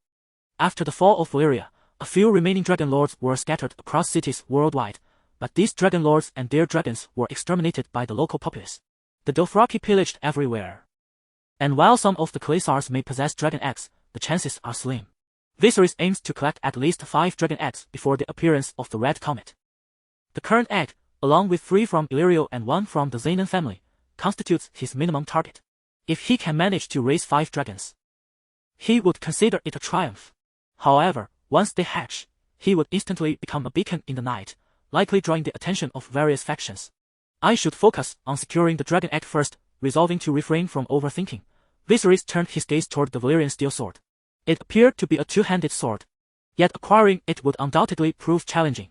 Even if he emerged victorious in the swordsmanship tournament, he would face numerous obstacles, if all else fails. I could have those fellows liquidate it for me. The value of a Valyrian steel sword is enough to arm 100 men. No single warrior, no matter how formidable, can stand against 100 wielding ordinary steel swords. After all, it is a Valyrian steel sword, not a laser sword. Behind the vessel carrying the dragon egg and the Valyrian steel sword were several ships with courtesans. It was unclear what means they employed, but one of the ships was inexplicably surrounded by birds. It appeared to be the vessel of the Nightingale, Getaway. Another ship was adorned with countless bubbles, which reflected a dreamlike sheen under the sunlight. It was unmistakably Phalia's ship. In the presence of these enchanting bubbles, the ship with the birds lost its charm and vibrancy, simultaneously piquing the interest of onlookers on the shore. How beautiful! How many moons of shadow must one endure to comprehend such beauty? Too many. Phalia's ship seemed to sail aflame with gold. Aside from Phalia and Getaway's vessels, although the others were beautifully adorned, they inevitably paled in comparison. Even the first to appear, the mist poet associated with the Antron family, was overlooked by the crowd. However, she appeared unbothered by this. Freyga had never expected her to win the beauty pageant, and her temperament was inherently serene. With the Sea King backing her, victory or defeat mattered little. In stark contrast stood Getaway. I had initially believed that the presence of these exquisite birds accompanying my ship would undoubtedly captivate all onlookers. However, I was taken aback to find myself outshone by a mere soap bubble. It is said that all this was orchestrated by the man known as the Beggar King, Viserys. Goataway's mate is a bat slave hailing from the depths of the sea, named Beth. Beth bears a striking resemblance to Goataway. Both possess flowing dark red hair, though there exists a slight distinction in their luminosity, which becomes nearly indistinguishable in dim light. This was precisely why Goataway chose her a mere substitute. I recall you mentioning that Viserys would also participate in the Tournament of Swords. Indeed. Tomorrow, you shall take my place and accompany Casmo to witness this Beggar King. Very well, I shall speak to Casmo at once. Casmo is her gallant protector. It is rumored that a sailor boasted before him that his wife was more beautiful than a nightingale, and for this, he was slain. His loyalty is unparalleled. To mold such a devoted guardian, Goataway exerted considerable effort. On one occasion, she had her maid Beth don her garments and engaged in an affair with an official from Braavos, while Casmo remained vigilant aboard the ship. He instructed his maid to make as much noise as possible. Ultimately, just before Casmo was on the verge of breaking down, Goataway appeared before him. In that fleeting moment, Casmo felt as though his very soul had been redeemed. Beth served as Goataway's decoy for an entire night, while Goataway and Casmo counted the stars together. Goataway even feigned sleep, resting in his embrace, while Casmo took no action whatsoever. As the flower boats of the courtesans glided by, a procession of vessels carrying musicians and singers followed, maintaining a deliberate distance to prevent their melodies from clashing. The lengthy convoy took nearly half an hour to pass. Wealthy individuals rode in carriages to embark on their excursions, while common folk strolled leisurely on foot. As a prosperous merchant, Illyrio had naturally prepared his carriage well in advance. Upon confirming through Varys that Viserys was merely posturing, he felt a twinge of irritation. This old fox had indeed made a blunder.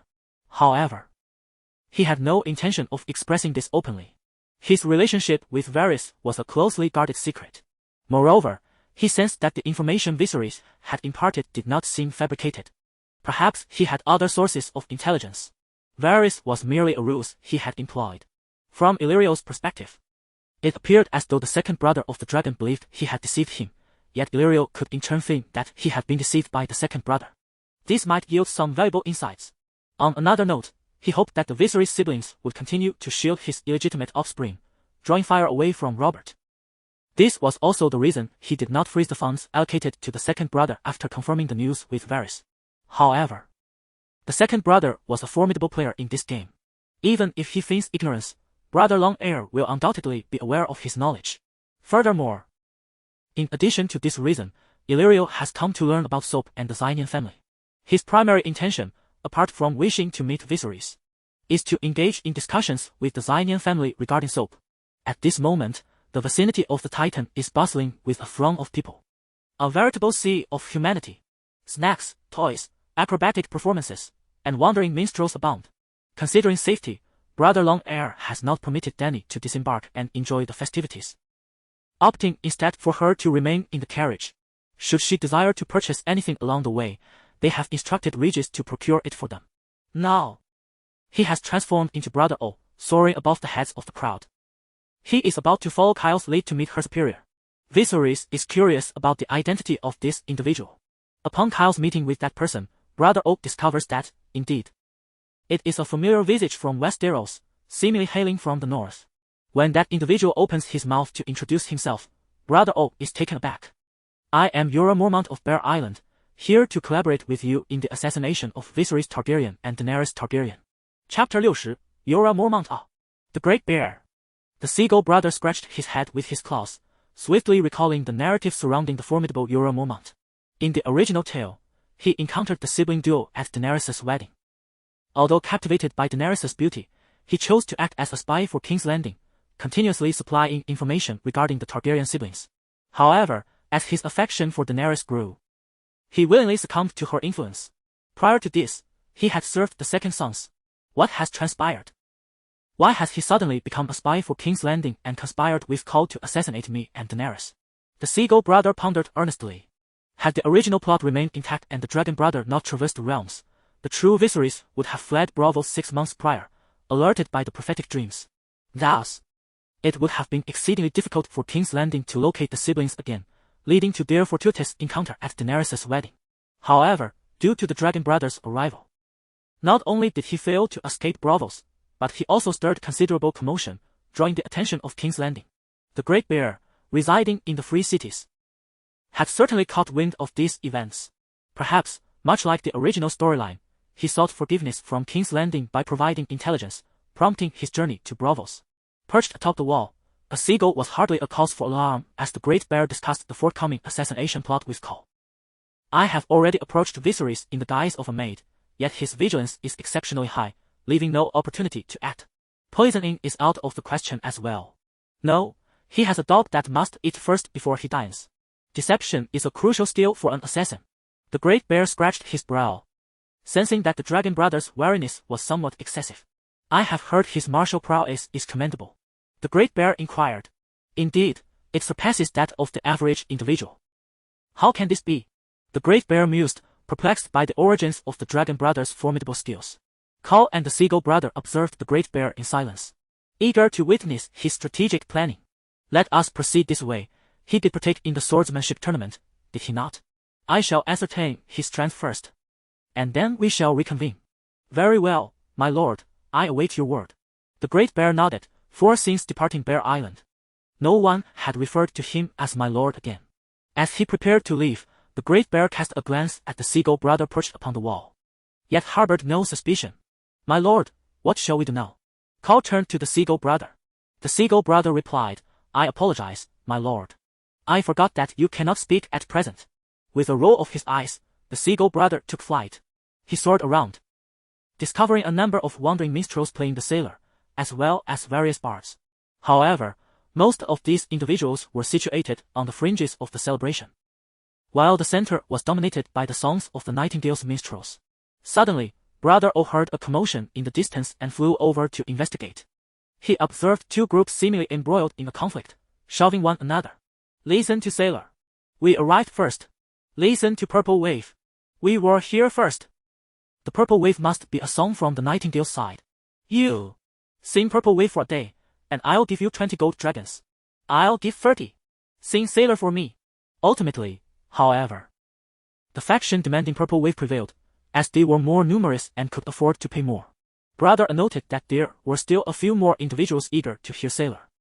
As time passed, this tendency spread not only to the periphery but also toward the center of the celebration. Moreover, there were still over 2 days remaining. Sailor seemed secure. He then flew towards the gathering of the 3 prominent families, who owned properties near the Titan Giant, thus eliminating concerns about securing a position. To his surprise, at that moment, Tormund Freyja and Ross Zaynon were amiably seated together, engaged in conversation. This is sweet wine from the Freyja family. Would you care to taste it? No need, I have tea from the riverbend.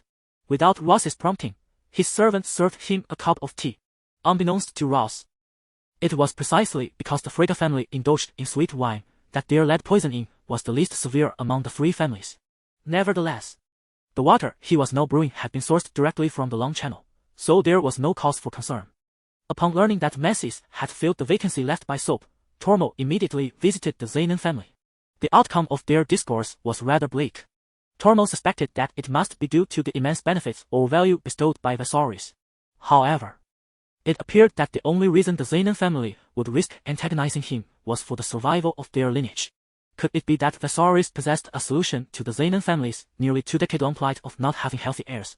Yet, he could not fathom how a mere inexperienced youth could possess such capabilities. Why would the Ross couple place their trust in him? To ascertain the truth would require at least a decade. Ah, indeed, Lord Ross possesses a broad perspective. Yet I wonder if the swordsman he selects shares your acumen in business. Over the years, the Zaynon family's lack of successors had led to their decline, resulting in fewer individuals willing to ally with them. Naturally, this meant there would be no exceptional swordsman among them. When I conduct business, I prefer not to cast a wide net. I invest heavily once I identify a promising opportunity. Ross took a sip of tea and continued. That Viserys is the object of my investment. I fear I may end up with nothing. Tormund remarked, I am quite the opposite. As long as there is profit to be made in the present venture, I will invest, allowing small gains to accumulate over time. The two engaged in a subtle exchange of their business philosophies, their intellectual duel unfolding in silence. Listen closely. Ross placed a hand to his ear, adopting a pose of attentive listening. This song, The Sailor, is truly delightful. My sailors are quite fond of it. Oh, is that so? Yet, I perceive that the sound of the purple wave resonates more strongly. Ross was well aware of Tormund's antics, and he chuckled as he replied, My dear Tormund, perhaps you have spent too much time within your avian sanctuary. I would advise you to venture outside and embrace a variety of sounds. A philosopher once remarked, to hear only what one wishes to hear is akin to self-deception. Intriguing. However, as long as I possess sufficient strength, the world will only echo the sounds I desire to hear. The two men were at odds, unwilling to concede in their verbal sparring. Yet, observing the lack of substantive discourse, a white figure departed. The following day marked the 2nd day of the 10th celebration and the inaugural day of the swordsmanship competition. Brother Long pondered whether he should project strength to deter Dacian or feign weakness to instill a sense of confidence in him. Chapter 61. The Marriage Partner at Last. Helbo had the opportunity to once again meet with Dragonair Gu, relaying the essential points regarding the upcoming competition. This swordsmanship tournament boasted a staggering 300 participants, with the stipulation that in the first round, one must vanquish their opponent within a designated time frame, or else both combatants would face elimination. Dragonair Gu nodded. These stipulations posed no challenge for him. Though he lacked experience in battling seasoned warriors, he remained confident that, throughout Braavos and even the Free Cities, he had no rivals provided there were no mages or other peculiar professions among them. It is worth mentioning that the first round of the competition proved to be particularly grueling. Due to spatial constraints, only 16 matches could occur simultaneously, involving 32 individuals. Within a mere 2 days, over 100 bouts needed to be completed, resulting in the elimination of nearly half the participants. Following this, the second round would commence, wherein the significantly reduced number of swordsmen would introduce the eagerly anticipated element of wagering. The following morning, Dragon accompanied by Dany and others, arrived at the designated 7th arena, awaiting their turn. The matches were not confined to a single location. Instead, the 300 competitors were dispersed across several sites, allowing for a wider audience to witness the event. The Titan's Belt, being a munitions factory, readily accommodated the creation of 16 arenas. Ultimately, the victors from these 16 platforms would converge in the final round to vie for supremacy. Getavi, having learned of GE's competition venue well in advance, took it upon herself to secure prime seating for their group. With all attendees masked save for the competing swordsmen, Getavi's beauty did not incite any undue attention. Moreover, they were seated in a VIP box, a privilege far beyond the reach of common ruffians. The first match featured a red-haired swordsman against a black-haired counterpart. Both displayed rather mediocre combat skills, lacking in spectacle. Ultimately, it was the red-haired swordsman who succumbed to exhaustion, falling to his black-haired opponent. This was followed by a contest between 2 brown-haired swordsmen, and then a bout between 2 competitors of significantly disparate ages. Getavi observed intently, yet by the afternoon's final match, she had yet to catch sight of Viserys. Was he not scheduled to compete on the first day? I suspect so. Vivian. Vivian was the nickname she permitted Kesmo to use. Kesmo had even expressed his desire to compete on her behalf. But that notion was swiftly dismissed. Perhaps it was Getavi who forbade him from participating. This gesture deeply moved Kesmo, who believed he was nurturing a budding tree, destined to blossom in due time. As for the reality of the situation, may fortune favor him. Meanwhile, Dragon began to suspect that he might be the target of a cunning plot, or rather, that he would inevitably be ensnared in one. After all, the anticipation of the swordsman was an endeavor that drained considerable stamina. It was difficult to ascertain whether anyone might exploit this circumstance. Despite the Sea King's palace proclaiming that such measures were for the safety of the swordsman, it prompted Viserys to reflect on his own experience of obtaining a driver's license. Since he was not scheduled to compete on the first day, he decided to return alongside Dany and the others. On the road, I encountered a large bear. The individual also donned a mask, yet his robust neck was distinctly recognizable. He had been waiting by the roadside for quite some time. As I passed by, he stroked his beard, a gesture that seemed to prompt Kyle to continue observing. Upon returning to the temporary residence provided by the Zane family, a carriage awaited us. The visitor was none other than Illyrio, who possessed a house in the vicinity. Moreover, as a merchant, he naturally had access to information more readily than the average individual.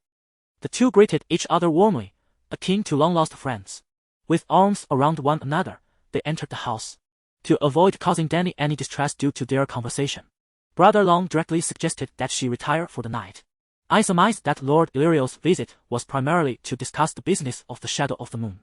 Indeed, that was one of the reasons for my coming, but I was quite taken aback to learn that it was you who had orchestrated the Shadow of the Moon. Illyrio remarked with a smile.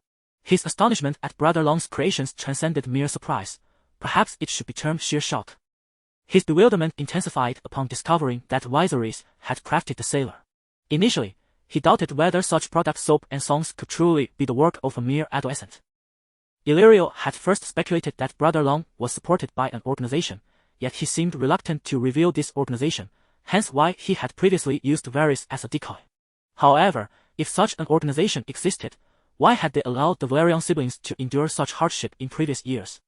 He could only conclude that he was increasingly unable to see through this young man, whom he regarded as a pawn. Well then, if you require assistance, I can facilitate this business deal. I suspect these items will soon find their way into the hands of the lords of Westeros. Since you mentioned that the Shadow of the Moon is only one of the reasons for your visit to Braavos, are there other matters in which I could be of assistance? There isn't anything of great importance. Primarily, I wish to understand your forthcoming plans. Additionally, regarding the matter of marriage, I have already identified a potential target, Illyrio said, stroking his substantial belly. Brother Long unabashedly expressed that his immediate goal was to join a mercenary group, seeking to evade Robert's assassination while honing his military skills. Nevertheless, Illyrio proceeded to divulge the suitor he had in mind for Dany. Drogo! Brother Long repeated the name that sent shivers down his spine. Indeed, he is now in his 20s, having recently succeeded his father as the most formidable call of the Dothraki Sea. He is exceptionally valiant, having never been defeated in a duel since his first encounter. Brother Long recalled that the current call was undeniably strong and well-equipped. In a mere 2 to 3 years, he would likely become the most powerful ruler of the Dothraki grasslands. One cannot deny that it would be a stroke of fortune for a man at the pinnacle of his strength to wed the most beautiful girl in the world. The experiences of this individual reminded Viserys of a certain formidable conqueror. However, with the presence of the dragon brother, this savage could only tend to sheep. Listening to Illyrio's incessant chatter about 30,000 roaring warriors and the mightiest blood sworn, as well as unmatched valiant generals, the dragon brother simply responded with a smile. Glancing at the little lark perched on the window ledge, he spoke, "Your efforts are truly commendable. This Drogo cow indeed sounds like a promising ally." The lark, sensing a potential threat in its surroundings, lowered its body and appeared somewhat uneasy. Yet, in the realm of trade, one must possess adequate leverage. Merely having Daenerys would evidently be insufficient. Perhaps in a few years, once I command an army, we can revisit this discussion. Had anyone else uttered such words, Illyrio would have undoubtedly scoffed, dismissing the notion that an army could be acquired as easily as common wares. However, the dragon brother's confident demeanor and the capabilities he had recently exhibited rendered Illyrio hesitant to make any rash judgments. Patience is key. Lady Daenerys is still young, and we shall see what the future holds in 2 years. Viserys smiled in silence. After Illyrio's departure, the dragon brother turned to the little lark, saying, "I have assured you that I shall never treat you as a mere bargaining chip. Now, off you go to sleep." The little lark hopped onto his shoulder, nuzzled against him, and gently pecked his earlobe before taking flight. The first day of the tournament also marked the second day of poetic recitations. King Balon Greyjoy was pleased to hear that a brawl had erupted over the musicians performing that very song. Only through the clash of two houses could he find a moment of respite. Due to his anemia, he often struggled to sleep at night and felt lethargic during the day, frequently needing the solace of poppy milk to find rest. "My lord, the Cats Guild has arranged for their people to be placed alongside Viserys through bribery." Cora leaned in to convey this news to Balon Greyjoy. The king furrowed his brow, contemplating for a moment before responding, "It has been 8 years since we last met. Let us see what this Viserys is truly capable of." Chapter 62.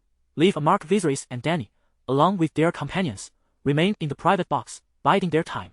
To pass the hours, the siblings engaged in a game of Go. Meanwhile, Garth Avi had brought Kesmo to the 7th arena, where a host of other schemers had gathered, including the likes of the Great Bear, Illyrio, and the Bloodybeard's mercenary group. The Bloodybeards had bribed those responsible for the match schedule, arranging for Dragon Brother to face one of their own, a formidable fighter known as Roaring Ruta. While his martial prowess was commendable, it was his thunderous voice that left the greatest impression. Before a bout commenced, he would often bellow at his opponent, causing inexperienced challengers to falter, providing him the opportunity to strike decisively. With the recent incident weighing heavily on him, the Bloodybeards had no choice but to take action, otherwise he would feel embarrassed bargaining with future clients. As the day progressed, the hours slipped away, and soon it was afternoon. Several matches exhibited signs of deliberate delays, suggesting the Fry family had tampered with proceedings. This arena was clearly designed to target him. After a brief interlude to refresh, a servant clad in blue entered the chamber. "Lord Viserys Targaryen, it is your turn. Please follow me." "Brother, be cautious," Dany urged. "Fear not," he replied, setting down his game pieces and giving Cass a look that urged her to remain vigilant. Minutes later, the penultimate match concluded, leading to the final contest of the first round. By this time, many spectators who had come solely to witness the combat had already departed, leaving the arena feeling somewhat desolate. The Bloodybeards, who had been seated for so long that they had grown restless, could hardly contain their excitement upon seeing their fighter enter the arena, causing them to cry out, drawing the attention of others. With intense eyes, the Bloodybeards envisioned Viserys' blood spilling upon the ground. "Is that him? The Beggar King?" Garth Avi marveled, her eyes filled with awe. Such a dashing young man could hardly be associated with the title of Beggar King. Beside her, Kesmo felt a twinge of discontent at Gothalvi's admiration, her gaze turning envious as she looked at Dragon Brother. She thought to herself that one day, she would triumph over Dragon Brother in Gothalvi's presence, proving herself to be the most loyal and formidable champion of her affection. The Great Bear, observing Dragon Brother in the arena, was reminded of a shadowy figure, Reader, He couldn't help but ponder how different Westeros might be had Vigor not taken Lyanna all those years ago, and how his own fate might have diverged. Clearing these tumultuous thoughts from his mind, the Great Bear began to assess Dragon Brother's capabilities. Relaxed posture, unwavering gaze, steady footfalls, he appears to be quite skilled.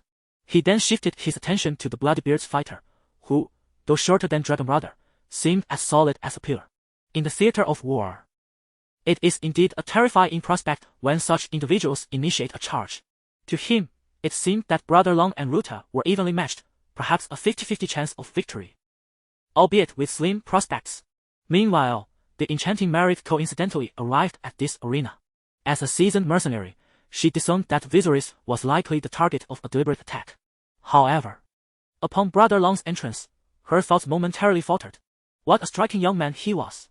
His slightly curled silver hair was tied back, and the black long coat he wore lent him an air of gravitas. He stood in the arena like a formidable spear. Brother Long's demeanor also made the roaring Ruta feel somewhat inadequate. Yet, he quickly regained his composure and provocatively declared, "How? Where did you escape from, some brothel?" Has your mother not mentioned me? I personally trained her. You seek death?" Ruta paused momentarily, then unleashed a furious retort. His penchant for reckless aggression on the battlefield momentarily clouded his understanding of the veiled insult. With a bellow, he responded to the referee's signal, letting out a tremendous roar that startled the noble patrons in their box, causing one to drop their teacup, shattering it on the floor. Nevertheless, this had no effect on Brother Long. In terms of battlefield experience or the art of killing, he was not necessarily inferior. Had Ruta ever witnessed the torrent of steel? Did he comprehend the meaning of carpet bombing or the relentless barrage of fire? Did he know what it was like to be in a hellscape of dismembered bodies after a single cannon shot? His self-proclaimed roar, aside from the faint stench of his breath which slightly irked Brother Long, served little purpose. Ruta, wielding a massive sword, bared his yellow teeth as he lunged at Viserys. Observing Brother Long's lack of movement, he felt bloodthirsty exhilaration. He was convinced Viserys was intimidated. A single stroke would suffice to sever his head. At that moment, the audience collectively held their breath. Gatwai averted her gaze, burying her face in Casmo's shoulder. Jorah Mormont and the lovely Meredith appeared as if frozen in time, wide-eyed and motionless. Regis grasped the railing, yearning to lean over the edge, while Dany clutched the railing tightly, her fingertips turning pale from the pressure. Everyone felt a fleeting shadow pass before their eyes. The roaring Ruta seemed to have missed his target. As he prepared to turn and launch another attack, he felt a searing pain on his cheek. Looking down, he noticed a familiar, fuzzy object had fallen to the ground. Upon touching his face, he discovered it was damp. To his horror, the object that had dropped was his own jaw. Along with it, Brother Long had severed his entire mandible with a single stroke. Not only had he lost his tongue, but the entire structure of his mouth was obliterated. Ruta could only emit incomprehensible sounds from his throat, as the intense pain rapidly radiated throughout his brain. He had lost the ability to continue fighting. Brother Long slowly raised his sword, pointing its blade at a masked figure with a crimson beard in the audience, a cold smile curling at the corners of his mouth. Swift! Remarkably swift! This battle was undoubtedly the quickest of the past 2 days. The spectators scarcely had time to grasp what had transpired before it concluded. Moreover, he had severed his opponent's jaw, a feat requiring remarkable precision in distance and angle, showcasing his formidable prowess. Now, while Ruta was not entirely incapacitated, his plight was far worse. Having lost the ability to chew, he would likely be relegated to a diet of liquids for the foreseeable future. If this continued, he might not survive for many years. His remaining days would resemble those of a foul rat, slowly decaying in the shadows.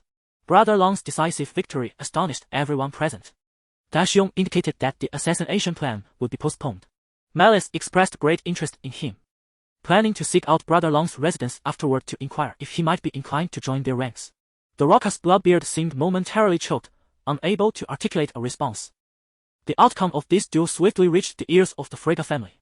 Father, it appears that his swordsmanship has surpassed our expectations. Yet this Viserys is still but a youth, undoubtedly lacking the strength of those seasoned swordsmen. Chapter 63. The fate of the social butterfly. The outcome of the tournament reached Jeromo's ears in less than 20 minutes.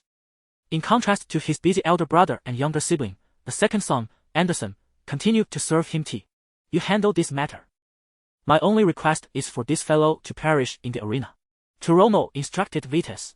Understood. To Turomo, it was clear that since Viserys had openly declared himself an adversary, it was prudent to eliminate him at the earliest opportunity. This course of action might also foster goodwill with Robert, encouraging him to procure more weapons and ships for their family.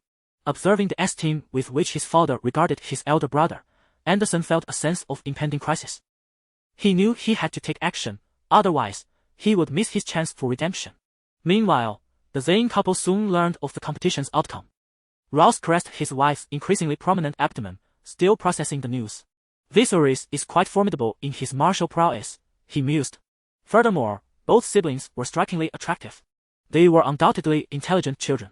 Maises excitedly recounted the exploits of the dragon's second brother to her husband. I truly hope our child can be like them. She gently touched her belly, her eyes sparkling with boundless hope. After heeding the advice of the dragon's second brother, her complexion had noticeably improved. Her cheeks were now fair and rosy, piquing Ross's interest. However, considering his wife's condition, he had to restrain himself. Ross, I believe that whether we have a son or daughter, we should contemplate an alliance with this pair of siblings. An alliance? Yes, look at them. They both possess pure Valyrian blood, are beautiful and intelligent, and most importantly, Viserys is quite commendable and could provide support to our family. Very well. You should focus on nurturing your health and ensuring the birth of a healthy child, Ross replied, kissing his wife's forehead, finding her suggestion quite agreeable. However, he felt the need to consider another factor. In previous years, the dragon's second brother had relentlessly sought to restore his family's legacy. If he still harbored such ambitions, Ross would have to advise Maises to abandon the notion. If he were willing to remain in Braavos as a prosperous gentleman, then Ross could entertain the idea. Robert's rule was becoming increasingly stable. Should Viserys insist on returning to his former ways, he would become an unstable element. And Ross could not forge a blood bond with him. On another front, Hellbow, who had been busy for 2 days, also heard of the dragon's second brother's victory. He was not surprised by it. The dragon's second brother had entrusted him with the responsibility of protecting those who performed his songs from disturbance. However, his men could only operate on the periphery. Outside the festivities, the sailor echoed through the streets and alleys. Especially at the docks, the song could be heard everywhere. Some were nearly sick of it. Hellbow felt he had contributed little to the occasion. Consequently, he spent some money to hire singers to promote the dragon's second brother. Moreover, the next round of the competition was poised to commence, and he had resolutely decided to place his bets on the victory of the second brother. Meanwhile, on the part of the Morel family, they personally supervised the crafting of armor and weapons for the second brother, investing nearly a quarter of their fortune to create a set of exquisite armor and weaponry. Additionally, Morel procured several gemstones to embellish the second brother's armor. Father, I believe it unnecessary to adorn Lord Viserys' armor with gemstones. Consider the battlefield, such adornments may cause him considerable trouble, suggested his son. Morel pondered this, recalling the infamous Ruby Shore where Rhaegar had fallen, a tale even the Free Cities had heard. Then what do you propose? Perhaps we should instead craft him another weapon of his design, using the finest steel. Very well, I shall heed your counsel. Thus, Morel placed an additional order for 2 halberds and a suit of steel armor for the second brother. Nonetheless, certain embellishments remained indispensable. The 3-headed dragon on the armor was even outlined in gold. Simply put, it was magnificent. On the first day of the second brother's triumph, several small mercenary bands approached him with invitations, all of which he declined. At that moment, he had boarded Phalia's ship, preparing for his next piece. As soon as the second brother arrived on the vessel, Osha's gaze remained fixed upon him. Have we yet received the theme for the next song? It should arrive shortly. Let us be patient. With nothing pressing at hand, the second brother engaged in casual conversation with Phalia. Miss Moonshadow, should you emerge as the ultimate champion, how do you intend to celebrate? Celebrate? Phalia's expression turned somewhat bewildered, her eyes reflecting an indescribable complexity. I suppose I would be invited to the castle of House Zenon. Having been groomed as a socialite from a young age, she understood some of the unspoken rules. Her victory would signify a deepening partnership between her and House Zenon. To ensure her loyalty, House Zenon would demand her purity. Should any doubts arise, the family would vouch for her. And if she were to disobey, the implications were all too clear. Such was the fate that awaited them. Viserys remained oblivious to these intricacies and, noticing Phalia's intent to divert the conversation, chose not to pursue the matter further. They conversed for a while about mercenaries and their rivalries, though this was merely hearsay from Phalia, serving as a point of reference for him. As time passed, they awaited the arrival of the next poetic theme, yet it did not come. Phalia, perplexed, recalled being informed that Viserys was to participate in the next round. Why had it come to this? The later the theme arrived, the less time the second brother had to compose. Although he had crafted the sailor in under an hour previously, Phalia felt this was still rather surreal. He speculated that perhaps Viserys had composed this song long ago, merely fortunate enough for it to resonate at the right moment. In other words, it was a case of a blind cat stumbling upon a dead mouse. Whether he would enjoy such luck in the next round remained uncertain. In truth, Phalia was correct. Daemon had indeed composed in advance. However, he had not merely created one song, but rather hundreds, if not thousands. After all, the life of a mercenary keeps one far from civilization and, coupled with the high-pressure environment of their profession, without cultivating a few hobbies, one might find oneself suffocated by monotony. Therefore, Daemon was not in a hurry. Instead, he took pleasure in the nocturnal scenery. Meanwhile, Phalia repeatedly urged Osha to venture outside to gather news. Yet, 3 to 4 hours passed without a whisper of information. What should we do? There are less than 3 hours left before the song submission deadline, Osha exclaimed anxiously. Viserys had long anticipated that the Fry family would continue to hinder him, yet he had not expected such underhanded tactics. If they persisted in this manner, he feared that the dragon egg would indeed be out of reach. After a quarter of an hour had elapsed, the messenger finally arrived, albeit tardily. Both he and the musician accompanying him were covered in mud and bore bruises, as if they had encountered some unfortunate mishap. I apologize, Miss Moonshadow, our carriage overturned, he explained. Without wasting a moment, Phalia instructed him to promptly deliver the theme to Daemon. The messenger felt a pang of guilt, perplexed as to how such an incident had occurred. The axle of their carriage had inexplicably snapped halfway through their journey. It was said that the individual before them was the very creator of the sailor. He too believed the song to be delightful, though he was uncertain what he could perform within the brief span of just 2 hours. Chapter 64. The Awakening of the Old Boatman as Viserys, the messenger, and the musicians departed. Phalia and Osha could no longer contain their excitement. Phalia, shedding her usual decorum, chattered animatedly with Osha about the new song composed by the second brother.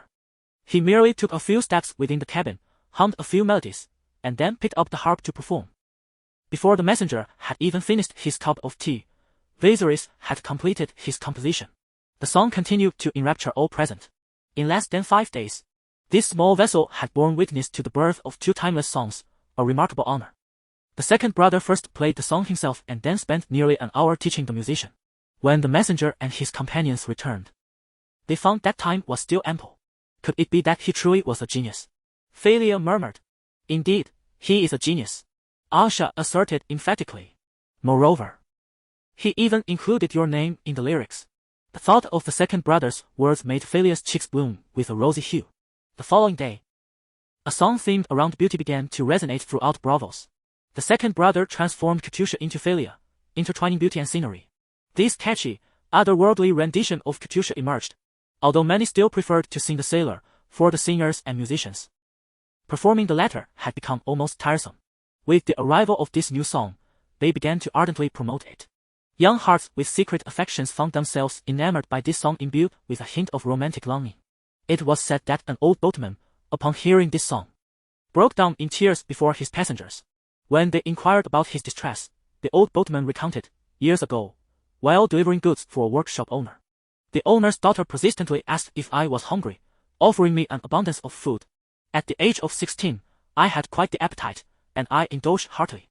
Yet, even after I was full, she continued to inquire, causing me to feel flustered and bewildered, prompting me to flee. Only now do I comprehend what the workshop owner's daughter meant, and I am filled with regret. This tale spread throughout Braavos. Alongside the song, Phalia became synonymous with a beloved. The influence of the Zane family was undoubtedly a driving force behind this phenomenon. However, not everyone was in agreement. For instance, Casmo believed the song should have been titled Getaway. That day, the second brother's display of swordsmanship had indeed taken him by surprise. He even sensed that the second brother's skills might surpass his own. Yet, His pride, especially the pride he held in the presence of Gedwai, made it difficult for him to accept this reality. In the presence of someone who could earn money, compose songs, wield exceptional martial prowess, and who once held noble status, he felt immense pressure. Particularly, Gedwai's unabashed admiration for the second brother filled him with a sense of impending crisis. Soon, the source of this sense of crisis transformed into jealousy towards Viserys.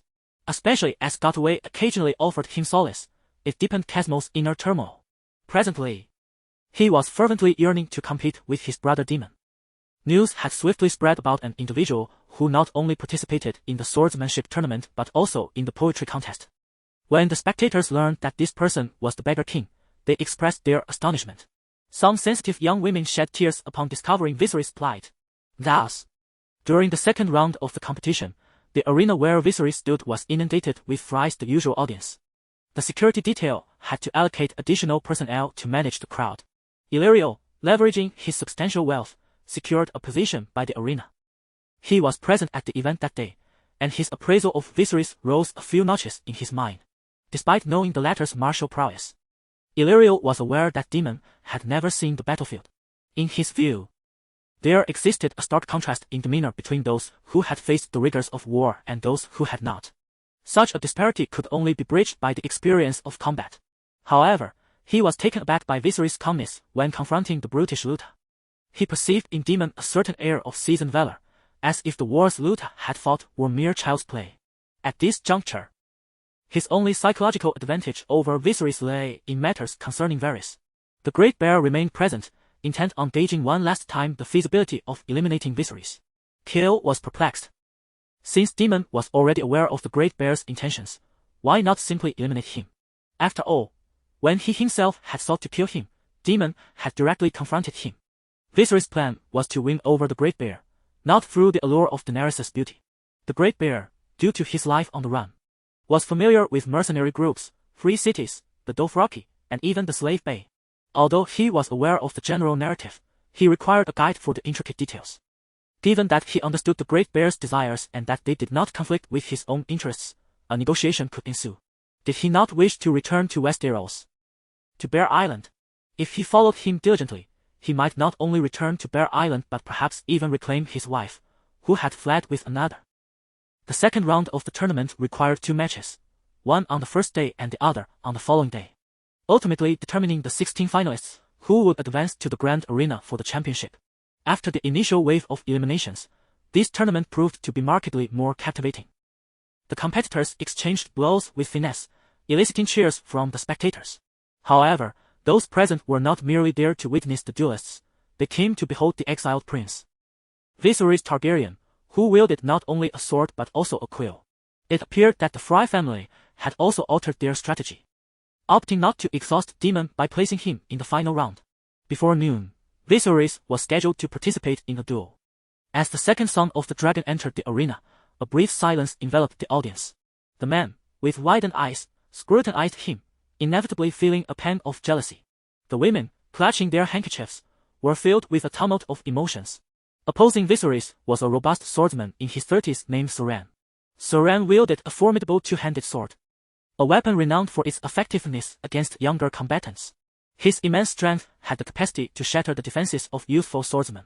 My lord, you might wish to consider conceding. If I possessed a visage as exquisite as yours, I would certainly refrain from such perilous endeavors. Chapter 65. The choice of the mercenary group. What a pity that you did not inherit my beauty from your mother. Brother Long's opening remark was a rather brazen jibe. However, his opponent appeared unfazed by this trivial provocation. A seasoned warrior, he remained undeterred, wielding his dual swords with formidable strength and an expansive range of attack. Initially, Viserys opted for a defensive stance, choosing to parry and block.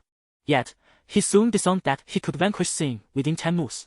Nevertheless, he decided to use this opportunity to gauge his own prowess among first-rate fighters. In other words, he wished to ascertain how many opponents he could effectively confront, lest he become overly reckless after joining the mercenaries, charging headlong at enemies in a moment of heated impulse. He needed to preserve some measure of caution. Due to Brother Long's celebrity effect, the beautiful Maris was unable to secure a good seat, having arrived late. Now that the competition had commenced, She was relegated to a corner with a particularly obstructed view. What as to rush? She felt someone jostle her from behind. A young man in his 20s, of average build, turned around and retorted angrily. However, upon seeing Maris, towering at over 6 feet with a face marked by scars, he momentarily froze before swiftly conceding his position. Maris stood before him with satisfaction, effectively blocking the young man's line of sight. He harbored no grievances, retreating behind her like a monkey evading a predator. The youth looked up, realizing that from this angle, Maris was quite striking. Her thick golden hair cascaded down her back, exuding a subtle scent of lavender intertwined with the unique fragrance of femininity. However, the image of her face, reminiscent of a butcher's block, shattered his daydreams. Observing Brother Long on the stage, Maris noted his apparent ease in handling the situation, coupled with considerable strength. If he emerges victorious, I might consider inviting him to join our windblown group, she mused. In truth, she thought that having such a handsome youth by her side would greatly enhance her spirits, as being surrounded by an assortment of misfits was rather disheartening. On stage, Sane was beginning to feel the pressure. Although wielding dual swords could unleash greater power, it came at the cost of immense physical exertion. If he did not swiftly conclude the duel, he risked a catastrophic failure. Consequently, he intensified his attacks, aiming to seize the initiative, directing every strike towards Viserys' vital points. At this moment, Brother Long had yet to master the art of mind reading. Had he known what Sane was contemplating, he would likely have been amused. Let me show you what true turmoil feels like. Viserys had already disowned his opponent's capabilities, while also sensing the malice emanating from him. After successfully countering Sane's full force strike, he spoke, "I never intended to kill you." Sane stared wide-eyed, incredulous at the audacity of the youth before him. How can he still speak at a time like this? His breath remained so steady. Sane came to the grim realization of his utter defeat. Before he could gather his wits, he watched as Viserys suddenly lowered his body. A tremendous force struck Sane's waist, propelling him backwards with great ferocity. His long sword slipped from his grasp, and he was unceremoniously kicked off the arena.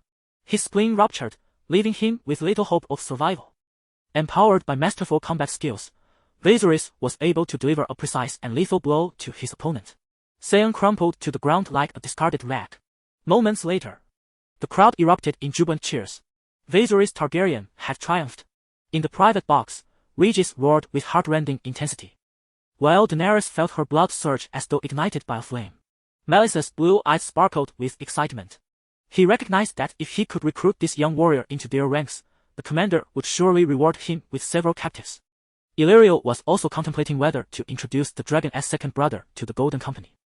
He was quite familiar with the members of the Golden Company and could discreetly arrange for surveillance.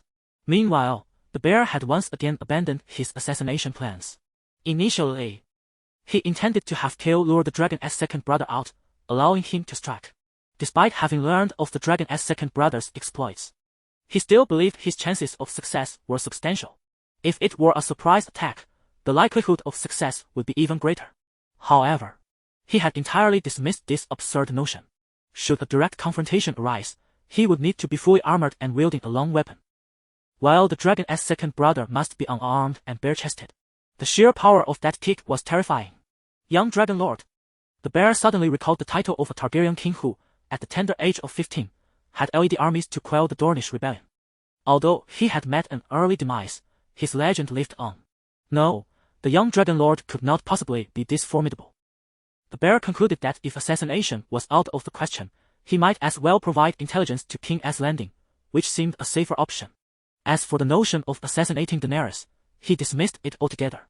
Even if he succeeded in killing her, he would undoubtedly provoke Viserys. Should he choose to delay his mercenary plans and instead seek refuge on Bear Island, the consequences would be dire. This judgment was made after he learned of Valyrian's fate. The following day, Viserys continued his winning streak, securing victory in 2 more rounds and emerging as the champion of the 7th arena. In fact, the 5 swordsmen under the banner of House Frey claimed victory in the 4th arena. 3 victors also emerged from the ranks of the poet's retainers in the 3 arenas. The remainder of the victories were claimed by various mercenaries and swordsmen from other city-states, to rise above over 300 swordsmen. The performance of the dragon's second brother surpassed the expectations of many. In the past few days, mercenary companies inviting him to join their ranks, as well as wealthy merchants and foreign governors seeking his protection, had not ceased. perhaps due to his lineage. The offers presented to him were exceedingly generous, 5,000 golden dragons per year. However, when Dragon's second brother revealed himself to be the creator of the moon shadow, they retreated in defeat. Yet, one individual, who was unfazed by monetary concerns and harbored aspirations of joining the mercenary group, was merely a pure warrior. The mercenaries attempting to recruit him grew increasingly exhilarated. Dragon's second brother was faced with only 3 choices: the Golden Company, the Black Raven Company, and the Wind-Blown Company. The Golden Company, renowned for its formidable strength and familial ties to him, was an obvious contender from the outset. Although he was dubbed the Beggar King by its members, he found little concern in that title. The crux of the matter lay in the possibility of being monitored by the people of Valyria, a situation he could not abide. The second option was the Black Raven Company, which frequently operated around Slaver's Bay, aligning perfectly with Dragon's second brother's strategy of biding his time until he had amassed sufficient power to hatch dragons and wreak havoc upon Astapor. However, the issue remained that Slaver's Bay had enjoyed a prolonged period of peace, characterized primarily by minor skirmishes. The final option was the Wind-Blown Company, which presently captivated his interest the most. His inclination towards this company stemmed from its leader, the Beggar Prince. The ruler of Braavos claimed the title of Sea King, while the highest authority in Pentos bore the title of Prince. The distinction lay in the former possessing actual power, while the latter did not. In Pentos, the so-called prince was essentially a form of tribute. When war faltered, a life would be sacrificed; during droughts, another; and in years of tempestuous storms, yet another. If the regicide of King Joffrey was merely an aberration, then in Pentos, regicide constituted a well-established industry. The leader of the Wind-Blown Company, the Beggar Prince, was once a true prince of Pentos. To escape the fate of being slain, he fled Pentos at the age of 23. Over the subsequent years, he participated in several mercenary groups before founding the Wind-Blown Company. According to previously gathered intelligence, this Beggar Prince's greatest aspiration was to one day return to Pentos and reclaim his status as a genuine, powerful prince. Furthermore, Pentos possessed the nearest port to Westeros, making it the most strategic launch point for any future military endeavors aimed at that land. Additionally, Pentos was in proximity to the Dothraki, with its southern expanse being a contested region repeatedly fought over by the 3 city-states of Meereen, Tyrosh, and Lys, often referred to as a paradise for mercenaries, simply put, a place where battles were abundant. In other words, the market prospects were promising. Dragon's second brother planned to initially join the Wind-Blown Company, awaiting the opportune moment to cultivate his own mercenary group as a form of seed capital. This would set the stage for hatching dragons and preparing to dominate Slaver's Bay. Nevertheless, he understood the necessity of not appearing overly eager to join the Wind-Blown Company, lest he diminish his influence once he became a member. Just as Viserys pondered the merits and drawbacks of each mercenary group, a figure clothed in black robes entered, brought in by Kill. The individual drew back their hood, revealing a familiar face. Anderson. Chapter 66. The Parasite. My Lord Viserys, you have emerged victorious at the 7th arena, and each champion is entitled to a reward of 3,000 golden dragons. I am willing to offer you an additional 10,000 golden dragons, provided you agree to withdraw from the competition. Unlike his previous aggressive demeanor, Anderson now appeared considerably more agreeable, at least demonstrating an understanding of polite address and the art of negotiation. Progress, indeed. You have sought me out privately, have you not? I surmise your brothers have exerted considerable pressure upon you of late. Simply state your agreement. Anderson's expression shifted, and neither party directly addressed the other's inquiry. As Viserys approached him, Anderson instinctively took a step back, acutely aware of the formidable prowess Viserys had displayed, instilling within him a palpable sense of trepidation. He had come to meet him discreetly, and the prospect of being killed would render his efforts utterly futile. We could indeed collaborate, Viserys remarked, placing a hand upon Anderson's shoulder. Collaborate? Precisely. My ambition is to vanquish all adversaries, as is yours. However, my foes reside in the arena, while yours lurk beneath it. Anderson swallowed hard, beginning to grasp the insinuation behind Viserys' words.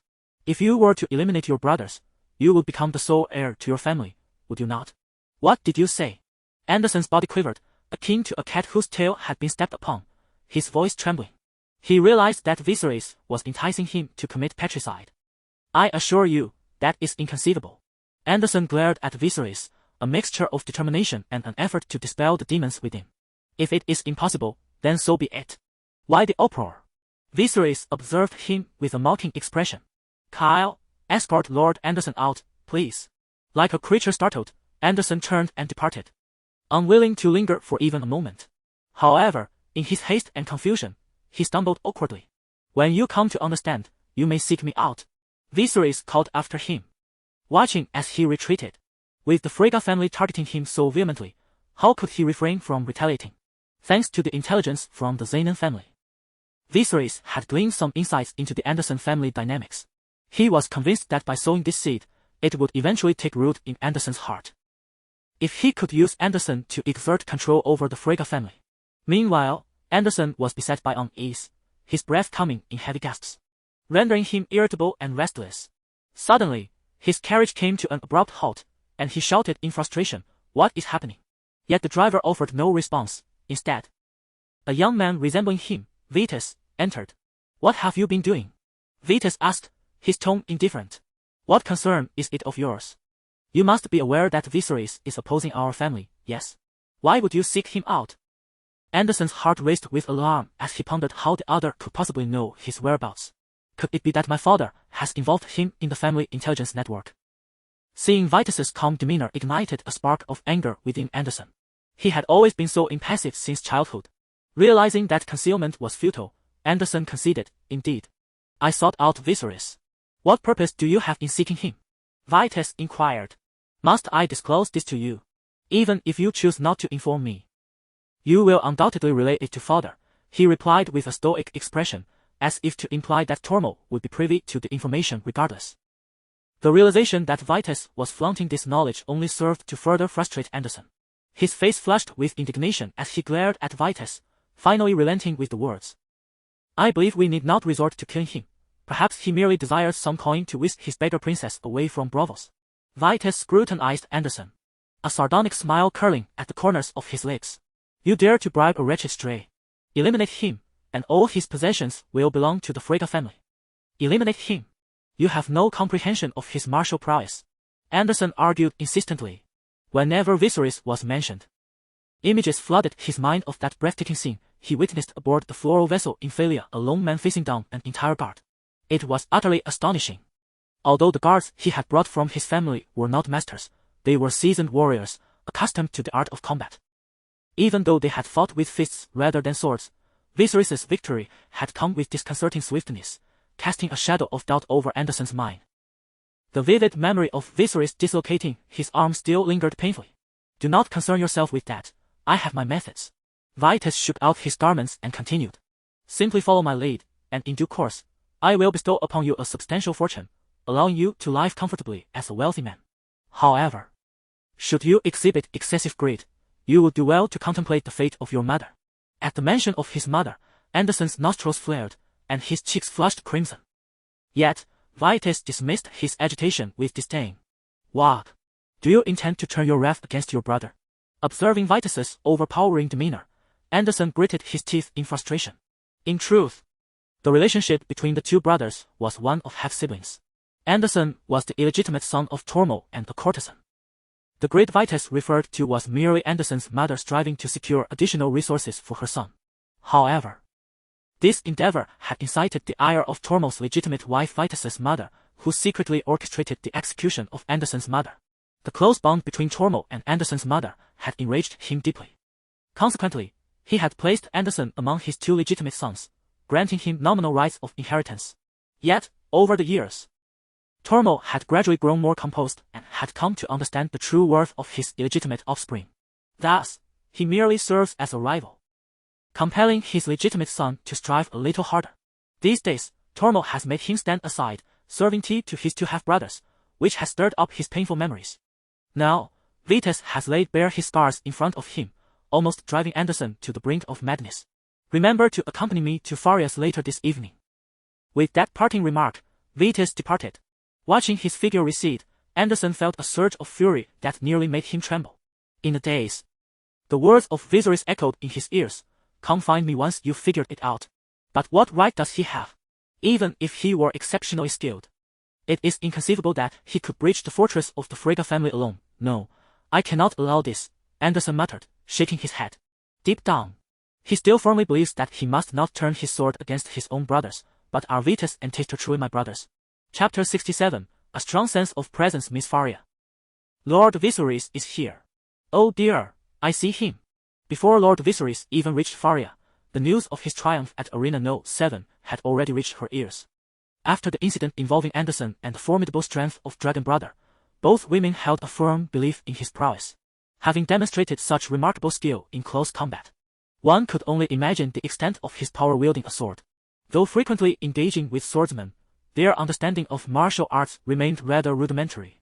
Nevertheless, it certainly applied to his particular situation. Upon boarding the ship, Viserys noticed Osha, still adorned with the coin pouch he had crafted for her, warmly presenting him with a cup of hot tea. He remarked, "Ah, thank you, Miss Osha. Your efforts are appreciated." Under ordinary circumstances, this would merely be a casual expression of gratitude, imbued with a touch of familiarity and playfulness, yet it caught her somewhat off guard. The theme for the third round had already been delivered. Osha, unaware that she had stuttered slightly, was surprised by the swiftness of the proceedings. Viserys found it curious. It seemed the Frigga family was preparing to bid farewell to another creature. Surely, they could not simply allow him to take the dragon egg so easily. The suddenness of the subject matter left him somewhat incredulous. The topic was none other than the future. Receiving the envelope from Osha, Dragon Brother felt a twinge of astonishment. These unsophisticated folk had chosen such a philosophically laden theme. Through the sheer veil of the curtains, Valyria observed the silhouettes of Dragon Brother and Osha within the cabin. Viserys, glancing at the letter in his hands, had Osha, whose stature barely reached his chest, standing on her tiptoes to peer alongside him. To an outsider, their rapport might suggest a close intimacy, which stirred an uncomfortable feeling within Valyria. Having played the leading role for several years, how had she suddenly become a mere supporting character? Under normal circumstances, she would have paid little heed. But today a sudden jolt of realization struck Valyria. Perhaps she had, as her former governess once warned, become somewhat emotionally invested. Deep breaths, remain composed. Counting her heartbeats, she envisioned the illustrated book her governess had once shown her, a collection depicting abandoned women, those who perished in childbirth, and those who languished in poverty. She hoped to fortify her resolve through such imagery. Miss Moonshadow. Realizing she had lingered outside for far too long enough to seem discourteous, Viserys hurriedly entered the cabin to express his apologies. His smiling visage met Valyria's gaze, and the scenes she had just recalled evaporated like mist. Now, her sole concern was how to persuade Viserys to address her as Valyria rather than Moonshadow. This time, Dragon Brother appeared somewhat at a loss for words, scribbling and sketching on paper, unable to reach a decision for quite some time. His repertoire was not devoid of compositions concerning the future. However, the majority of the music is pop, causing a concern that it may not align with the aesthetic of this era, leading to a sense of hesitation. Yet, even his slight frown captivates the two individuals. After approximately 10 minutes, Viserys finally makes up his mind. Just as he prepares to play, a voice is heard from outside, Lady Moonshadow. "I have come to present you with a new theme." The three exchange glances and then look at the letter beside them, sharing a sense of puzzlement. "Osha, please investigate the matter." "Understood." Osha hurriedly exits, while Valyria peers through the window to discern the visitors. Anderson, along with his brother Vitas and a messenger. Once aboard, they enter the cabin. "Lady Moonshadow, Lord Viserys," Vitas begins. "Lord Vitas, Lord Anderson," Valyria, as the host, rises to greet them. Viserys lounges with his legs crossed, wearing an expression that questions their presence. "Weren't you just here? Why are you back again?" Viserys takes the teapot from Osha, raising it to his lips for a sip. The messenger and the musician appear taken aback. Individuals of Vitas and Anderson's stature are not to be trifled with, yet this beggar king seems utterly unconcerned. Does he not realize that without land and people, he is nothing? Valyria and Osha share similar sentiments. They both understand that this is not a matter in which they can intervene, and it is best to remain as observers. Valyria usually plays the role of a facilitator, but now both she and Viserys represent the interests of House Zenin to some extent. Their interests are in conflict, rendering cooperation unnecessary. Thus, her usual strategic methods are rendered ineffective. Anderson perceives that Viserys is unwilling to offer them any courtesy and can only adopt an expression of hesitation. Vitas, however, seems indifferent. This aligns with their plans. To produce two enduring compositions in such quick succession appears impossible to them. Tormund suspects an internal traitor and thus consults with the Sea King to temporarily change the theme. simultaneously sending his son to ascertain the situation. If such talent truly exists, he must devise an alternative approach.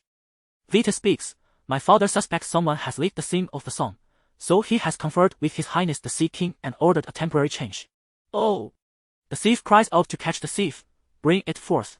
Viserys offers no semblance of courtesy, stating whatever he deems unpleasant, directly seizing the letter from the messenger's hand. Although this sarcasm has been translated directly into Valyrian, both brothers, being educated men, grasped the underlying meaning.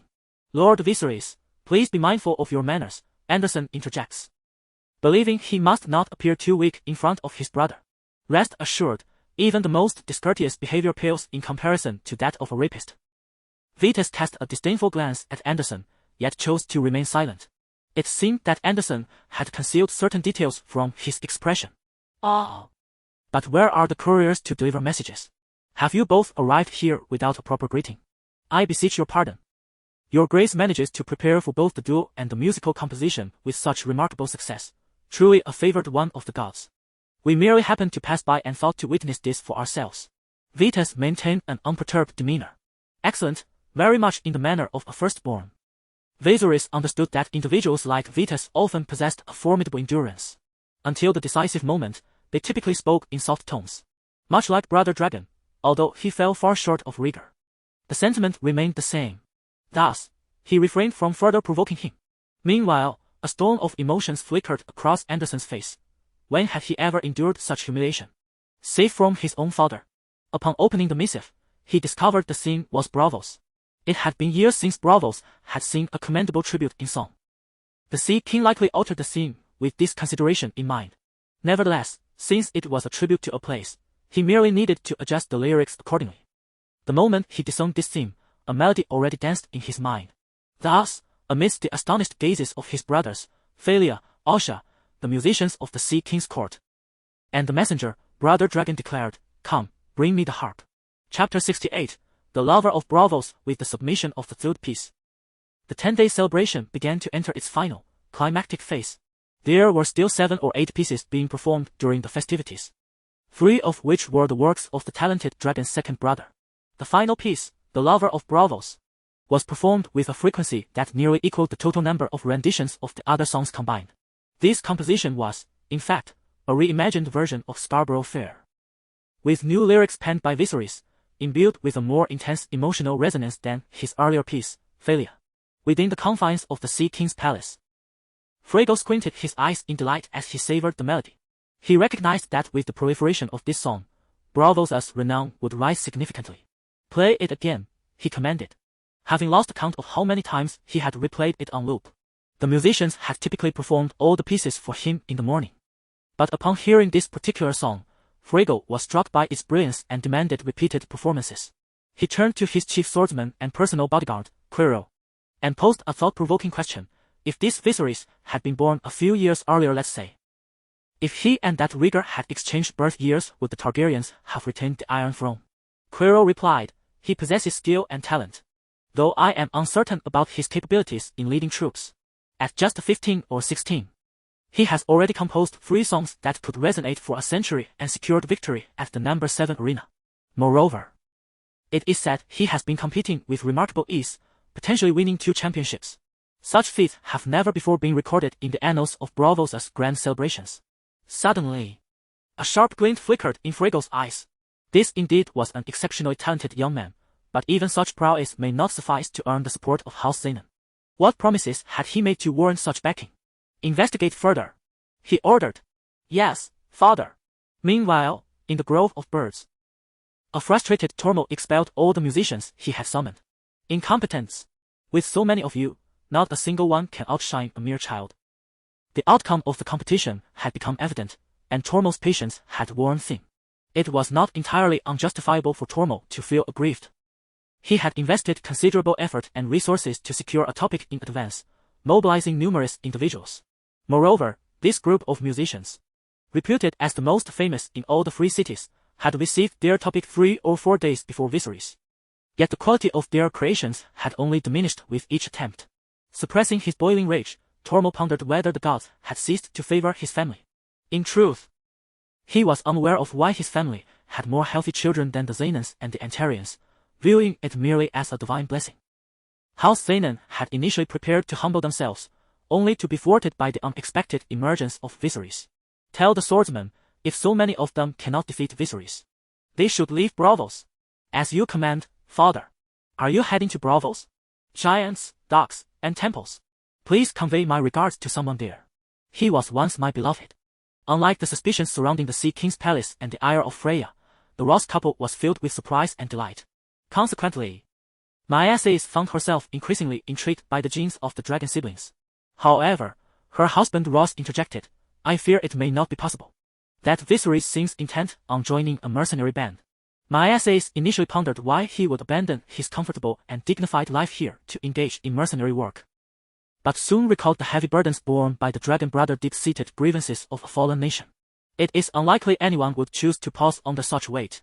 During this period, numerous large mercenary groups had extended invitations to him, seemingly preparing to elevate their standing through the upcoming competition. Maiaces nodded in slight despondence. Yet another thought surfaced in her mind. What of his sister? Would Viserys bring her along to join the mercenaries? Such a situation had never been heard of. Ross observed his wife, noticing her sudden exuberance. Perhaps we could persuade him to leave his sister with us. Gently caressing Maiaces' back, Ross chuckled wryly. But wouldn't that be akin to taking her hostage? Even if we know it is not, what reason could we provide to convince him? Realizing the absurdity of her own idea, Maiaces playfully made a face like a child. Ross's expression turned serious as he remarked, it is now beyond doubt that Viserys will win the poetry contest, yet if he insists on claiming victory in the swordsmanship tournament, it may prove perilous. Maiaces furrowed her brow, recognizing the truth in his words. The final round would require 4 challenging duels, providing numerous opportunities for Turomo to strike. If he truly sought that Valyrian steel sword, I might offer him Wavebreaker.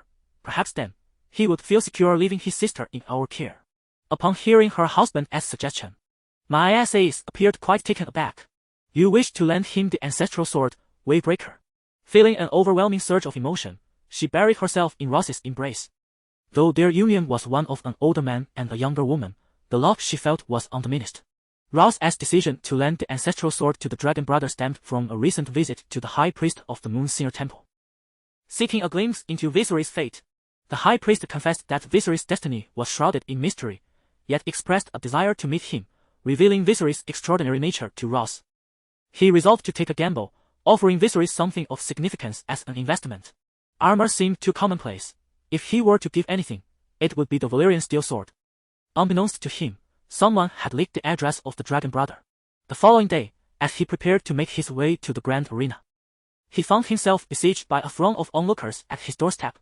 The moniker King of Beggars has long been forgotten.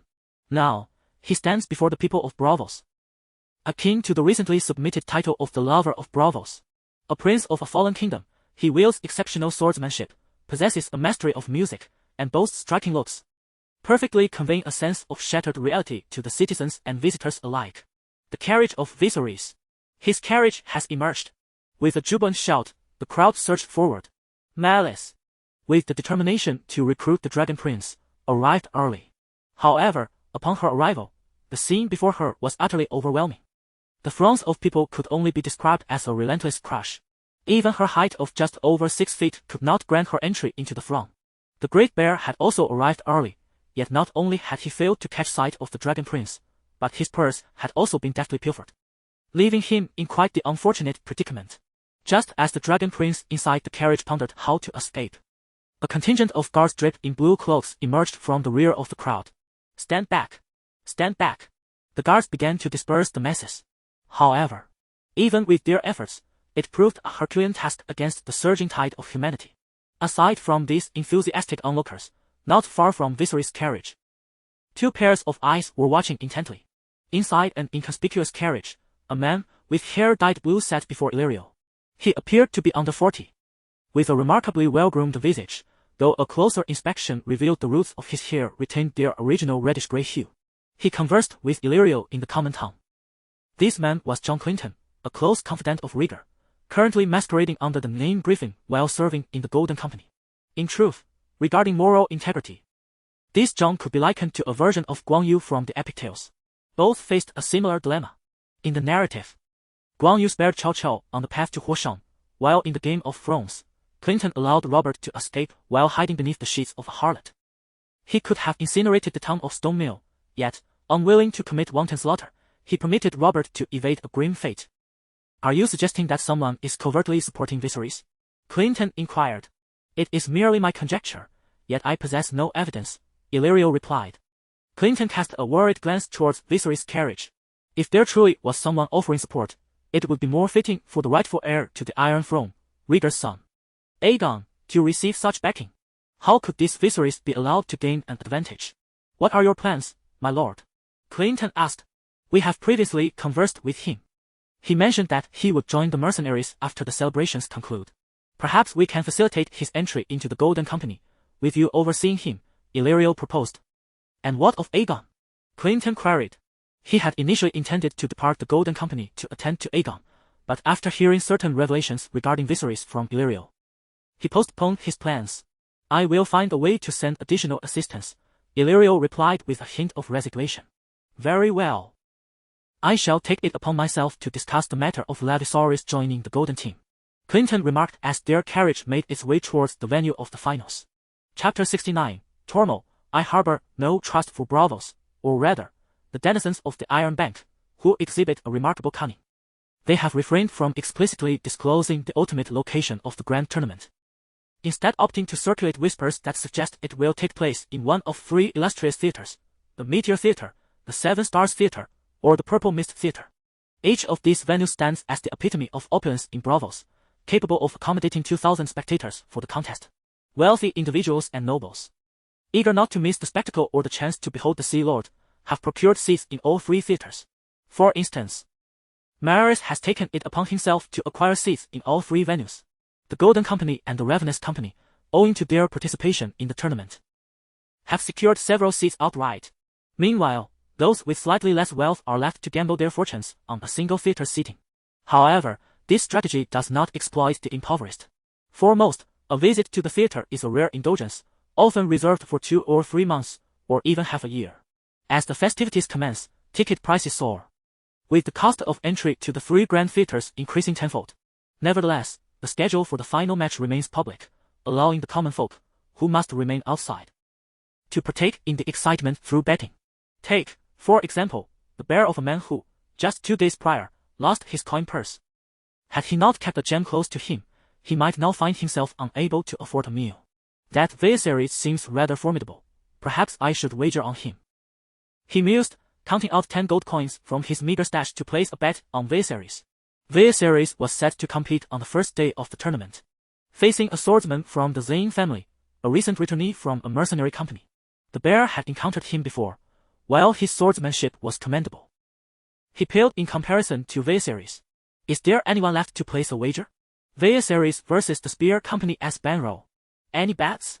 100 golden dragons. Viserys for the win. Helbo bellowed, having recently recouped his earlier losses through betting on Brother Dragon. In contrast to the bear's rational assessment, he had relinquished any semblance of thought, resolutely deciding to wager on Brother Dragon regardless of his adversary. His potential for a windfall hinged on this moment. Inside the theater, the atmosphere was markedly more orderly than the raucous scene outside. Those seated could indeed be deemed respectable individuals, many accompanied by their servants. Most significantly, the Sea Lord was present, prompting all to meticulously monitor their comportment. Suddenly, the appearance of a figure incited a stir among the crowd. Draped in a cloak of blue and gold brocade, wielding a dragonbone scepter, it was none other than Frego Antrian, the Sea Lord of Braavos. Bow to his grace. The Sea Lord! A voice called out, and the assembly bent in unison, paying homage to the elevated platform, akin to a field of wheat bowing before the wind. With a mere gesture, Frego commanded silence, and his aides proclaimed, His Grace, the Sea Lord, announces the commencement of the swordsmanship competition. The audience settled into their seats, yet their gazes remained cautiously fixed upon the central dais. Frego tilted his head slightly, and a servant leaned in to whisper, Your Highness, let Lord Ross and Lord Tormund join me to watch. Both were somewhat taken aback by the king's invitation, yet refusal was out of the question. They bowed in unison to Frego. Please, take a seat, my lords, he said, gesturing to the 2 chairs beside him.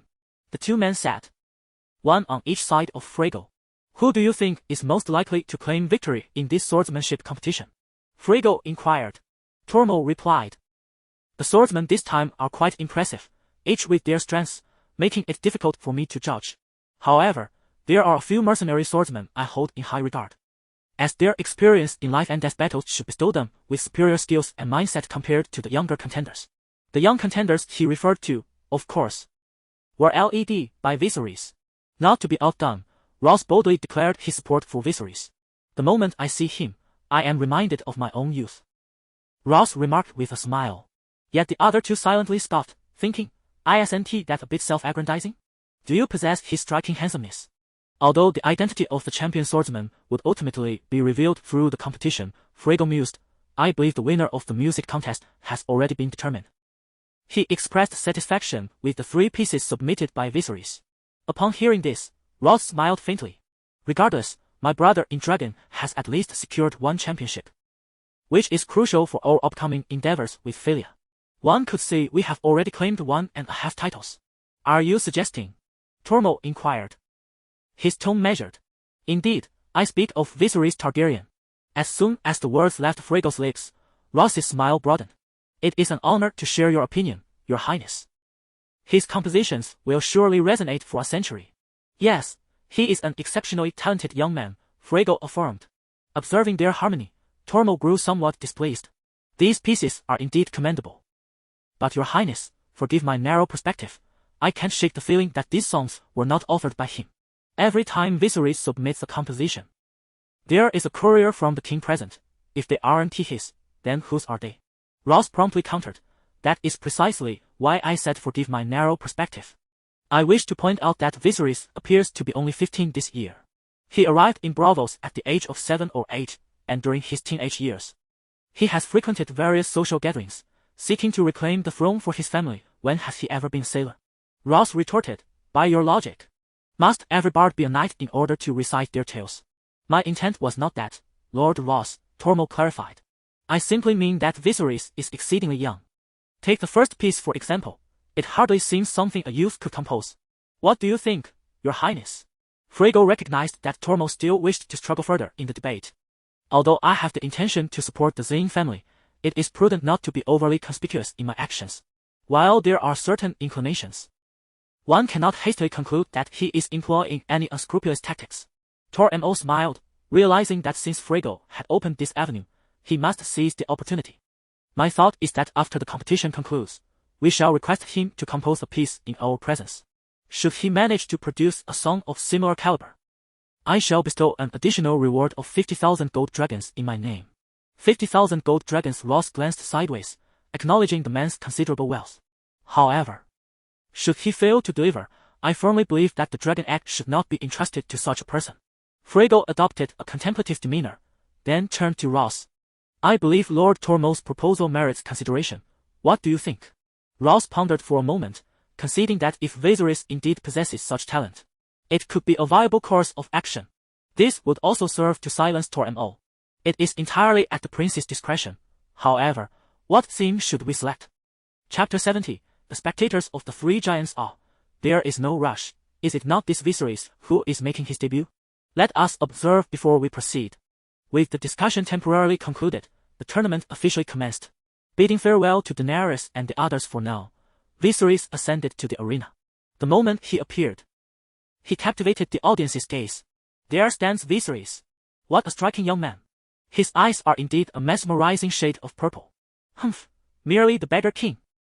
Look at his hair. A cacophony of whispers blended together, resembling a murky river, rendering it difficult to discern individual voices. Most spectators merely commented on his appearance.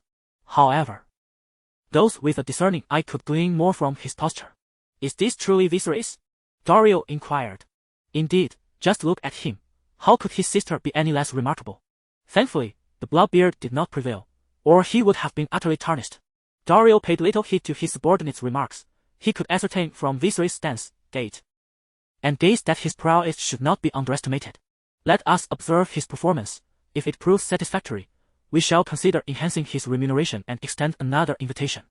As for Clinton, he pondered how to persuade Viserys to join the Golden Company. He had no qualms about financing the endeavor. The Golden Company was not lacking in wealth. However, word from Illyrio indicated that Viserys had even invented soap. Though uncertain of the profits, it was evident that his association with House Targaryen would yield considerable gains. Perhaps I should reveal my true identity to him. Clinton contemplated, considering that if he could present rigor, Viserys might be inclined to join the Golden Company. Very few were aware of his mother's coronation of Viserys, and even fewer knew of this Clinton, long exiled from Westeros. In his eyes, the rightful heir to the Iron Throne could only be the blood of the Silver Prince. On the other side, Marissa's eyes sparkled upon seeing him. She had nearly spent all her gold on the ticket alone, yet deemed every coin well spent. If she could recruit him, the commander would surely reimburse her. In stark contrast, Banro, who accompanied Viserys onto the stage, did not share such advantages. He appeared to be in his mid-30s, with a brown beard nearly obscuring the lower half of his face and a faint scar from an arrow grazing his brow.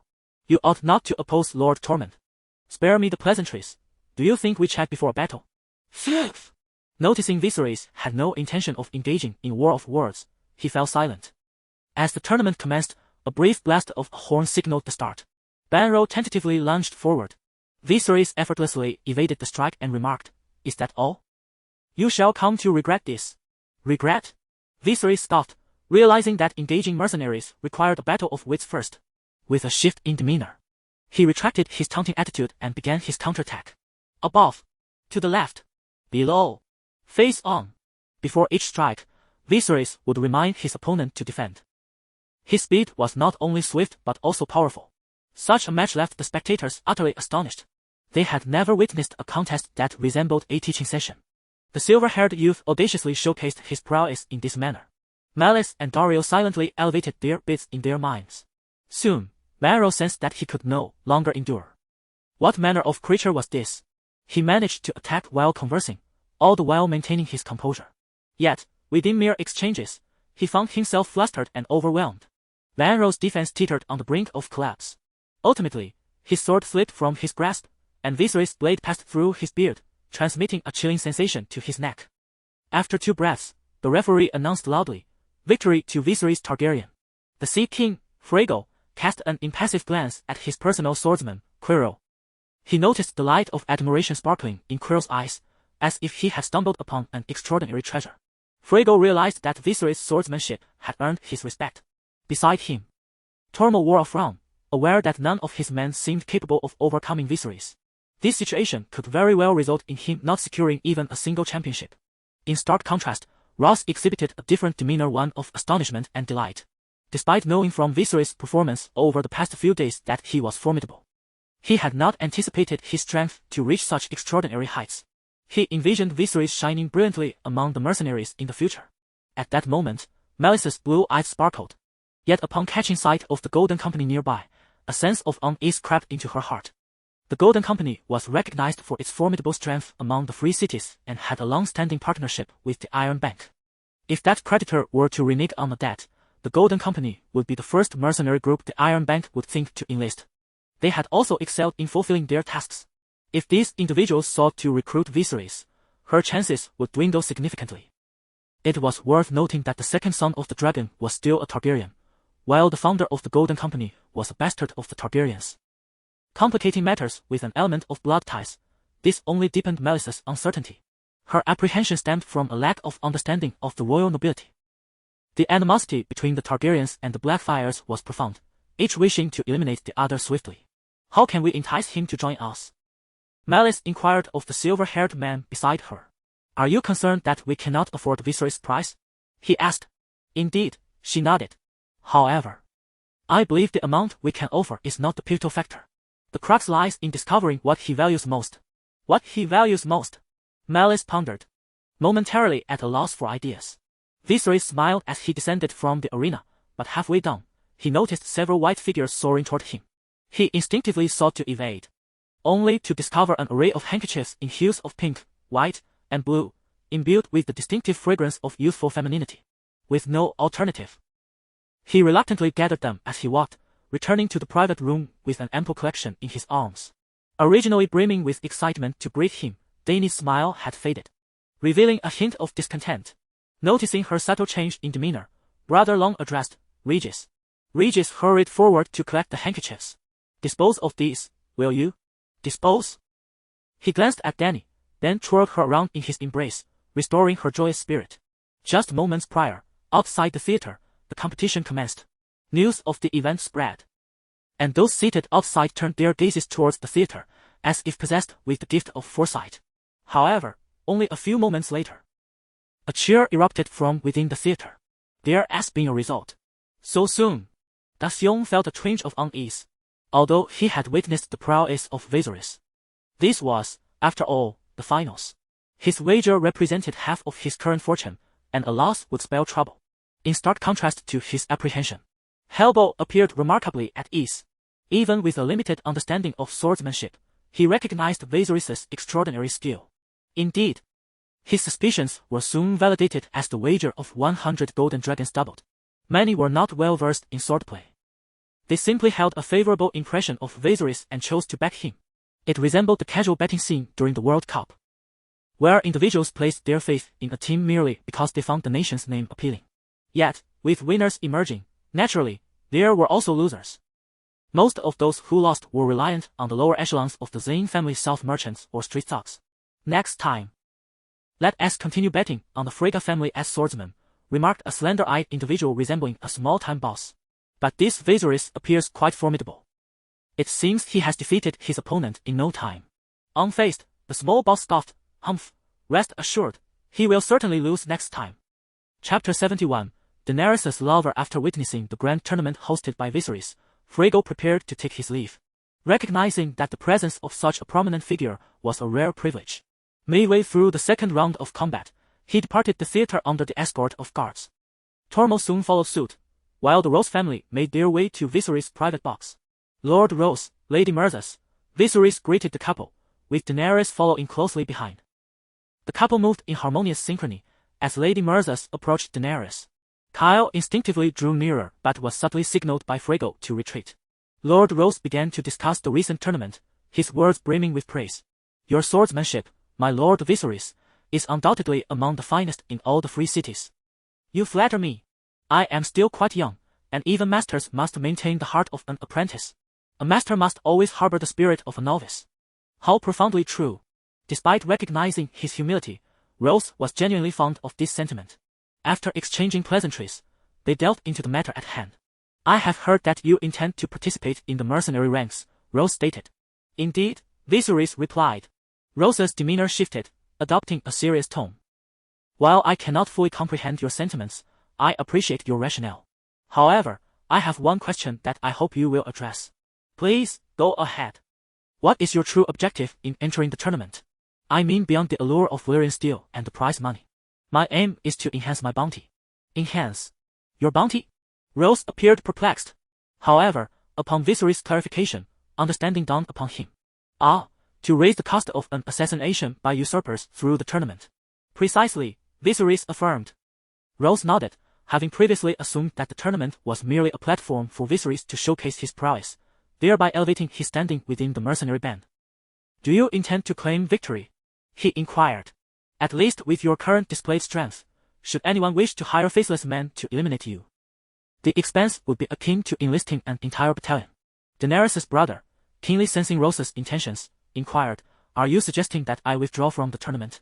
After a moment's contemplation, Roose replied, "Your withdrawal at this juncture would not benefit House Zane, yet I still urge you to exercise caution. Tormund will surely have other schemes." Viserys nodded, and Roose's subsequent proposition took him by surprise. "You are suggesting that I borrow the ancestral sword? Is my worth perceived to have escalated to such heights?" Although tempted, he ultimately declined. "That is Valyrian steel, not a chainsaw blade. While it is indeed sharp, resilient, and lightweight, according to the lore, its primary function lies in breaking magic. In the coming years, I find myself with no immediate need for it.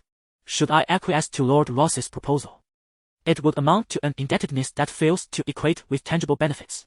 Simply put, it is not a worthy bargain. Hence, Viserys declined his offer." "I appreciate your kindness, Lord Roose, but I must assert that my true capabilities far exceed what you have witnessed.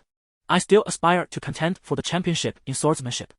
Observing the expression on his brother's face, Roose discerned that further persuasion would be futile. What he perceived in Viserys was not the arrogance of youth, but a formidable confidence. Having conveyed the necessary counsel, there was no need to continue urging. After exchanging a few more pleasantries, he gestured discreetly to Misa. Before departing, Misa reluctantly grasped Daenerys' hand, affectionately caressing it, insisting on gifting her a pair of earrings. Women must have their ears pierced. I shall send someone to assist you with that. It will be entirely painless. Thank you, my lady. Watching the Ross couple depart, Viserys felt a twinge of curiosity. Why did they hold such high expectations for him? By conventional reasoning, joining a mercenary band would only lead him to become the next Cold Iron. Could it be that Ross truly believed he could reclaim Westeros? Just as Daenerys' brother pondered Ross's intentions, an unexpected visitor arrived. The individual, appearing to be in his 30s, entered the chamber. His eyes were blue, and both his beard and hair were dyed the same hue, a style purportedly characteristic of the Tyroshi. He ostentatiously styled his beard into 3 pointed forks. On his left side, he bore a Dothraki curved sword, while on his right, he wielded a slender blade. Regis and Kale became vigilant, positioning themselves to shield Daenerys. However, the blue-haired man bore no ill intentions. Instead, he presented himself with an air of courtesy, introducing himself. My lord Viserys, I am Dario Naharis, hailing from the Second Sons. Dario, Viserys mused, quickly recalling the character's identity. In the television series, he was the one who betrayed his comrades and subsequently offered the mercenary band to Daenerys, becoming her most loyal commander. Viserys felt a sense of difficulty. Not only did he have to guard against the blonde, but now he also had to be wary of the spectrum of colors. Yet, in the original storyline, Daenerys was solitary and had to resort to any means necessary. Indeed, Daenerys now regarded Dario with caution, her gaze betraying no fondness. My lord, may I inquire as to the purpose of your visit? Viserys inquired. I come to extend an invitation for you to join our Second Sons mercenary company. Should you choose to join us, we are prepared to offer an annual remuneration of 2,000 golden dragons. Along with the position of Sergeant Major, the Sergeant Major oversees a subordinate combat unit, managing approximately 300 men. To receive such an offer upon joining the mercenary band is quite commendable. As Dario articulated the conditions he could offer, his peripheral vision caught sight of the figure of Daenerys, who was discreetly positioned at the back. This sparked a glint in his eyes. Indeed, your lordship's terms are generous. However, my current focus is solely on the contest. I shall provide my response promptly upon its conclusion. In the midst of his speech, Dario suddenly drew forth his Dothraki curved blade from his waist, startling those present. Though Viserys was oblivious to Dario's intentions, he remained remarkably composed. A testament to the confidence bestowed by formidable strength, Dario positioned the curved sword horizontally across his hands and proclaimed, Please, my lord, deliver my blade to that lovely lady. Should she require my sword, I shall heed her call. Viserys cast a glance at the blade, its hilt adorned with a golden carving of a woman, strikingly provocative. Just as Viserys was about to speak, Daenerys stepped forward, saying, Thank you for your kind offer, but my brother's sword is the most powerful in this world. I have no need for another's blade. Ah, so you have a fondness for my sister, do you? Viserys remarked, slightly displeased, yet relieved by Daenerys' steadfast response. The conversation concluded in a somewhat tense atmosphere. However, shortly after Dario's departure, a blue-haired figure re-entered the room, though this blue-haired individual appeared somewhat older. His features were impeccably groomed, and his attire was evidently well-coordinated. His countenance bore a closer resemblance to that of a Westerosi. He was Jon Cunnington. Though Viserys failed to recognize him, the subsequent scene heightened his wariness. The blue-haired man turned to close the box's door, prompting Viserys to sense an unsettling shift and promptly shield Daenerys behind him. Khal and Rhaegal also drew their swords, advancing forward. The blue-haired man found himself cornered. Yet, in the next moment, he knelt on one knee and addressed them, Your Highness, Prince Viserys, and Princess Daenerys. Chapter 72, The Rain Woman's Unrelated Affairs. Prince Viserys and Princess Daenerys. What on earth? The individuals present exchanged bewildered glances. In fact, Viserys himself struggled to recall the identity of the man before him. This man, nearing 40, spoke, Prince Viserys, Princess Daenerys, my name is Griffin. Though it is but a pseudonym, my true name is Jon Clinton, the Earl of Griffin's Roost, who once served Prince Rhaegar. Viserys pondered for a moment before recollecting, and then remarked, the Battle of the Bells. Clinton's body trembled slightly as he affirmed, indeed, the Battle of the Bells. This battle was a significant conflict during the War of the Usurper, wherein Robert was besieged in the town of Storm's End, ultimately forced to take refuge in the embrace of a harlot. Clinton had the opportunity to incinerate Storms and eliminate Robert. Yet his honor forbade him from committing such an atrocity against the innocent. However, it was due to this defeat that he was exiled by the Mad King Aerys. Subsequently, he entered the Golden Company and rose through the ranks. According to the original narrative, the second brother of the dragons and Daenerys should have departed Braavos 6 months prior, thus avoiding any encounter with Clinton. Yet, through a twist of fate, they found themselves meeting in this manner. Now that I recall, you may rise, Viserys instructed. Clinton lifted his gaze, observing the second brother of the dragons, his wrinkled eyes shimmering with unshed tears. Viserys and Rhaegar were brothers, sharing a resemblance. It was likely that Clinton perceived Rhaegar's shadow in the second brother. Nevertheless, he endeavored to maintain his composure, for in his heart resided only the memory of Rhaegar's legacy. Are you still serving in the Golden Company? Viserys inquired. Yes, I intended to depart last year, but upon hearing of your highness's news, I chose to remain temporarily. What is your purpose for seeking me? Viserys' tone was somewhat frosty, yet Clinton believed he could comprehend the sentiment. After all, the most challenging times for the siblings had passed. His sudden appearance was unlikely to be welcomed. Sensing Viserys' latent resentment, Clinton spoke. I wish to serve you both. Unnecessary. You have been exiled by my father, and any bond between you and the Targaryens has been severed. Follow whomever you wish and live as you see fit. With that, Viserys turned to his companion. Kill. Escort this gentleman away. Wait. Clinton, believing Viserys harbored grievances regarding his sparing of Robert, hastily interjected. The late King Aerys was merciful. Merely exiling me, had it not been for my actions, Prince Rhaegar and the former king would not have. Please grant me an opportunity for redemption. The others present were somewhat moved by Clinton's display. Had it been anyone else, they might have assumed Viserys was acquiring a trusted ally. However, witnessing Clinton's performance, Viserys' brow furrowed even more deeply. He rose and gently patted Clinton on the shoulder. Clinton felt as though an iron vice was gripping his shoulder, threatening to crush it at any moment. Sir Clinton, since your entrance, you have not uttered a single truth. A tremor coursed through Clinton. It felt as if his eardrums were resonating. He was uncertain when he had revealed a chink in his armor. Your Highness, I do not comprehend your meaning, Clinton stammered, a shadow flitting through his mind. Do you truly not understand? The grip tightened, sending a wave of discomfort through Clinton's shoulder. Such strength was terrifying. I beseech you, Your Highness, enlighten me. Viserys leaned closer, his face mere inches from Clinton's, fixing him with an intense gaze. I shall state this once more. Do not compel me to voice it, for should you appear before me again, I shall end your life. Faced with Viserys' icy demeanor, Dany felt perplexed. This uncle, who had once followed her brother Rhaegar, should be a man of virtue. She had heard tales of the Battle of Bells and understood he bore responsibility for it. Yet her brother had advised her that some matters required judgment of the heart rather than the surface. Why treat him thus? At last, after considerable inner turmoil, Clinton spoke. Prince Rhaegar's child yet lives. I have been safeguarding him. My brother's child? But was he not slain by the mountain? Dany's eyes widened in disbelief, as if confronted with explosive news. Viserys resumed his seat, commanding, Speak, I wish to hear more than this. What schemes do you, Varys, and Illyrio concoct? Tell me everything. How could this be? How does he know? Clinton's eyes brimmed with horror as he gazed into Viserys' penetrating eyes, feeling as if his very soul were laid bare. Ultimately, he divulged all he knew, how Varys had swapped the child, how Illyrio had entrusted the child to him, and how he had masqueraded as the child's father to care for him. And us? What of Dany and I? What arrangements have you made for us? Clinton hesitated. For their plans concerning the Viserys siblings were deeply treacherous. They intended to use the pair as decoys, drawing fire away to ensure little Aegon could grow up safely. This was the very secret Clinton desperately sought to conceal. You cannot voice it, can you?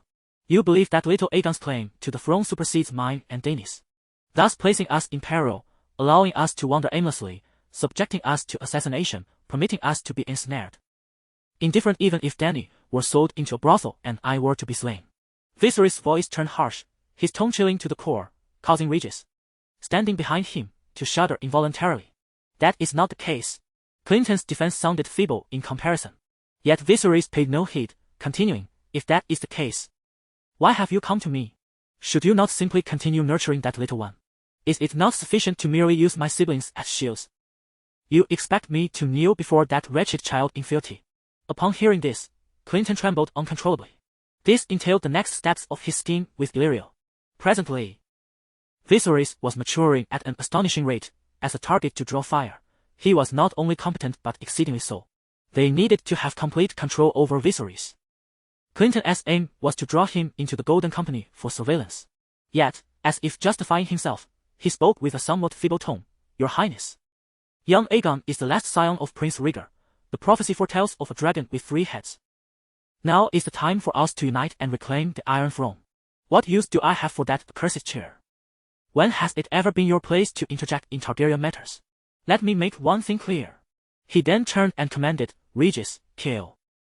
You 2 step outside and guard the door. The 2 nodded and passed by the nearly incapacitated Clinton. Viserys pulled him to the table and dipped his finger in water to inscribe a phrase. How is this possible? Clinton could scarcely believe his eyes. Chapter 73, The Targaryen's Life is Life. How can this be? Lower your voice, Viserys whispered, wiping the water stains from the table.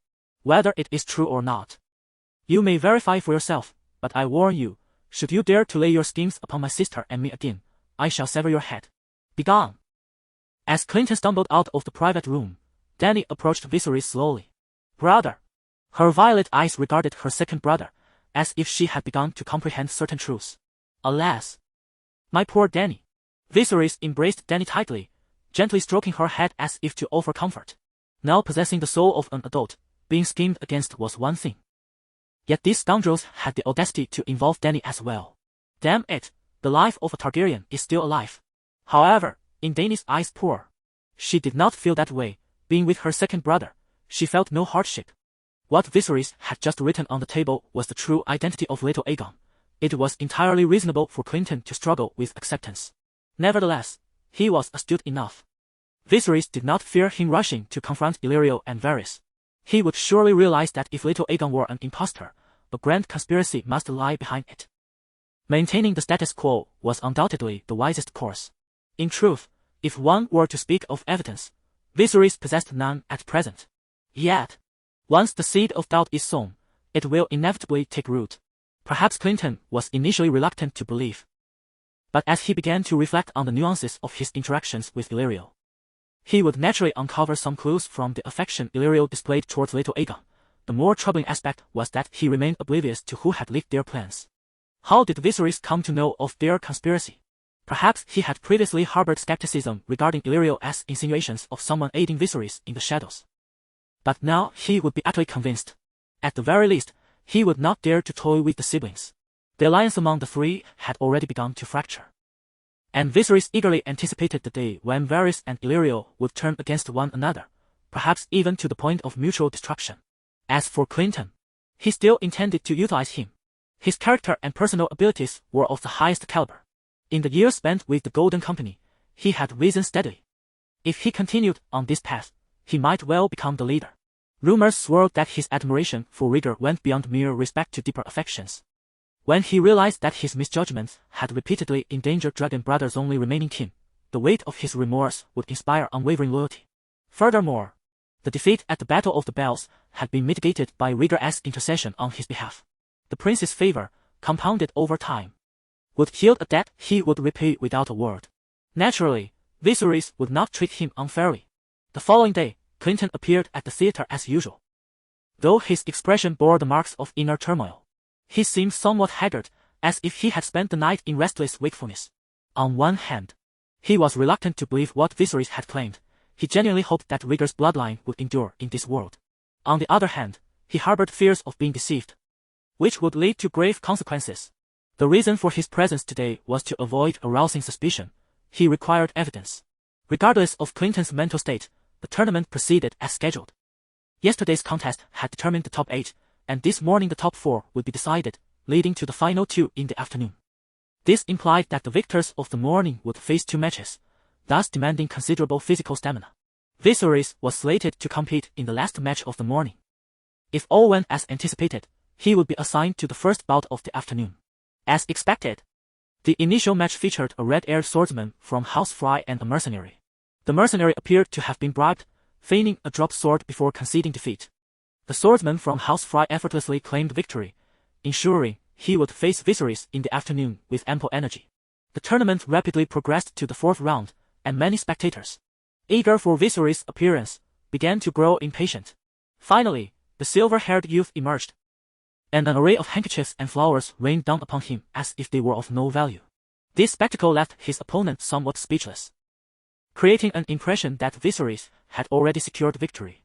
His opponent was a young man from House Anteion, the family of the Sea King, Frago. He appeared to be in his late 20s, with brown hair tied back and vibrant blue eyes. "Lord Viserys," he acknowledged. "Lord Cole," came the reply. And after exchanging courteous bows, they commenced their duel. This marked Viserys' first match devoid of any trash talk, leaving him somewhat disconcerted. The swordsman Cole was courteous and immersed solely in the contest. "Lord Cole, your footwork is too unstable. It possesses agility but lacks steadiness," remarked Demon, discreetly offering military training once more. However, he refrained from being as boisterous as before, speaking only loud enough for two to hear. Cole was attentive to the advice, striving to stabilize his steps, and indeed, he felt a marked improvement. After providing a few more tips, feeling sufficiently warmed up, Viserys declared, "Let us conclude here."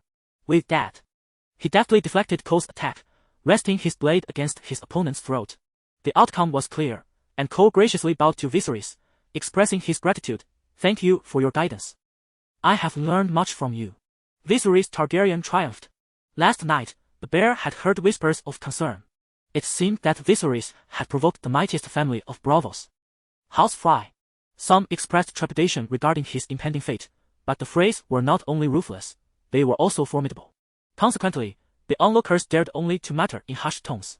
Yet, while the speaker was oblivious, the bear recognized that he could no longer bet on Demon's victory. Upon hearing the news of Viserys Targaryen's triumph, the atmosphere in the theater buzzed with excitement.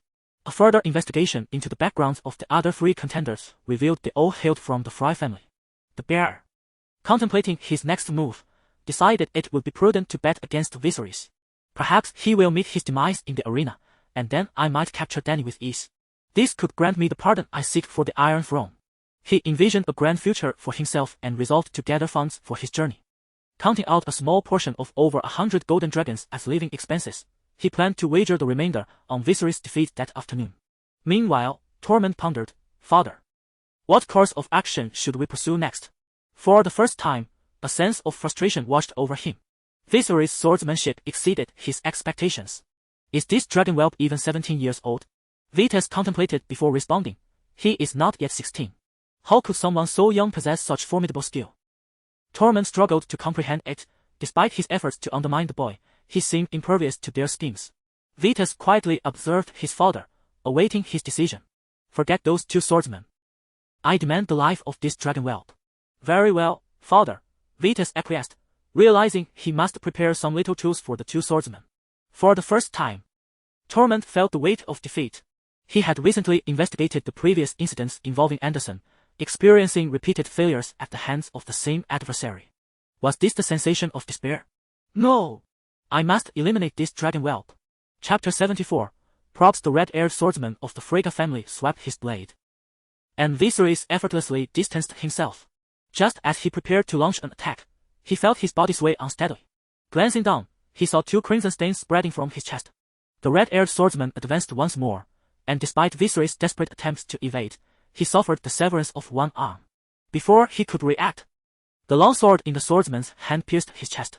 Viserys summoned all his strength to glance towards the box. Out of the corner of his eye, he noticed the audience in disarray.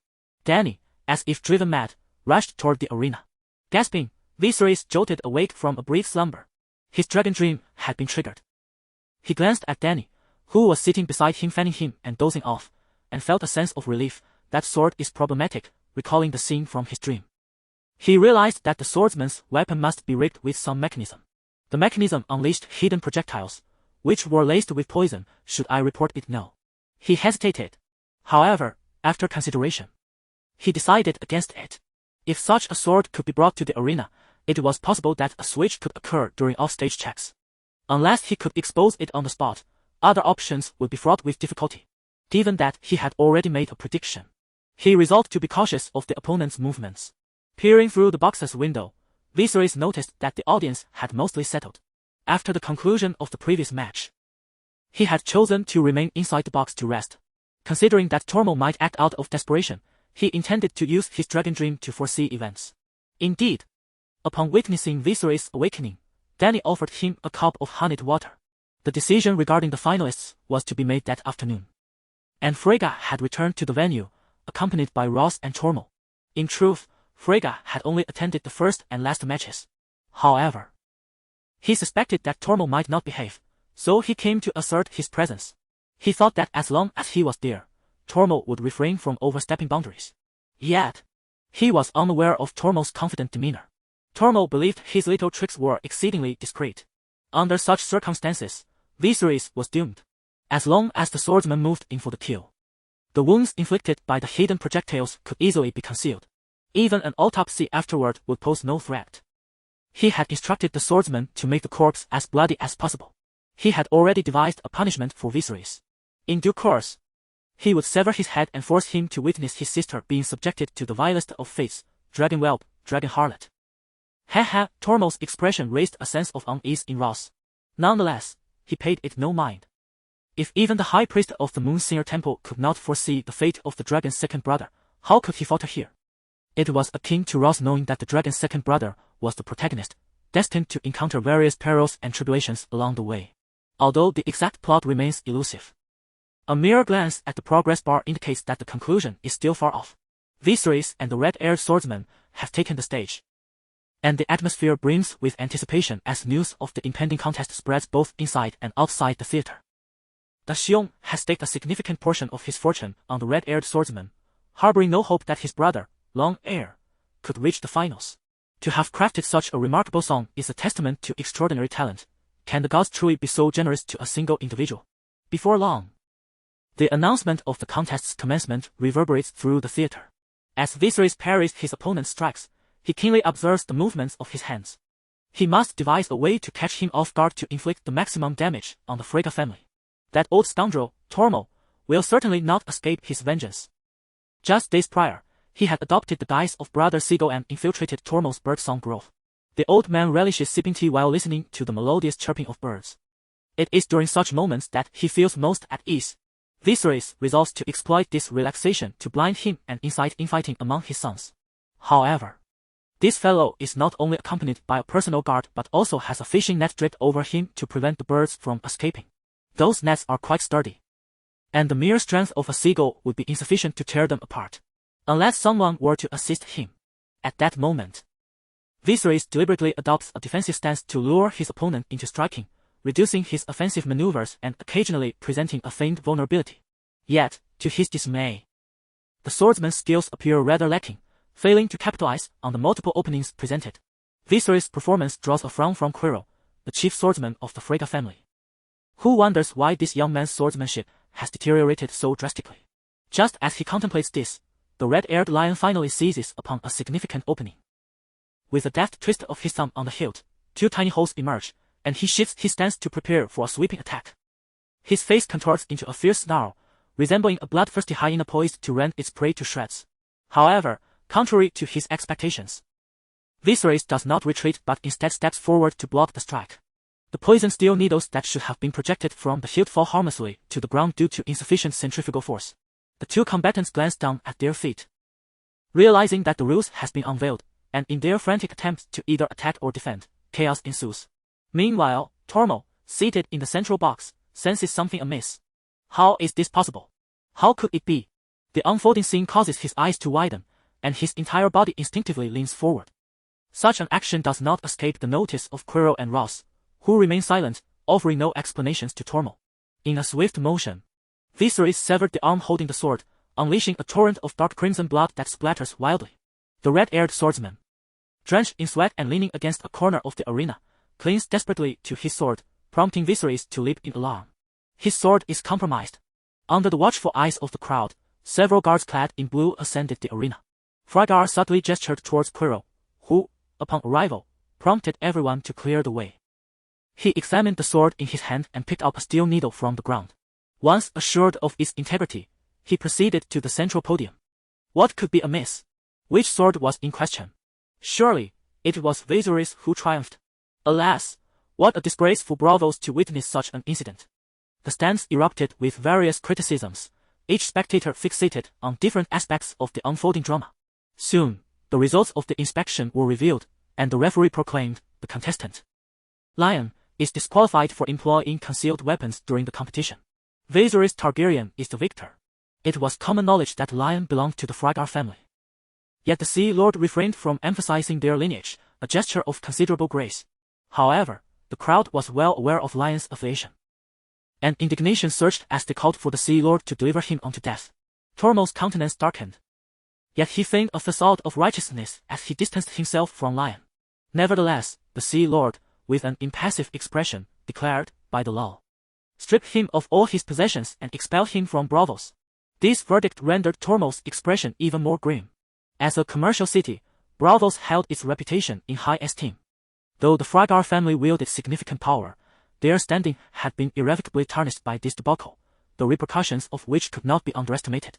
However, the Freygar family was not the sole victim in this affair. The Great Bear now faced the daunting task of surviving in Braavos, where the price of goods had surged 7 to 8-fold, with merely 13 silver moons and 47 iron coins at his disposal. Chapter 75. Leaking to the end in the heart of the bird forest, Tormund drew his bowstring taut, unleashing arrows upon the delicate bird cages to vent his frustrations. Some of the smaller cages found arrows lodged within them, swaying like pendulums from the force of impact, while others, grander in size, allowed the arrows to pierce cleanly through. His 3 sons stood silently behind him, too apprehensive to utter a word. After releasing over 20 arrows, Tormund finally began to calm the tumult within him. He had consulted his trusted swordsman, who informed him that in the face of a sweeping attack, unless one harbored extreme confidence in their own strength, the prudent course was to evade rather than to block. To employ blocking against a sweeping strike was typically a tactic for seasoned practitioners to exploit the inexperienced. Even the concealed weapons he had entrusted to the swordsman could scarcely guarantee evasion. Yet, Viserys had managed to dodge them and had publicly exposed their efforts. Although the influence of the Freygar family remained formidable, its true vulnerabilities would inevitably surface with the passage of time, revealing the repercussions of a shattered reputation. However, reconciliation was no longer an option. The path to peace had been irrevocably closed. Once Viserys reached maturity, the events that transpired would become an inextricable knot, necessitating a fall from one side. Do we still have the medicine purchased from Rhys? Tormund inquired. Yes, father, Anderson replied. Then let us administer it to the swordsman. Understood. Rhys was notorious for producing potent toxins, such as the tears of Rhys that claimed the life of Jon Arryn, and the choker that ended the reign of King Joffrey, alongside an array of other peculiar concoctions. Among them was a potion capable of dulling the senses, rendering the body oblivious to pain and fatigue. Such elixirs were exceedingly rare, to be used only in dire circumstances. Yet, the prowess exhibited by Viserys was unimpeachable. In both swordsmanship and physicality, he displayed no weaknesses. The sole recourse remaining was to deplete him, to engage in a test of endurance. The potions procured by Anderson could enable a warrior to unleash relentless and ferocious attacks without succumbing to fatigue for approximately 30 minutes. In typical sword duels, outcomes were usually determined within a span of minutes, thus, 30 minutes constituted ample time. Medicine? The father and son refrained from stating the specifics, leaving the hidden observer, Brother O, in ignorance of the potion's effects. However, given that it was intended for their swordsman, it was likely a stimulant of sorts. Based on his memories from a previous life, he recalled that the efficacy of such stimulants typically lasted between half an hour to an hour. Relying on his own stamina could still be a viable option. At that moment, the bear had just lost 100 golden dragons, leaving him with only enough for basic sustenance. Without the promissory notes, he found himself with merely a handful of silver moons to his name. How much is the bread? 2 silver moons per pound. Such an exorbitant price. The bear distinctly remembered that during his initial days, bread had cost only 1 silver moon per pound. What in the world was the bread made of gold, or was the crust fashioned from precious metals?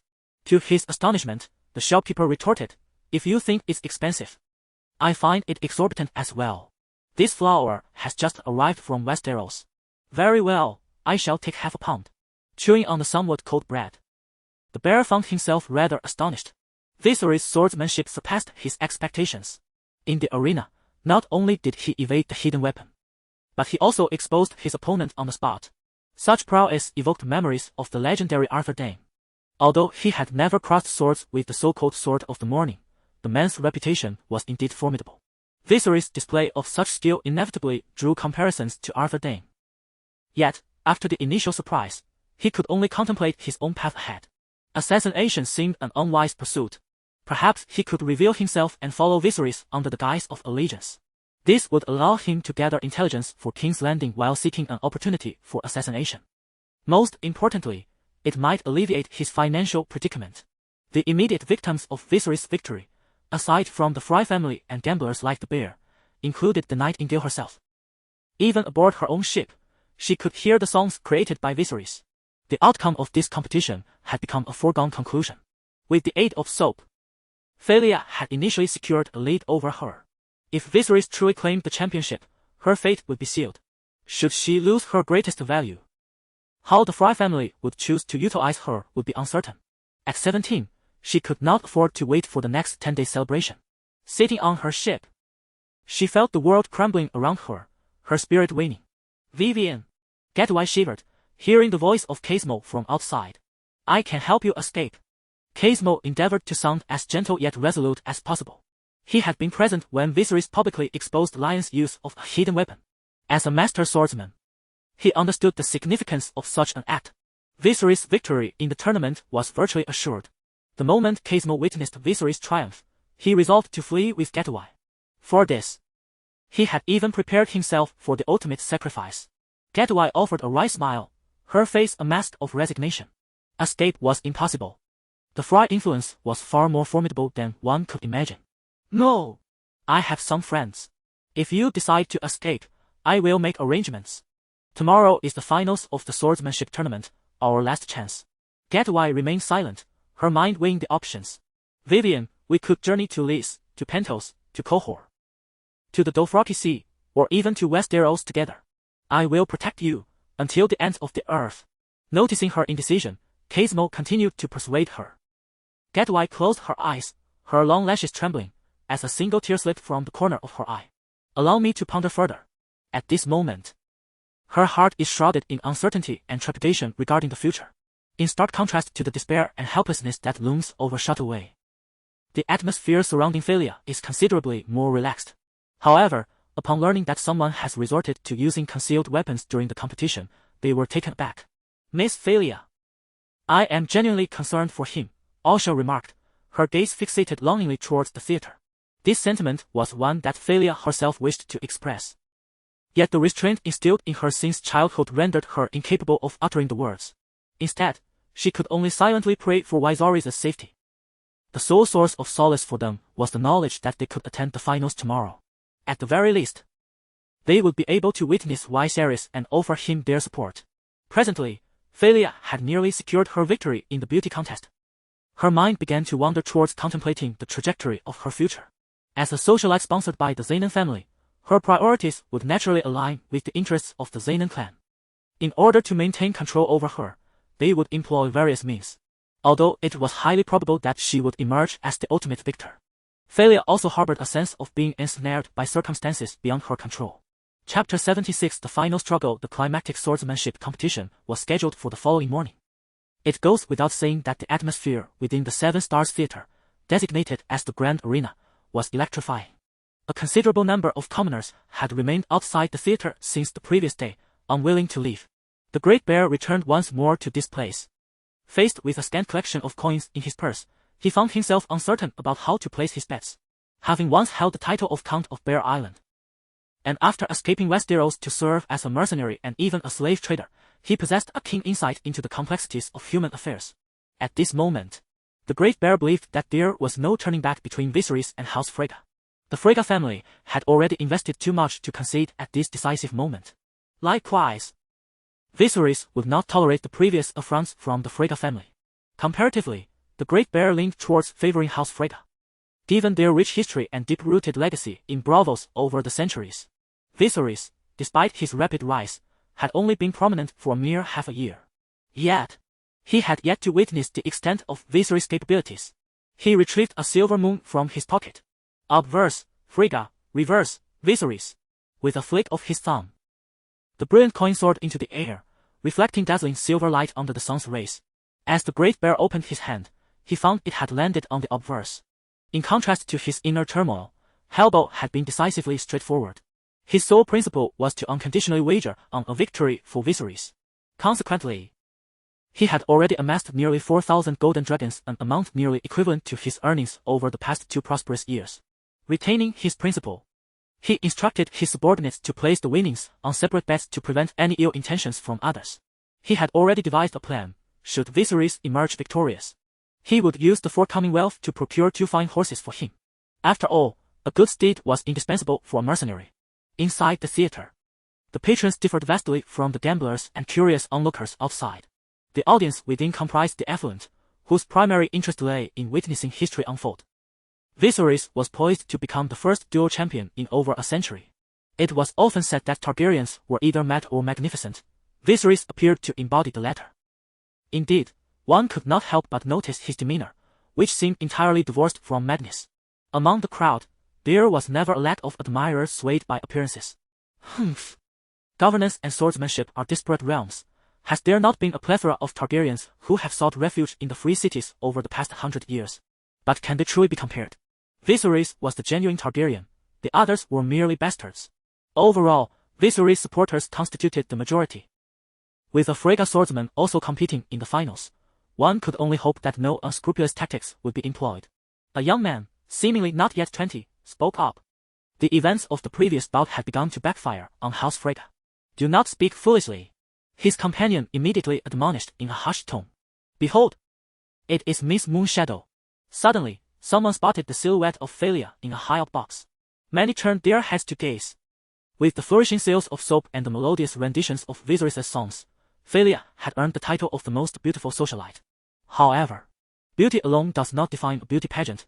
Discernment is the paramount criterion for evaluation. She had discovered the prodigious talent of Viserys and marketed soap to Braavos, transforming it into the city's next specialty. Her contributions were undeniably substantial. Although Valyria felt she had done little, immense wealth was nevertheless bestowed upon her. She waved to the audience below and then noticed Miss Poetess. Competing was never her intention. She merely participated to serve as the face of the anti-lion family. Thus, the atmosphere between the two was amicable. As for Miss Nightingale, Valyria observed that Getaway was wearing a veil today, sitting motionless, which appeared rather peculiar. However, she did not dwell on it, for the day's foremost event was Viserys' contest. It was the Sea Prince. Being the highlight of the 10-day celebration, Frego had to attend. The previous day's incident was not only a considerable blow to the Frego family, but had also cast a stain on the celebration itself. Fortunately, Viserys' 3 songs made this stain less conspicuous. The final round must not encounter any further issues. Ross and Tormund remained in attendance. Has the matter regarding Quill resolved? Frego inquired directly in front of Tormund. Although the Frego family was the most powerful among the 3 great houses, he was still the Sea Prince, and such petty maneuvers before him warranted a reprimand. Your Highness. He has been expelled from Braavos, came the reply. Well, that is good. Lord Tormund, you must ensure to distinguish these individuals in the future. I shall remember your Highness's mercy, Tormund replied with a stern expression. At that moment, Ross, who had been silent, jested. It seems Lord Quill has taken quite an interest in Viserys. I am of an advanced age. When I see a talented young man, I cannot help but be captivated. My apologies, my lord. He continued, sometimes I ponder that my own apprentices are lacking. If only Viserys could serve as your Highness's chief swordsman. Quill subtly applauded Frego. Listen. I intend to have a prince as your protector. That is indeed an intriguing notion, but I have heard that Viserys seems poised to join a mercenary group. Join a mercenary group? Frego nodded, realizing that this young man was preparing to forge an army through his own merit. Yet, despite his exceptional martial skills, building an army and mastering swordsmanship are entirely different endeavors. His predecessor, the Cold Iron Eagle, managed to establish a golden company, but he remained forever in the lands of Essos. In his view, Viserys was highly likely to become the next Cold Iron. Meanwhile, a glimmer of coldness flickered in Tormund's eyes. After opposing me, do you think you can simply walk away? Such a luxury is not afforded here. Ross glanced at the reactions of both men and continued. It seems that Viserys has a keen interest in dragon eggs. Perhaps, if we wish to keep him around, we might consider enticing him with one. He chuckled, indeed. He would then be the most expensive swordsman in the world. Frigga laughed in agreement. Rumors circulated that he possessed 3 dragon eggs. Yet the Sea King himself had always denied such claims. Even the dragon egg offered as a prize had been redeemed through the Iron Vault. As for whether Frigga truly had any dragon eggs, only he knew the truth. Soon, a sharp blast from a horn signaled the official commencement of the final match. The previously raucous crowd fell into a hushed silence, their collective gaze drawn irresistibly to the arena, hastily repurposed from the stage. Chapter 77, The Challenge. Prior to ascending the stage, Darkline ingested the pill that Anderson had entrusted to him. Although he was acutely aware of the potential harm it could inflict upon his body, he felt compelled to comply. After all, he was bound to the Frigga family. Despite Braavos' prohibition on the slave trade, the means of controlling individuals extend far beyond mere contracts of servitude. His family was firmly ensnared within the grasp of the Frigga family, and disobedience would yield dire consequences. Thus, Darkline had no recourse but to acquiesce to the arrangements dictated by the Frigga family. Securing victory in the competition would render everything else negotiable. At present, he felt an inexhaustible reservoir of strength coursing through him. His lungs felt cool, as if he had swallowed a large chunk of ice.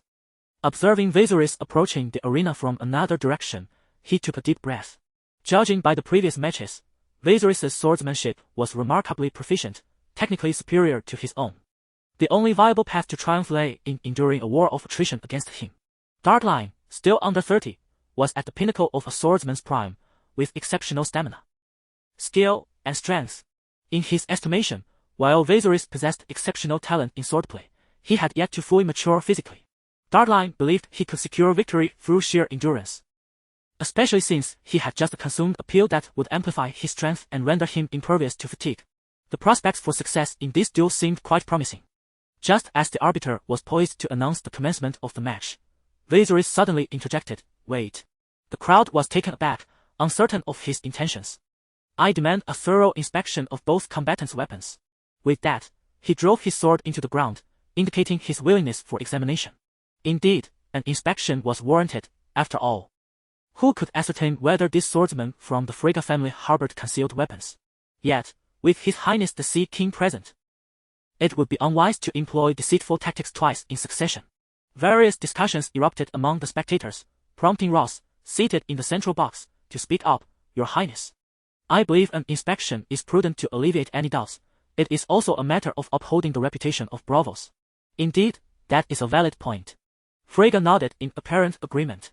"What say you, Lord Tormund?" Ross pressed. "Let us expedite this process," Tormund replied, a slight frown marring his brow. Frigga signaled to Quirrell, who, accompanied by his entourage, approached the arena to confiscate the weapons of both contestants for inspection. The audience voiced their approval of his actions. Such measures were necessary. Henceforth, weapon inspections should be standard protocol before any duel. What of a swordsman's honor? This could not continue unaddressed. Opinions varied among the attendees. "My lord, please inspect my weapon first," Viserys interjected. "No hurry, it will be swift," Quirrell assured him. "Then let it be examined thoroughly. And it would be ideal for all spectators to witness the process." At his words, Darkline's expression darkened perceptibly. The theater was nearly filled to its 2,000 capacity, with every pair of eyes drawn to the spectacle, as the effects of the potion began to wane. It was evident that Quirrell had disregarded Viserys' counsel. Prince of the Sea was pressed for time and would not squander it in such a manner.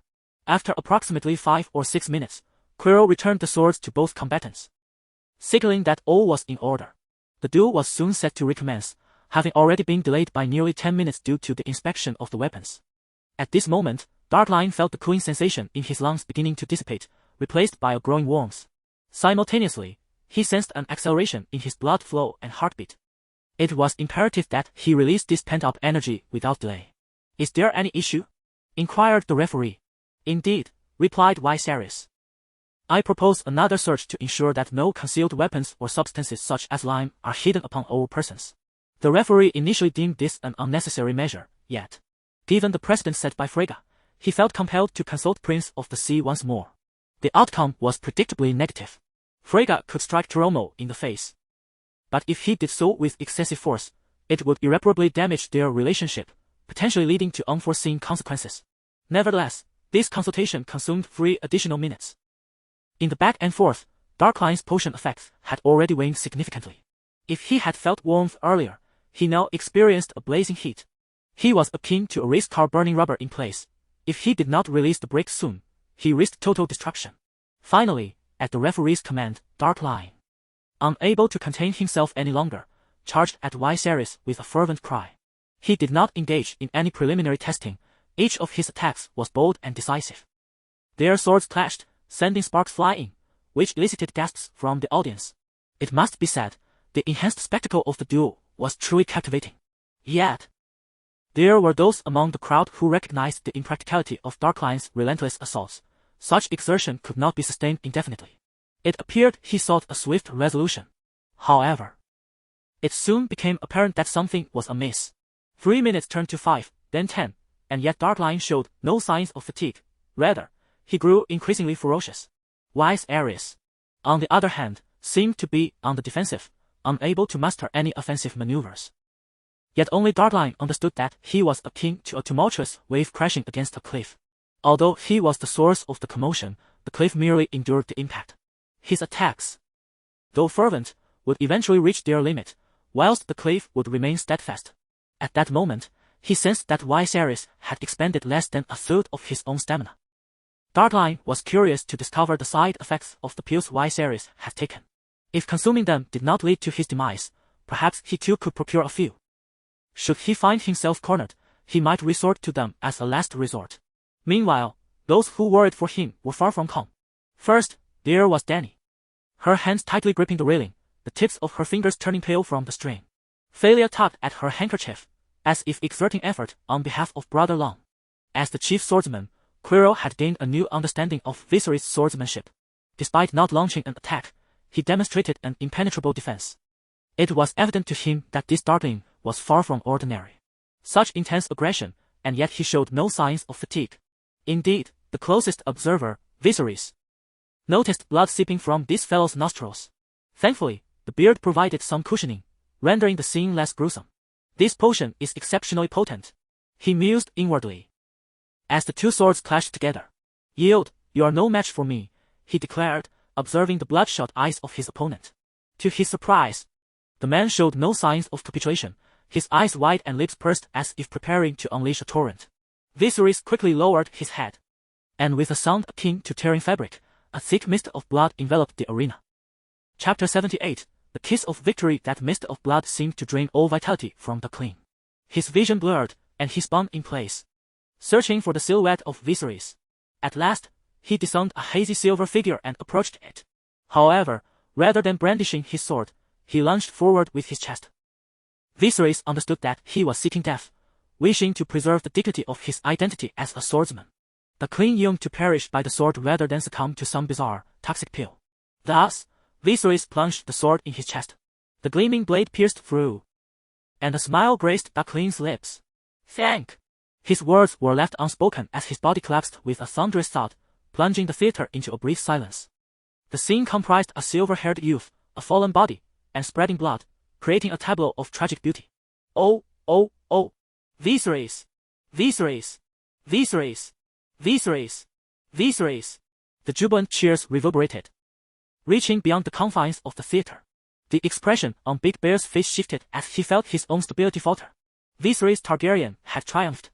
Countless handkerchiefs were tossed into the air as people celebrated the victory. They seemed indifferent to who had fallen, fixated solely on the outcome. There were those who genuinely wished for Viserys' success. He noticed the exuberant Regius, the dazed Kill, and the radiant Dany. He blew a kiss towards Dany. Though she did not fully comprehend its significance, she sensed something, causing her to blush slightly. After all, the young girl was quite bashful. In Viserys' eyes, one must revel in life's triumphs, and this was hardly an impolite gesture. Following this combat, the kiss would become a customary ritual before parting for fervent lovers. His gaze continued to roam until it unexpectedly locked onto a pair of emerald eyes. Valyria. Upon realizing their connection, she hastily averted her gaze. Meanwhile, Asha enthusiastically waved at him, even mimicking his earlier kiss. Valyria summoned her courage, elongating her slender, pale neck, but Viserys had already shifted his attention elsewhere. He directed his focus towards the central dais, first offering a slight bow to King Fraggle, then smiling in acknowledgement to Ross, and finally exchanging a glance with Tormund. It was as if they shot iron arrows from their eyes that collided mid-flight. Tormund silently resolved that he could not allow Viserys to depart Braavos so easily. He decided that before leaving, he would not rest until he had put an end to that old fool at sight. Viserys sensed a subtle change in the atmosphere around him. Upon opening the page, I discovered that my swordsmanship had significantly improved. Swordsmanship, Master, 8,910,000. It appears that I am merely 1/10 away from transcending to the Master level. I remain curious about what lies beyond Mastery. However, Viserys does not intend to further enhance his swordsmanship in the immediate future. He will rely on practical combat to hone his skills. In a recent swordsmanship duel, I barely unleashed half of my potential. Given my decision to join the mercenaries, it is imperative that I also elevate my horsemanship and archery skills, alongside mastering transformation techniques. In summary, the array of skills requiring enhancement has multiplied, consequently increasing the resources needed for such growth. The Azure Dragon Egg could yield an additional 10 universal points, and I would receive half a point daily for allocation. Over 10 days, that amounts to 5 points, in 3 months, 50 points, and within a year, 200 points. If attributes such as constitution, health, and magical power have a maximum of 100, what purpose would the surplus serve? And the Valyrian steel sword would it perhaps provide some additional points. Just as Viserys was preparing to depart, a young man clad in a blue cloak descended from the central platform. He was the personal guard of Frego. "My lord Viserys, please follow me." His eyes sparkled with significance. The formality of the address revealed the current stance of the Sea King towards me. The use of my lord rather than your highness indicated that Frego harbored no intentions of aiding my restoration. After all, he was a witness to the secret betrothal. Nevertheless, Viserys remained unfazed. Once he demonstrated sufficient prowess, many would vie for a share of the dragon's legacy. Viserys glanced at the lifeless body of Dark lying on the ground, initially considering having it collected. However, he hesitated, concerned that the old noble Tormund might unjustly direct his ire towards his family, leading him to abandon the thought. Following the guard, Viserys arrived at the central platform, where the blue-cloaked guards offered him their salutes. An amalgamation of envy, jealousy, and admiration filled the air. As he traversed the spiral staircase, he beheld the 3 prominent figures seated above, their attendants also turning to acknowledge him. Frego and Ross wore smiles, while Tormund maintained a stoic expression. "Prince and Darien." Viserys bowed respectfully. "Viserys, it has been 5 years since our last encounter," Frego remarked. "8 years, your highness, around November," Viserys replied. "Approximately in winter, yet reminiscent of summer," he added silently in his mind. Age has dulled my memory," Frego laughed, seemingly reluctant to delve into past matters. As a ruler, how could he possibly forget such events? His 2 subtle hints indicated a clear unwillingness to involve himself in my brother's restoration efforts. At that moment, a guard brought forth a stool, which, in terms of quality, paled in comparison to the grand chairs of the 3 leaders. Nevertheless, he settled into it with an air of composure. "Are you preparing to join the mercenaries?" "Indeed, I shall depart once I receive my prize and reward," Viserys replied with a smile. Frego exchanged a glance with Ross and chuckled heartily. "You have certainly struck gold. The dragon axe and Valyrian steel sword alone are worth a fortune. Isn't that why I came for them? If there are more dragon axe in the next prize pool, I shall surely return." Viserys lightened the atmosphere with a touch of humor, eliciting smiles from everyone present, save for Tormund. However, upon hearing that Viserys indeed intended to leave, Frego visibly sighed in relief. It would not pose a problem if Viserys remained in Braavos as he had before, languid and inert. Yet, should he grow increasingly boisterous, this place may no longer accommodate him. If Robert were to perceive that Braavos harbored intentions of supporting Viserys, it would spell trouble. The fleets of Westeros are not to be trifled with. Even if war does not seem imminent, trade could very well be impacted. This, above all, is what Frego truly values. "Very well, come to the Sea King's palace this evening. I shall personally present you with the dragon axe and Valyrian steel sword." Chapter 79. The answers you seek are not found in my eyes. Upon the conclusion of the tournament, Frego proclaimed that all theaters and troops in Braavos would offer their performances free of charge. Musicians and singers would likewise entertain visitors at no cost, although they could later collect a reward at the palace of the Sea King. This was not an act of generosity from Frego. Rather, he intended to recoup the expenses through increased taxation this year. Viserys, reassured by Frego's promise of his prize, awaited the evening to claim his reward at the palace.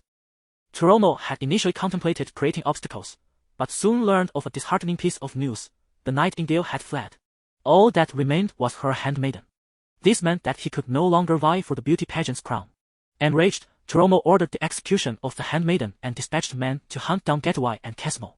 Meanwhile, others reveled in the height of the festivities. It was confirmed that Viserys had declined the invitation from the ravenous crow.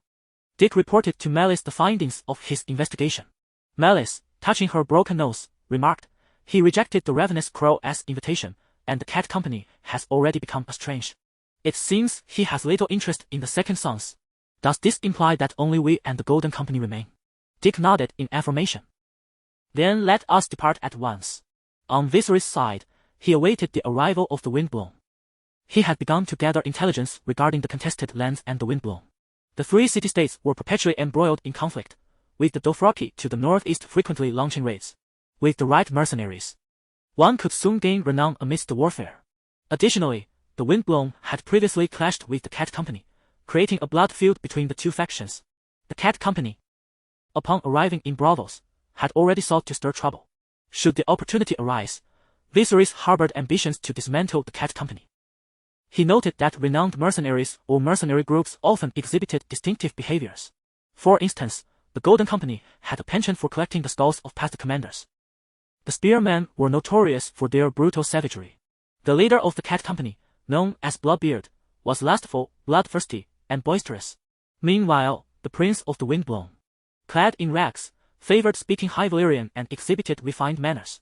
Viserys mused that if he were to establish his own mercenary company, perhaps he too should adopt a signature trait.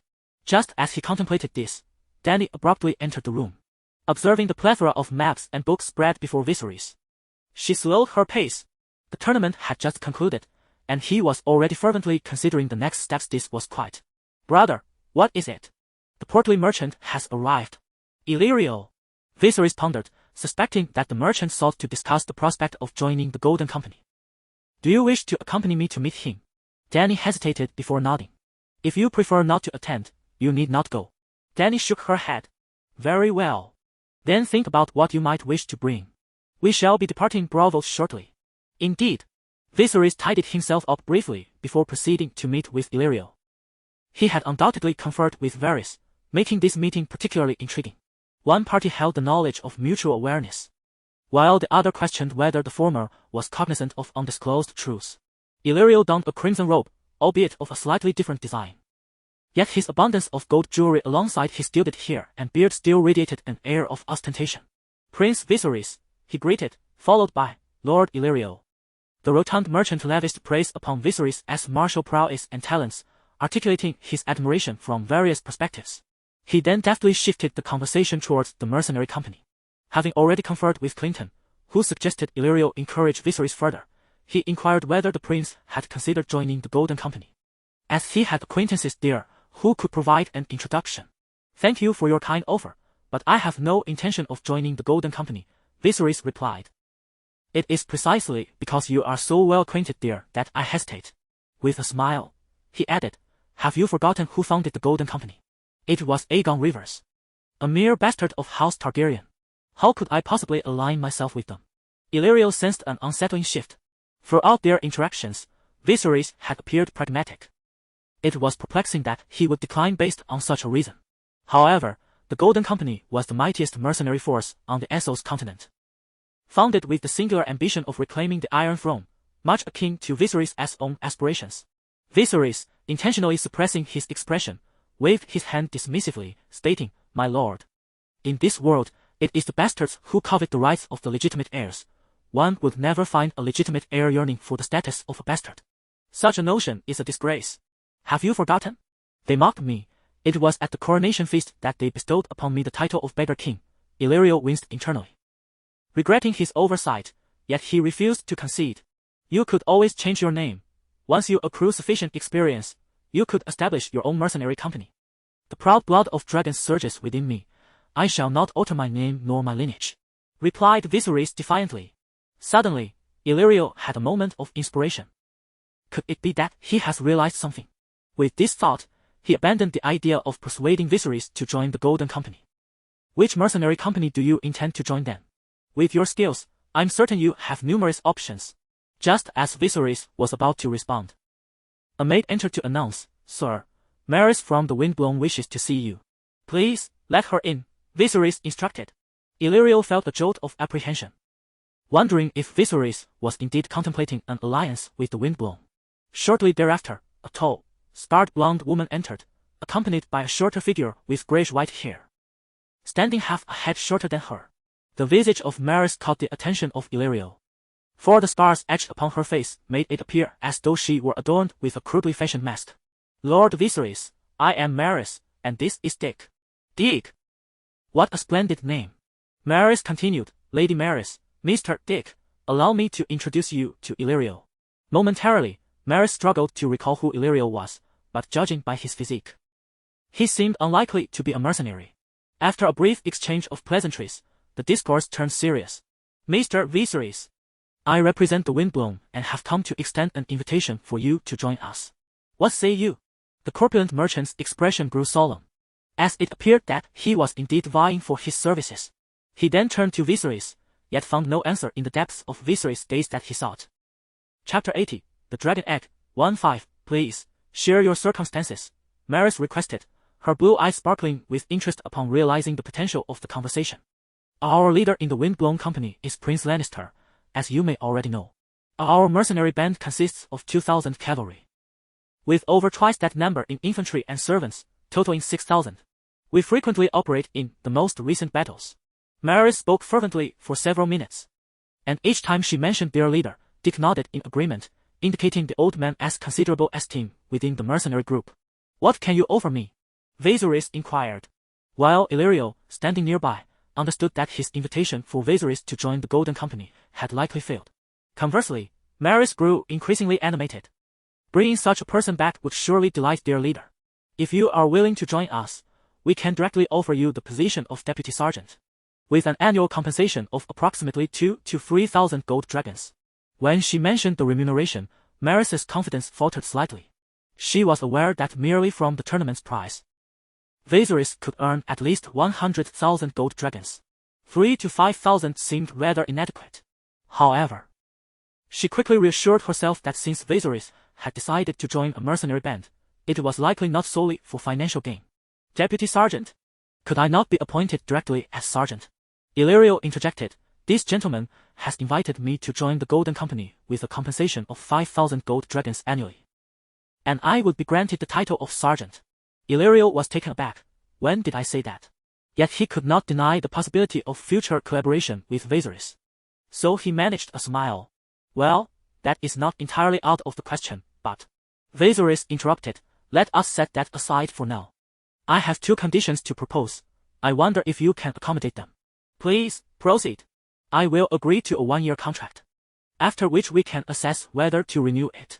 Of course, if my performance does not meet your expectations, I shall forfeit my remuneration. Maris glanced at Dick and nodded, indicating that this should not pose a problem. Secondly, as you may know my identity, I have a younger sister who is not yet 10 years old, and I wish to bring her along.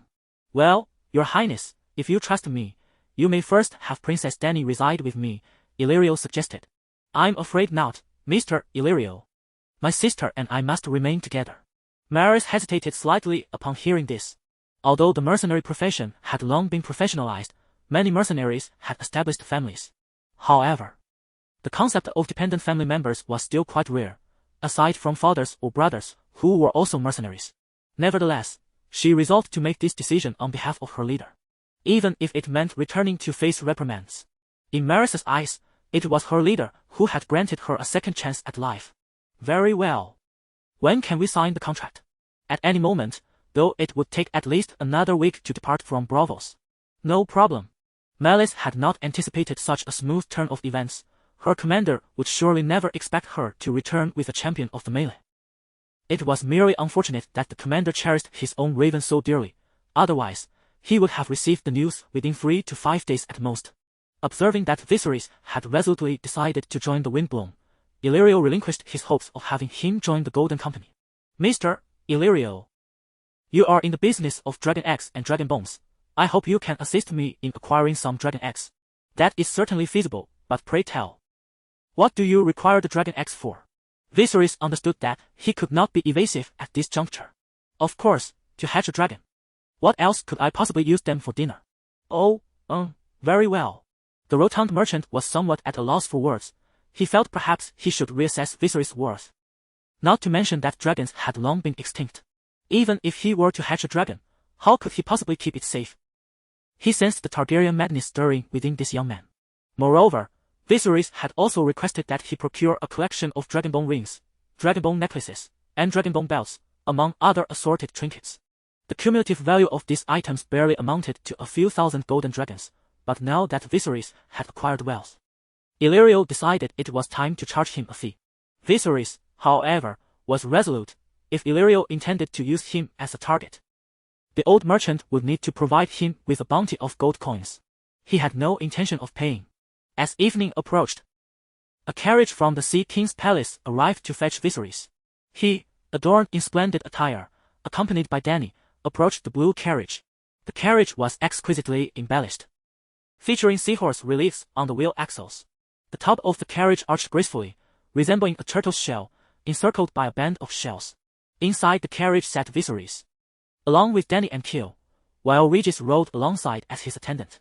With heads held high, Regis' bald head glimmered in the setting sun, bestowing upon him an air of grandeur, as if he were the champion of the melee.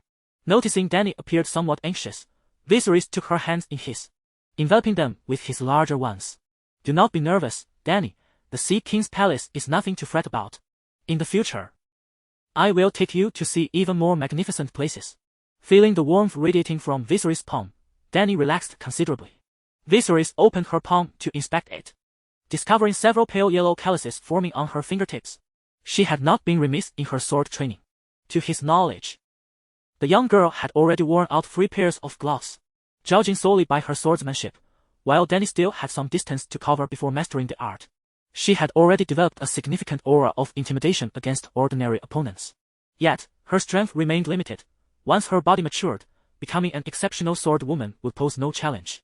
However, as a dragon rider, knowing how to utter orders as Dragonfire would suffice. As they engaged in a lively discussion, pondering the necessity of tactical maneuvers despite the capacity for overwhelming firepower, the trio unknowingly approached the majestic Sea King's palace. Gazing through the window at the Azure Palace, a wave of emotion washed over them. Particularly for Viserys. The last time he clandestinely met with Frego at the Sea King's palace, he had not entered through the main entrance. This time, however, he stepped into the grand hall. Memories from his former life surged forth, momentarily disorienting him. As their carriage came to a halt, a figure appeared, placing a ladder dripped with a blanket before the carriage door. Daemon was the first to emerge, turning back to assist Daenerys. The 3 stood at the entrance of the Sea King's palace, peering inside, where they could faintly discern several fountains and a towering statue. Viserys recognized that the statue represented the sea dragon. During his time as demon, he had already familiarized himself with the layout of the palace. They advanced, casting discreet glances at the blue-clad guards flanking them. These soldiers reminded Viserys of the gold-clad ones in King's Landing, leaving him to wonder who had imitated whom. The guards exuded an air of elite prowess, their presence commanding respect. Even Regis, who had previously been rather arrogant, found himself somewhat uneasy, though Daenerys remained tense. She followed closely behind Viserys, managing to maintain a dignified demeanor. Soon, they passed through the grand entrance of the Sea King's palace and arrived at the expansive square.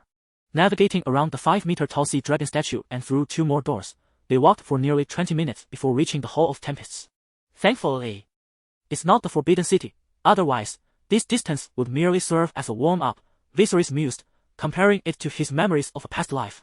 Through the grand doors of the Hall of Tempests, he noticed a considerable gathering of people. Viserys Targaryen, Daenerys Targaryen, the announcing guard proclaimed loudly. Viserys sensed a brief hush envelop the hall as they crossed the threshold, revealing at least 100 attendees nobles from Braavos. Likely lacking in actual power but undeniably of distinguished lineage. In an instant, a multitude of gazes fixated upon the siblings, scrutinizing them. The scene caused Daenerys to feel slightly breathless, yet her rigorous sword training over the past months, along with Daemon's teachings echoing in her mind, steadied her. She discreetly regulated her breathing, allowing a smile to grace her lips. What a lovely young girl. What a handsome youth. Some individuals finally had the opportunity to observe the siblings up close, their eyes lingering intently upon them. While they scrutinized Viserys and Daenerys, Viserys too examined them. The Braavosi nobles understood that simple black and white attire lacked elegance. Many adorned their garments with intricate patterns, favoring gold thread to embellish their clothing or to weave their family insignia into the fabric. The black and white base colors, thus enhanced, shimmered with a golden brilliance. Amidst the crowd, Viserys quickly recognized several familiar faces: Anderson, Vetus, and Tormund, members of the Frego family. Both Tormund and Vetus regarded Viserys with an unmistakable indifference. This was all within the realm of expectation. However, Anderson's gaze toward Viserys held a certain depth, as if he had something to convey. Viserys surmised that this fellow had likely come to a realization. In addition to his old rival, there were, of course, the Rouse. Upon the entrance of the Viserys siblings, they were among the first to approach. "Your attire suits you splendidly, my lord Viserys," Rouse remarked, glancing at the red three-headed dragon emblem emblazoned on the chest of the second brother. "Lord Rouse appears quite spirited today." Dany felt a momentary awkwardness. Yet under the guidance of Maiaces, she gradually relaxed. She was introduced to a group of noblewomen by Maiaces. However, Dany's demeanor was strikingly different from theirs. If these ladies were like blooming flowers of wealth and privilege, Dany resembled a delicate sapling. Though still fragile, she would inevitably grow into a presence they would one day admire. "I hear you have decided to join the Windblown," Rouse inquired. "Indeed. My siblings and I shall depart from Braavos in about a week. If time permits, in a few days, do come to my residence. I would relish the opportunity to host you." "Certainly, Lord Ross, since you have extended an invitation, I shall attend the feast. His Highness the Sea Lord approaches." Another resounding announcement echoed, filling the hall with a sound reminiscent of crashing waves. Clad in a blue brocade robe, crowned and wielding a black dragonbone scepter, Frego made his entrance, accompanied by a priest draped in moon-white robes. Upon seeing Frego, the crowd fell into a hushed silence. "Esteemed guests, this marks the 623rd year since the founding of Braavos. Let us once again express our gratitude for the guidance of the Lady of the Moon." With that, he drew a circle over his chest and bowed his head in reverence. The assembly followed suit, joining in the prayer of thanks.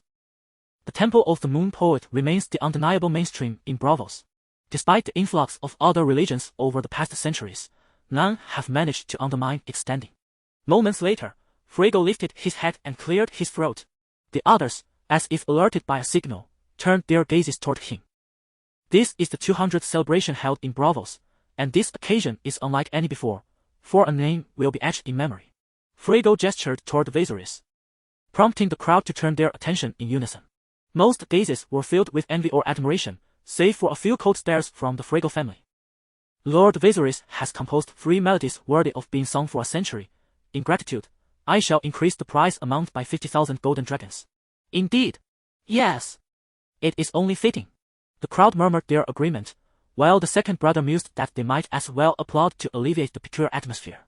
Given the current circumstances, it was time for Viserys to say a few words. He stepped forward into the center of the gathering and began, "I am grateful for your Highness's generosity. This is merely my duty." As he spoke, his gaze shifted toward Dany. "In the tumultuous era when the Targaryen family lost the Iron Throne during the War of Usurpers, it was Braavos that graciously offered refuge to my siblings and me. Mere 3 melodies cannot encapsulate the depth of my gratitude towards Braavos. It shall forever remain my second homeland." "Well said." Roose was the first to show his support. Others murmured quietly, their gazes towards Viserys shifting once more. To speak so eloquently before such a multitude, he truly embodies the spirit of a Targaryen. Frego chuckled softly and then clapped his hands. 2 maidens, appearing to be attendants, stepped forward, each bearing a tray draped in blue silk. The raised forms suggested that beneath lay a formal dragon egg and a long sword. "My dragon egg. My Valyrian steel sword." After plotting for so long, the moment of fruition had finally arrived. It would be impossible for Viserys not to feel exhilarated. "Let us invite our champion to claim his prize." The 2 maidens approached Viserys, kneeling as they lifted the trays above their heads. Under the watchful eyes of the gathered crowd, Viserys unveiled the blue silk, revealing a verdant dragon egg before him. A throng of spectators craned their necks, eager to catch a glimpse of the dragon egg. Daenerys, despite having seen one previously at the Targaryen estate, felt this one was uniquely theirs. The second brother of the dragons activated his panel while cradling the dragon egg. Universal points available for distribution, 11. 5, 11. 5 suggests that the quality of the dragon eggs may vary. Chapter 81. The joy of fire as he felt the textured scales on the azure dragon egg. He discerned a certain delicacy to them. A glance at the base of the egg revealed a swirling green pattern. What truly determines the quality of a dragon egg? Is it its vitality? Valyria recalled the time during the reign of Aegon Sea, when a nameless monstrous dragon was hatched. According to records, this dragon was pale as maggots, blind, and devoid of wings. In truth, a dragon egg may not necessarily yield a mighty dragon. It could very well produce a different kind of creature altogether. After a moment's contemplation, Valyria replaced the egg. Under the gaze of the onlookers, he unveiled another satin-wrapped item. Before him lay a sword, its steel blade adorned with undulating water-like patterns. The blade, made of Valyrian steel, bore 5 evenly spaced rippling designs. Its hilt appeared to be crafted from resilient maple wood, embellished with a red gemstone. Valyria gently caressed the blade with his fingertip, puzzled to find that his mana did not respond to it. By all accounts, a Valyrian steel sword should possess magical properties. Why was it ineffective? Did it require a blood oath to bond with its master? He attempted to channel his magical energy into the sword and was startled to perceive a faint yet rapid vibration emanating from the blade. Alarmed, he quickly ceased the flow of mana to avoid arousing suspicion, deciding to experiment further when he was alone. Setting that thought aside, he lifted the Valyrian sword and swung it lightly, noting its perfect weight distribution and balanced center of gravity. In short, it felt remarkably comfortable in his grasp. There is a saying, a sharp weapon ignites the heart's desire to kill. He cast a sidelong glance across the hall, calculating his chances of slaying King Friggo of the Sea. To his dismay, even disregarding Daenerys' safety, his odds were less than 30%. The primary reason lay in the height of his platform. Had it been lower, his success rate would have soared to 50%. He glanced again at Tormund. If Tormund were to engage, their chances of success would reach an impressive 90%. Sensing Valyria's murderous intent, Tormund felt a chill in his heart. "My lord Valyria, bestow upon this sword a new name," spoke Ross, standing beside him. It was said that there were fewer than 2,000 Valyrian steel swords in the world, and only over 200 in Westeros. Each sword bore its own name, and this one had likely been forgotten by its previous owner long ago. Valyria addressed the gathering. "What I encountered most in Braavos were purple pigments and enveloping mists. I shall name this sword Purple Mist." "A splendid name." Ross applauded as always. Valyria smiled at the assembly. Though, in accordance with the Targaryen motto, he found himself yearning to name it the Joy of Fire. As others extended their congratulations to Viserys, Daenerys approached him, cradling a dragon egg and caressing it gently. At that moment, Friggo, seated at the head of the table, suddenly spoke, "My lord Viserys." The unique acoustics of the Sea King's palace once again captivated everyone's attention. "Ladies and gentlemen, before the banquet commenced, Lord Tormund presented me with an intriguing proposition, which I believe merits discussion. Allow him to share it with all of us." As Friggo concluded his statement, the crowd turned their gaze toward Tormund. Viserys subdued the joy of receiving his accolade, while the Rose family regarded him with impassive expressions, pondering what mischief this fellow might conjure at such a moment. Tormund, flanked by his 2 sons, stepped into the midst of the assembly and addressed them, "Esteemed guests, the illustrious Lord Viserys before us is a rare dual champion in centuries, competing in tournaments while simultaneously composing melodies. I have heard that Lord Viserys can compose a piece in less time than it takes to brew a cup of tea. While we have all been graced with his masterpieces, I wonder if he would be so kind as to demonstrate his creative process for us." Tormund's elaborate preamble served merely to prompt Viserys to compose a piece in front of the gathering. He understood that most musicians require a tranquil environment to craft their art. In a crowd, the psychological pressure might hinder creativity, thus providing Tormund with grounds to question Viserys' abilities. However, just as Rose was about to defend Viserys, Tormund continued, "My lord Viserys, why not choose the theme of the moon? After all, your protection from Braavos is, in part, due to the moon singers." He then turned to the priestess beside him and asked, "Your Grace, Cirishat, what say you?" Rose furrowed his brow, realizing that Tormund was putting Viserys in a precarious position. It was essential to note that the moon singers held a revered status in Braavos, with even the Sea King frequently visiting their temple. Another troubling thought crossed Rose's mind. Why would Cirishat, the very priestess whom he previously consulted regarding Viserys' fate, choose to assist Tormund? Meanwhile, Valyria, positioned at the back of the hall, overheard the conversation and felt a wave of anxiety for Viserys. Facing the expectant gazes of the crowd, Viserys understood that evasion was no longer an option. He stepped forward, offering a respectful nod to the priestess before addressing everyone. Esteemed guests, several months ago, I was plagued by nightmares, which led my sister and me to the Moon Singers' temple. There, I learned the song of the Moon Singers, which restored tranquility to my heart. I have long wished to express my gratitude to the Moon Singers in my own way. Thus, Lord Tormod's suggestion is indeed timely. Whether today or at another occasion, I shall compose a piece to convey my appreciation. Upon hearing this, Tormod's expression shifted dramatically.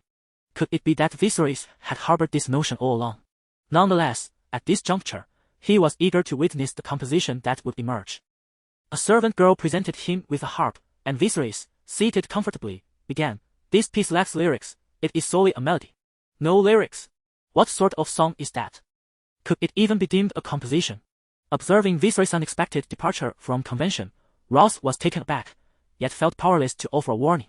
Tormod let out a derisive snort, suspecting that Viserys was attempting to pull the wool over their eyes. Dany, however, remained oblivious to these nuances. She believed that if Viserys claimed he could accomplish it, then he surely could. Thus, she retreated to the side, cradling her Valyrian steel sword and dragon egg. A throng of nobles encircled Viserys, eager to discern the nature of this lyricless piece. "Simpletons, prepare to broaden your horizons," Viserys inwardly mocked them. As the strings were plucked, a melodious sound began to resonate, and the whole fell into a tranquil hush. Initially, some cleared their throats, but gradually, they felt as though they were enveloped in a gentle luminescence. After all, these nobles, accustomed to music and theater, possessed a fundamental appreciation for the arts. Most were deeply moved by this composition, Moonlight Sonata, closing their eyes to listen intently. Tormod, too, discerned the quality of the piece, yet, the better it was, the more uncomfortable he felt. The Ross couple exchanged astonished glances. "I feel so serene," Mercy softly remarked to her husband. "Listening to this piece before sleep should yield sweet dreams," Ross concurred. Dany, closest to Viserys, sparkled with delight. Her dragon brother was truly capable of anything. Moments later, Viserys concluded his performance, and Friggo's gaze towards him had taken on a peculiar quality. Could it be that the Targaryens, or the progeny of the dragon, possessed a remarkable essence? A glance at the high priestess beside him revealed her countenance adorned with approval. As the audience emerged from the gentle melody's embrace, they expressed their admiration. "What an exquisite composition! I feel as though I am clothed in moonlight." "Indeed. I too sense a profound tranquility within." Observing the expressions of those around him, Viserys understood that even in a foreign realm, a master remains a master. "I have named this piece Moonlight Sonata, hoping to convey my gratitude to the Moon Singers." The satisfied Reshape beside Friggo nodded, proclaiming, "May the moon be with you." As he spoke, another priest approached Viserys, cradling a box. Within lies the lunar prayer, for the original Moon Singers sang this prayer while guiding the slaves of Valyria to Braavos. It possesses the power to illuminate one's path, Reshape elaborated. Entrusting such a significant piece to Viserys indicates her profound satisfaction with the composition. The prayer song. Viserys recalled the lunar melody he had acquired at the Moon Chanting Temple, which had proven beneficial in accelerating his magical recovery. The lunar prayer song was evidently of superior quality, potentially possessing other remarkable properties. Viserys expressed his gratitude once more and accepted the lunar prayer song. The nobles in the hall, regardless of their willingness, extended their congratulations to him. Seeing him triumph, Friggo remarked, "It is time to introduce our chief socialite." Viserys turned to see Thalia appearing with a group of female musicians, each with a harp and various other instruments. Once they were seated, they began to perform the three pieces composed by Viserys. This was the essence of a socialite.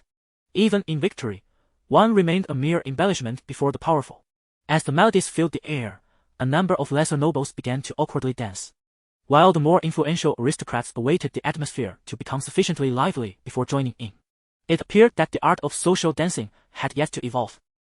Viserys recalled the mural of the shattered moon he had seen at the Moon Chanting Temple and decided to seize the opportunity to inquire with the temple's priest. Chapter Bashal, of course. It's about hatching dragon Reshape, a priestess in her 40s, possessed a fair complexion, with eyes that shimmered in hues of gray and yellow, adorned with crescent-shaped earrings. Her speech often carried a sense of ambiguity. "May I pose a question to you, Your Grace, regarding the murals in the temple?" "Please do," Reshape replied, seemingly favoring Viserys. Her response quick and accommodating. "I previously observed a mural depicting the shattered moon, Chapter 26. Within the Temple. I have heard tales that dragons descended upon the earth due to the moon's fragmentation, yet why does the mural omit subsequent events? Might it embody a different significance? Viserys inquired. I am not entirely certain about that, Reshape pondered before responding. Viserys nodded, acknowledging that he merely sought to inquire, not truly expecting an effortless revelation. However, I have heard from former priests that the shattered moon corresponds to some foreboding omen, a harbinger of calamity. Omen of disaster. Viserys perked up, keenly listening to her narrative. Over a century ago, when dragons had yet to face extinction, merchants from Braavos would visit the temple for predictions prior to their voyages. The priests would gauge their fortune based on the moon's phases, achieving accuracy most of the time. Yet, after the dragon's demise, the temple's forecasts became increasingly vague, allowing other beliefs to proliferate throughout Braavos. I suspected as much. It's improbable that the moon's song temple could thrive for so long without some business, Viserys mused, eager for her continued exposition. Thus, I contemplate that perhaps the shattered moon is not genuinely shattered but rather signifies an impending catastrophe. Ah, I see now. Thank you for the clarification. Reshape's decision to entrust the moon's song to Viserys was significantly influenced by the divination she had conducted at the behest of Rose. It was a prophecy derived from the skull of the previous moon's high priestess. The moon's song was the most cherished artifact of the moon's devotees. Yet it had remained dormant for many years. Reshape believed that perhaps Viserys could bring it to fruition. A gathering had unexpectedly bestowed upon Viserys 50,000 golden dragons, alongside the coveted dragon egg and Valyrian steel sword, culminating in the unforeseen acquisition of the moon's song. He was elated, while Torment, naturally, felt quite the opposite. His attempts to embarrass Viserys had backfired, akin to a blind cat stumbling upon a dead mouse. Now, not only had he failed to achieve his objective, but he had also squandered 50,000 golden dragons. In a public setting, he could not evade the consequences of this expenditure.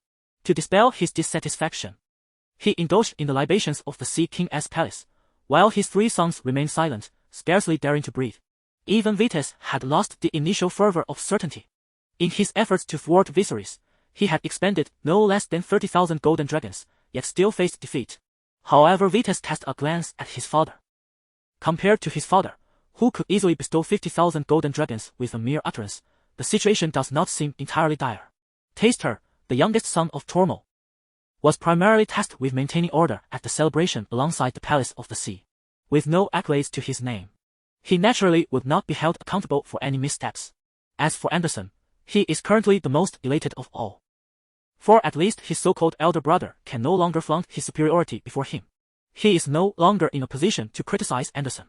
After all, they are all vanquished subordinates of Viserys. Mutual harm is unwarranted. Tormund, having emerged from among his father's several sons, is acutely aware of the thoughts occupying the minds of his three siblings. Nevertheless, he resolutely decides to salvage some losses regardless of the circumstances. Upon noticing the priestess Silicate departing, Tormund sees that aside from Dany, Viserys is left with no one else. He turns to Anderson and instructs, Anderson, inquire about the price he is willing to pay for a dragon egg. Observing Viserys engage in conversation with Dany while cradling a dragon egg, Tormund commands, see to it. As you wish, father. In light of the continuous setbacks against Viserys, Tormund begins to ponder whether the issue lies not with his son but with the overall strategy. Since none of the plans have borne fruit, it seems inappropriate to treat Anderson as he had previously. After all, they are all Luthers. Who dares to look down upon another? Thus, he has recently begun to show renewed interest in Anderson. The primary motive, however, remains to use him to instill a sense of urgency in his other two sons. Yet, he remains oblivious to the potential ramifications of sending Anderson to negotiate with Viserys. Rose, initially intending to seek out Viserys, finds himself waiting as Anderson arrives before him. You wish to purchase my dragon egg? Not for sale. Not at any price. Viserys rejects without hesitation, contemplating whether he might procure a dragon egg from the Frege family. Dany, cradling the dragon egg protectively, watches him warily. My lord Viserys, carrying a dragon egg publicly will attract many covetous eyes. Should you be willing to part with it, the Frege family will certainly offer you a satisfactory price. Viserys stops, disregarding the proposition, and instead inquires, what have you considered regarding my last proposal? Anderson momentarily falters, instinctively glancing towards Tormund, but restrains himself. I do not know what you are referring to. Do not play coy. Has that old fool given you an opportunity that has inflated your sense of worth? Anderson's expression begins to betray his composure. My Lord Anderson, listen to me. Promises from others are meaningless. Only what is within your grasp holds value. Viserys continues to provoke him, his words laced with temptation. Phew! And what can you do about it? Anderson retorts. Quite simply. If you can find a way to create an opening in the nets of the aviary, I will ensure there is a solution. An opening? Anderson is baffled by Viserys' meaning. You wish for a breach in the aviary's netting. Could he possibly fly in? Very well, you may leave. Viserys gestured lightly, deliberately exaggerating his movements to capture the attention of the torment father and son. Create an opening? Anderson still could not comprehend Viserys' true intentions. Yet those words echoed in his mind like an incantation. Were it anyone else, he would surely dismiss them as nonsensical. However, given that it was Viserys who uttered them, he felt compelled to entertain the possibility that he might indeed be able to fly in. Regaining his composure, Anderson returned to Torment's side. Upon witnessing his demeanor, Torment needed no inquiry to ascertain the outcome. As Anderson departed, Ross approached Viserys. That fellow desires to purchase my dragon egg. Before he could voice his thoughts, Viserys interjected. May I see it? After casting a glance at Viserys, Dany handed the dragon egg to Ross. The cerulean egg gleamed like a magnificent gem, outshining the violet egg of House Zenon by a notable margin. Mr. Ross, how did your family acquire that dragon egg? My ancestor was the pirate Raymond, a sailor who once stole a ship from the Dragon King. It is said that the vessel carried 5 dragon eggs at the time. He sold 4 to finance his ventures, thus establishing what is now House Zenon. Viserys nodded, recognizing that for most, the first fortune was seldom earned through savings. This principle holds true in any realm. I have heard that Prince of the Sea possesses 3 dragon eggs. Is that true? Ross returned the egg to Dany, turning to Viserys with a serious expression. Can you disclose why you are so intrigued by dragon eggs? Viserys felt a jolt of realization, recognizing that his fascination with the dragon eggs had become rather conspicuous. It seems I must be more cautious in the future. Nevertheless, he did not evade the question. Instead, he met Ross's gaze and lowered his voice, stating, of course, to hatch a great dragon. Otherwise, what purpose would this serve? Moments later, both erupted into hearty laughter. The atmosphere filled with mirth. As the banquet progressed, maidens and servants flowed like a river, serving delicacies and libations to the nobility. The guests donned their pre-prepared masks once more. Music, tournaments, acrobatics. As the hour approached midnight, a familiar roar reverberated through the air. It was the Titan giant. Amidst the roar, the guests tossed their masks high into the air. This spectacle was not confined to the Sea King's palace. Similar scenes unfolded in every port of Braavos. In theaters both grand and humble, countless candles flickered like stars upon the ground. Should any flame become too conspicuous, it would swiftly be subdued. Regardless of what transpired in between, the triennial 10-day celebration ultimately reached its conclusion. Soon, the Viserys siblings would depart from Braavos, embarking on a journey to the disputed lands. Chapter 83. More challenging than Aegon. After the banquet concluded, Viserys began to delve into the lunar prayer. Upon examining the prayer, it was evident that this item was of superior quality. With the aid of the panel, he recited it repeatedly. And soon the panel displayed a transformation. Lunar Revelation, Initiation, 1-100. Lunar Revelation. It appears to be a divination skill, Viserys pondered, recalling Cerys' conjecture that the moon singers may have once been a group of fortune-tellers. Unlike the priests who employed compasses, they relied on the moon overhead. Viserys felt an inexplicable connection to the moon, as if some form of resonance had emerged between them. Gazing at the moon that hung high in the sky, he began to allocate points to his new skill, Lunar Revelation, Mastery, 5661000. In that moment, the connection he felt with the moon intensified remarkably. Perhaps I could frequently invoke the moon for divination.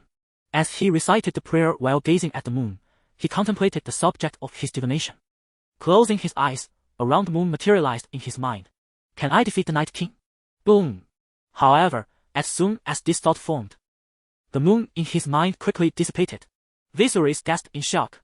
He glanced at his panel and found his magic power had plummeted to 0. It seems that with my current blue bar, I am unable to predict such a monumental event. Reciting the lunar prayer once more, Viserys' magic power gradually replenished. After approximately 2 hours, it had returned to around 80. This was considerably quicker than the Song of the Moon Singers. Observing the moon gradually fading at the horizon, Viserys resolved to inquire about a smaller matter. Will I succeed in exacting revenge on Torment? This time, the moon in his mind did not shatter but instead became distinctly clear. It seems this matter is destined to succeed. Viserys nodded in satisfaction. In truth, there was a distinction between this and the Dragon Dream. The Dragon Dream could provide precise information but lacked broader scope. The lunar revelation offered less accuracy. Yet it was applicable in many situations. For instance, prior to a battle, he could consult it for divination. If the outcome seemed unfavorable, he could prepare accordingly. After all, given Viserys' current strength, fear could threaten his life. Though he might survive on the battlefield, should his entire army perish, the Dragon Dream would prove somewhat ineffective in such dire circumstances. Viserys couldn't help but recall the mural relief what calamity could compel the Moon Singer's priests to engrave a warning for future generations. Was it the White Walkers and the Night King?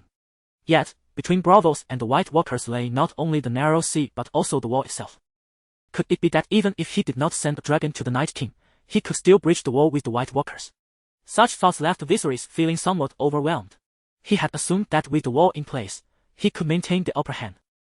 If those fellows were to breach the Great Wall, it would spell trouble. Despite the conclusion of the festivities, the visitors in Braavos still appeared to yearn for more. Although many had begun to contemplate their departure, it seemed unlikely that the joyous atmosphere of the celebration could dissipate in a single day. The siblings returned to their estate in the town of the Bitter Wells the following afternoon. Daenerys accompanied Viserys on a leisurely stroll beneath the warm afternoon sun. They sat on the steps, observing the flora and fauna of the courtyard. Memories flooded back, evoked by the archery targets and dummies on the lawn, along with the weapons rack, creating a profound sense of nostalgia. Before Viserys arrived, Daenerys' happiest moments were spent at the Red Keep. Yet after his arrival, this modest estate became her most cherished memory. Daenerys, do you have any dreams? Dreams? You mean what I wish to accomplish in the future? Well, I want to reclaim the Iron Throne alongside my brother. Daenerys expressed this with utmost sincerity. Yet, in truth, she harbored little attachment to the Iron Throne, nor to Westeros itself, having arrived in Braavos shortly after her birth. Her sentiments were influenced by her predecessor. Viserys smiled and wrapped his arm around Daenerys' shoulders, the scent of flowers and greenery emanating from her bringing him a sense of tranquility. In truth, Viserys always understood that his true adversary was not Robert. That man would meet his demise without intervention. Most lords of the Seven Kingdoms would soon follow suit. Jon Arryn, Ned Stark, Renly Baratheon, Tywin Lannister. Each of these formidable figures would fall in the ruthless game of power. The real threat lay in the impending Long Night and the White Walker from beyond the wall. Viserys' plan involved gathering dragon eggs while working as a mercenary. Once the dragons hatched and grew sufficiently powerful, he would return to Westeros to reclaim control. The immediate goal was to eliminate the Night King. Since his arrival, the Night King had loomed over him as a formidable foe. However, he now realized that his thoughts had been overly simplistic. The conqueror Aegon had arrived in Westeros with the Black Dread yet still failed to achieve complete dominion, leaving Dorne and the royal forces to engage in guerrilla warfare. He had a handful of loyal families and an army of several thousand at his disposal. Upon the Targaryens' arrival at Dragonstone, they had prepared for nearly a century before taking action, and that was without any significant animosity between the parties. At that time, the Black Dread was over a century old, while he did not possess such a lengthy time frame for the dragons to mature. Even if he returned to Westeros with several dragons, would they truly submit to him? How would he navigate the alliance of the Starks, Baratheons, Lannisters, and Tullys? If he were in the position of a Stark or a Baratheon, having overthrown the Targaryens, would he kneel and beg for loyalty and forgiveness from the descendants of House Targaryen? The likelihood of acceptance seemed exceedingly slim. This is a deep-seated enmity that could lead to the ruin of nations, particularly the Lannisters of the West, who would undoubtedly spare no effort in their self-destruction. Otherwise, once the dragons reach their full maturity, the fate of the heartless harem will be theirs. If it were a personal matter, rather than acquiescing, it would be wise to strike while the dragons are still in their infancy.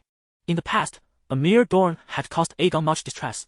Now, it seems that apart from Dorne and the Riverlands, the entire north of Westeros is destined to be engulfed in flames. To act prematurely could invite concentrated fire from a multitude. Conversely, to delay too long risks leaving nothing to combat the Night King should these factions devastate Westeros. Ultimately, It is a dilemma fraught with complexity. Viserys sighed softly, his gaze falling upon Daenerys, who lay with her head tilted on his side. Her eyes closed as she toyed with the ends of her hair. Through her slightly reddened eyelids, he could perceive her eyes rolling contentedly beneath. A playful impulse surged within Viserys. He gently took her braid from her hands and began to tickle her ear with the tips of her hair. Instantly, Daenerys felt a tingling sensation that swiftly spread from her ear to the nape of her neck, erupting in a fit of giggles. After several bursts of laughter, she finally raised her head. Daenerys, if one day I were to be killed, would you seek vengeance for me? Daenerys paused, taken aback. In the past half-year, Viserys had instilled in her a sense of strength, making her believe that no one could prevail against him. In her heart, her Viserys loomed larger than the Titan of Braavos, seemingly invincible. Yet, she detected a serious inquiry in his gaze, devoid of jest. Daenerys felt a tremor in her heart and responded earnestly, I swear by the Seven, I will do everything in my power. Their purple eyes locked in mutual understanding, as if sealing a profound pact. Viserys suddenly beamed, pulling Daenerys' small head into his embrace. At least for now, he felt infinitely stronger than the Viserys of yore. The Mother of Dragons in the original tale had set a precedent, he merely needed to surpass her strength. What of schemes and plots? As long as he could secure a more stable territory, a mightier army, and a greater number of dragons, let all gods of winter and floods kneel before him. At that moment, a voice broke through his thoughts. Mr. Viserys, Morel and his sons have arrived. The siblings rose and made their way to the entrance, where they found Morel and his sons had hired a delivery cart, laden with several boxes and a long-handled weapon wrapped in crimson silk. At Morel's command, several young men promptly retrieved armor and placed it upon prearranged stands. They then hoisted the heavy weapon, unveiling the glaive head, which glimmered ominously in the sunlight, embellished with dragon motifs, projecting an air of formidable power. Mr. Viserys, this is the weapon and armor crafted for you. Recently, Viserys beheld a suit of black armor embossed with the image of a three-headed dragon upon its chest. The shoulders of the armor were adorned with intricate dragon head reliefs, and its joints were remarkably agile, crafted from the finest tempered steel. As he grasped the halberd, Viserys effortlessly brandished it with a few swift motions. The ominous whoosh of the weapon slicing through the air sent shivers down the spines of the young men who had been covertly observing Daenerys. How could such a heavy weapon, weighing 50 or 60 pounds, seem so weightless in the hands of this youth? Viserys launched an assault on the target he had previously used. The practice dummy that had stood before him was shattered at the slightest touch, a sight that left Hellboy, who had come to present the war horses to Viserys, utterly astonished. Regis beside him was breathless with astonishment. Powerful! Remarkably powerful! Viserys thrust the halberd into the ground, provoking cheers from the onlookers. Your Grace, these are the steeds I have selected for you and Lady Daenerys, Hellboy announced as he and Regis led forth two magnificent war horses before Viserys. One was a striking white stallion, marked by a pale red spot the size of a coin on its forehead. The other was a robust black horse, its glossy coat shimmering with vitality. A splendid pair of steeds. Viserys expressed his approval and fondness. Following this, the gathering shared a final meal together, marking a poignant farewell. Chapter 84. The old man interferes with my maneuvering under Anderson's supervision. Tormod's bird sanctuary has largely been restored to its former glory. Viserys and the Xenon family emerged as the most significant victors from this endeavor, a reality that Tormod has reluctantly accepted. Whenever he finds himself at a loss for the next course of action, he retreats to the bird sanctuary, reclining comfortably in a rocking chair. Tormod is flanked by two maidservants standing 3 paces behind him, while his guard remains within a mere 10 meters away.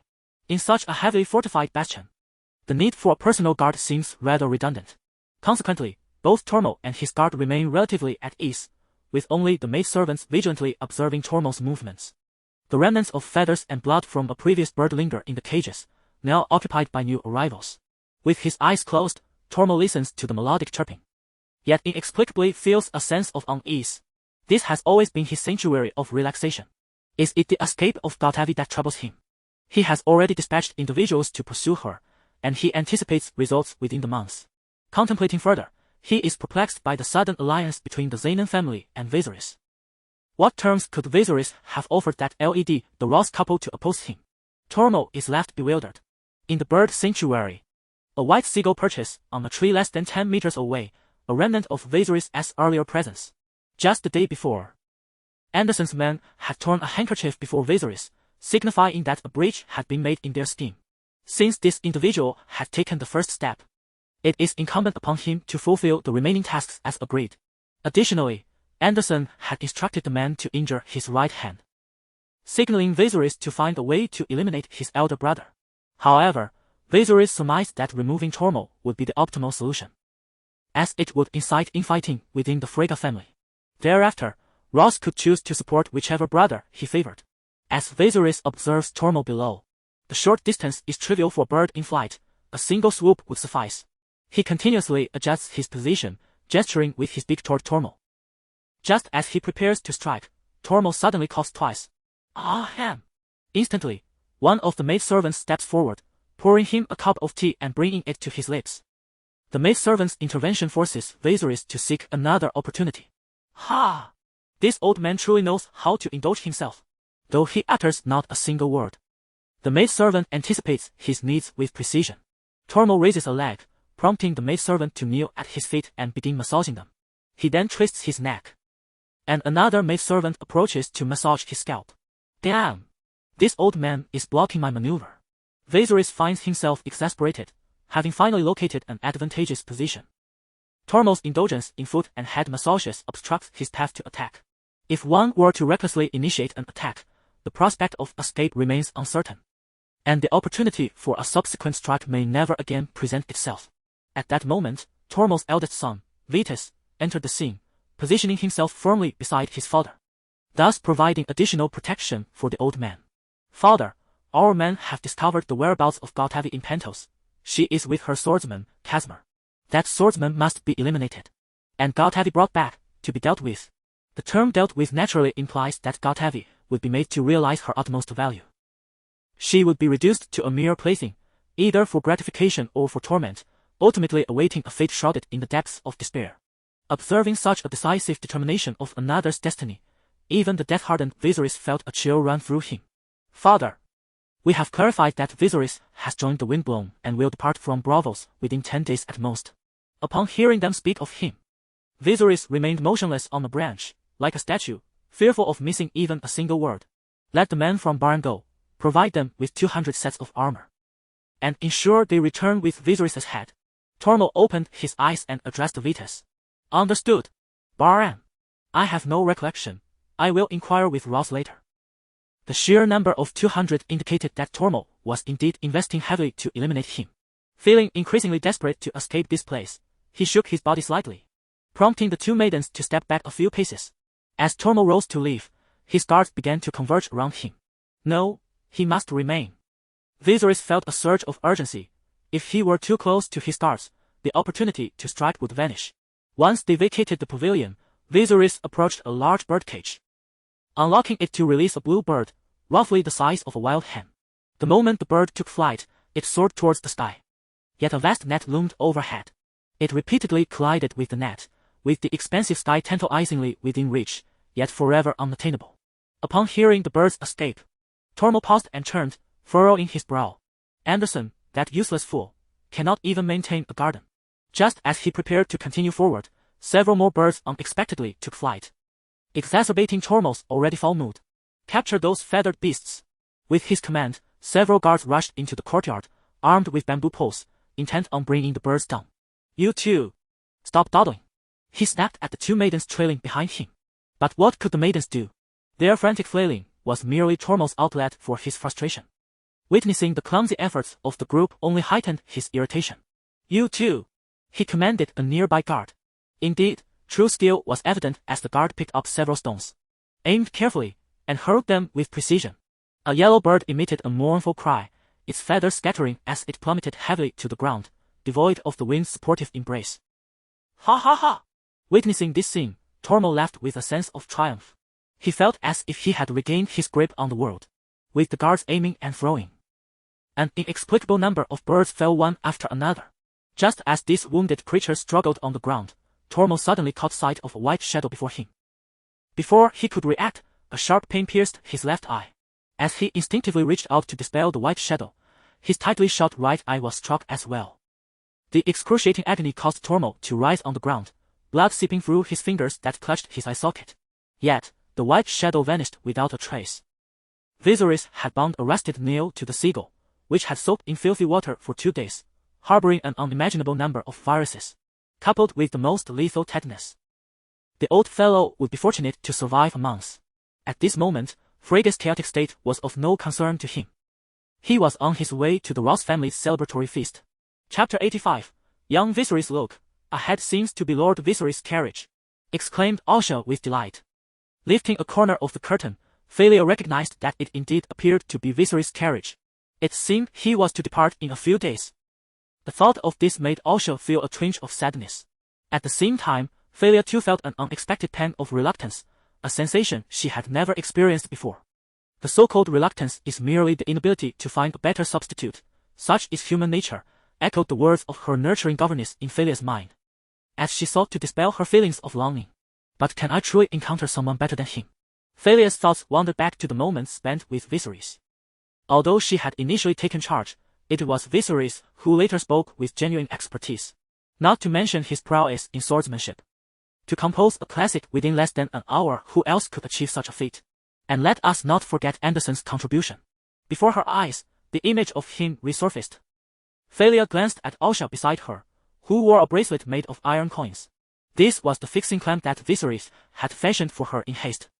Asha had quickly transformed it into a bracelet, the string woven from remnants of Viserys' garments.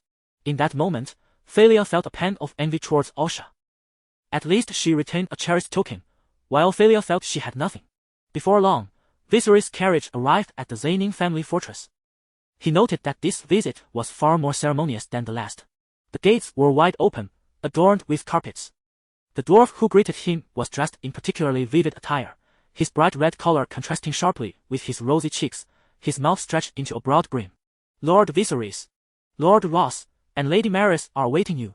Very well, let us not delay. The carriage entered the fortress, coming to a halt as wooden steps were promptly brought forth. As Viserys descended, he immediately spotted Valyria's carriage. Asha was the first to alight, beaming at Viserys and revealing a radiant smile. Lady Moonshadow, Lord Viserys. As fate would have it, pleasantries were inescapable. Valyria managed to maintain her composure, yet Asha's gaze seemed affixed to Viserys' face. This attention made Dany feel somewhat uncomfortable, instinctively leaning closer to Viserys. However, upon comparing her own physique to Asha's, she felt a wave of self-doubt wash over her as she glanced at Viserys. His unwavering focus on her provided a sense of relief. The arrival of Baelina soon interrupted this exchange. Lord Viserys, Miss Daenerys, Lady Moonshadow, please follow me. Despite her second visit, Dany, somewhat directionally challenged, still felt a touch of dizziness upon witnessing the labyrinthine scenery. However, the route this time appeared to differ from the last. When Viserys and Dany had previously visited, they had not entered the great hall of House Zain, but this time they were afforded the opportunity. The hall was already bustling with numerous attendees. Although these individuals did not possess the same stature as those present in the Hall of Raging Waves 2 days prior, they were all members of House Zain. Their attire was notably more extravagant, adorned with dresses and suits of various hues. The grand hall spanned approximately 500 square meters, its walls rising about 3 meters high, each adorned with a candelabrum placed every 3 feet, coupled with the overhead chandeliers. It was estimated that 500 to 600 candles would be lit at once. Glancing downwards, one would find an enormous carpet, intricately embroidered with a magnificent fleet braving the tumultuous seas. The Zain family crest was distinctly visible upon the sails, indicating it was likely custom-made. Viserys recalled that in the Free Cities, carpets from Myr were highly esteemed. Given its size and bespoke nature, this carpet must have cost a substantial fortune. Upon noticing the Viserys siblings, the crowd eagerly approached. A group of noble women, accompanied by children roughly Dany's age, encircled her as if she were the moon surrounded by stars. Some young boys even adopted a sycophantic demeanor, scrambling to introduce themselves. Among the men in the hall were many captains and first mates from House Zain, their robust presence a testament to their years battling the ocean's tempests. Several had witnessed Viserys in the arena and were aware of his esteemed guest status, treating him with utmost respect. Ah! My Lord Viserys, I scarcely recognized you at the theater. I had no idea you were so youthful. One exclaimed. Indeed. It won't be long before you become the mightiest swordsman in Braavos. Another chimed in. The compliments flowed freely, and it was evident that those invited by Ross were far from foolish.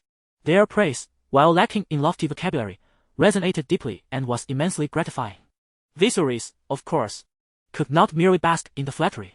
He requested a goblet of wine from a nearby maid and raised his glass, proclaiming, "To Zane. To Zane. All in our cups. To Lord Ross, to Lady Macis." A keen-eyed captain, observing the hand-in-hand emergence of the Macis couple, called out to the assembly. His name was Jeliaf, in his 40s. With slightly uneven eyes yet bright and keen. He was one of Ross's most capable captains and an adept marksman. Not only did he transport goods for trade, but he had also seen battle. Seeing the jubilant Ross, with a broad smile and the expectant Macis, who was glowing with joy. It was clear they had consulted with Slichit and were likely expecting a boy. "The lady's complexion is remarkably radiant, surely she shall bear a robust heir. One might even suggest that she could be blessed with twins." A throng of captains vied for attention before Lord Ross, their revelry infusing the whole with an exuberant atmosphere. Yet, the Ross couple refrained from divulging the secret of lead to their subordinates, instead offering them generous portions of sweet wine, subtly hinting that they could indulge as if it were mere water. "By the way, have you decided on a name for the child, my lord?" The Ross couple exchanged glances before turning to the Valyrian siblings. "If it is a boy, we shall name him Viserys," Ross declared. Viserys raised an eyebrow, nearly forgetting the customs of this realm. "And if it is a girl, she shall be named Daenerys," said Beggar. "It is our honor, Lord Ross." The Ross couple's intentions are easily comprehensible, akin to how Ned named Jon Snow. It is not merely a desire to benefit from their adoptive father as legacy, but rather a hope that young Snow will possess the same cunning as his adoptive father. Similarly, Ned wished for Robb to embody the valor of Robert. The Ross couple, being admirers of beauty, found the Valyrian siblings strikingly handsome, and Viserys' talents left them in awe.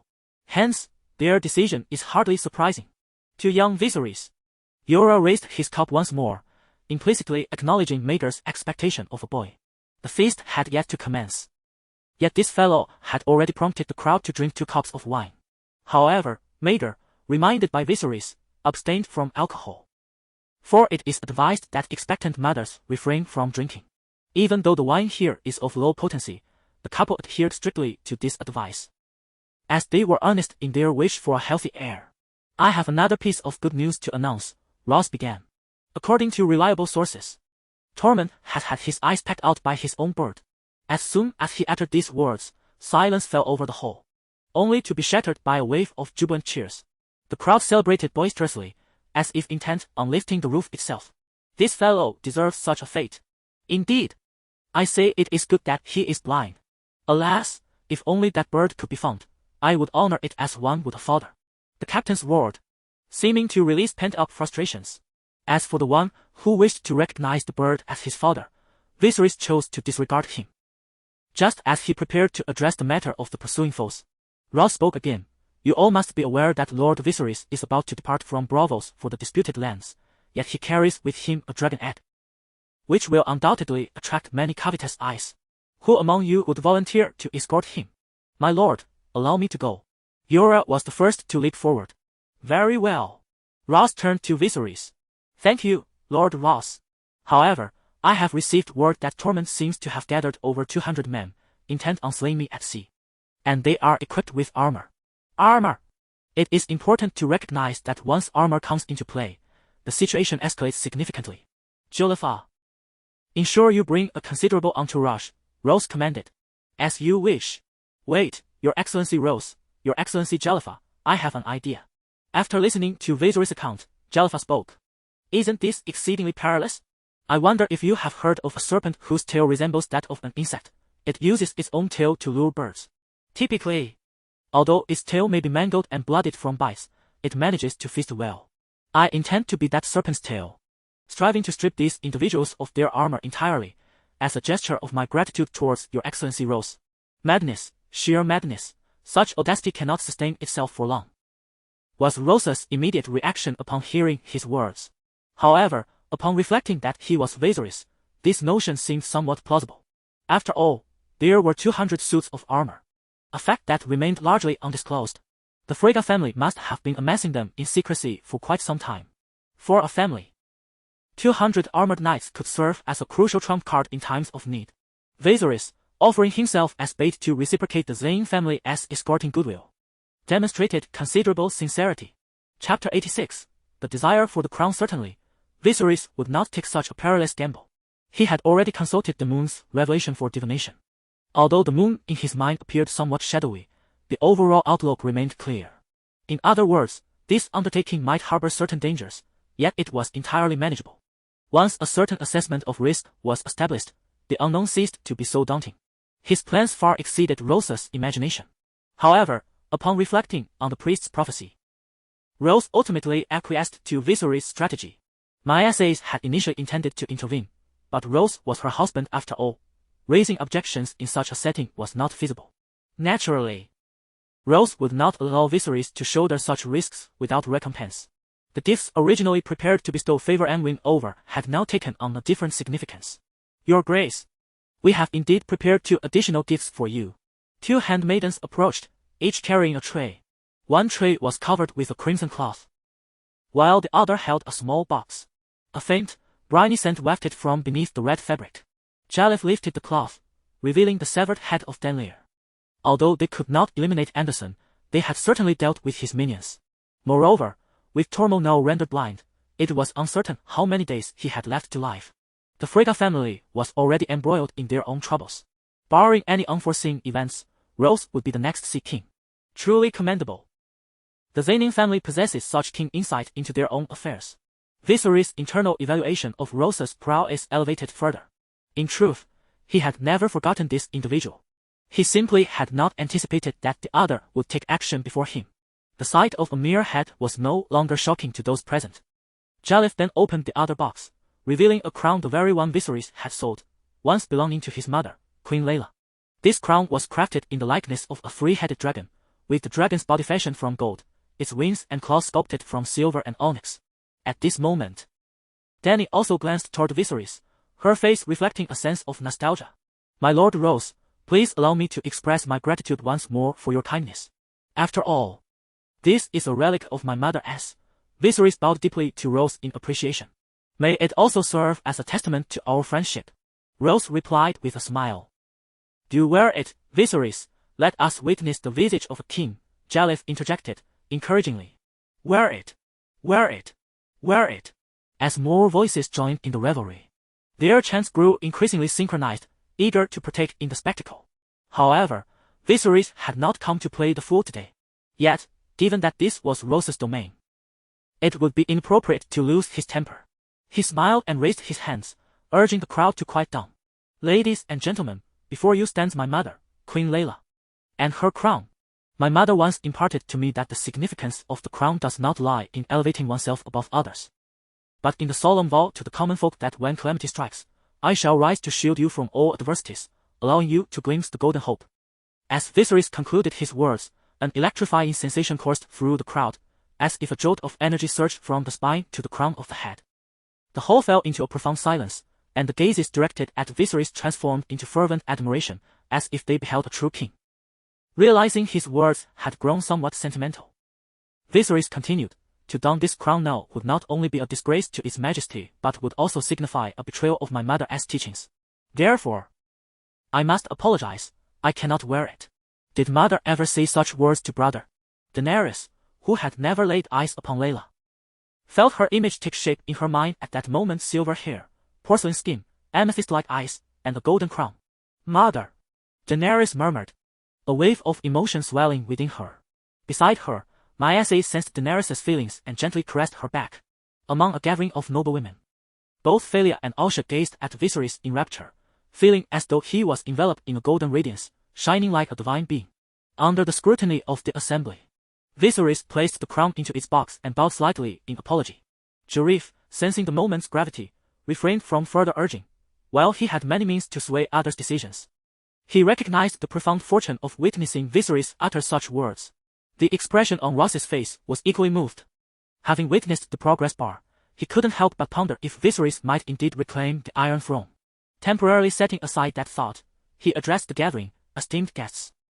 The most precious offering of this celebration is, without a doubt, the 3 songs of His Grace, Lord Viserys. Let us invite Lady Moonshadow to grace us with another performance. Oh, Moonshadow! Wow! Is that really Moonshadow? Hey, you might not know, but she is called Valyria. Amid the audience's gaze, Valyria embraced her harp and began to play. Her delicate, fair hands danced across the strings, her lips parting beneath her veil. As she commenced her performance in front of the loyal supporters of House Targaryen, she cast her eyes discreetly among the crowd.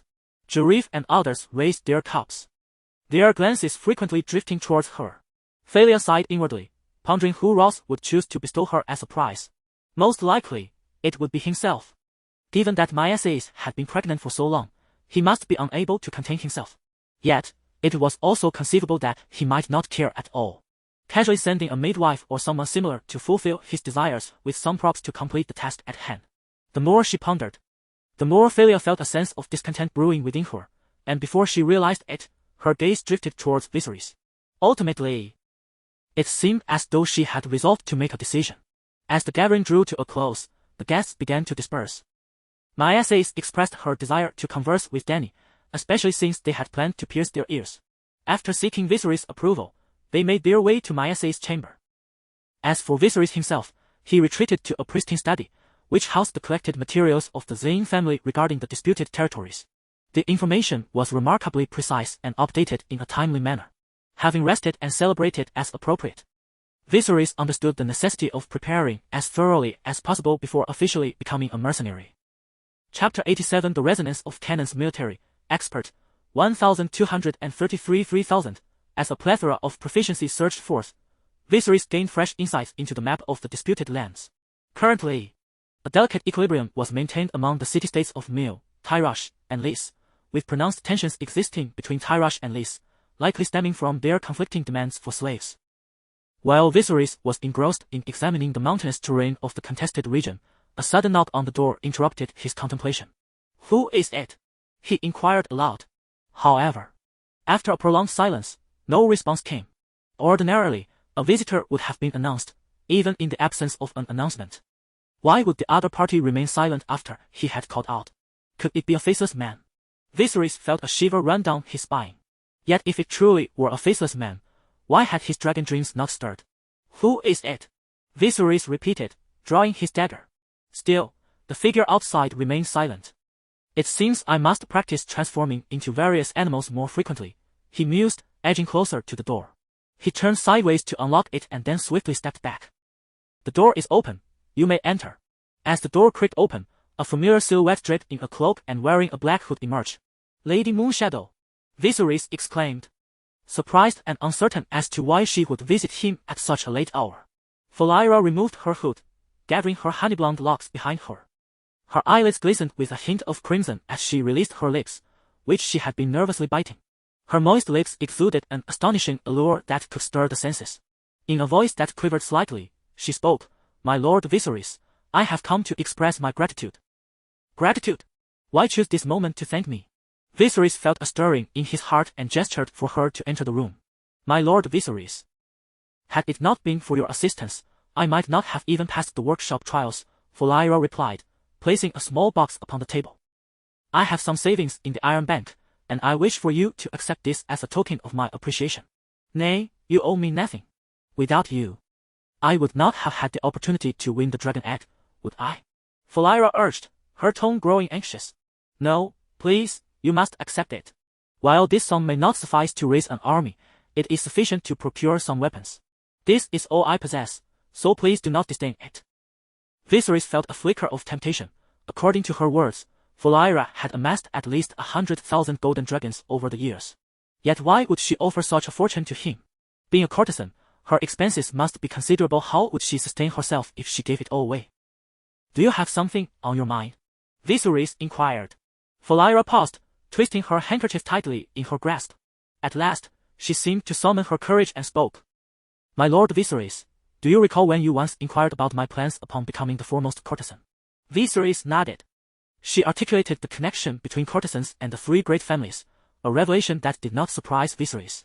Thus, she pondered, despite having undergone similar training, Valyria was adept at feigning innocence and shyness in the presence of men. Yet, at this moment, her emotions were entirely genuine. "Oh, so you've come to pay for my company?" Valyria mused. As far as she was concerned, her body was to be given away regardless. Why not choose a person she found desirable?